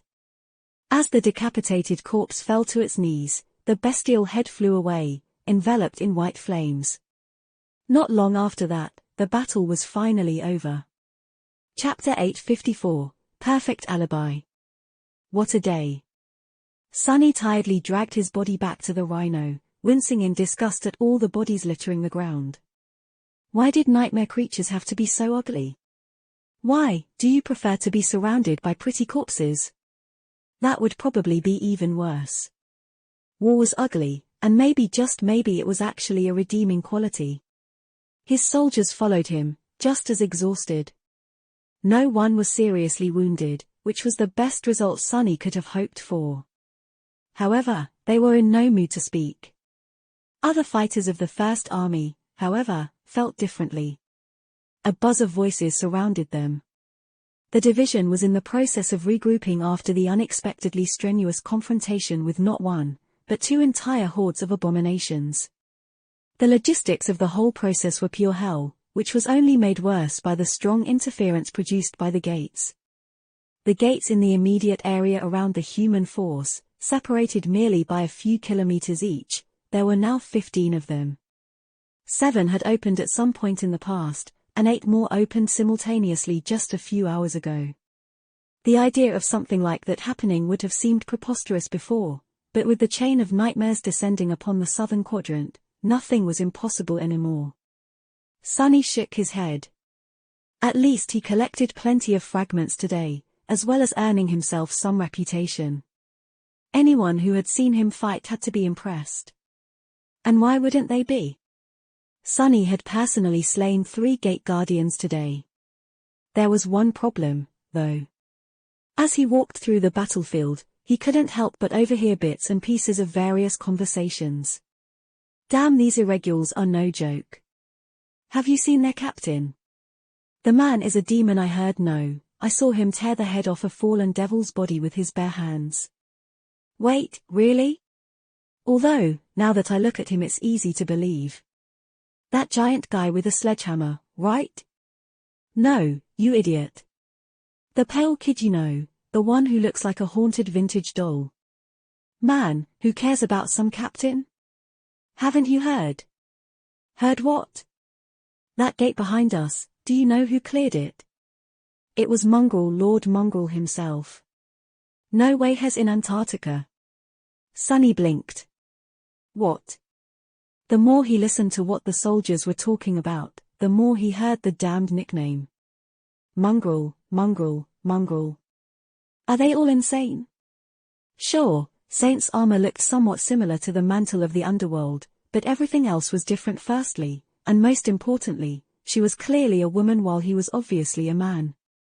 Secondly, his shadow wore her closed helmet instead of Weaver's mask. Who could mistake one for another? After thinking about it for a bit, however, Sonny came to a disturbing conclusion. He knew what Weaver's mask could do and why he wore it. People, however, did not. To them, the fearsome mask was just another memory, so it was perfectly natural that Mongrel would don a helmet instead of it before going into battle. Additionally, he doubted that anyone had gotten a good look at Saint. She was moving incredibly fast while galloping to the rear of the human formation, and then dove into a mass of nightmare creatures without ever slowing down. Whatever recording remained had to be of terrible quality, considering the disrupting effect of the gates. And speaking of recordings, as soon as they reached the Rhino, Sonny connected his communicator to the vehicle's powerful communications suite and accessed the network. Almost immediately, the sensational titles of several recent articles attracted his attention. A humble hero after eschewing the allure of fame and avoiding the limelight for almost 2 years, renowned swordsman Mongrel appears in Antarctica to save 15,000 soldiers from certain doom. Guardian angel of humanity true to his word, Long Mongrel, who once proclaimed that he was just a human, courageously puts his life at risk to protect the human race. Exclusive footage of Lord Mongrel vanquishing a fallen tyrant. Lord Mongrel confirmed to be a lady. Sonny silently covered his face with a hand. Gods, that was fast. The government propaganda machine must have decided that Lord Mongrel, whoever he might be, was a good tool to prop up the current recruitment efforts. A somewhat hot celebrity appearing on the battlefield was a good tool to inspire more people to enlist. His face turned a little bitter. I killed 3 whole gate guardians, damn it, 3 Saint only killed 1, and even then, it was with the help of Nightmare. Why is no one speaking about me? Even the soldiers of his division seemed to have completely forgotten about Sonny's contributions once the news of Mongrel appearing during the battle spread. Not that Sonny wanted to be recognized for anything, in fact, he vastly preferred being a complete unknown. But still. With a sigh, he looked up the recordings uploaded to the network. Just as he had expected, the quality was terrible. Saint looked like a blurry black silhouette with no definable features. What little the government allowed to be shown did not paint a clear picture of her clash against the nightmare creatures. It just looked like a mess of movement accompanied by a litany of bestial howls. However, that only added fuel to the collective imagination of people who had watched the video. He read a few of the discussions and closed his eyes for a moment, holding back a groan. What is this crap? From what people were saying, it seemed as if Mongrel single-handedly eradicated several thousands of nightmare creatures while actual soldiers helplessly stood back and applauded. Suddenly, Sonny let out a small laugh. Before unleashing Saint, he had been worried that people would connect the dots and realize that he was Mongrel. Reality, however, turned out to be the exact opposite. Thousands of humans had witnessed him fight at the front of the formation, while at the same time, thousands more had seen someone who they mistakenly assumed to be Mongrel fight at the back. The two couldn't possibly be the same. The action that could have potentially revealed his secret had become a perfect alibi instead. Sonny sighed, and then shook his head in bewilderment. Well, that's something, I guess. Chapter 855, Snow and Ash. There were a lot of things to do before the division resumed its march. Soul's shards had to be extracted from the carcasses of the nightmare creatures. The carcasses themselves had to be piled into mounds to clear the way for the vehicles. Usually, each would have been dressed to harvest useful materials. The hides and bones of the abominations were a precious resource, especially that of the fallen ones. However, no one had time to properly process the remains of the fearsome horde, so the corpses were simply discarded by the side of the road, doused in incendiary liquid, and burned. The transports and artillery vehicles, damaged war platforms, and powered suits of mechanized infantry had to be checked and repaired. Spent ammunition had to be replaced, wounded had to be healed. Soldiers, both mundane and awakened, needed time to rest and recover. Aboard the Rhino, members of the cohorts slept in shifts. 3 entered the dream realm while the other 3 remained on guard. As soon as the first shift returned, the second shift took their place inside the sleeping pod. Sunny remained awake, meditating silently at the back of the vehicle. In the morning, the division had to perform one final task. In a solemn silence, the bodies of the fallen soldiers, about 100 or so, were covered by pristine white flags. The general in command of the division gave a short speech, and then lowered his head. After that, several war platforms towering above him activated powerful flamethrowers attached to their mechanical arms, unleashing long streams of furious fire to consume the bodies. In the harsh conditions of the Antarctic campaign, the First Army could not give its fallen a better burial. Even if the division could spare time to dig graves in the frozen soil, the risk of a stray nightmare creature disturbing them in the future was too high. And with so many living people waiting for their turn to board the evacuation ships, sacrificing precious space to send the bodies back home was a luxury that no one could afford. Looking at the funeral pyre in silence, Sunny couldn't help but fall into a somber mood. Although the ritual itself was beautiful and dignified, in truth, the soldiers who had sacrificed their lives were treated not much different from the nightmare creatures that had killed them. In the end, both were consumed by flames. For some reason, the image of countless candles burning in front of the academy gates appeared in his mind. With a sigh, Sunny turned away and spoke to his subordinates. "Let's go. At least the losses weren't too terrible." If Saint had not struck down the guardian of the northernmost gate so swiftly, things could have been much worse. Soon, the division moved forward. All that was left behind was a landscape decimated by the battle, with snow and ash mixing as they swirled in the air. Sunny remained at the back of the Rhino with a contemplative expression on his face. Soon, however, he was distracted from his thoughts by an incoming communication. Master Jet's alabaster face appeared on the screen. "Sunny, I have a new mission for you." The field army dispatched to the Antarctic Center had a straightforward objective: turn a small number of cities into impregnable strongholds, relocate all human population of the region to these strongholds, and then entrench themselves for as long as it was going to take to evacuate everyone. At some point, reinforcements were supposed to arrive and make the task of withstanding the siege of nightmare creatures easier. Before that happened, however, the First Army had to complete the most perilous stage of the operation alone. Siege capitals had to be built, evacuation corridors had to be established, and millions of people had to be moved through them in a timely fashion. All of that demanded the human forces to be split into numerous smaller detachments, which posed a significant risk. Additionally, there were too many moving parts to this plan, and each of them could fail and end in disaster. Right now, the division Sunny was assigned to was swiftly moving toward a large city that was going to become an entrenched stronghold. In the process, they were also laying the groundwork to establish transportation connections to smaller settlements, either by bolstering the existing civilian infrastructure or creating their own. After yesterday's battle, there seemed to be no serious obstacles in the division's path. Some of the other divisions, however, were not faring that well. Soul Reaper seemed a bit tired as she spoke from the screen. "A bit of a problem. There is a Category 3 gate blocking their way, guarded by a powerful corrupted creature. From the initial observation, it is at least a devil. However, it could also be a tyrant. Winter can't handle it alone. You and I are the closest, so buckle up." Separate from your division and move southeast at full speed until you reach the rendezvous point. It's about 70 kilometers away from your current position. Sunny briefly studied the map, then said hesitantly. A corrupted tyrant, are you sure that the three of us can manage killing it? All corrupted abominations were frightening, but a tyrant, the thought of facing one in battle made Sunny feel ill at ease. He had only ever fought one creature of that rank, the Wormvine. Even then, he had only killed the vile monster by slaying its host with the Adress wooden knife. Of course, Sunny had been a mere awakened back then. He was much more powerful now. But what truly disturbed him was the lack of information. Fighting an enemy after studying it for a while was completely different from going in blind.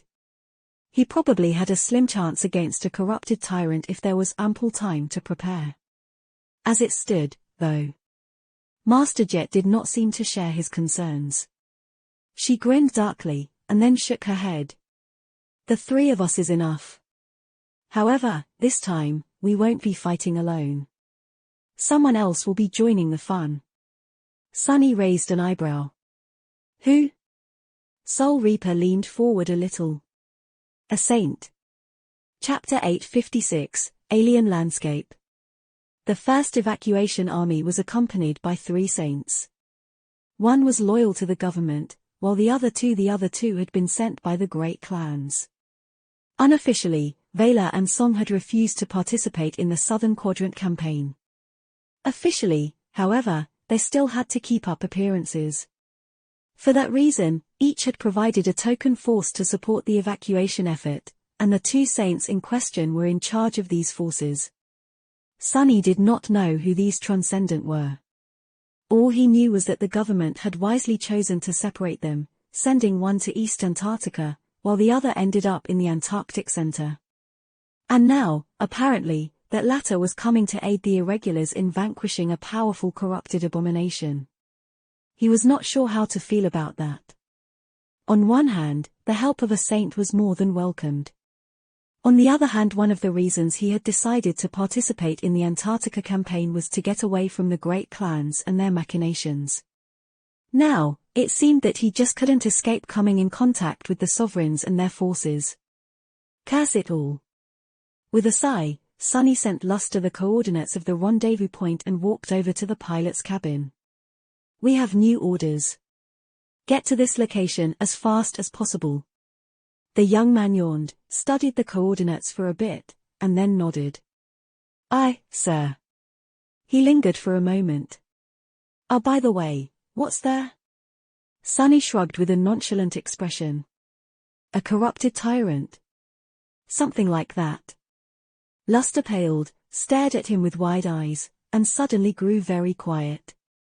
Rhino left the marching formation of the division and accelerated forward, quickly overtaking slower vehicles. Then, it made a sharp turn, left the wide highway entirely, and entered uneven terrain. Its massive wheels easily rolled through mud and rocks. Thanks to the high-tech suspension system, the members of the cohort barely felt any disturbance. In the next several hours, the armored vehicle briskly traversed the wild expanse of the Antarctic Center. Powerful spotlights installed on the Rhino's roof flooded the landscape in front of it with stark light, cutting the dimness with wide beams. Various sensors supplied Luster with additional information to better steer the heavy carrier. The Antarctic Center was very different from the wilderness of Asia that Sunny had seen during his brief train ride. It was just as lifeless, but in a different manner. There were fewer signs of past wars and disasters here, but at the same time, the land somehow seemed even more desolate. It was much more uneven and mountainous, too. Basically, most of the landmass was covered by a vast mountain chain. Because of that, the horizon was obscured most of the time, and it was hard to notice any approaching threats. More than that, the landscape itself looked strange and alien. Well, no surprise. After all, Antarctica had been covered by ice for millions of years, and only recently shrugged off its heavy veil. The passing of monumental glacier had left many strange things behind. The Rhino was doing an amazing job of navigating the complicated terrain. It moved toward the rendezvous point with sufficient speed, sometimes making use of existing roads, sometimes cutting through untouched wilderness. It climbed or descended tall hills and mountain outcroppings, traversed stretches of frozen marshlands, and waded through labyrinths of giant boulders with equal ease. If there was one thing that kept Sonny tense, it was that he rarely had an opportunity to see far ahead. These days, the southern quadrant was not as lifeless as it had used to be. The life that was spreading through its reaches, however, was not the kind anyone in the waking world would welcome. Eventually, he sighed and climbed on the Rhino's roof through one of the upper hatches. Since Samara was yet to return from the dream realm, Sonny was the only member of the cohort with decent means of ranged attack. Using the open lid of the hatch to shield himself from the cold winds, Sonny summoned Morgan's warbow and peered into the dimness that surrounded the moving vehicle. In the next few hours, he had to use his bow 3 times. Several stray abominations wandered into the Rhino's path, only to be slain by a swift black arrow before having the chance to approach it. Luckily, none of them turned out to be too powerful or laid a dangerous ambush. For now. By noon, which, of course, looked the same as morning, evening, and night, the Rhino reached the ruins of a small outpost, where 2 similar carriers were parked in the shadow of a broken wall. A handful of people could be seen gathered around a fire, having a cozy meal. As luster stopped the vehicle, Sonny jumped off the roof and walked toward the fire. Orange light gleamed, reflecting from the bleak metal of his armor. "What are you guys drinking?" The members of Queens and Soul Reaper's cohort looked at him with wistful expressions. "That are just hot water, sir. The cargo capacity of our carriers is limited, so we couldn't bring anything better." He shook his head, then summoned the covetous coffer. As the large chest manifested itself into reality and opened its toothy maw, Sonny thrust his hand inside, and then threw a can of instant coffee and an expensive chocolate bar to the startled awakened. "Oh sir, thank you, sir." The bunch of irregulars did not look like people who were about to fight a corrupted abomination of a high class. They seemed relaxed and nonchalant about the whole ordeal, and paid more attention to the can of coffee than to a menacing mountain that loomed above them. The Category 3 gate was situated on its peak. As the grateful awakened brewed coffee for themselves and Sunnis soldiers, who emerged from the Rhino and joined them, he looked around and noticed Master Jet and Winter. The two were standing some distance away, discussing something between themselves in low voices. He headed toward them and caught the tail end of their conversation. "Is definitely a woman. Hot as hell, too. I am telling you, idiot, I saw that mongrel guy myself once. He's definitely a man. Everyone knows that you're blind in both eyes when it comes to these things, Reaper. I mean, remember the time when that handsome saint tried to hit on you? What are you talking about? He was just hoping to cooperate with us to claim a new citadel. Damn. You are hopeless, you know that. All men." At that moment, Sonny approached them, glanced at Master Jet, and then cleared his throat. Winter stared at him for a moment. "See? Case in point. NT. What is that supposed to mean?" As Sonny pondered what she alluded to, Master Jet smiled and waved at him. "Ah, Sonny. You're just on time. The saint should be arriving any moment now, too." He couldn't help but frown. Who, exactly, is? At that moment, a vaguely familiar feeling suddenly overwhelmed him. Sonny sensed a massive shadow covering the ruined outpost, and then heard a sound that resembled the rustle of 1,000 wings. Suddenly, a fourth figure was standing among them. Sonny blinked, momentarily lost for words.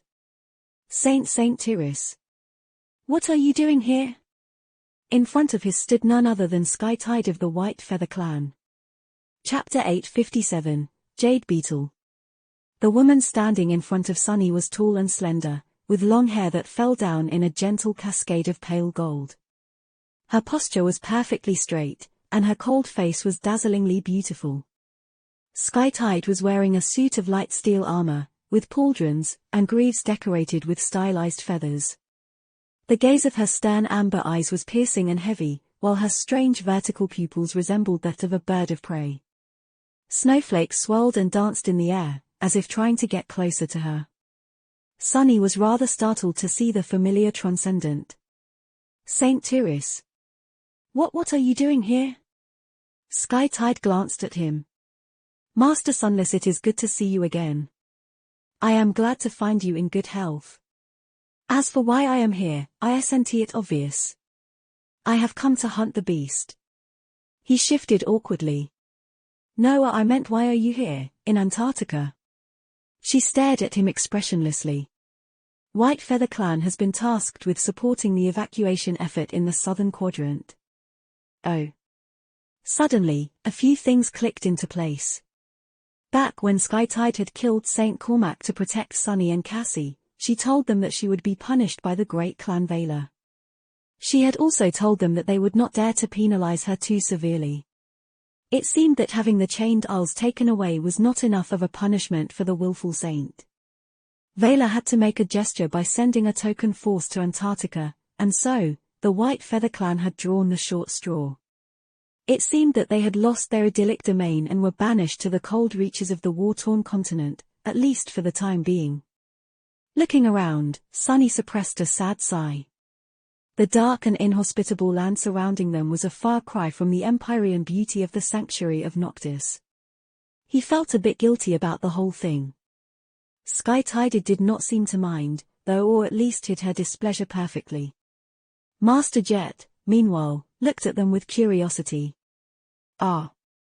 I have forgotten that the two of you know each other. In any case, we are grateful for your assistance, Saint Tyrus. Sky-Tide simply nodded. Soon, the gaze of her striking amber eyes drifted to the tall mountain looming above the ruined outpost. What do we know about the enemy? Soul Reaper shook her head slightly. Not much. Then, she smiled and looked at the youngest member of the group. Yet Sunny, do your thing.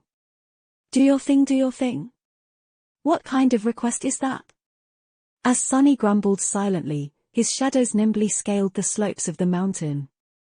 By now, the range of shadow control had exceeded 12 kilometers, so it was not impossible for them to reach the peak. There was hardly anyone better suited to spy on the corrupted abomination. However, Sunny grimaced as the call of the nightmare assaulted his mind. Now that he was observing a Category 3 gate, its subtle influence grew much stronger and harder to ignore. There was a wide crack that had almost split the peak of the mountain in two. The dark rift of the gate pulsed inside the cavernous schism, and there was stone debris littering the immediate area around it. Many shards had rolled down the steep slopes, while a few giant boulders had even reached all the way down, smashing large parts of the outpost the irregulars were currently hiding in and decimating the road that led to it. Strangely, he did not notice the nightmare creatures immediately. It was only after the creepy shadow, true to its name, crept closer that a sudden shiver ran through his body. Sunny noticed hundreds of shapes resting between the rocks. The abominations were easy to miss because their carapaces were as white as the snow covering the top of the mountain, and had a texture that resembled rock. They looked like giant insects that were as large as adult humans. Some of them were awakened, some were fallen, and a few larger ones were even corrupted. None of them could compare to the enormous abomination hiding in the shadow of the shattered peak, however. With its smooth milky white chitin and unmoving black eyes, the jade creature resembled an oversized, appalling, monstrous beetle. It was easily 3 times the size of the rhino, with 6 mighty legs and terrifying mandibles that seemed powerful enough to crush heavily armored war platforms. Looking at the motionless abomination, Sunny suddenly felt an eerie sense of foreboding. He glanced at Saint Tyrus, Master Jet, and Winter with a dark expression. It's a tyrant, all right. Large, thick armor. Resembles an insect. There are around 500 drones under its command, many of them fallen. I've noticed at least 24 corrupted lieutenants, as well. He lingered for a moment, and then called out. Kimmy. The seer of his cohort activated her aspect ability, allowing him to see the swarm of stone beetles in a new light. Studying their tough carapaces, Sunny slowly listed a few vulnerable points. then shifted his gaze to the tyrant. Unlike its minions, the giant white beetle did not seem to possess any pronounced weak spots. Sunny did not know whether the armor of the powerful creature was that good or whether Kim simply could not peer through the defenses of an enemy that outranked and outclassed her so much, but the result was the same. Killing the tyrant was not going to be easy. He shared what little information he had been able to gather and glanced at the other officers with doubt. So what do we do now? Saint Tyrus remained silent, but Master Jet smiled. Her smile was dark and vicious. What else? We kill it. Sunny blinked. How? Soul Reaper waited for a few moments, then looked at Skytide. The Transcendent crossed her arms. I will handle the tyrant. As long as it's bound to the ground, I can attack the creature with impunity. If one attack doesn't crack its shell, 10 will. If 10 attacks fail, 100 will do the job. She looked at the irregulars and frowned. However, you will have to deal with its retinue. That task is not going to be easy. Winter snorted, and then suddenly laughed. Easy? What's that? Chapter 858, Aerial Superiority. They did not spend too much time trying to come up with a detailed plan. Firstly, because the nightmare creatures could have discovered the irregulars at any moment. Secondly, because no plan they could come up with would have been reliable. There was just too little information at their disposal. Without knowing what the tyrant, the few devils serving it, and the lesser soldiers of the Stone Hive were capable of, what was the point of creating rigid strategies? The battle ahead was going to be decided by raw power, resolve, and ability to swiftly adapt to changing circumstances. Luckily, the irregulars had more than enough power at their disposal. With 3 elite masters and an actual saint leading them, there was hardly a more fearsome human force in the Antarctic Center. Would that power be enough, though? They were going to find out soon. How did I end up here? Creeping up the slope of the mountain with a morose expression, Sunny bitterly remembered his dreams of becoming a rich, decadent, cowardly shop owner. What was he doing on a continent drowning in nightmare gates, preparing to battle a corrupted tyrant and its army? He could have been relaxing in the hot springs of a luxurious spa with a bunch of beauties right now. That was what rich people did, right? Instead, Sunny hid behind a tall boulder, shivered in the cold, and glanced at the handful of people pressing against rocks around him. Sure, there were plenty of beauties among them, as well. But it wasn't the same. It couldn't be more different, really. Damn. There was still a good stretch of the mountain slope remaining until the peak.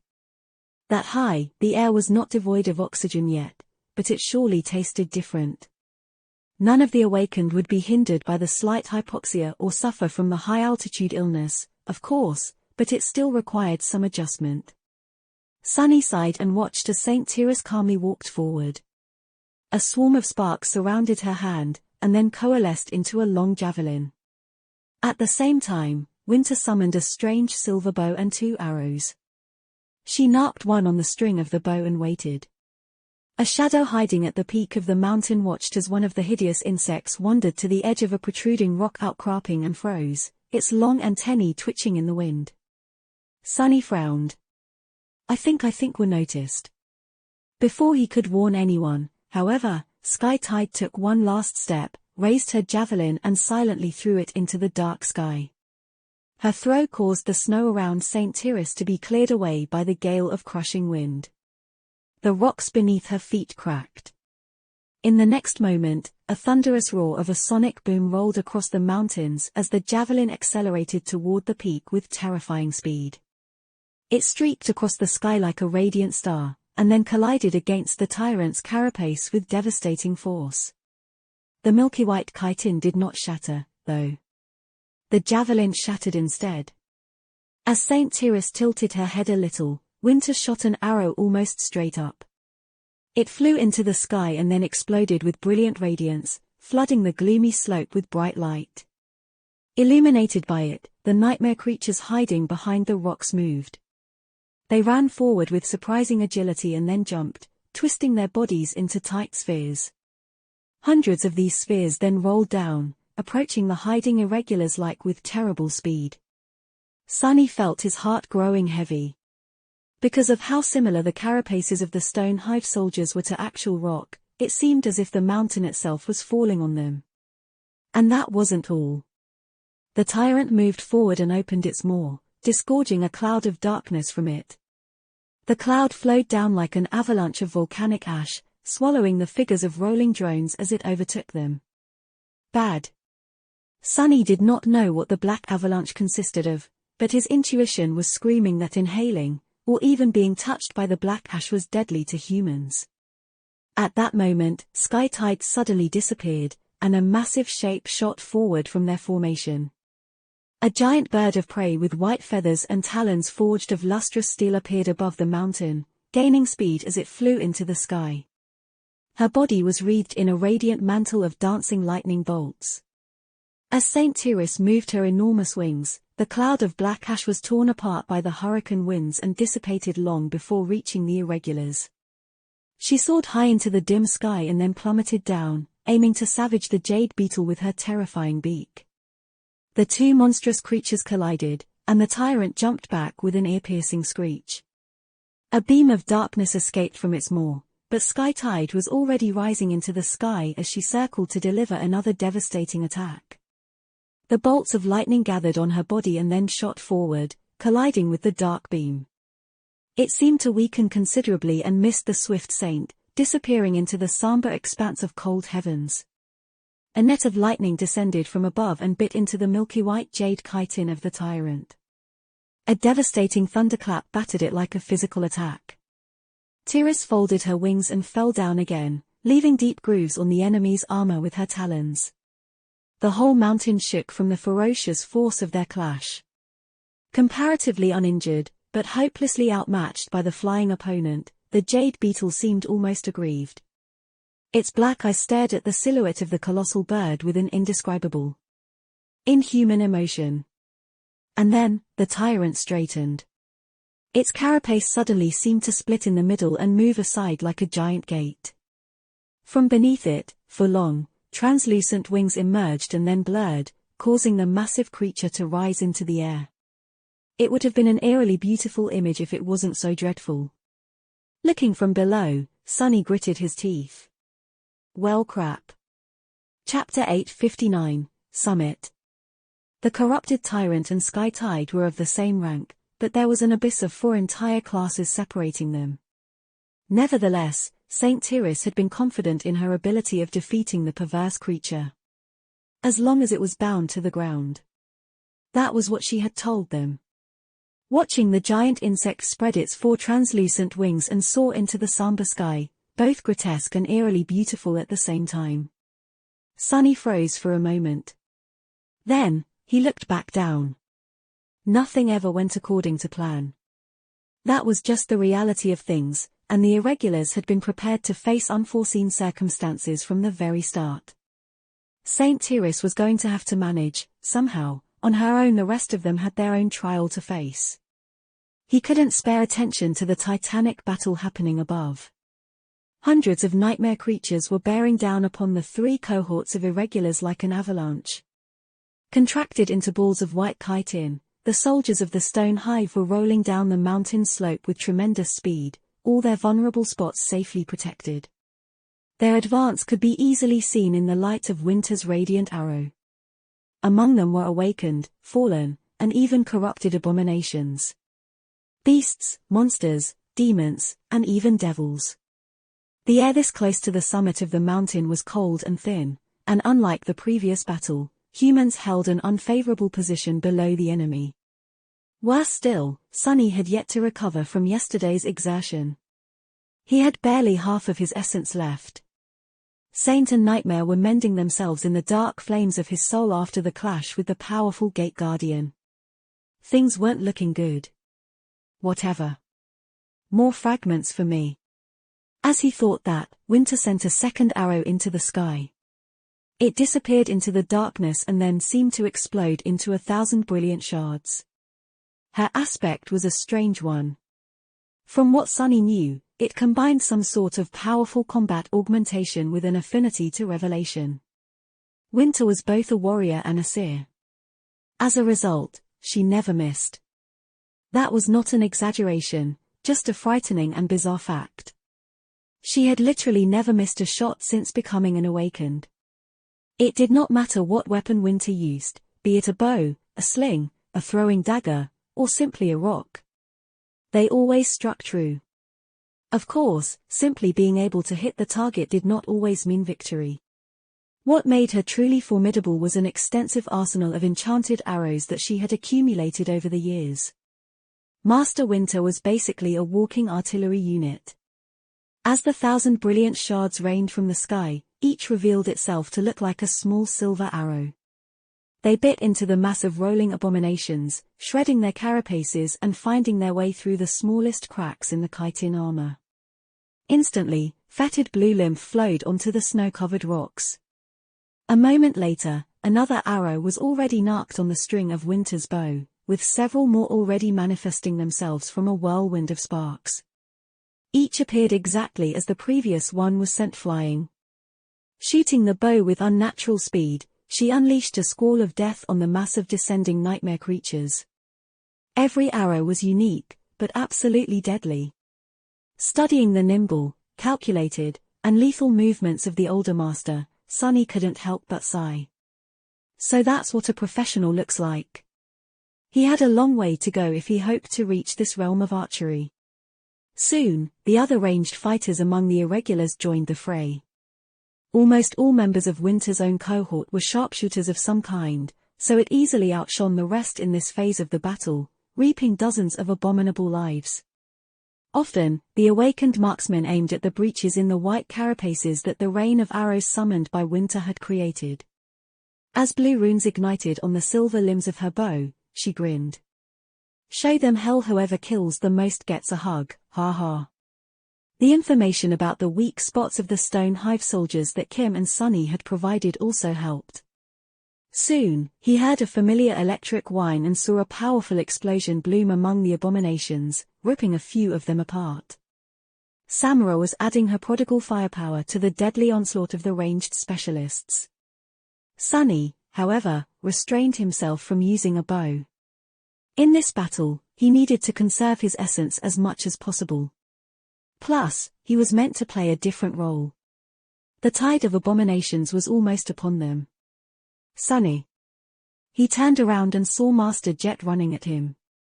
Her short raven black hair was dancing in the wind, and her eyes were burning with chilling blue light. There was a light armor of black leather wrapped tightly around her body, and a familiar dark glaive trailing behind her. Lowering himself slightly, he interlocked his fingers and offered his hands to her as a step. As soon as Soul Reaper's foot landed in this cradle, he strained his muscles and threw her into the air. Augmented by 3 shadows, his strength was nothing short of monstrous.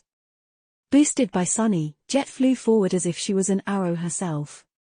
The somber glaive flashed, cutting passing through the body of one of the corrupted abominations before it could even react. The creature rolled forward with tremendous speed for a few more moments, but then suddenly convulsed, unfurled its massive body, and came to a shuddering stop. Its white carapace was perfectly whole, with not even a smallest crack on it, and yet, the massive beast was dead. As Soul Reaper landed slid on the icy rocks, hundreds of abominations attacked the line of irregulars and the swift human who had managed to kill one of their leaders.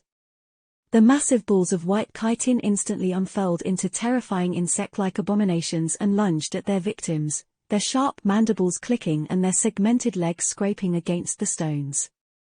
Master Jet was already moving, dodging numerous attacks as she dashed toward the next corrupted target. Looking at her, Sunny blinked. Fast. Then, he had no more time to think. Chapter 860, Stone Hive.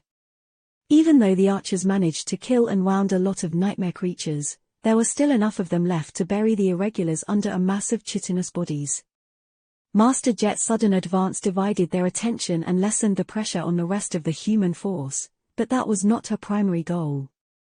In this battle, Soul Reaper was tasked with the most important objective: eliminating the corrupted abominations that threatened to wipe out the awakened soldiers. Awakened were supposed to fight nightmare creatures of their own rank.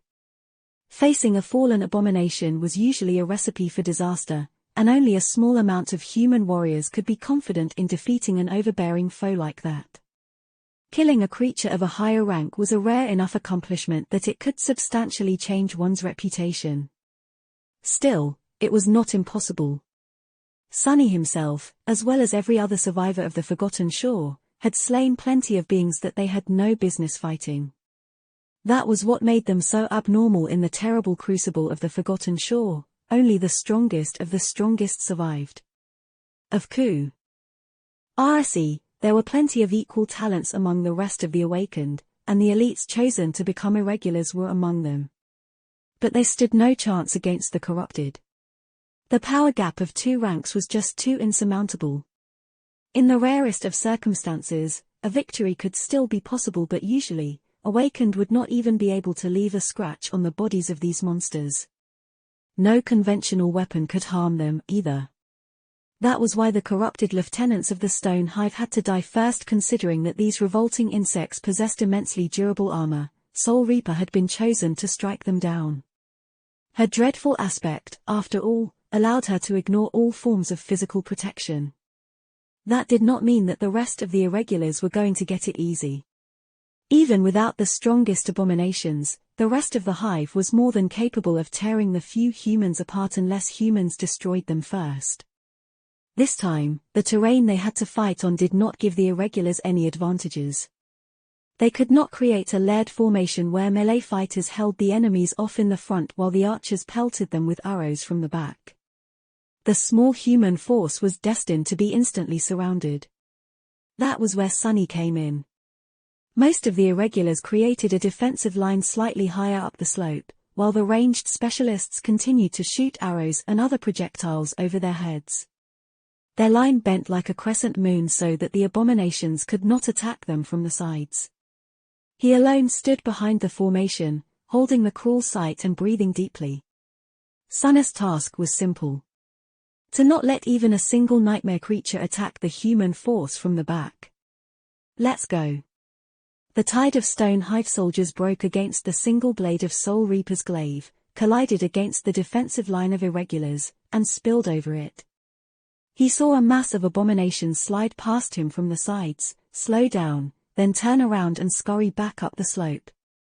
His 4th shadow had just returned and wrapped itself around the blade of the cruel sight, and at the same time, the dying wish called the enemies forth. Sunny dashed forward with stunning speed. At the same time, the shadows around him seethed, and then exploded forward with 4 long and powerful tentacles. Each tentacle pierced the carapace of a nightmarish insect and tore its body apart. A moment later, the cruel sight shone with furious white light and slid into a thin crack between the thorax and the head of a fallen abomination, turning its soft innards and brain into ash. Sunny twisted his spear, decapitating the appalling creature. To his surprise, even without its head, the insect continued forward, trying to skewer him with 2 of its long, segmented legs. With a startled snarl, Sunny crashed into it with his shoulder and sent the heavy monster flying back like a cannonball. At the same time, his shadow tentacles twisted and shot forward, breaking the legs of several more abominations. Bastards, do you really think you can touch me? Pathetic bugs like you can never hope to kill a noble cockroach like me. Suddenly, a mad smile appeared on his face. Grinning like a lunatic, Sunny spun in the growing tide of Stone Hive soldiers, killing them one after another. After the Red Colosseum, it was not hard for him to shadow nightmare creatures.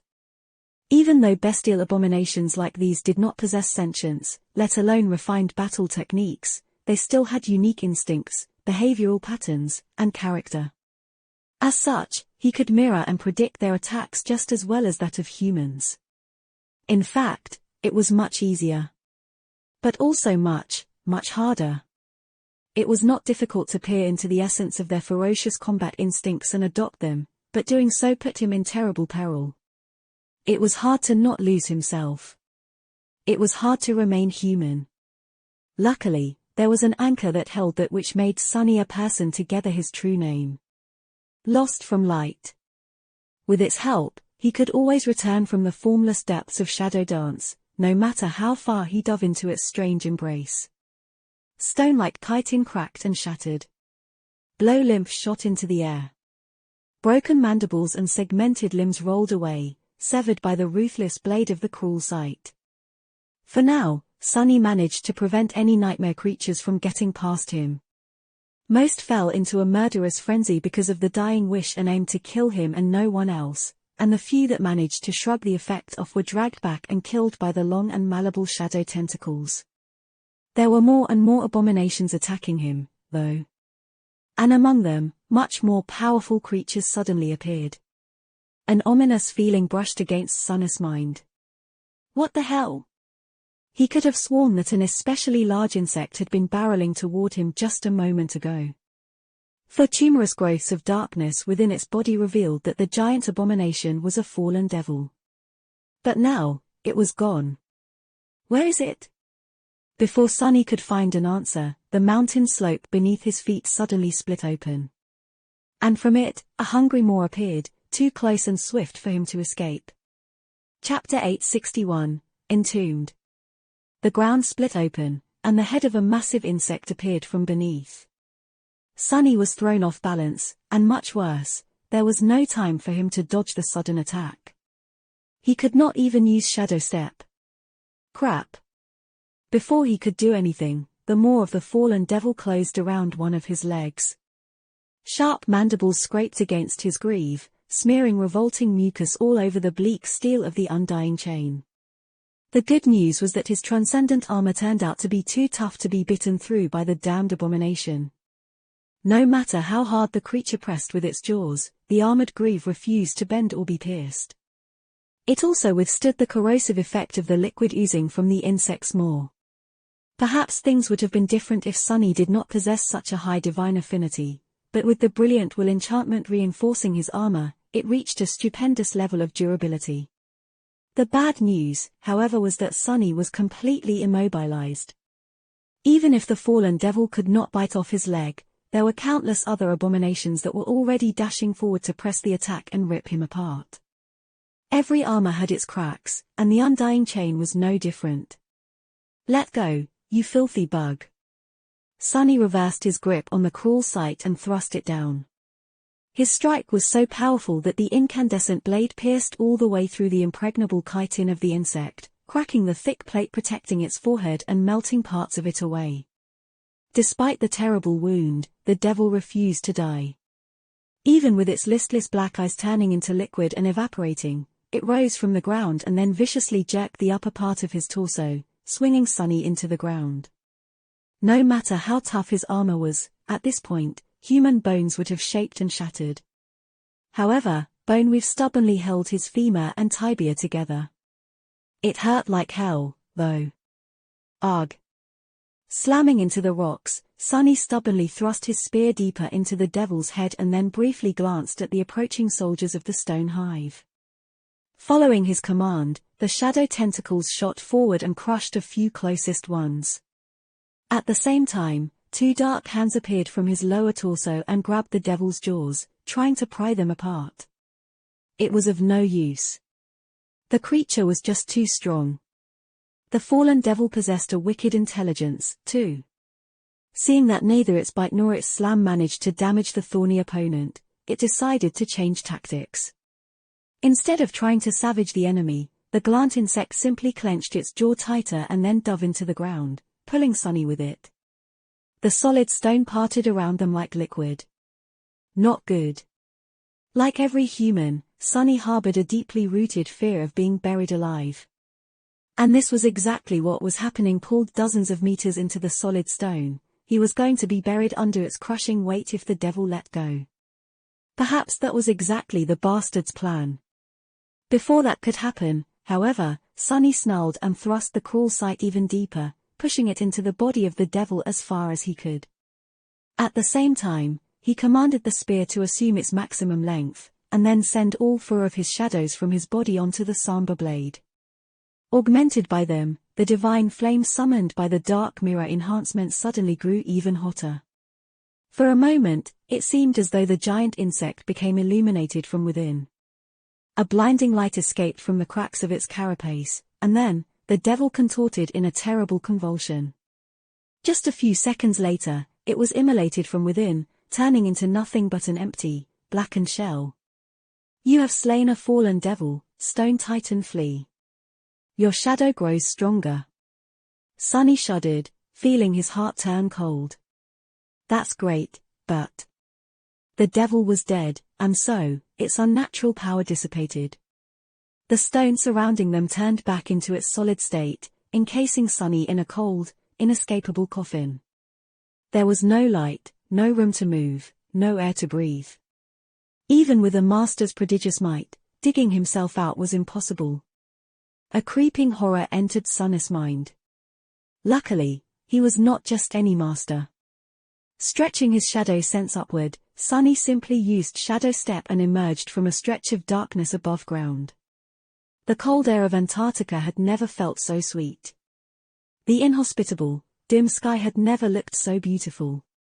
Suppressing the desire to fall to his knees and take a gasping breath, Sunny swiftly looked around to evaluate the situation. He had only been absent from the battlefield for a dozen heartbeats, but in a clash like this one, just a few seconds was an eternity. Just as he had suspected, things were not looking great. His absence left the rear of the human formation wide open, and a tide of stone hive soldiers was already flowing up the slope, approaching it. Most were already well outside the range of effect of the dying wish. That was really, really bad. Sunny's eyes widened. I have to come up with something. Fast. Since there was no time to think, only a single idea came to mind.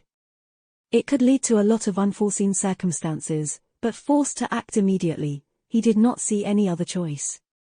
Commanding the extraordinary rock to relay his command, Sunny barked. Samura, Kimi, turn around and open fire.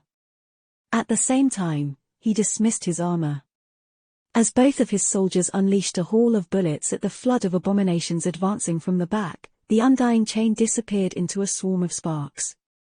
At the same time, wisps of dark fog swirled around his body. For a few seconds, Sunny was left without any protection. Ignoring that chilling fact, he dove into the mass of nightmare creatures, rampaging between them as the dark fog slowly coalesced into a different suit of armor. Luckily, or rather due to his panicked effort, no attack managed to land on his body in that time. Glossy onyx, ominous lines, intricate and ancient design. Finally, the mantle of the underworld wove itself into existence. His shadow slid onto its black surface. Merged with it, the dying wish was suddenly augmented by the underworld armament enchantment. The nightmare creatures advancing on the rear of the human formation slowed down and stalled. Then, they froze in place. And then, one after another, they slowly turned around and peered at Sunny. Subjected to an almost palpable pressure of immense hatred and bloodlust, he smiled nervously. Come eat me, bastards. Look, I am very tasty. With fervor and frenzy that made him shudder, the mass of nightmare creatures obliged. Chapter 862, Soul Reaper. The Death Wish enchantment worked. In fact, it worked a little bit too well. Damn. Sunny was drowning in the tide of nightmare creatures. No matter how strong he was, no matter how fast he was, no matter how well he understood the attack patterns of the stone hive soldiers, there were just too many of them for him to handle without paying the price. The mantle of the underworld sustained more and more hits. The onyx armor mostly held, for now, and what little damage it did sustain was swiftly mended by the living stone enchantment. His body beneath it, however, was hurting. There were no holes in him yet, but it was just a matter of time. If there was one good thing about the situation, however, it was that the irregulars were completely safe from being attacked from the back. Sunny was holding the mass of abominations advancing from the rear single-handedly, killing more and more of them as he desperately tried to survive. By now, all the snow around him had melted, and the rocks were covered by the viscous blue lymph. Savaged carcasses of nightmare creatures littered the ground, and 3 shadow tentacles were rampaging among those that remained. The 4th had been destroyed by another fallen abomination, whom Sunny then finished off with the shining blade of the cruel sight. The twilight enveloping the summit of the mountain was long gone. High above, a constant stream of lightning tore the darkness of the cold sky, and on the mountain slope itself, chaotic flashes of light produced by Winter and other awakened ensnared in a bloody battle with the stone hive created a strange and beautiful illumination. Sunny himself was surrounded by nothing except for darkness, however, since the shadow lantern devoured any light that reached him. I can't go on like this for much longer. His only solace was that he did not need to. Soon, help would arrive. Sunny just had to hold on long enough for Master Jet to finish off the corrupted lieutenants of the hive and join the battle against the lesser abominations. Slaying a score of corrupted was not something an Ascended was supposed to be able to do, but he had faith in Soul Reaper's ability.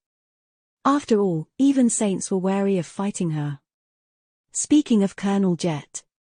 Killing a frenzied fallen beast with a devastating slash of the cruel sight and at the same time piercing the head of an awakened monster with the ghostly blade of the moonlight shard, Sunny used the carcasses of the dead creatures to buy himself a moment of respite and glanced higher up the slope, where Soul Reaper was in a similar position as him, drowning in abominations as she was trying to hunt down the strongest among them before they could hunt her.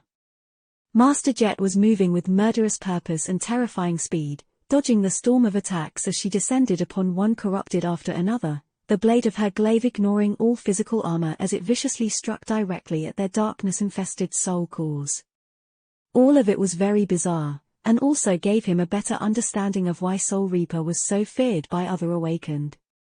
Very few humans possessed powerful means of defending themselves from soul attacks. However, she was not even delivering blows infused with soul damage. Instead, her glaive was somehow able to deliver physical damage directly to the souls of her enemies. More than that, it could bypass all forms of armor and strike at the vulnerable cores. Scary. But there was more strangeness about how Master Jet fought. She was just too fast, too strong, too deadly. Even knowing that her cohort was assembled based on their ability to augment the combat performance of their commanding officer, Sunny could not explain how Soul Reaper was so frighteningly powerful. Just her physical prowess alone was almost on par with his own, which was not supposed to be possible. Not only did Sunny possess more cores, he also enjoyed the enhancement of shadows. And yet, he couldn't deny what he saw. Her battle style, meanwhile, was brutal and domineering, honed and perfectly sharpened to achieve a single purpose: deliver swift death and utter devastation to her enemies. While it lacked flair and refinement, when Sunny looked at how Soul Reaper fought, he felt something that he had never felt before. It was the lethal weight of thousands and thousands of deathly battles. He did not think he had ever encountered a human fighter that seemed to possess quite as much combat experience. Her technique possessed a dark depth to it that he had yet to sense from anyone else. Not even Pierce and Wealth, 2 high-ranking Knights of Valor, could compare to Soul Reaper Let. Not even the saints he had met.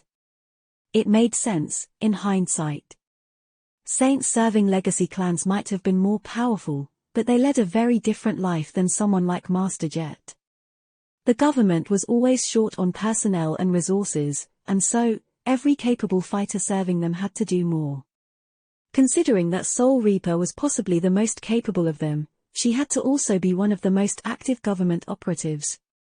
What it meant was that while Master and Saints of the legacy clans only undertook the most important combat missions and enjoyed sufficient rest between each battle, she had been sent to deal with emerging gates, rampaging nightmare creatures, awakened criminals, and other dangerous issues almost every single day.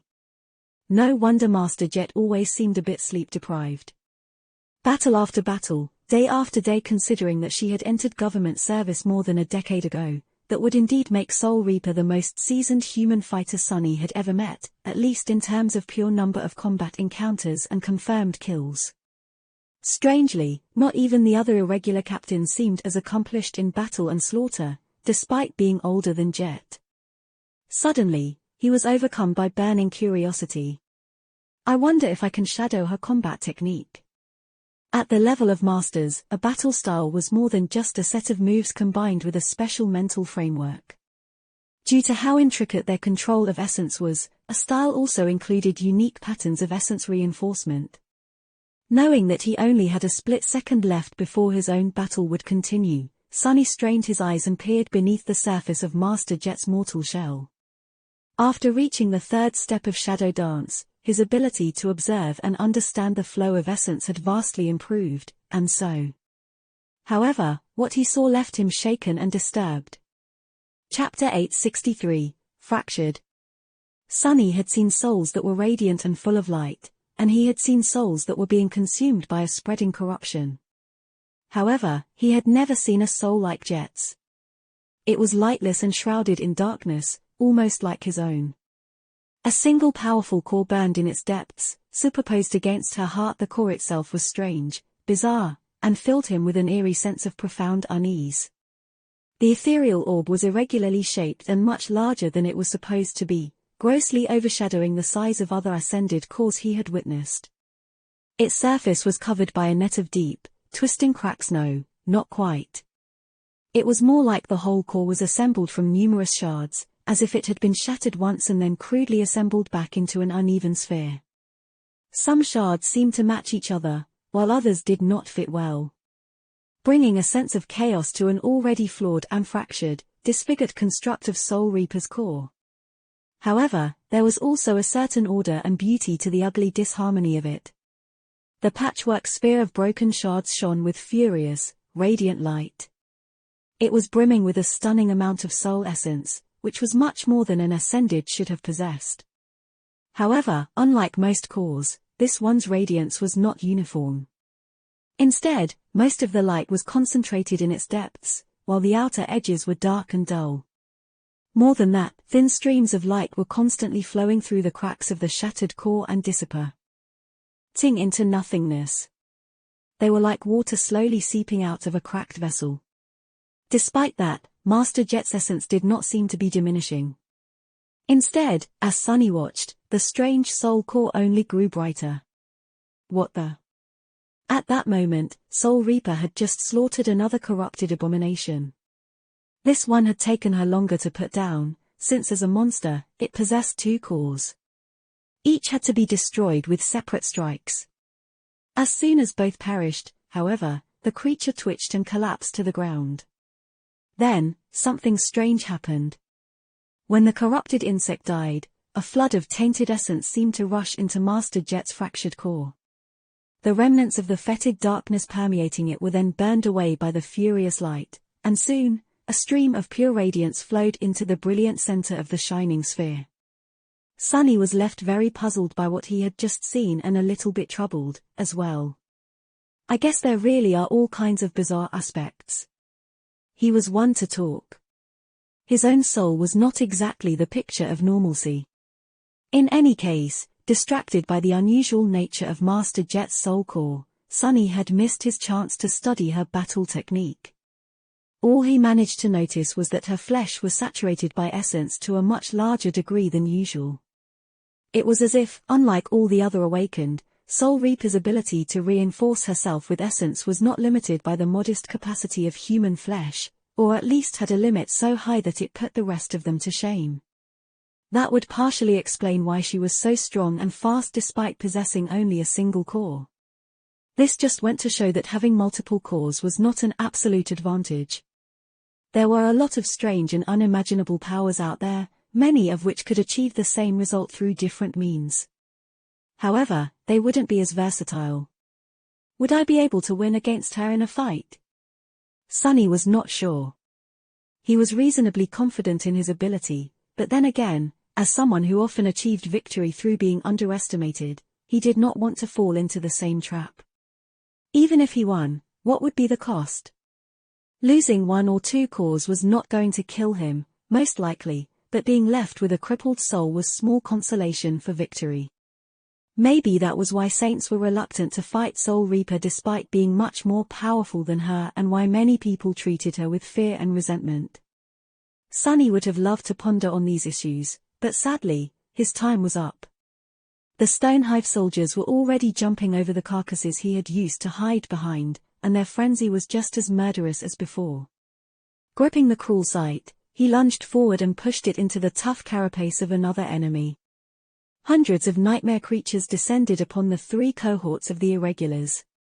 With Soul Reaper diving into their tide alone to hunt down the most dangerous foes, the initial clash was not as obliterating as it could have been.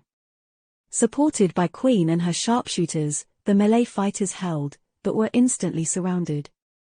Behind them, Master Sunless, the youngest of the first company captains, was somehow holding off the entire flanking force of abominations by himself. Even if irregulars had time to look back, they wouldn't see much except for a veil of strange darkness that refused to dissipate despite the constant flashes of bright light produced by the battle.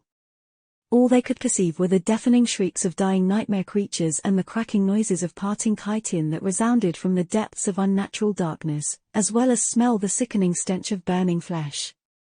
One of the soldiers staggered back after killing another bug and briefly looked back.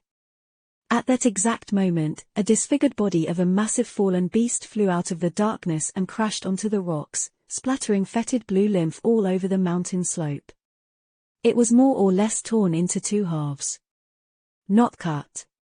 Torn. The soldier shuddered. Gods! What kind of monster is that kid? Suddenly, a blinding flash momentarily turned the world white. High above them, two gargantuan forms clashed furiously, producing a deafening thunderclap. The whole mountain shook from the violent force of their impact. Cursing his luck, the irregular tried to throw all unnecessary thoughts out of his mind and lunged back into the deadly melee. There were still hundreds of the damned bugs for them to kill. By his side, other soldiers of the first irregular company fought for their lives. No one faltered, no one allowed despair to poison their mind. Each of them gave it their all, full of determination and resolve worthy of the government's best. And yet, things weren't going too well. The enemy was just too numerous, vicious, and overwhelming. Worse than that, the cursed bugs were wickedly smart and coordinated. Something had to change soon. Chapter 864, Breaking the Balance. Stuck in the middle of a never-ending massacre, barely holding on, and sensing a ruinous hint of exhaustion already seeping into his muscles, Sunny knew that the battle was entering its decisive stage. For now, it seemed to remain in a fragile equilibrium. The Jade Beetle and Saint Tyrus were clashing somewhere high above, neither of them capable of striking down the adversary yet. On the ground, Master Jet were fighting alone in the tide of nightmare creatures, seeking out the most powerful foes. She had already killed many, but her task was far from being accomplished. The irregulars held, pushing back against the rabid onslaught of the Stonehive. They had managed to avoid being overwhelmed, but could not throw the enemy back and go on the offensive. Even with Winter and her sharpshooters taking out the most deadly fallen abominations, the situation was extremely precarious. And finally, Sunny was protecting the rear of the formation. He was containing his share of nightmare creatures, as well, but was not anywhere near prevailing against them. For every hive soldier he killed, two immediately took its place. Neither side could wipe out the other. This balance, however, could be destroyed at any moment. Time was working against the irregulars, for the most part, since their soul essence and endurance were not infinite. The soldiers were not going to be able to keep up with the ruthless tempo of the furious battle for much longer. Their only hope was that Soul Reaper would finish off the last of the corrupted abominations and join the fight against the mass of lesser soldiers soon. However, from a few glimpses that Sunny had caught, things weren't going too well for the commander of the first irregular company. Master Jet had quickly dealt with the comparatively weak corrupted, but now, only the most powerful of them remained.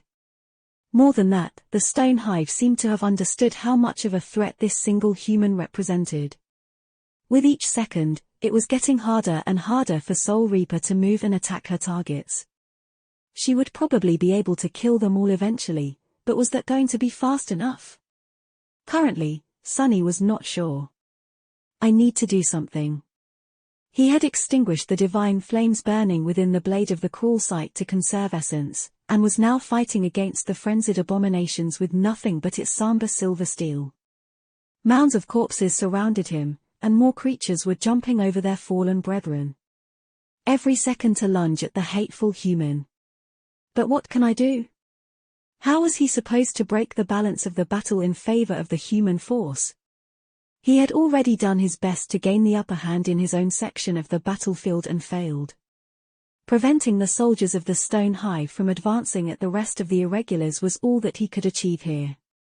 Changing the scales of the main front line was also outside his ability.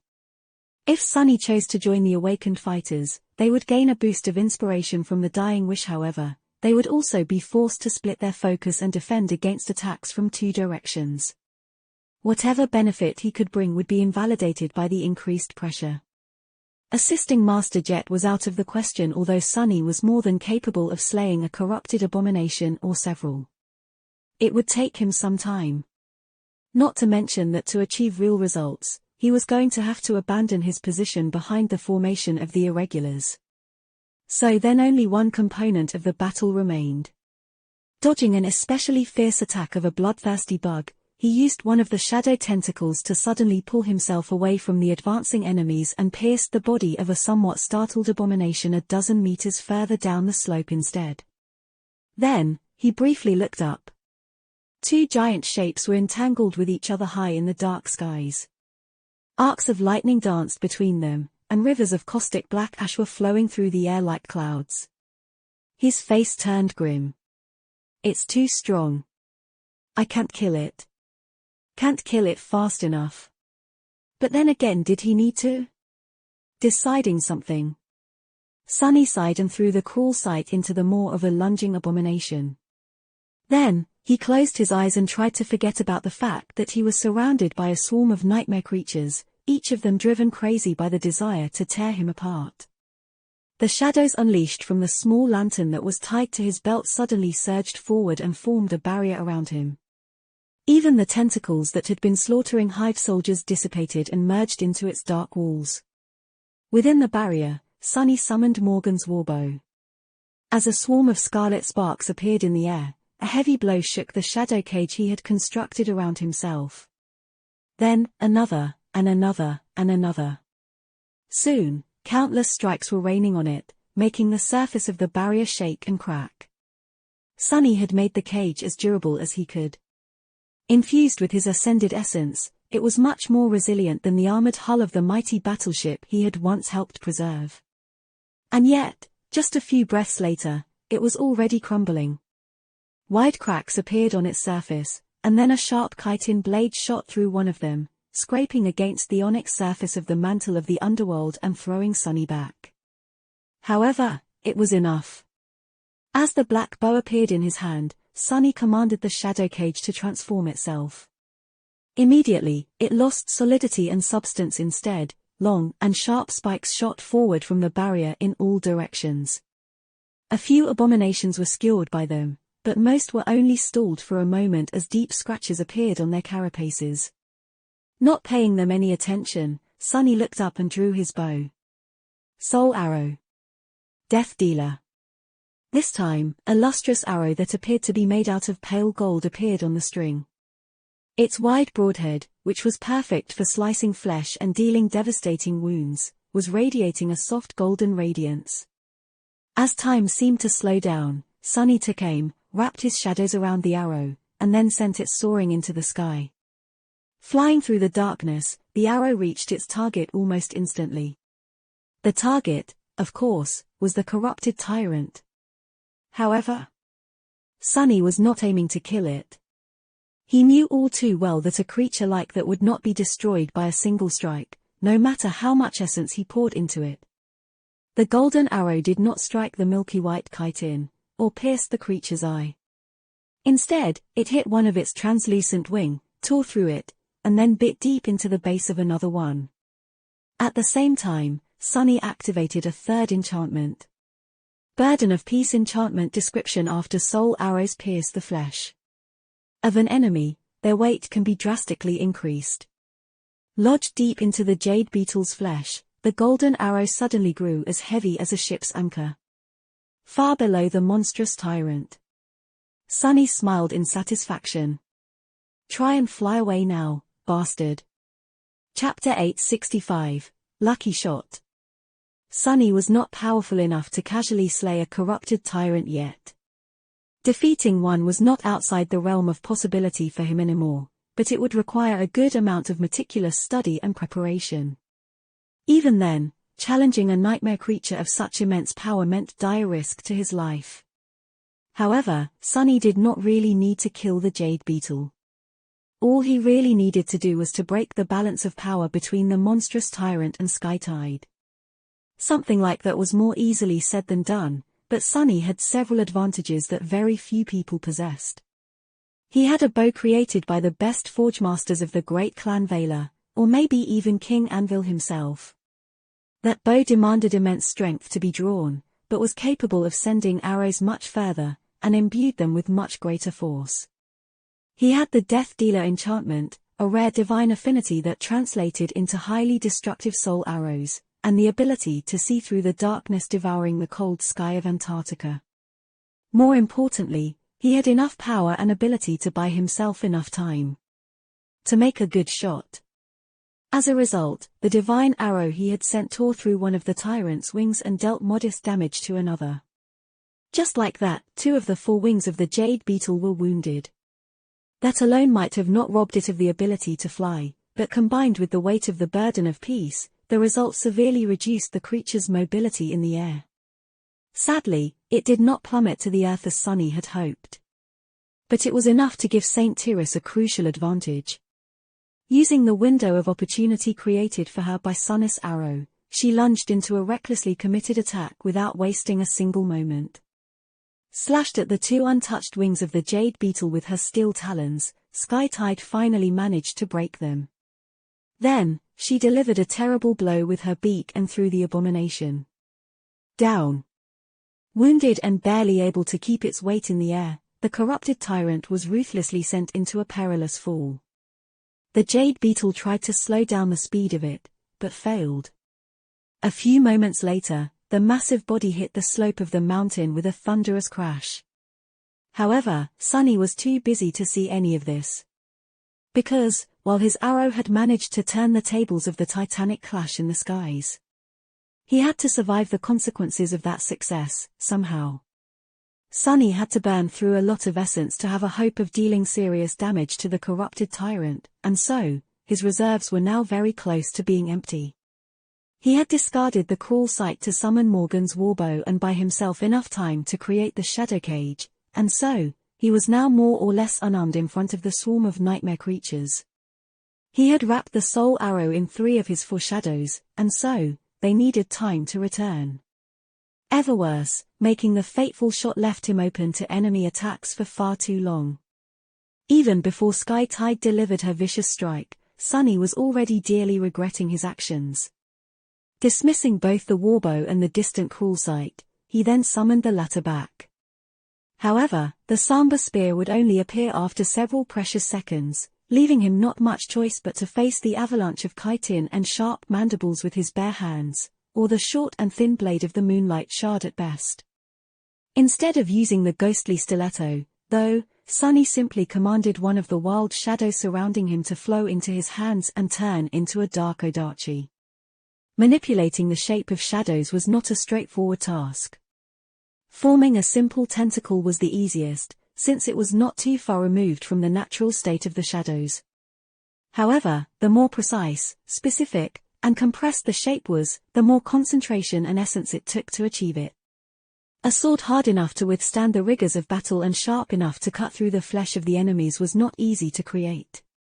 Usually, it would have taken Sunny some time and a lot of mental exertion to make one from a formless shadow. However, the black Odachi appeared in his hands almost instantly. That was because Sunny had methodically trained several applications of shadow manifestation during the 6 calm months after the second nightmare. He had come up with a small number of forms that could serve his basic needs in battle, such as a barrier, a spike, a chain, a sword, and created them over and over again, day after day, until manifesting them became an instinct. That was why it only took a split second for the shadow sword to manifest when he needed it. Of course, as a blade created from ascended essence, it was comparable to an ascended weapon in terms of sharpness and lethality. Sunny was just not sure how long he would be able to maintain the dark Odachi, considering that keeping it tangible was slowly eating through the scarce remains of his essence. Crap. He barely managed to meet the first foe with a strike, neatly cutting its body in two halves. Although Sunny had long grown accustomed to using a spear, holding a sword still felt the most familiar to him. Fighting with an Odachi again felt like meeting an old friend. He would have smiled if there was not a crushing wave of abominations falling down on him. Sharp blades of chitin struck at the mantle of the underworld, throwing Sunny off balance. Using the residual momentum of his previous strike, he slashed with the Odachi and severed the legs of a fallen beast attacking him, then thrust his sword forward, piercing the head of another. Something crashed into him from the side, causing Sunny to stagger. Bad. Sunny paled as he realized that a moment later, he would fall and become buried under a mass of abominations. Luckily, at that moment, something massive and dreadfully heavy crashed into the mountain with terrible speed. The impact caused the whole slope to tremble, as if from a powerful earthquake. As a result, not only Sunny, but also every other irregular, as well as every soldier of the stone hive, was suddenly thrown to the ground. Chapter 866, White Stone. A huge cloud of snow and stone debris rose into the air. Hitting the ground with a muffled yelp, Sunny rolled and tried to maintain the shape of his Odachi. Luckily, his training had not been in vain even after being startled by the earth-splitting fall of the tyrant and jolted by the sudden collision with the slope of the mountain. He did not allow the shadow sword to unravel. Arg damn.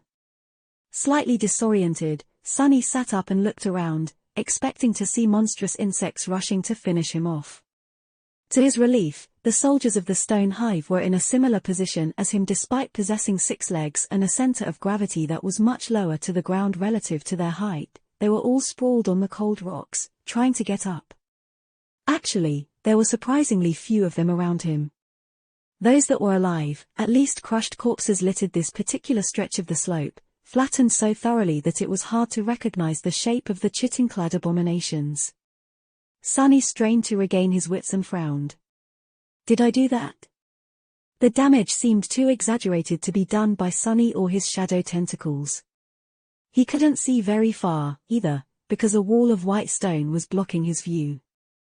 Where did this crack come from? If he remembered correctly, there were no large boulders or tall outcroppings near where he had fought. Had he rolled that far down the slope? As Sunny was trying to understand why a wall of rock suddenly appeared in front of him, a stream of inky black liquid flowed down its smooth white surface. Then, the wall of stone slightly moved. His eyes widened. Oh crap. Craning his neck, Sunny managed to get a better look at the thing that he had assumed to be a stone cliff. Of course, it was not. Instead, it was the Carap, ace of the corrupted tyrant that had been thrown into the mountain by Skytide's vicious attack. The creature seemed battered, with its milky white chitin cracked in several places and leaking viscous black blood, but very much alive. In fact, at the same time as Sunny looked up at it, the jade beetle's expressionless black eye shifted and peered directly at him. Its terrifying mandibles moved slightly. Oh, crap. Sunny jumped back at the same time as one of Tyrant's legs came down, shattering the mountain slope and sending another tremor running through it. He was only saved by his quick reaction and a bit of luck. The shadow Odachi whistled through the air and struck the white chitin, only to bounce off of it without dealing any damage. The jade beetle stared at him with its unfathomable black eyes and moved, slowly rising. It opened its maw, where a cloud of black ash was already swirling, ready to be spat out. Sunny knew that if that ash enveloped him, something very bad was going to happen. For a split second, he was paralyzed by fear. Then, the familiar weight of the cruel sight calmed Sunny down. The Samba spear finally finished manifesting itself into reality, and he instinctively caught it by letting go of the hilt of the shadow Odachi with one hand. What difference does it make? Sunny stared at the domineering tyrant in horror, and then did the only thing he could think of, infusing some of his last drops of essence into the cruel sight to imbue it with an elemental property. He threw the spear again, only a moment after being reunited with it. He did have enough presence of mind to put some thought into what type of elemental damage to choose, though. Neither divine flame nor soul damage would do much in this situation, so. That might work, I think. The Samba spear disappeared into the cloud of darkness wreathing in the creature's maw without a trace. A moment later, the tyrant suddenly shuddered and let out a shrill, deafening shriek. Its movements slowed down for a second or two. That was more than enough time to give Sunny a chance to run away. Turning around, he dashed up the slope with as much speed as he could muster. The cloud of ash shot to chase him, but quickly dissipated due to the fact that the jade beetle was distracted by torturous pain. The element Sunny had chosen was not the most destructive, but it was insidious, persistent, and extremely painful. That element was corrosion. To be more precise, it was a special kind of wicked corrosion that the Dark Mirror had memoized after Sunny inhaled a lungful of Wormvine's poisonous miasma back on the shipwreck island. Bloodweave had overcome it without any trouble, so he did not expect to deal much damage to the tyrant. However, it had hurt like hell to deal with it, so Sunny hoped that the damned monstrosity would be distracted for a few seconds, giving him a chance to retreat. That's right. Retreat with dignity. Not run away in panic. As he swiftly retreated, Sunny felt a cold shiver running down his spine. The jade beetle had to be preparing another attack. At that moment, a shadow fell from the sky. Saint Tyrus in her human form and wielding a saber that seemed sure enough to cut the fabric of the world itself flashed through the air and collided with the corrupted tyrant somewhere behind his back. Sunny, meanwhile, finally saw the battlefield through the cloud of snow that had been thrown up by the jade beetle's fall. The irregulars were slowly rising to their feet, and so were the soldiers of the stone hive. Only one figure appeared to have withstood the earthquake and used the shock of it to her advantage. Some distance away, Master Jet landed on the swaying body of the last corrupted abomination and thrust her glaive deep into its flesh. A vicious smile appeared on her face as the creature shuddered and fell down. The battle formation of awakened warriors was broken, but Soul Reaper was finally finished with her dreadful task. Despite how much she must have exerted herself to slay a score of corrupted beasts and monsters, as well as a couple demons, she seemed to be still brimming with essence. Master Jet would be able to join the main line of the first irregular company soon. The flanking force that Sunny had been holding back, meanwhile, seemed to be all but destroyed by his own efforts and the devastating fall of the tyrant. What little remained of it was currently being torn to pieces by the furious confrontation of the Jade Beetle and Skytide. All in all, the situation was not too terrible. The scales definitely tilted in the favor of humans now. They just had to capitalize on that advantage. Running terribly low on essence, battered, and exhausted, Sunny let out a silent groan. Damn it, damnation, this is just day 2. Chapter 867. Tooth and Nail. The tide of the battle had turned. The terrifying confrontation between the tyrant of the Stone Hive and Skytide of the White Feather Clan went on, but now, the eerily beautiful Jade Beetle was clearly losing. On the battlefield itself, the force of abominations trying to attack the irregulars from the rear had been decimated under the cover of unnatural darkness. The corrupted lieutenants leading the main assault had been dealt with by Soul Reaper. Although human soldiers had been feeling hints of despair just a few minutes ago, now, a new strength filled their bodies. Fight, we can do this. Crush the bugs. The irregulars knew that the moments when hope finally shined from the distance were often the most dangerous, so they did not allow themselves to relax and fought with fierce determination. Then, something strange happened. The veil of darkness enveloping the lower part of the slope suddenly flowed forward and drowned a large swath of nightmare creatures assaulting their defensive line from the flank. Immediately, frenzied shrieks of the abominations resounded from it, only to stop abruptly in the cracking noise of splitting chitin. At the same time, Soul Reaper Jet broke through the ranks of the hive and joined the crescent battle formation. Suddenly reassured, the humans fought with doubled ferocity. The effect was even more pronounced for the members of one of the cohorts, who could actually see through the unnatural darkness thanks to Kim's unique aspect. Luster, who had lost count of the number of repulsive bugs he had killed or wounded with his halberd, threw a quick glance to the flank of the defensive line and almost stumbled. What? Out there in the darkness, their captain was dancing between the abominations, slaying one after another with graceful strikes of a long and somber blade. His swordsmanship was elegant and exquisite. However, what stunned the young man was not the battle skill of their commanding officer, but the armor Captain Sunless was wearing, as well as the shape and color of his odachi. That's Monoral's armor and sword. Luster's eyes widened. Don't tell me. Suddenly, a lot of things made sense. Influenced by the death wish enchantment that spread to those who witnessed Sunny fight, an intense fire ignited in Luster's heart. His eyes gleamed, and he threw himself into the battle with burning determination. More, I need to kill more. After learning their captain's true identity, Luster was extremely inspired. He had given up on his goal not long after the clash with the Stone Hive started, but now, it did not seem as impossible anymore. I must vanquish these abominable bugs. If I kill enough, I might get a hug from Master Winter. Oh, I can't wait. Similarly, although, of course, in a different manner, the other members of the cohort experienced the bolstering effect of the dying wish, as well. All of them fought like devils, earning themselves a fearsome reputation among the irregulars. And the man who had made it all possible was currently cursing his fate. Damn crap, curse it all. Surrounded by a swarm of nightmare creatures, Sunny fought while feeling extremely aggrieved. Things were not going great for him. He was extremely tired, bruised and battered, and worst of all, his essence was running dry. Keeping the shadow sword tangible was eating through what little he had left with frightening speed, but the worst offender was the shadow lantern. A divine memory was as gluttonous as one would think. On top of that, there were the dying wish and the mantle of the underworld. Pretty soon, he would be completely spent.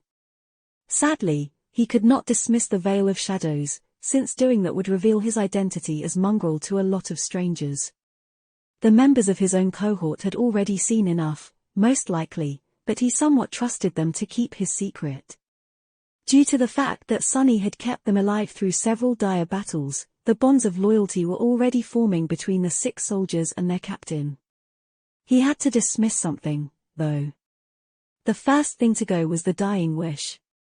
Although it brought benefit to his soldiers and, to a lesser degree, to all irregulars, he simply could not allow the expenditure of essence that both the death wish and the underworld armament required. The next memory to go was the mantle of the underworld itself. Sunny was reluctant and more than a little scared to continue his fight without a suit of armor, but there was little he could do.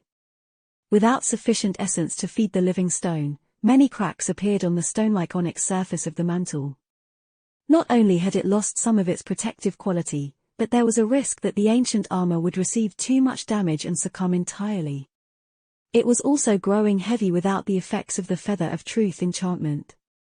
He just had to fight carefully and concentrate on dodging the enemy attacks from now on.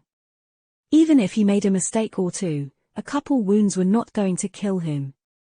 Thankfully, there were not as many enemies left around him as at the start of the battle. Once the most damning evidence was gone, Sunny had no reason to keep the shadow lantern active, so he dismissed it as well. With no enchantments to keep powered and the small amount of essence he received back by dismissing these memories, he could maintain the shape of his sword for a bit longer. Sunny killed a few more enemies, barely avoided a stream of acid that one of the monstrous insects spat, and retaliated by neatly severing its body in half. When is this going to end, damn it? A few seconds later, his odachi turned hazy, and then dissipated into a shadow. Sunny was at his limit. Please, gods, let it stop, let it stop, let it stop. Arg, damnation, this is such crap. What the hell?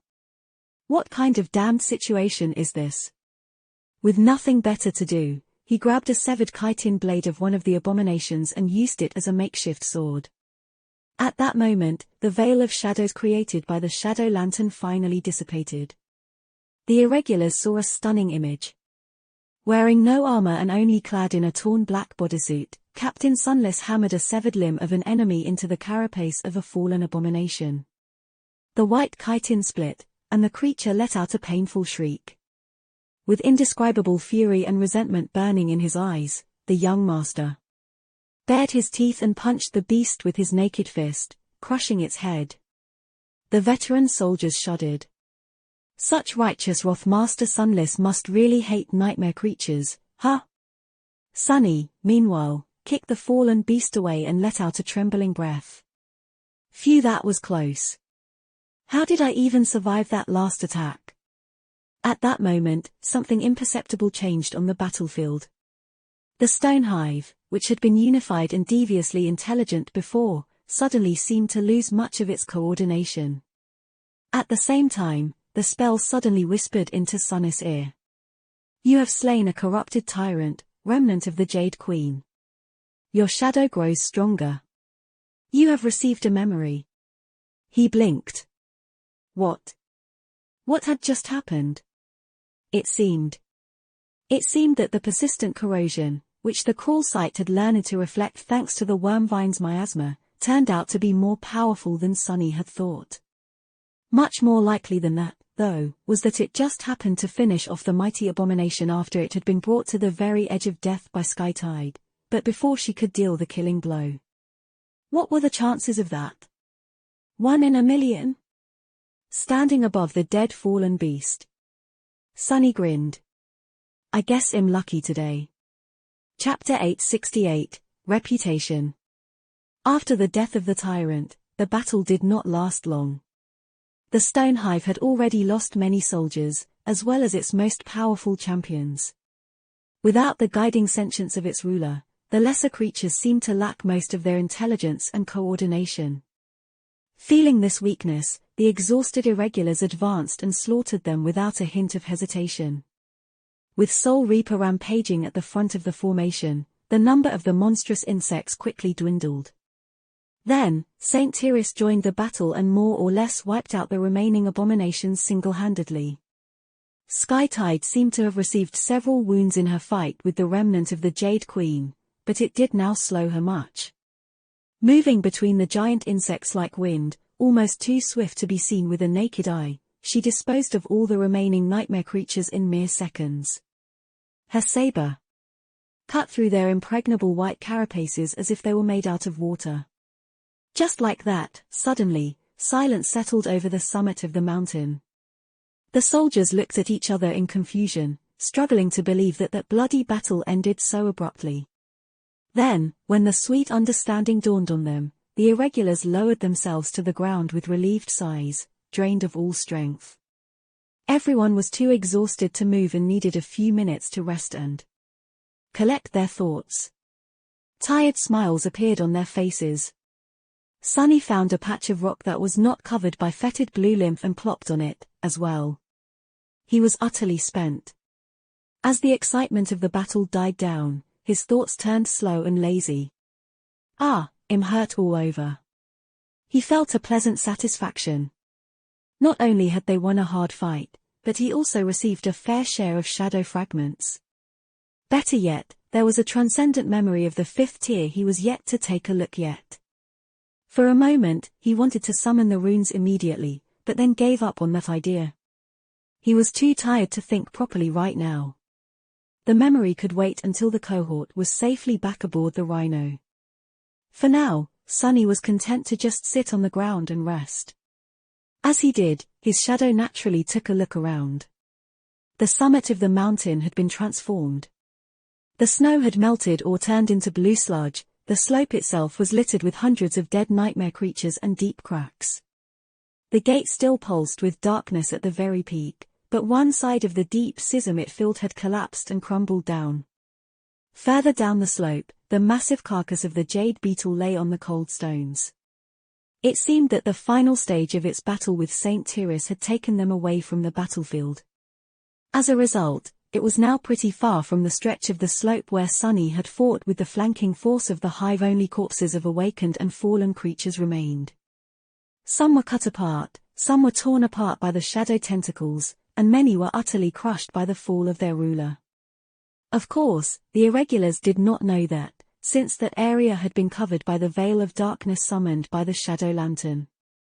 To them, it all looked like Sunnis doing. Their whispers entered his ears. "Gods, look over there. Is that where Master Sunless fought? So many dead bugs, wait, what the hell? Why are these corpses so mangled? It's like they were put through a meat grinder. I mean, it does not even look like they were cut by a blade, it's more like he ripped them apart and crushed them with his bare hands." He did. Did you not see him, at the end? His weapon and armor must have been destroyed in the fight, so he just tore a leg off a fallen abomination and then beat the bastard to death with it. And then I swear to the gods, I saw it myself, he stood there and smiled, as though someone gave him the best present in the world. I think he really hates nightmare creatures. His expression before that, so much anger, so much resentment. It looked, I don't know, personal. Maybe there's a tragic story there. No wonder Soul Reaper went into trouble to personally recruit him. What kind of devil is that kid? Sunny blinked. Had he really smiled? Oh, that must have been the moment when he received the transcendent memory. He had indeed lost composure and grinned like an idiot for a few moments there. In any case, none of these soldiers seemed to have connected him to Mongrel. They just thought that he was some kind of monster with a personal grudge against nightmare creatures. His own cohort, meanwhile. Sunny turned slightly and caught sight of Luster, who was staring at him with an intense expression. The young man's eyes seemed extremely bitter, for some reason. What's up with that clown? At that moment, someone approached and sat down near him. Sunny turned around and saw Winter, who stared at him with a nonchalant expression. What? Before he could finish the thought, she suddenly grinned and pulled him into a very tight hug. You did great, little devil, let's be friends. Soon, the irregulars caught their breaths and started moving. Saint Tyrus departed after approaching Sunny to thank him for his contribution in slaying the tyrant, her voice cordial and stern as usual. This time, however, it almost sounded partial. Since the threat of the Stone Hive had been eliminated, a signal was sent to the First Army that the path was clear. Not too long after that, a long column of vehicles appeared on the road that stretched far below, on the other side of the mountain. One of the divisions was proceeding with haste to its next destination. The irregulars themselves were busy with collecting soul shards from the Stain abominations. A dozen heavy loaders arrived to drag the carcass of the remnant of the Jade Queen away. Even in death, a corrupted tyrant was extremely valuable. Its impenetrable carapace and other parts had a lot of uses for advanced spell tech applications. Sunny would not be surprised if some of the Jade Beetle ended up being used to bolster the defenses of one of the siege capitals, most likely Falcon Scott itself. After some time, Master Jet left for the base camp where the APCs were parked in order to contact the army command. Since there was nothing for Sunny to do at the summit of the mountain, he followed her and climbed into the Rhino to rest. There, sitting on his comfortable bed, Sunny finally summoned the runes. A transcendent memory. Let's see. Soon, his eyes gleamed. Chapter 869, Sin of Solace. The runes shimmered in the air. Memory, Sin of Solace. Memory rank transcendent. Memory tier 5. Memory type weapon. Looking at ethereal weave of symbols, Sunny felt a cold shiver running down his spine. A weapon. The Sin of Solace was the third transcendent memory he had received. However, it was of a higher tier than both the Undying Chain and the Dying Wish combined. More than that, it was a weapon, something that could express its power much more directly than an armor or a charm. Something that he desperately needed here in the cold expanse of Antarctica. A weapon bestowed by the slaying of a corrupted tyrant had to be truly powerful. Holding his breath, he continued to study the runes. Memory description: this blade is a whisper of Ariel, the demon of dread, who turned a beautiful monster into a queen and gave her a sinister gift of forbidden knowledge. Sunny tilted his head, suddenly excited. The demon of dread, another demon? There are 5 of them I know of now. Demon of fate, demon of hope, demon of choice, demon of dread. Wait, who was T? He 5th one? He strained his memory for a while, and then scratched the back of his head. Oh, right. The demon of oblivion. How did I forget? Sunny pondered about the fact that the demon of oblivion was so forgettable for a bit. Then, he slightly shook his head.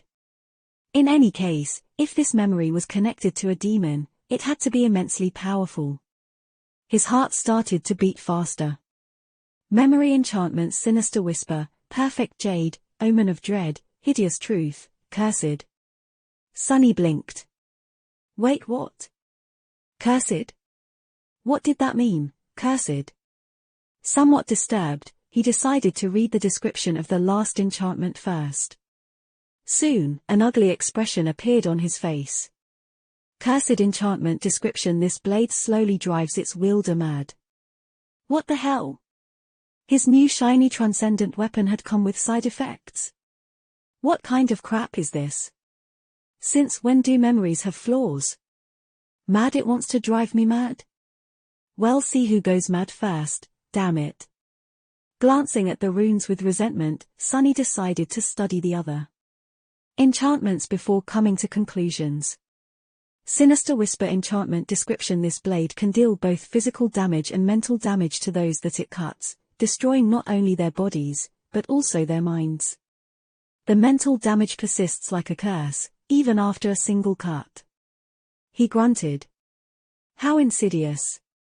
Mental attacks were almost as rare as soul attacks, and equally as hard to defend against. There was something terrifying about them, too, especially to those beings that were very hard to kill or nearly immortal. After all, what was the point of living if one's sanity was gone? A blade like that, truly, it would have been a bane of someone like the Eternal Chain Lords of the Kingdom of Hope. If only the damned memory did not deal the same mental damage to the wielder. Sunny grimaced, and then continued to read the runes. Perfect jade enchantment description: this blade is carved from a piece of sublime jade, and as such is sharp and durable beyond logic and reason. Straightforward. Omen of dread enchantment description: a faint remnant of Ariel's presence lingers on this blade, striking terror into the hearts of all beings. Sunny frowned. Another mental attack enchantment, but this one is passive and affects an area. Not bad, should work wonders when Nightmare is around, too. Finally, the last one made him frown. Hideous truth enchantment description: the more the wielder's sanity is shattered, the more powerful this blade becomes. It bestows revelations of madness on those who give in to its will. Sunny sighed. Damnation. So, basically, this already formidable weapon could grow many times more terrifying, but only if the person wielding it went completely insane. Conveniently, the Sin of Solace also drove anyone who wielded it to madness, thus providing an easy solution to unlocking the potential of the hideous truth. What am I supposed to do with this thing? And what does that mean, given to its will? Does this cursed sword have a will of its own? While Sunny liked to joke that he was a bit crazy, he did not really want to turn into a raving lunatic. He lingered for a few minutes, then took a deep breath and summoned his new memory into existence. Soon, a beautiful Xuanshoujian appeared in his hands. It was a straight, thin double-edged greatsword with a narrow guard and a graceful blade that gradually tapered to a sharp tip. Despite the fact that it was almost as long as Sunny was tall, the Sin of Solace surprisingly did not weigh much. In fact, it was as light as a feather. Its hilt was carved out of black obsidian, and the blade itself was stark white, with beautiful patterns etched on it. Despite the description of the perfect jade enchantment, it did not seem rigid as stone. Instead, it was both hard and flexible in perfect proportion. A sword such as this was nimble and swift, but also capable of dealing devastating damage. Despite its breathtaking beauty, however, as soon as Sunny touched the cool obsidian hilt, it was as though someone whispered into his ear. He shivered and turned around, only to find that there was nothing behind him. The whisper, however, did not disappear. It continued to flow from somewhere just out of reach, too quiet to discern any words for now. Sunny felt that if he just concentrated hard enough, he would be able to understand what the rustling voice was saying. And it was important, very important to understand it. There was a meaning to them that he just had to know. Had to. Before Sunny noticed. His body was covered in cold sweat. He stared at the Sin of Solace with a complicated expression, and then summoned the undying chain. As soon as the bleak armor wrapped itself around his body, the insidious whisper seemed to grow weaker. Sunny was only slightly obsessed with listening to it now. Good. The chains of longing enchantment of the transcendent armor provided him with a high protection against mind attacks, and the cursed attribute of the beautiful gem seemed to be just that. A strange and sinister mind attack aimed at the sword's own wielder. Which meant that Saint, who was completely immune to mind attacks, would be able to use the jade sword without any problem.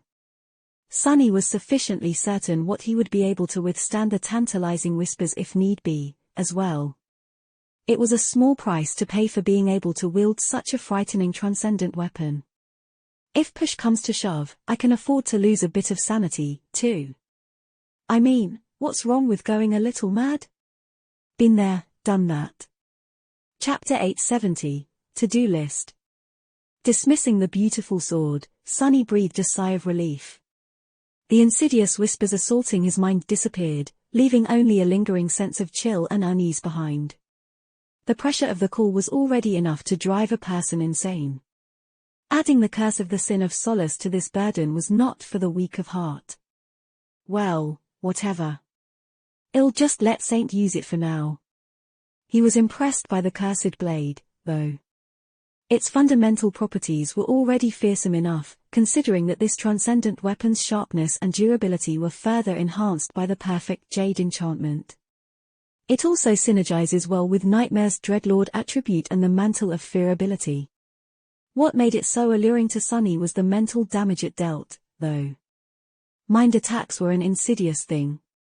While not as obviously destructive as more straightforward elemental damage types and not as universally deadly and hard to defend against as soul attacks, they possessed one frightening quality. The more sentients are being possessed, the more that being stood to be damaged by a mind attack. What it meant was that while lesser nightmare creatures, beasts and monsters would not be as susceptible to the sinister whisper, the truly dangerous foes, demons, devils, tyrants, terrors, and humans would suffer terribly from it. And since those were the enemies Sunny was wary of the most, the Sin of Solace was a perfect tool to satisfy his needs. I just have to be careful not to suffer terribly myself. But even if he did, at least he would be reaping the benefits of the hideous truth. Sunny felt that the cursed sword would become truly terrifying if its wielder managed to unlock that strange enchantment.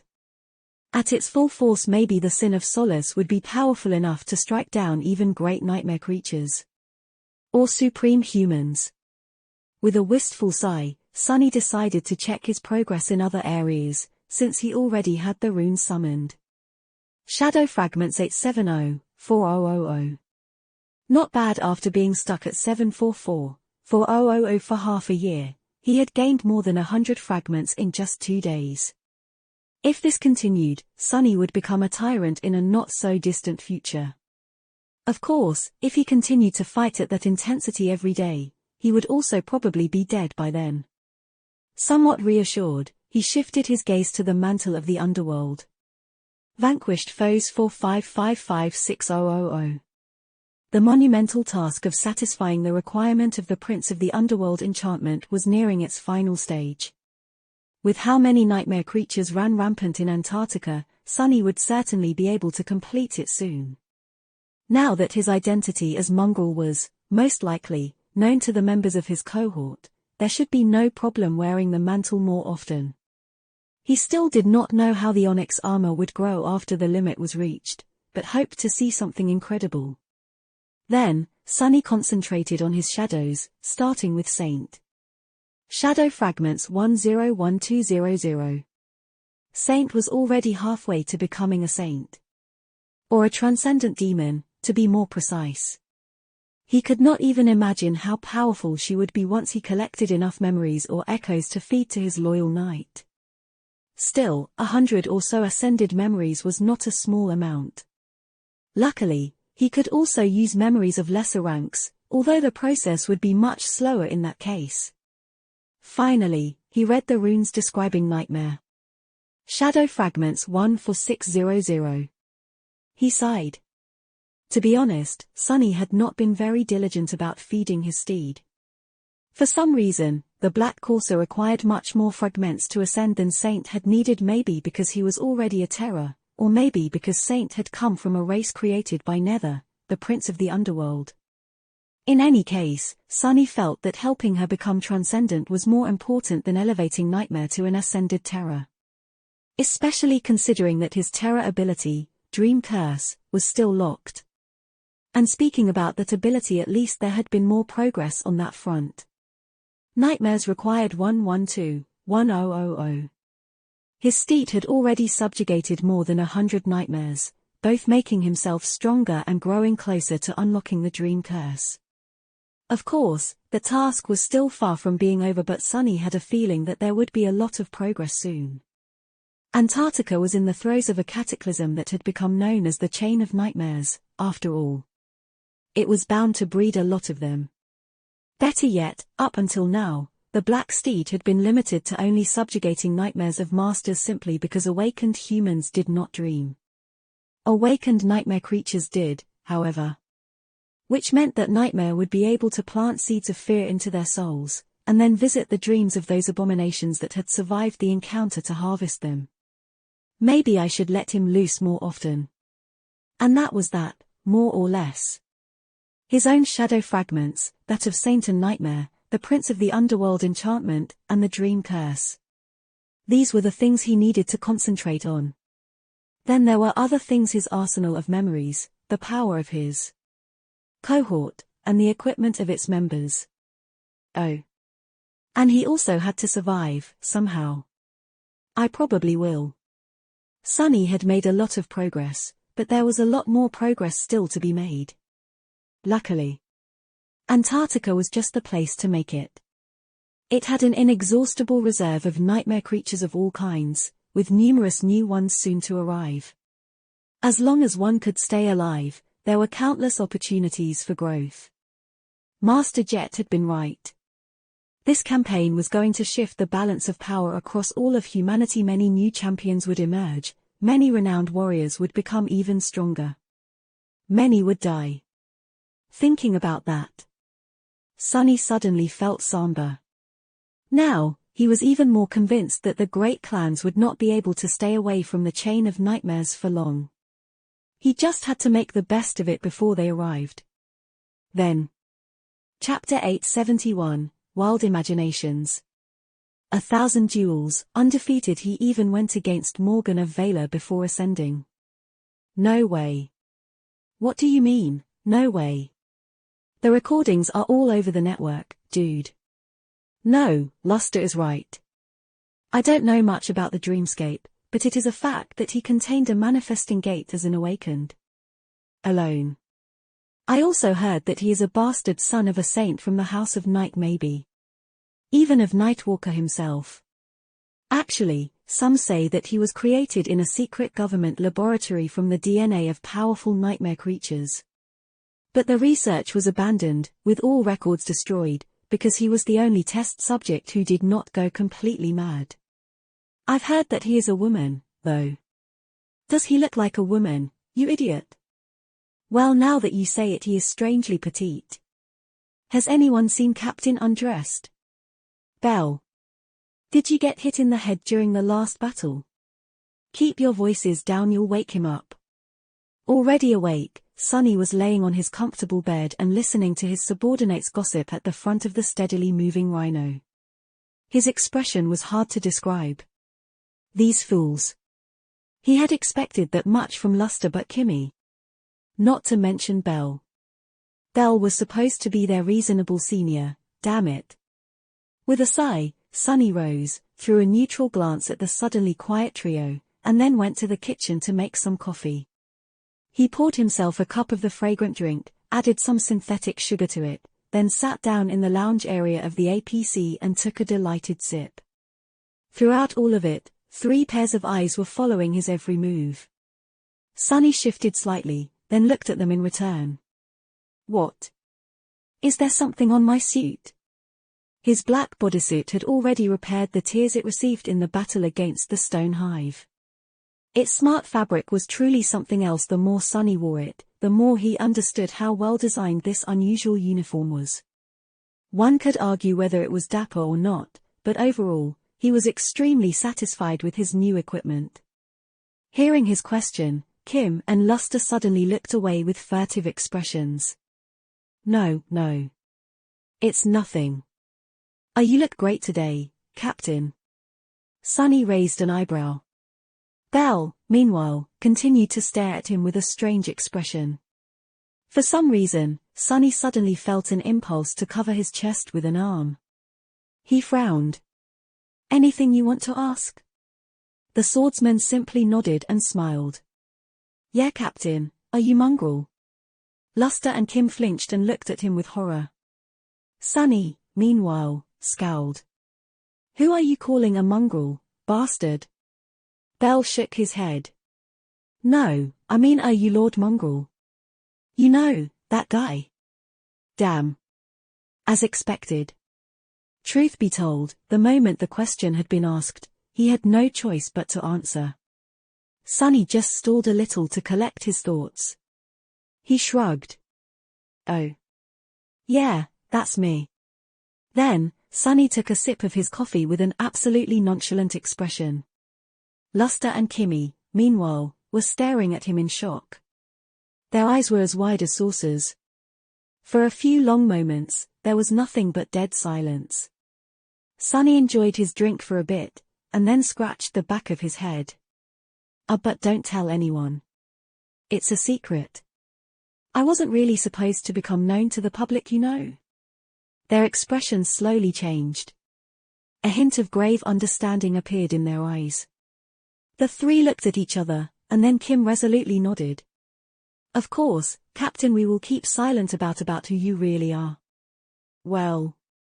Tell Samara, Quentin, and Dawn, too. Don't worry. Sunny nodded with satisfaction. Isn't it great to have such understanding minions? Of course, he had no idea what it was that they thought they understood. But that was the beauty of it, he did not need to. The best and most convincing lies were those that people built in their heads themselves. Human imagination was a wild thing. Whatever idiotic theory his soldiers decided to believe, be it that their captain was a secret love child of a famous saint or a product of a forbidden government experiment, it was all good with him. The point was that they would keep it to themselves. Just like that, a few more people learned that he was mongrel. Sunny felt a bit sad about that fact. On the bright side, it seemed that he would have no problem summoning the mantle of the underworld in the future, at least not when the cohort acted independently of other human forces. Luster, too, was looking at him with a newfound reverence. If there was one inconvenient thing about the revelation that Captain Sunless was, in fact, the famous Lord Mongrel, it was that Belle kept throwing strange glances at Sunny. What the hell? With a friendly smile, Sunny took his cup of coffee and returned to the back of the Rhino. Climbing back onto the bed, he then took out his communicator. There, a new message was waiting for him. As his smile grew a little wider, Sunny concentrated on the lines of text. Rain, hey, Sunny, how are you doing? Everyone is talking about the Southern Quadrant campaign. That is where you went, right? Are you an officer now? Tell me so that I could brag about it in school. One of my classmates' sister is apparently an ace MWP pilot. She won't shut up or stop talking about it. Anyway, are you doing well?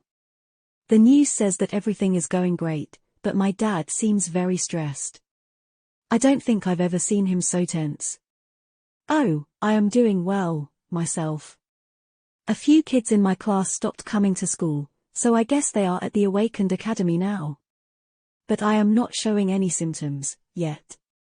I am practicing my archery and swordsmanship every day, though. You'll be proud of your pupil. Sunny reread the message a few times. then finished his coffee, grinned, and started composing a response. Sunny hey. An officer? Gods, who do you think I am? Of course I am. Let me tell you, I am a captain of the most elite unit in the whole army. I have a bunch of powerful awakened under me, and a reputation so fearsome that other masters want to be my friends. The Devil of Antarctica, that's what they call me. Well, I'm sure someone does maybe. Just yesterday, an actual saint personally expressed gratitude to me. I will probably get a medal soon, too.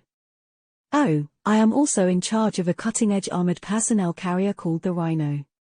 You won't believe how amazing it is. Let me describe it first of all. Chapter 872, Spreading Nightmares.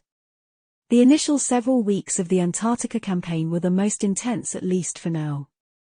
The divisions of the First Army steadily moved south, fighting through the swiftly growing swarms of nightmare creatures and establishing strategic encampments along the way. These encampments were going to serve as the transit points of the evacuation network soon.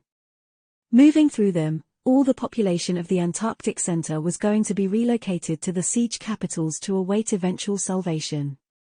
The same thing, only on a much larger scale, was happening in East Antarctica, where most people of the southern quadrant lived.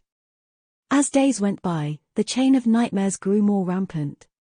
New gates manifested with increased frequency, disgorging more and more abominations into the waking world. Luckily, the burden pressing down on the First Army also grew lighter, since more and more divisions reached their destinations and entrenched themselves inside the cities that would become humanity's strongholds in the coming months. Without the need to brave the enemy-infested wilderness, the lives of the soldiers became less perilous. That was not to say that they were not terribly busy. Turning a populous city into a wartime fortress was a laborious task, too. However, no one was as busy as the First Irregular Company. Just like Master Jet had promised, the Irregulars almost never rested. While other soldiers had specific tasks that sometimes forced them into battle with the nightmare creatures, and sometimes did not, the 7 cohorts of Irregulars constantly moved between various flashpoints to douse their flames. Day after day, battle after battle. Soon, the novelty of Antarctica's sobering reality dissipated, and the endless procession of combat engagements blurred into one continuous, bloody ordeal. They were doing their job, still. Not all battles were as large-scale or as dire as those in the first 2 days of the active operation. Some demanded more precision than all-out effort, others simply had to be fought because no one else could be spared to address the situation. Tempered in this terrible crucible, Sunny and his cohort were becoming accustomed to the trials of the chain of nightmares, as well as each other. Their ability to fight as a single cohesive entity increased, finally reaching a satisfactory level. Their personal power grew, too. Sunny was not the only one who had managed to enhance his arsenal of memories, for one. With so many nightmare creatures that needed to be slaughtered, each member of the cohort acquired new combat tools. Quentin, for example, had received a beautiful suit of plate armor for killing a fallen officer of the Stone Hive. Just like the carapaces of the monstrous insects, it was pure white and incredibly durable. Luster managed to acquire a charm that was supposed to increase his luck, even if no one could really tell whether it actually worked or not. Samara was now wearing a chameleon cape that blended into the environment and masked her position. Others were using new memories, too. Armed with them, the cohort managed to survive these perilous weeks without suffering any casualties. The swiftly racked up kills and contribution points, as well as soul shards and reputation among the soldiers of the First Army. However, their fearsome reputation paled in comparison to that of Mongrel, who was slowly turning into somewhat of an urban myth. Sunny had had no plans of unleashing his weird alter ego again so soon, but the circumstances forced him to make a different decision. There was just too much for him to do. Often, several missions of utmost importance appeared simultaneously, and since he could not be in 2 places at the same time, he sent Nightmare and Saint to take care of the easier ones instead. This approach turned out to be surprisingly effective. Armed with the Sin of Solace, which synergized extremely well with both of them, his shadows had become a real menace on the battlefield. They were also able to traverse the mountainous terrain of the Antarctic Center with great speed, allowing Sunny to dispatch them to complete missions that required speed above all else. Of course, these missions had to be on the lower spectrum of hardship. A transcendent weapon or not, Saint and Nightmare could not compare to the power of the cohort itself, especially since he led it personally. So while Sunny and his soldiers dealt with the most dangerous tasks, Mongrel popped up here and there without any discernible pattern, appearing from nowhere and disappearing without a trace after dealing devastating damage to the nightmare creatures and leaving only severed corpses behind. Suffice it to say, Saint's popularity among the rank and file of the First Army grew explosively. The Guardian Angel of Antarctica, that title, coined by a random network journalist, was spoken by them more and more often, jokingly at first, but then a bit less so. Sunny, meanwhile, finally earned his own nickname. Unsurprisingly, he was being called Devil now. Or, infuriatingly, Little Devil. The latter one, however, was only used by the other captains of the irregulars. No one else dared to speak it to his face or behind his back, really, considering that the rumor that he young master was always watching and listening quickly spread through the army. Of course, not everything went well for the human force. The First Army experienced several painful setbacks. More soldiers fell. And more were critically wounded. The technical equipment was starting to grow less and less reliable as time went by, even if the most critical pieces worked as intended due to expensive spell tech countermeasures. It was getting harder and harder for the Awakened to find a safe place to sleep without being whisked away by the call. Worst of all, however, was the effect that the chain of nightmares exerted on mundane humans. Nephis had once told Sunny that each person infected by the spell carried a small seed of nightmare in their soul, and that those of them who failed to pass the first trial became a Category 1 gate themselves. The chain of nightmares increased the rate of gate manifestations manifold, and that rate, terribly, spread to mundane humans as well. Not only was there an anomalously high amount of young people falling prey to the spell in Antarctica, but also for the first time in half a century people outside the usual age of infestation started to succumb to the first nightmares en masse, as well. Which meant that, just like during the emergence of the first generation, no one was safe. Anyone could become infected, fail the trial of the spell, and turn into a murderous nightmare creature. The people locked inside the siege capitals, those being relocated through the evacuation corridors, even the soldiers themselves. A tense and fearful atmosphere slowly settled over Antarctica. Chapter 873, and full of terrors. Chilling darkness veiled Antarctica like a burial shroud. The twilight of the dusk had finally succumbed to the inevitable advent of the cruelly lasting absence of light, and the long night had come to the southern quadrant, pregnant with countless horrors. This night was going to last for many months, and by the end of it, who knew if any of the humans it embraced would still be alive? How many of them would be lucky enough to see the light of day again? Sunny had never experienced a night quite like that. The sun was gone, and the empty sky was full of brilliant stars. The pale visage of the moon lingered among them from time to time, coming and going as it pleased. Despite how dark and cold the world had become, it was strangely beautiful. Back in the alloy jungle of the northern quadrant siege capital, stars were rare guests. Light pollution kept them away. Similarly, there were no stars shining upon the cursed expanse of the forgotten shore. Antarctica was different. Despite the coming of the night, it only grew more dazzling. The stars, the moon, and the breathtaking tapestry of the aurora australis that shimmered above them as ethereal shades of green, blue, purple, and red flowed into each other. All of it was very beautiful. However, that beauty hid oppressive horror. Dread, that's the word to describe it. This is a land of dread.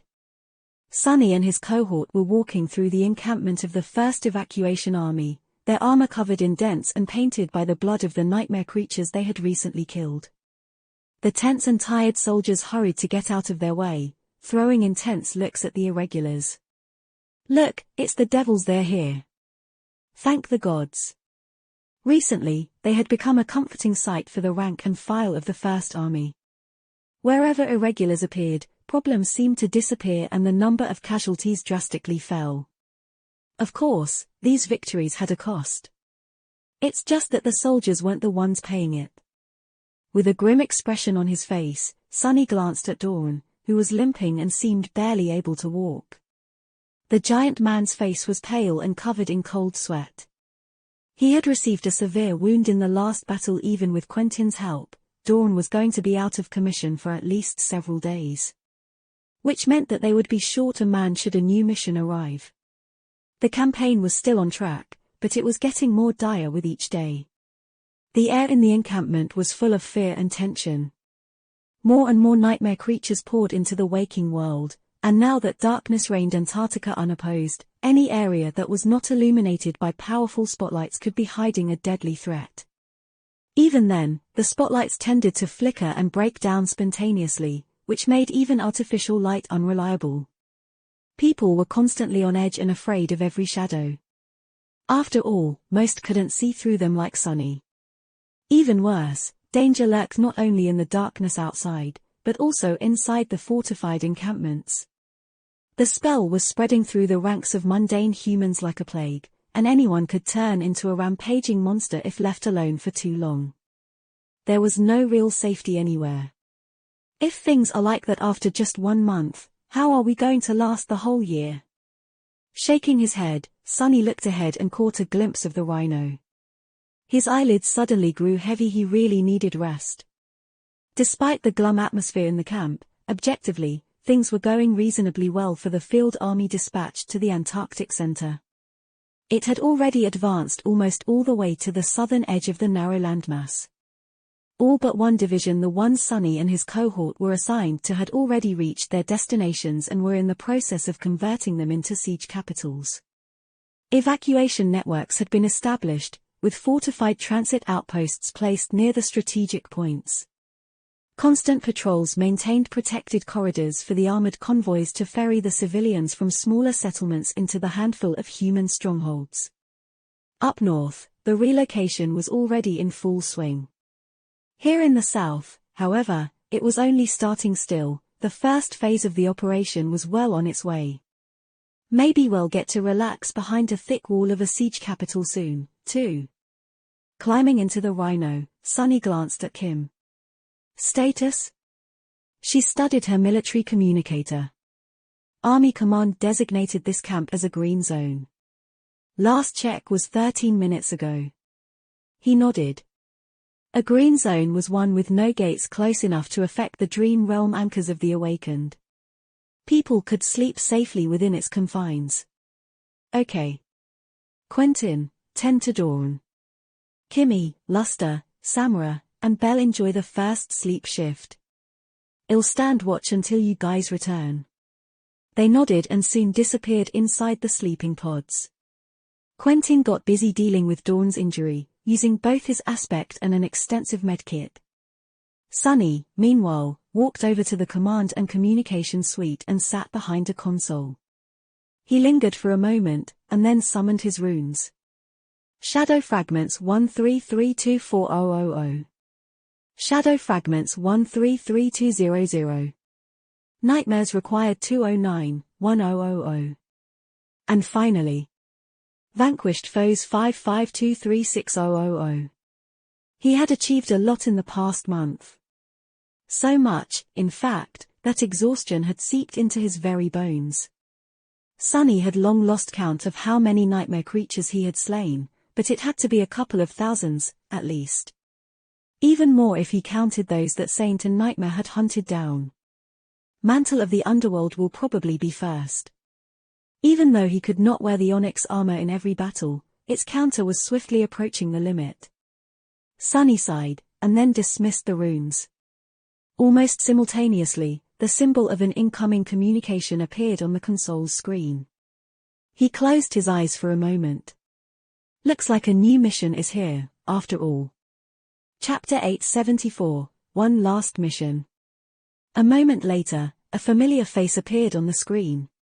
Despite the pressure of leading the first irregular company into the meat grinder of the Southern Quadrant campaign, Master Jet looked relaxed and at ease. Like she always did. No, actually, she almost seemed to look better than how she had back in the safe haven of the NQSC.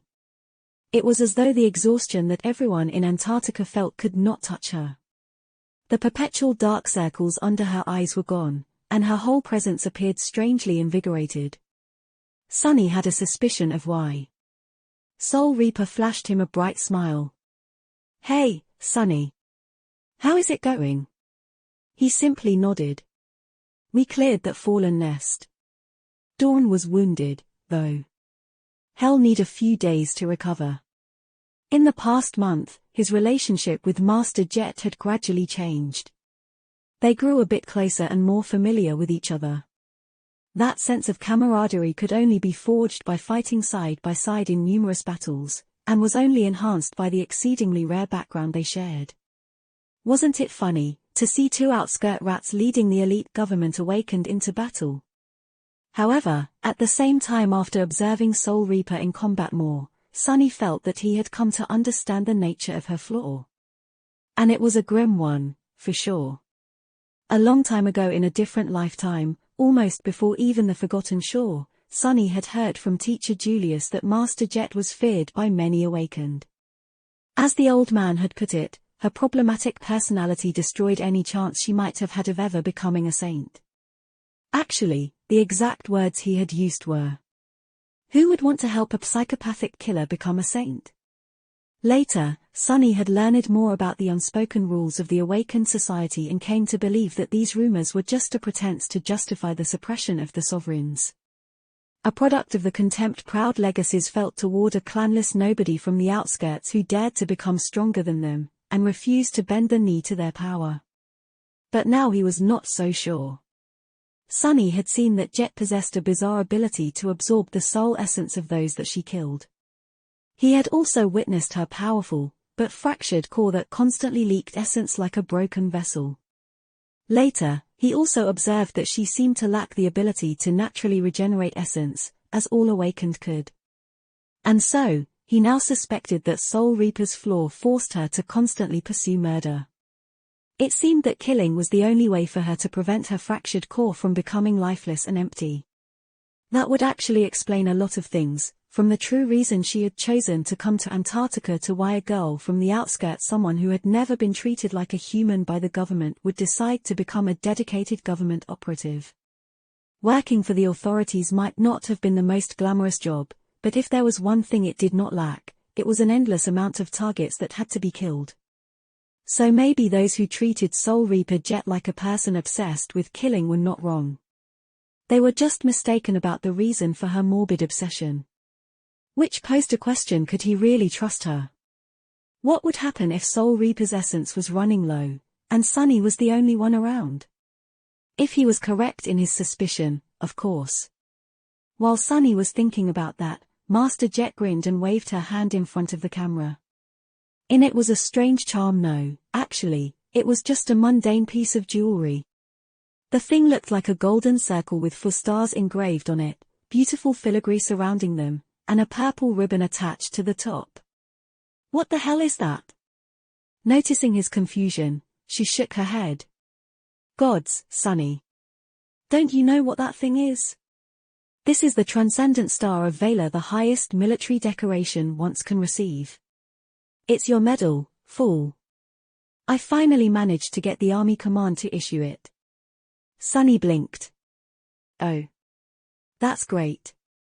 Master Jet let out an exasperated sigh.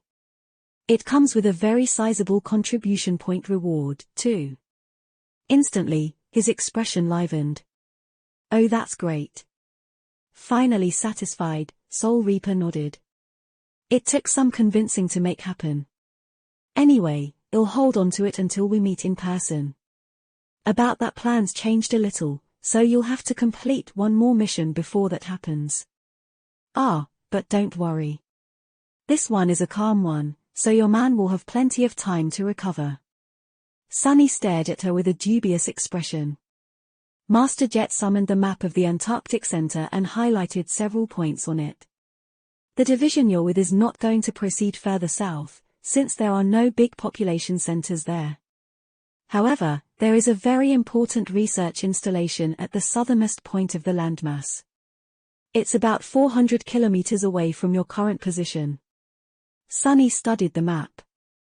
The Antarctic Center resembled a gargantuan snake that sprawled across the ocean, and the installation Jet mentioned was situated at the very tip of its tail. What about it? She shrugged. Your mission is to reach the installation, secure the VIP currently residing there, and bring him back to the nearest siege capital. There is a garrison of local awakened commanded by a master at the installation, too. They will be responsible for evacuating the regular staff and scientists. You can choose to go back on your own, but that would be a jerk move, considering that they are expecting reinforcements to help them make the journey. Sunny thought for a bit, then nodded. Sounds easy. Yeah, no way. Something bad is definitely going to happen. Master Jet smiled. It does, doesn't it? In any case, after that is done, we will probably remain within the walls of siege capitals for a long time, and finally have time to rest. Good luck. Chapter 875, Old Roads. The next day, Sunny and his cohort separated from the battered division.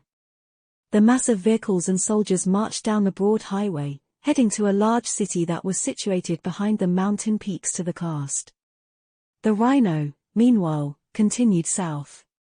400 kilometers. How long do you think it will take us to reach the research installation? Sunny was currently in the cabin of the APC, leaning on a bulkhead as he looked ahead.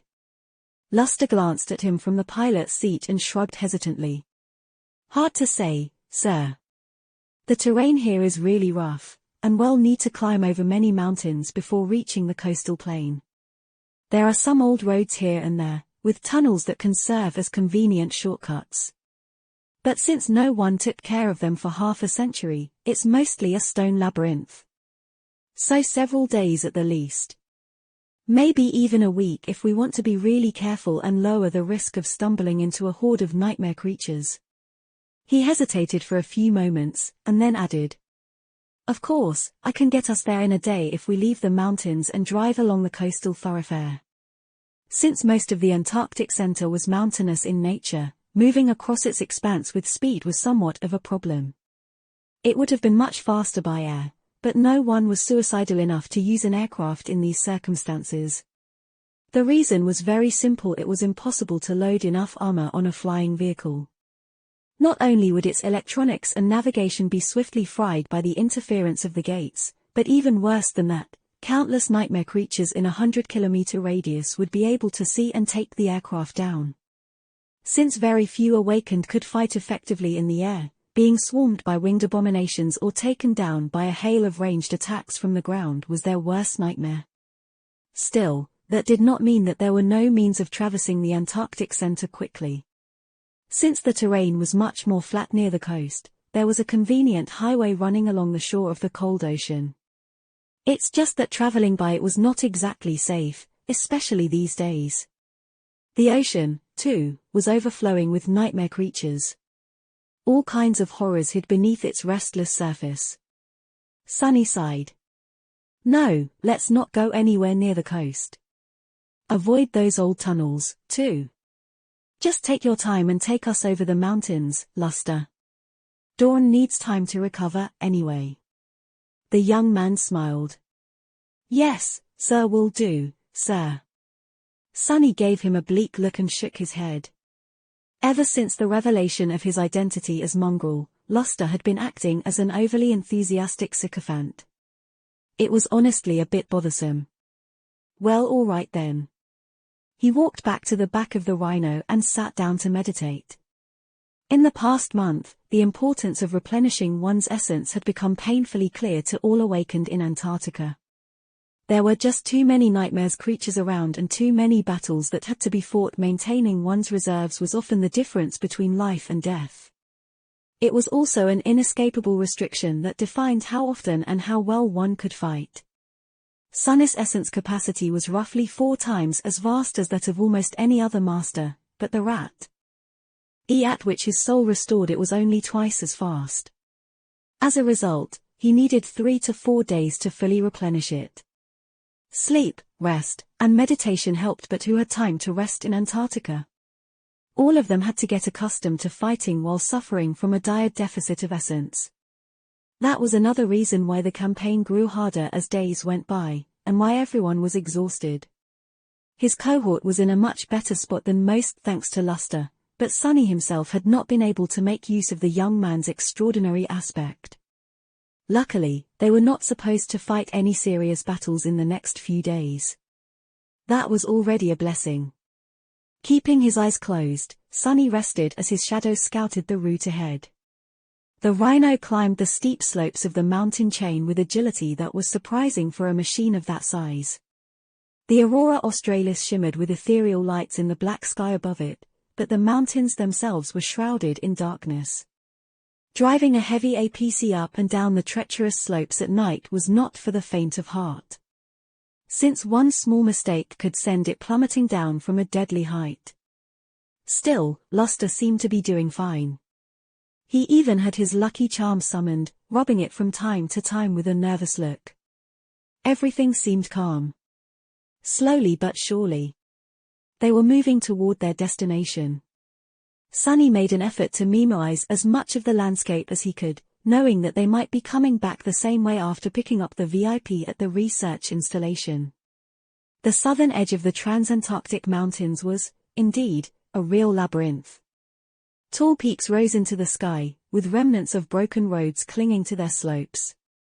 Dark maws of tunnels that had been burrowed through the mass of stone appeared from time to time, filling him with a sense of alarm. The roads, as well as the tunnels, had been constructed long before he was born, during the dark times. Back then, humanity had been busy destroying itself in a series of devastating wars as the world fell apart around it. Then, the nightmare spell came, and many things changed. The old roads were now abandoned and in a state of disrepair, but the rhino could still make use of them. The progress was slow, however, and it was only made slower by the need to avoid active gates and prowling swarms of nightmare creatures. In the end, it took them almost 4 days to traverse the mountains and descend to the coastal plain at the southern edge of the Antarctic Center. From here, they could proceed to the destination at full speed. As the rhino accelerated and flew across the plain, a powerful blizzard enveloped it, reducing the visibility almost to zero. That was when things started to go wrong. Chapter 876, Low 49. Sonny woke up with a start. The familiar sounds and vibrations of the rhino told him that everything was okay, and that the vehicle was moving at high speed toward its destination. No one seemed to be attacking them. And yet, for some reason, he felt a sense of deep unease. Sonny frowned and rose from his bed, then went over to the pilot's cabin. On his way, he passed Kim, who was running diagnostics on the secondary control panel, and Samra, who was tinkering with her rifle on the workstation in the cargo bay. Reaching the front of the rhino, Sonny silently looked through the armored windshield at the white wall of the blizzard that enveloped the world. Of course, he could have just accessed the feeds of external cameras from the command suite, but he trusted his own eyes much more. Nothing seemed out of place. He hesitated for a few moments, then spoke to Luster. "Did something happen just now?" The young man glanced at him in confusion. No. Oh, there was a tiny spike of seismic activity a few minutes ago, but that's nothing unusual. Happens all the time. Don't worry, sir. We'll reach the installation in about half an hour. Sonny scowled. Good. He returned to the lounge area, poured himself a cup of coffee, and then walked over to the command suite. Kimmy, contact the research facility. Tell them we'll be arriving soon. She paused the diagnostic software, activated the transmitter and sent a communication request to the installation they were approaching. For a few minutes, there was only static on the channel. Kim frowned, then repeated the call, this time extending the antennae of the rhino to their full length. Still, nothing. Sonny took a sip of coffee. What, no one's responding? She studied the monitors, then said in a tentative tone. No, it's not that, it's just our signal doesn't seem to be coming through for some reason. He scratched the back of his back. Contact Army Command then, ask them for an update on the installation's status. Kim did as she was told, but there was still no result. Her face grew a little dim. That I can't contact Army Command, either, sir. All communications seem to be down. Sunny remained silent for a few moments. So we're completely cut off from everyone? Is it because of the blizzard? Establishing a stable connection had grown a bit hard lately, but they were yet to experience a complete communication blackout. After all, Sunny had spent a ton of contribution points to upgrade the Rhino's comms array. Kim hesitated. I can't say, sir. A simple blizzard is not supposed to mess with the signal so much. Sunny rubbed his face. That doesn't sound good. He sighed, then sent his shadows out into the snowstorm. They spread around the speeding Rhino, searching for any sign of danger that could have been hiding in the white haze. However, no matter how hard the shadows looked, nothing seemed out of the ordinary. Sunny remained on guard throughout the remainder of their journey. Minutes passed by without anything happening. Soon, there was a soft sound and some movement in the lounge area. Belle, Quentin, and Dawn returned from the dream realm and climbed out of the sleeping nooks, looking rested and refreshed. Even though the big man still showed some discomfort, his injury was well on its way to being healed. Just like that, half an hour flew by. Sunny caught sight of the research installation long before the powerful projectors of the Rhino flooded its gates with light. The facility looked more like a small fortress settlement than a scientific base. It was perched dangerously close to the ocean shore, and had a thick wall surrounding it, with powerful turrets aiming at the dark waves. There was a large dome-like structure towering above the formidable fortress, painted white on the backdrop of the black sky. It resembled a giant, perfectly smooth egg. The facility had no official name, and was known simply as LO-49. Sunny had no idea what kind of research was being done on its premises, but considering that there was a sizable garrison of Awakened guarding the installation complete with an ascended commander, it had to be pretty important. The best evidence that the scientists living here were doing very valuable work, though, was the fact that Sunny and his soldiers had been sent to retrieve them. Luster, slow down. We're near. The Rhino gradually reduced its speed and approached the settlement. Beams of light soon illuminated a small fleet of transport vehicles parked in front of it, seemingly waiting to take the staff away as soon as the reinforcements arrived. For a moment, Sunny felt a pang of fear. It was as though the whole facility was empty, with only ghosts populating its streets. Then, however, the turrets above the gates moved, taking aim at the approaching APC. Powerful spotlights ignited on the wall, cutting through the snow and flooding the immediate area with stark light. The Rhino drove to the fleet of transport vehicles and parked nearby. At the same time, the heavy gates of the fortress opened, and a lone human figure walked into the blizzard. With a sigh, Sunny opened the hatch of the Rhino and climbed out into the cold. He walked forward and studied the stranger. The man was tall, strong, and looked to be around 40. He was dressed in a black bodysuit similar to one Sunny wore, with an unzipped parka resting on top of it. He had dark hair and calm, intelligent eyes. There was a composed expression on his stern and weary face. Overall, everything about the stranger spoke of experience and discipline. Sunny stopped a few steps away and gave him a nod. I am Ascended Sunless, captain of the 1st Irregular Company of the Evacuation Army. You should have been informed of our arrival. The tall man lingered for a few moments, studying him, then returned his nod. I am Ascended Vern. He offered his hand to Sunny and said in a steady voice. Welcome to LO-49, Master Sunless. Chapter 877, Disconnected. Sunny and his soldiers entered the fortified settlement, happy to hide from the blizzard behind its thick walls. There, they saw teams of awakened soldiers walking between buildings as they patrolled the territory. All of them looked tense and tired. Master Vern led them deeper into the complex, giving a wide berth to the central dome-like structure.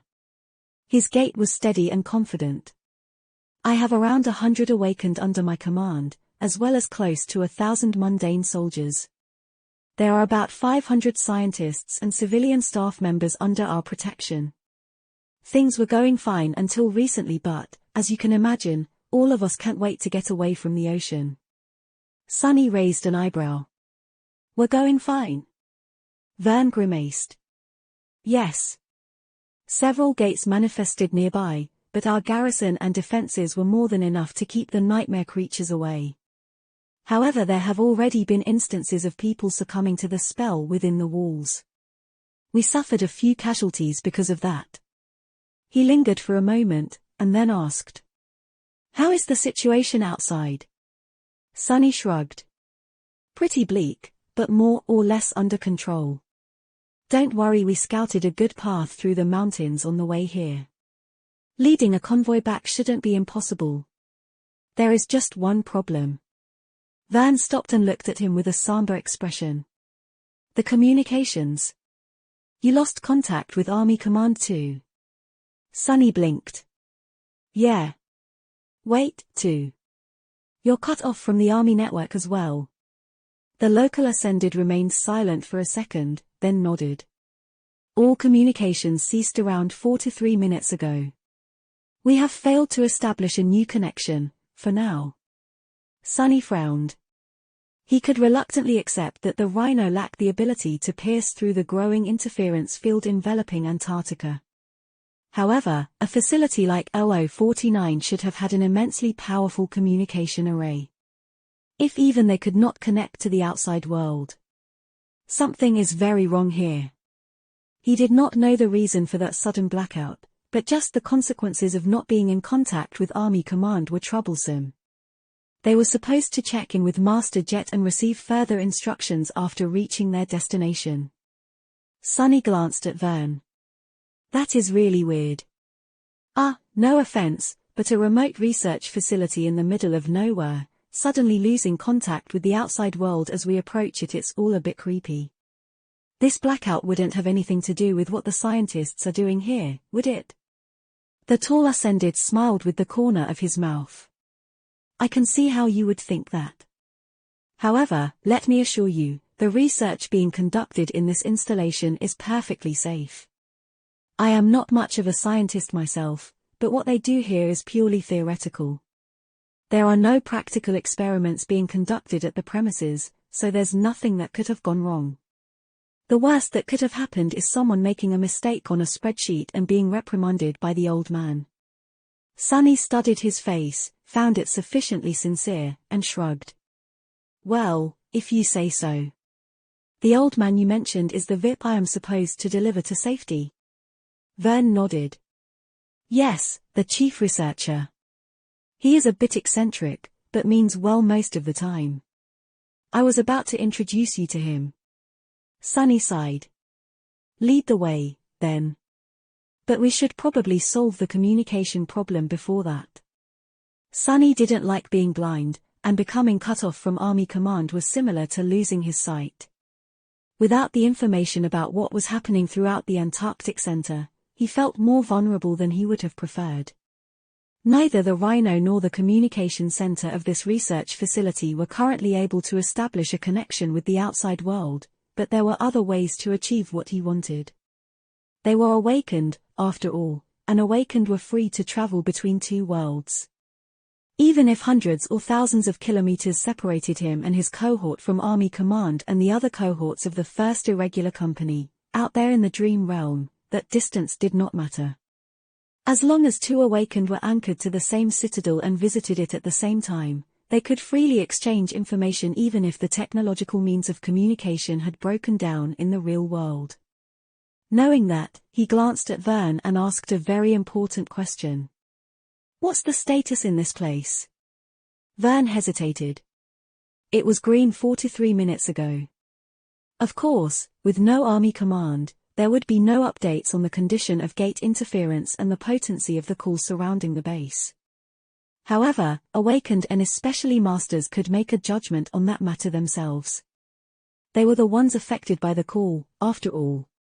It's just that their personal senses were not as precise as the complex calculations and observation data provided by the headquarters. That was why Army Command had issued a recommendation to only trust the verified status updates. Vern was someone who liked to do things by the book, it seemed. Sonny closed his eyes and listened to the whispers of the call. They were so faint as to be almost non-existent. Nothing appeared to have changed in the past 4 to 3 minutes. He opened his eyes. Should still be green. Luster, Samara, and Kim. Go get some sleep and find out what the hell happened. Try to get information from Colonel Jet herself or one of our captains, if you can. We were supposed to receive more detailed orders, anyway. With that, he would be able to find out more about the situation in about 8 hours. Considering that Sonny had to guide a convoy containing more than 1,000 people to a siege capital, he needed to know as much as he could about the condition of their supposed route. Vern nodded. You can bunk in that building over there. The sleeping pods we have here are rather nice. The rest of the cohort followed him into another building, where they entered an elevator and descended underground. Soon, Sonny found himself in a spacious chamber that resembled a lecture hall. There, an extremely old man in a white lab coat was discussing something with a young assistant. Vern cleared his throat, attracting his attention. Professor, this is Master Sunless. He will be in charge of getting you out of here. Then, he glanced at Sonny and added in a subdued tone. Master Sunless, this is the chief researcher of LO-49. Professor Obel. Chapter 878, VIP. There were not a lot of old people in the outskirts, where average life expectancy was rather low. However, even in the city proper, elderly were not a common sight simply because the previous generations had been decimated by the arrival of the nightmare spell. So, Sonny had little experience dealing with really old people. The man in front of him, however, was not just old, he was certifiably ancient. He had to be 80 years, at least, or even older. His skin was thin like paper, with knotty blue veins clearly visible beneath it, and his neatly combed hair was completely white. The old man's eyes, however, were still brimming with sharp intelligence and awareness. This was someone who had been born long before the descent of the nightmare spell, and lived both through the terror of the dark times and the turbulent chaos of the modern era. Sonny hesitated for a moment. Obel. The Professor Obel. The old man smiled. You know who I am, Master Sunless. How flattering. It's nice to see that the young generation still appreciates obscure scientists like me.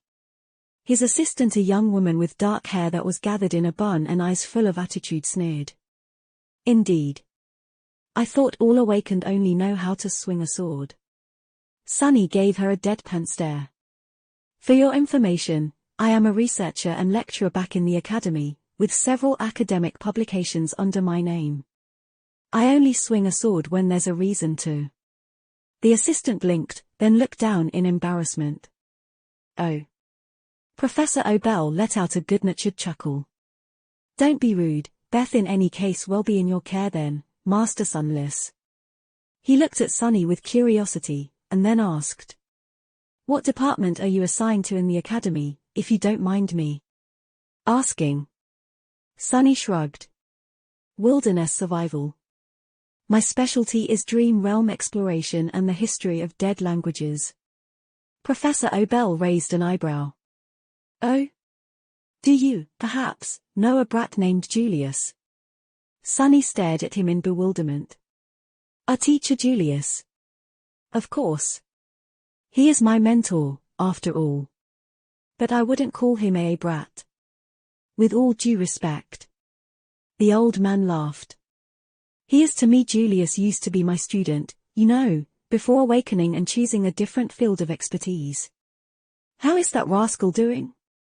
Sonny scratched the back of his head. Never in his life had he imagined hearing someone address teacher Julius as a bratty rascal. He is doing great. His health is good and he is very passionate about his research. Professor Obel nodded in satisfaction. Good, this is good.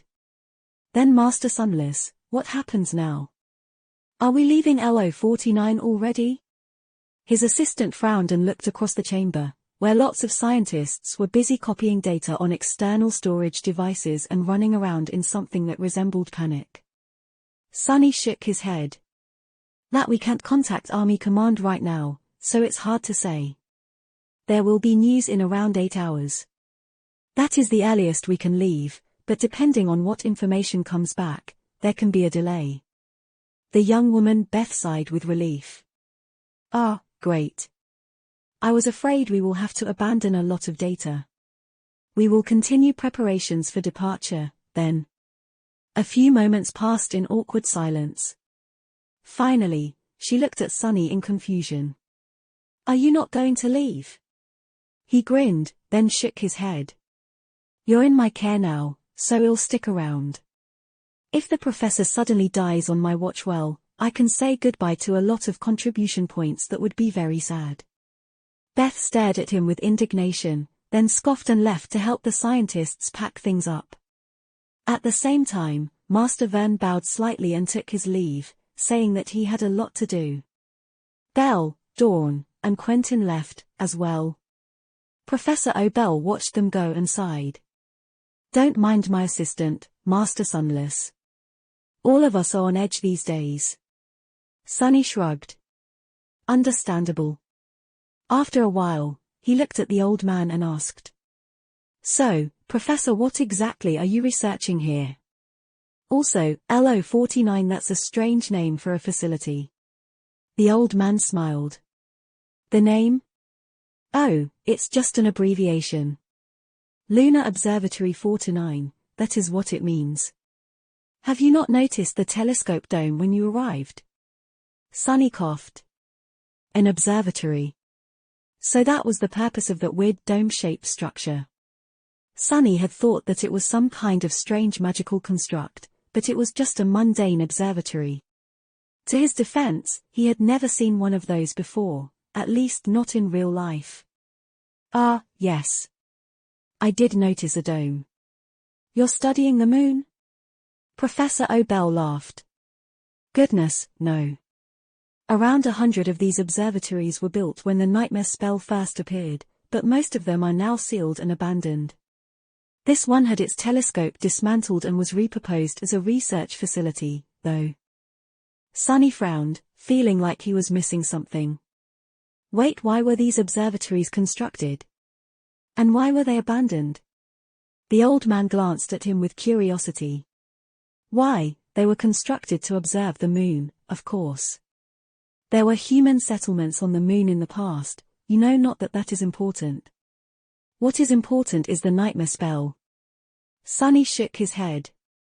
I don't follow. Professor O'Bell lingered for a moment. Ah, you might not know this. Actually, the first registered case of the nightmare spell infection happened in one of the moon settlements. Mind you, that doesn't mean that it was the first case, just the first documented one.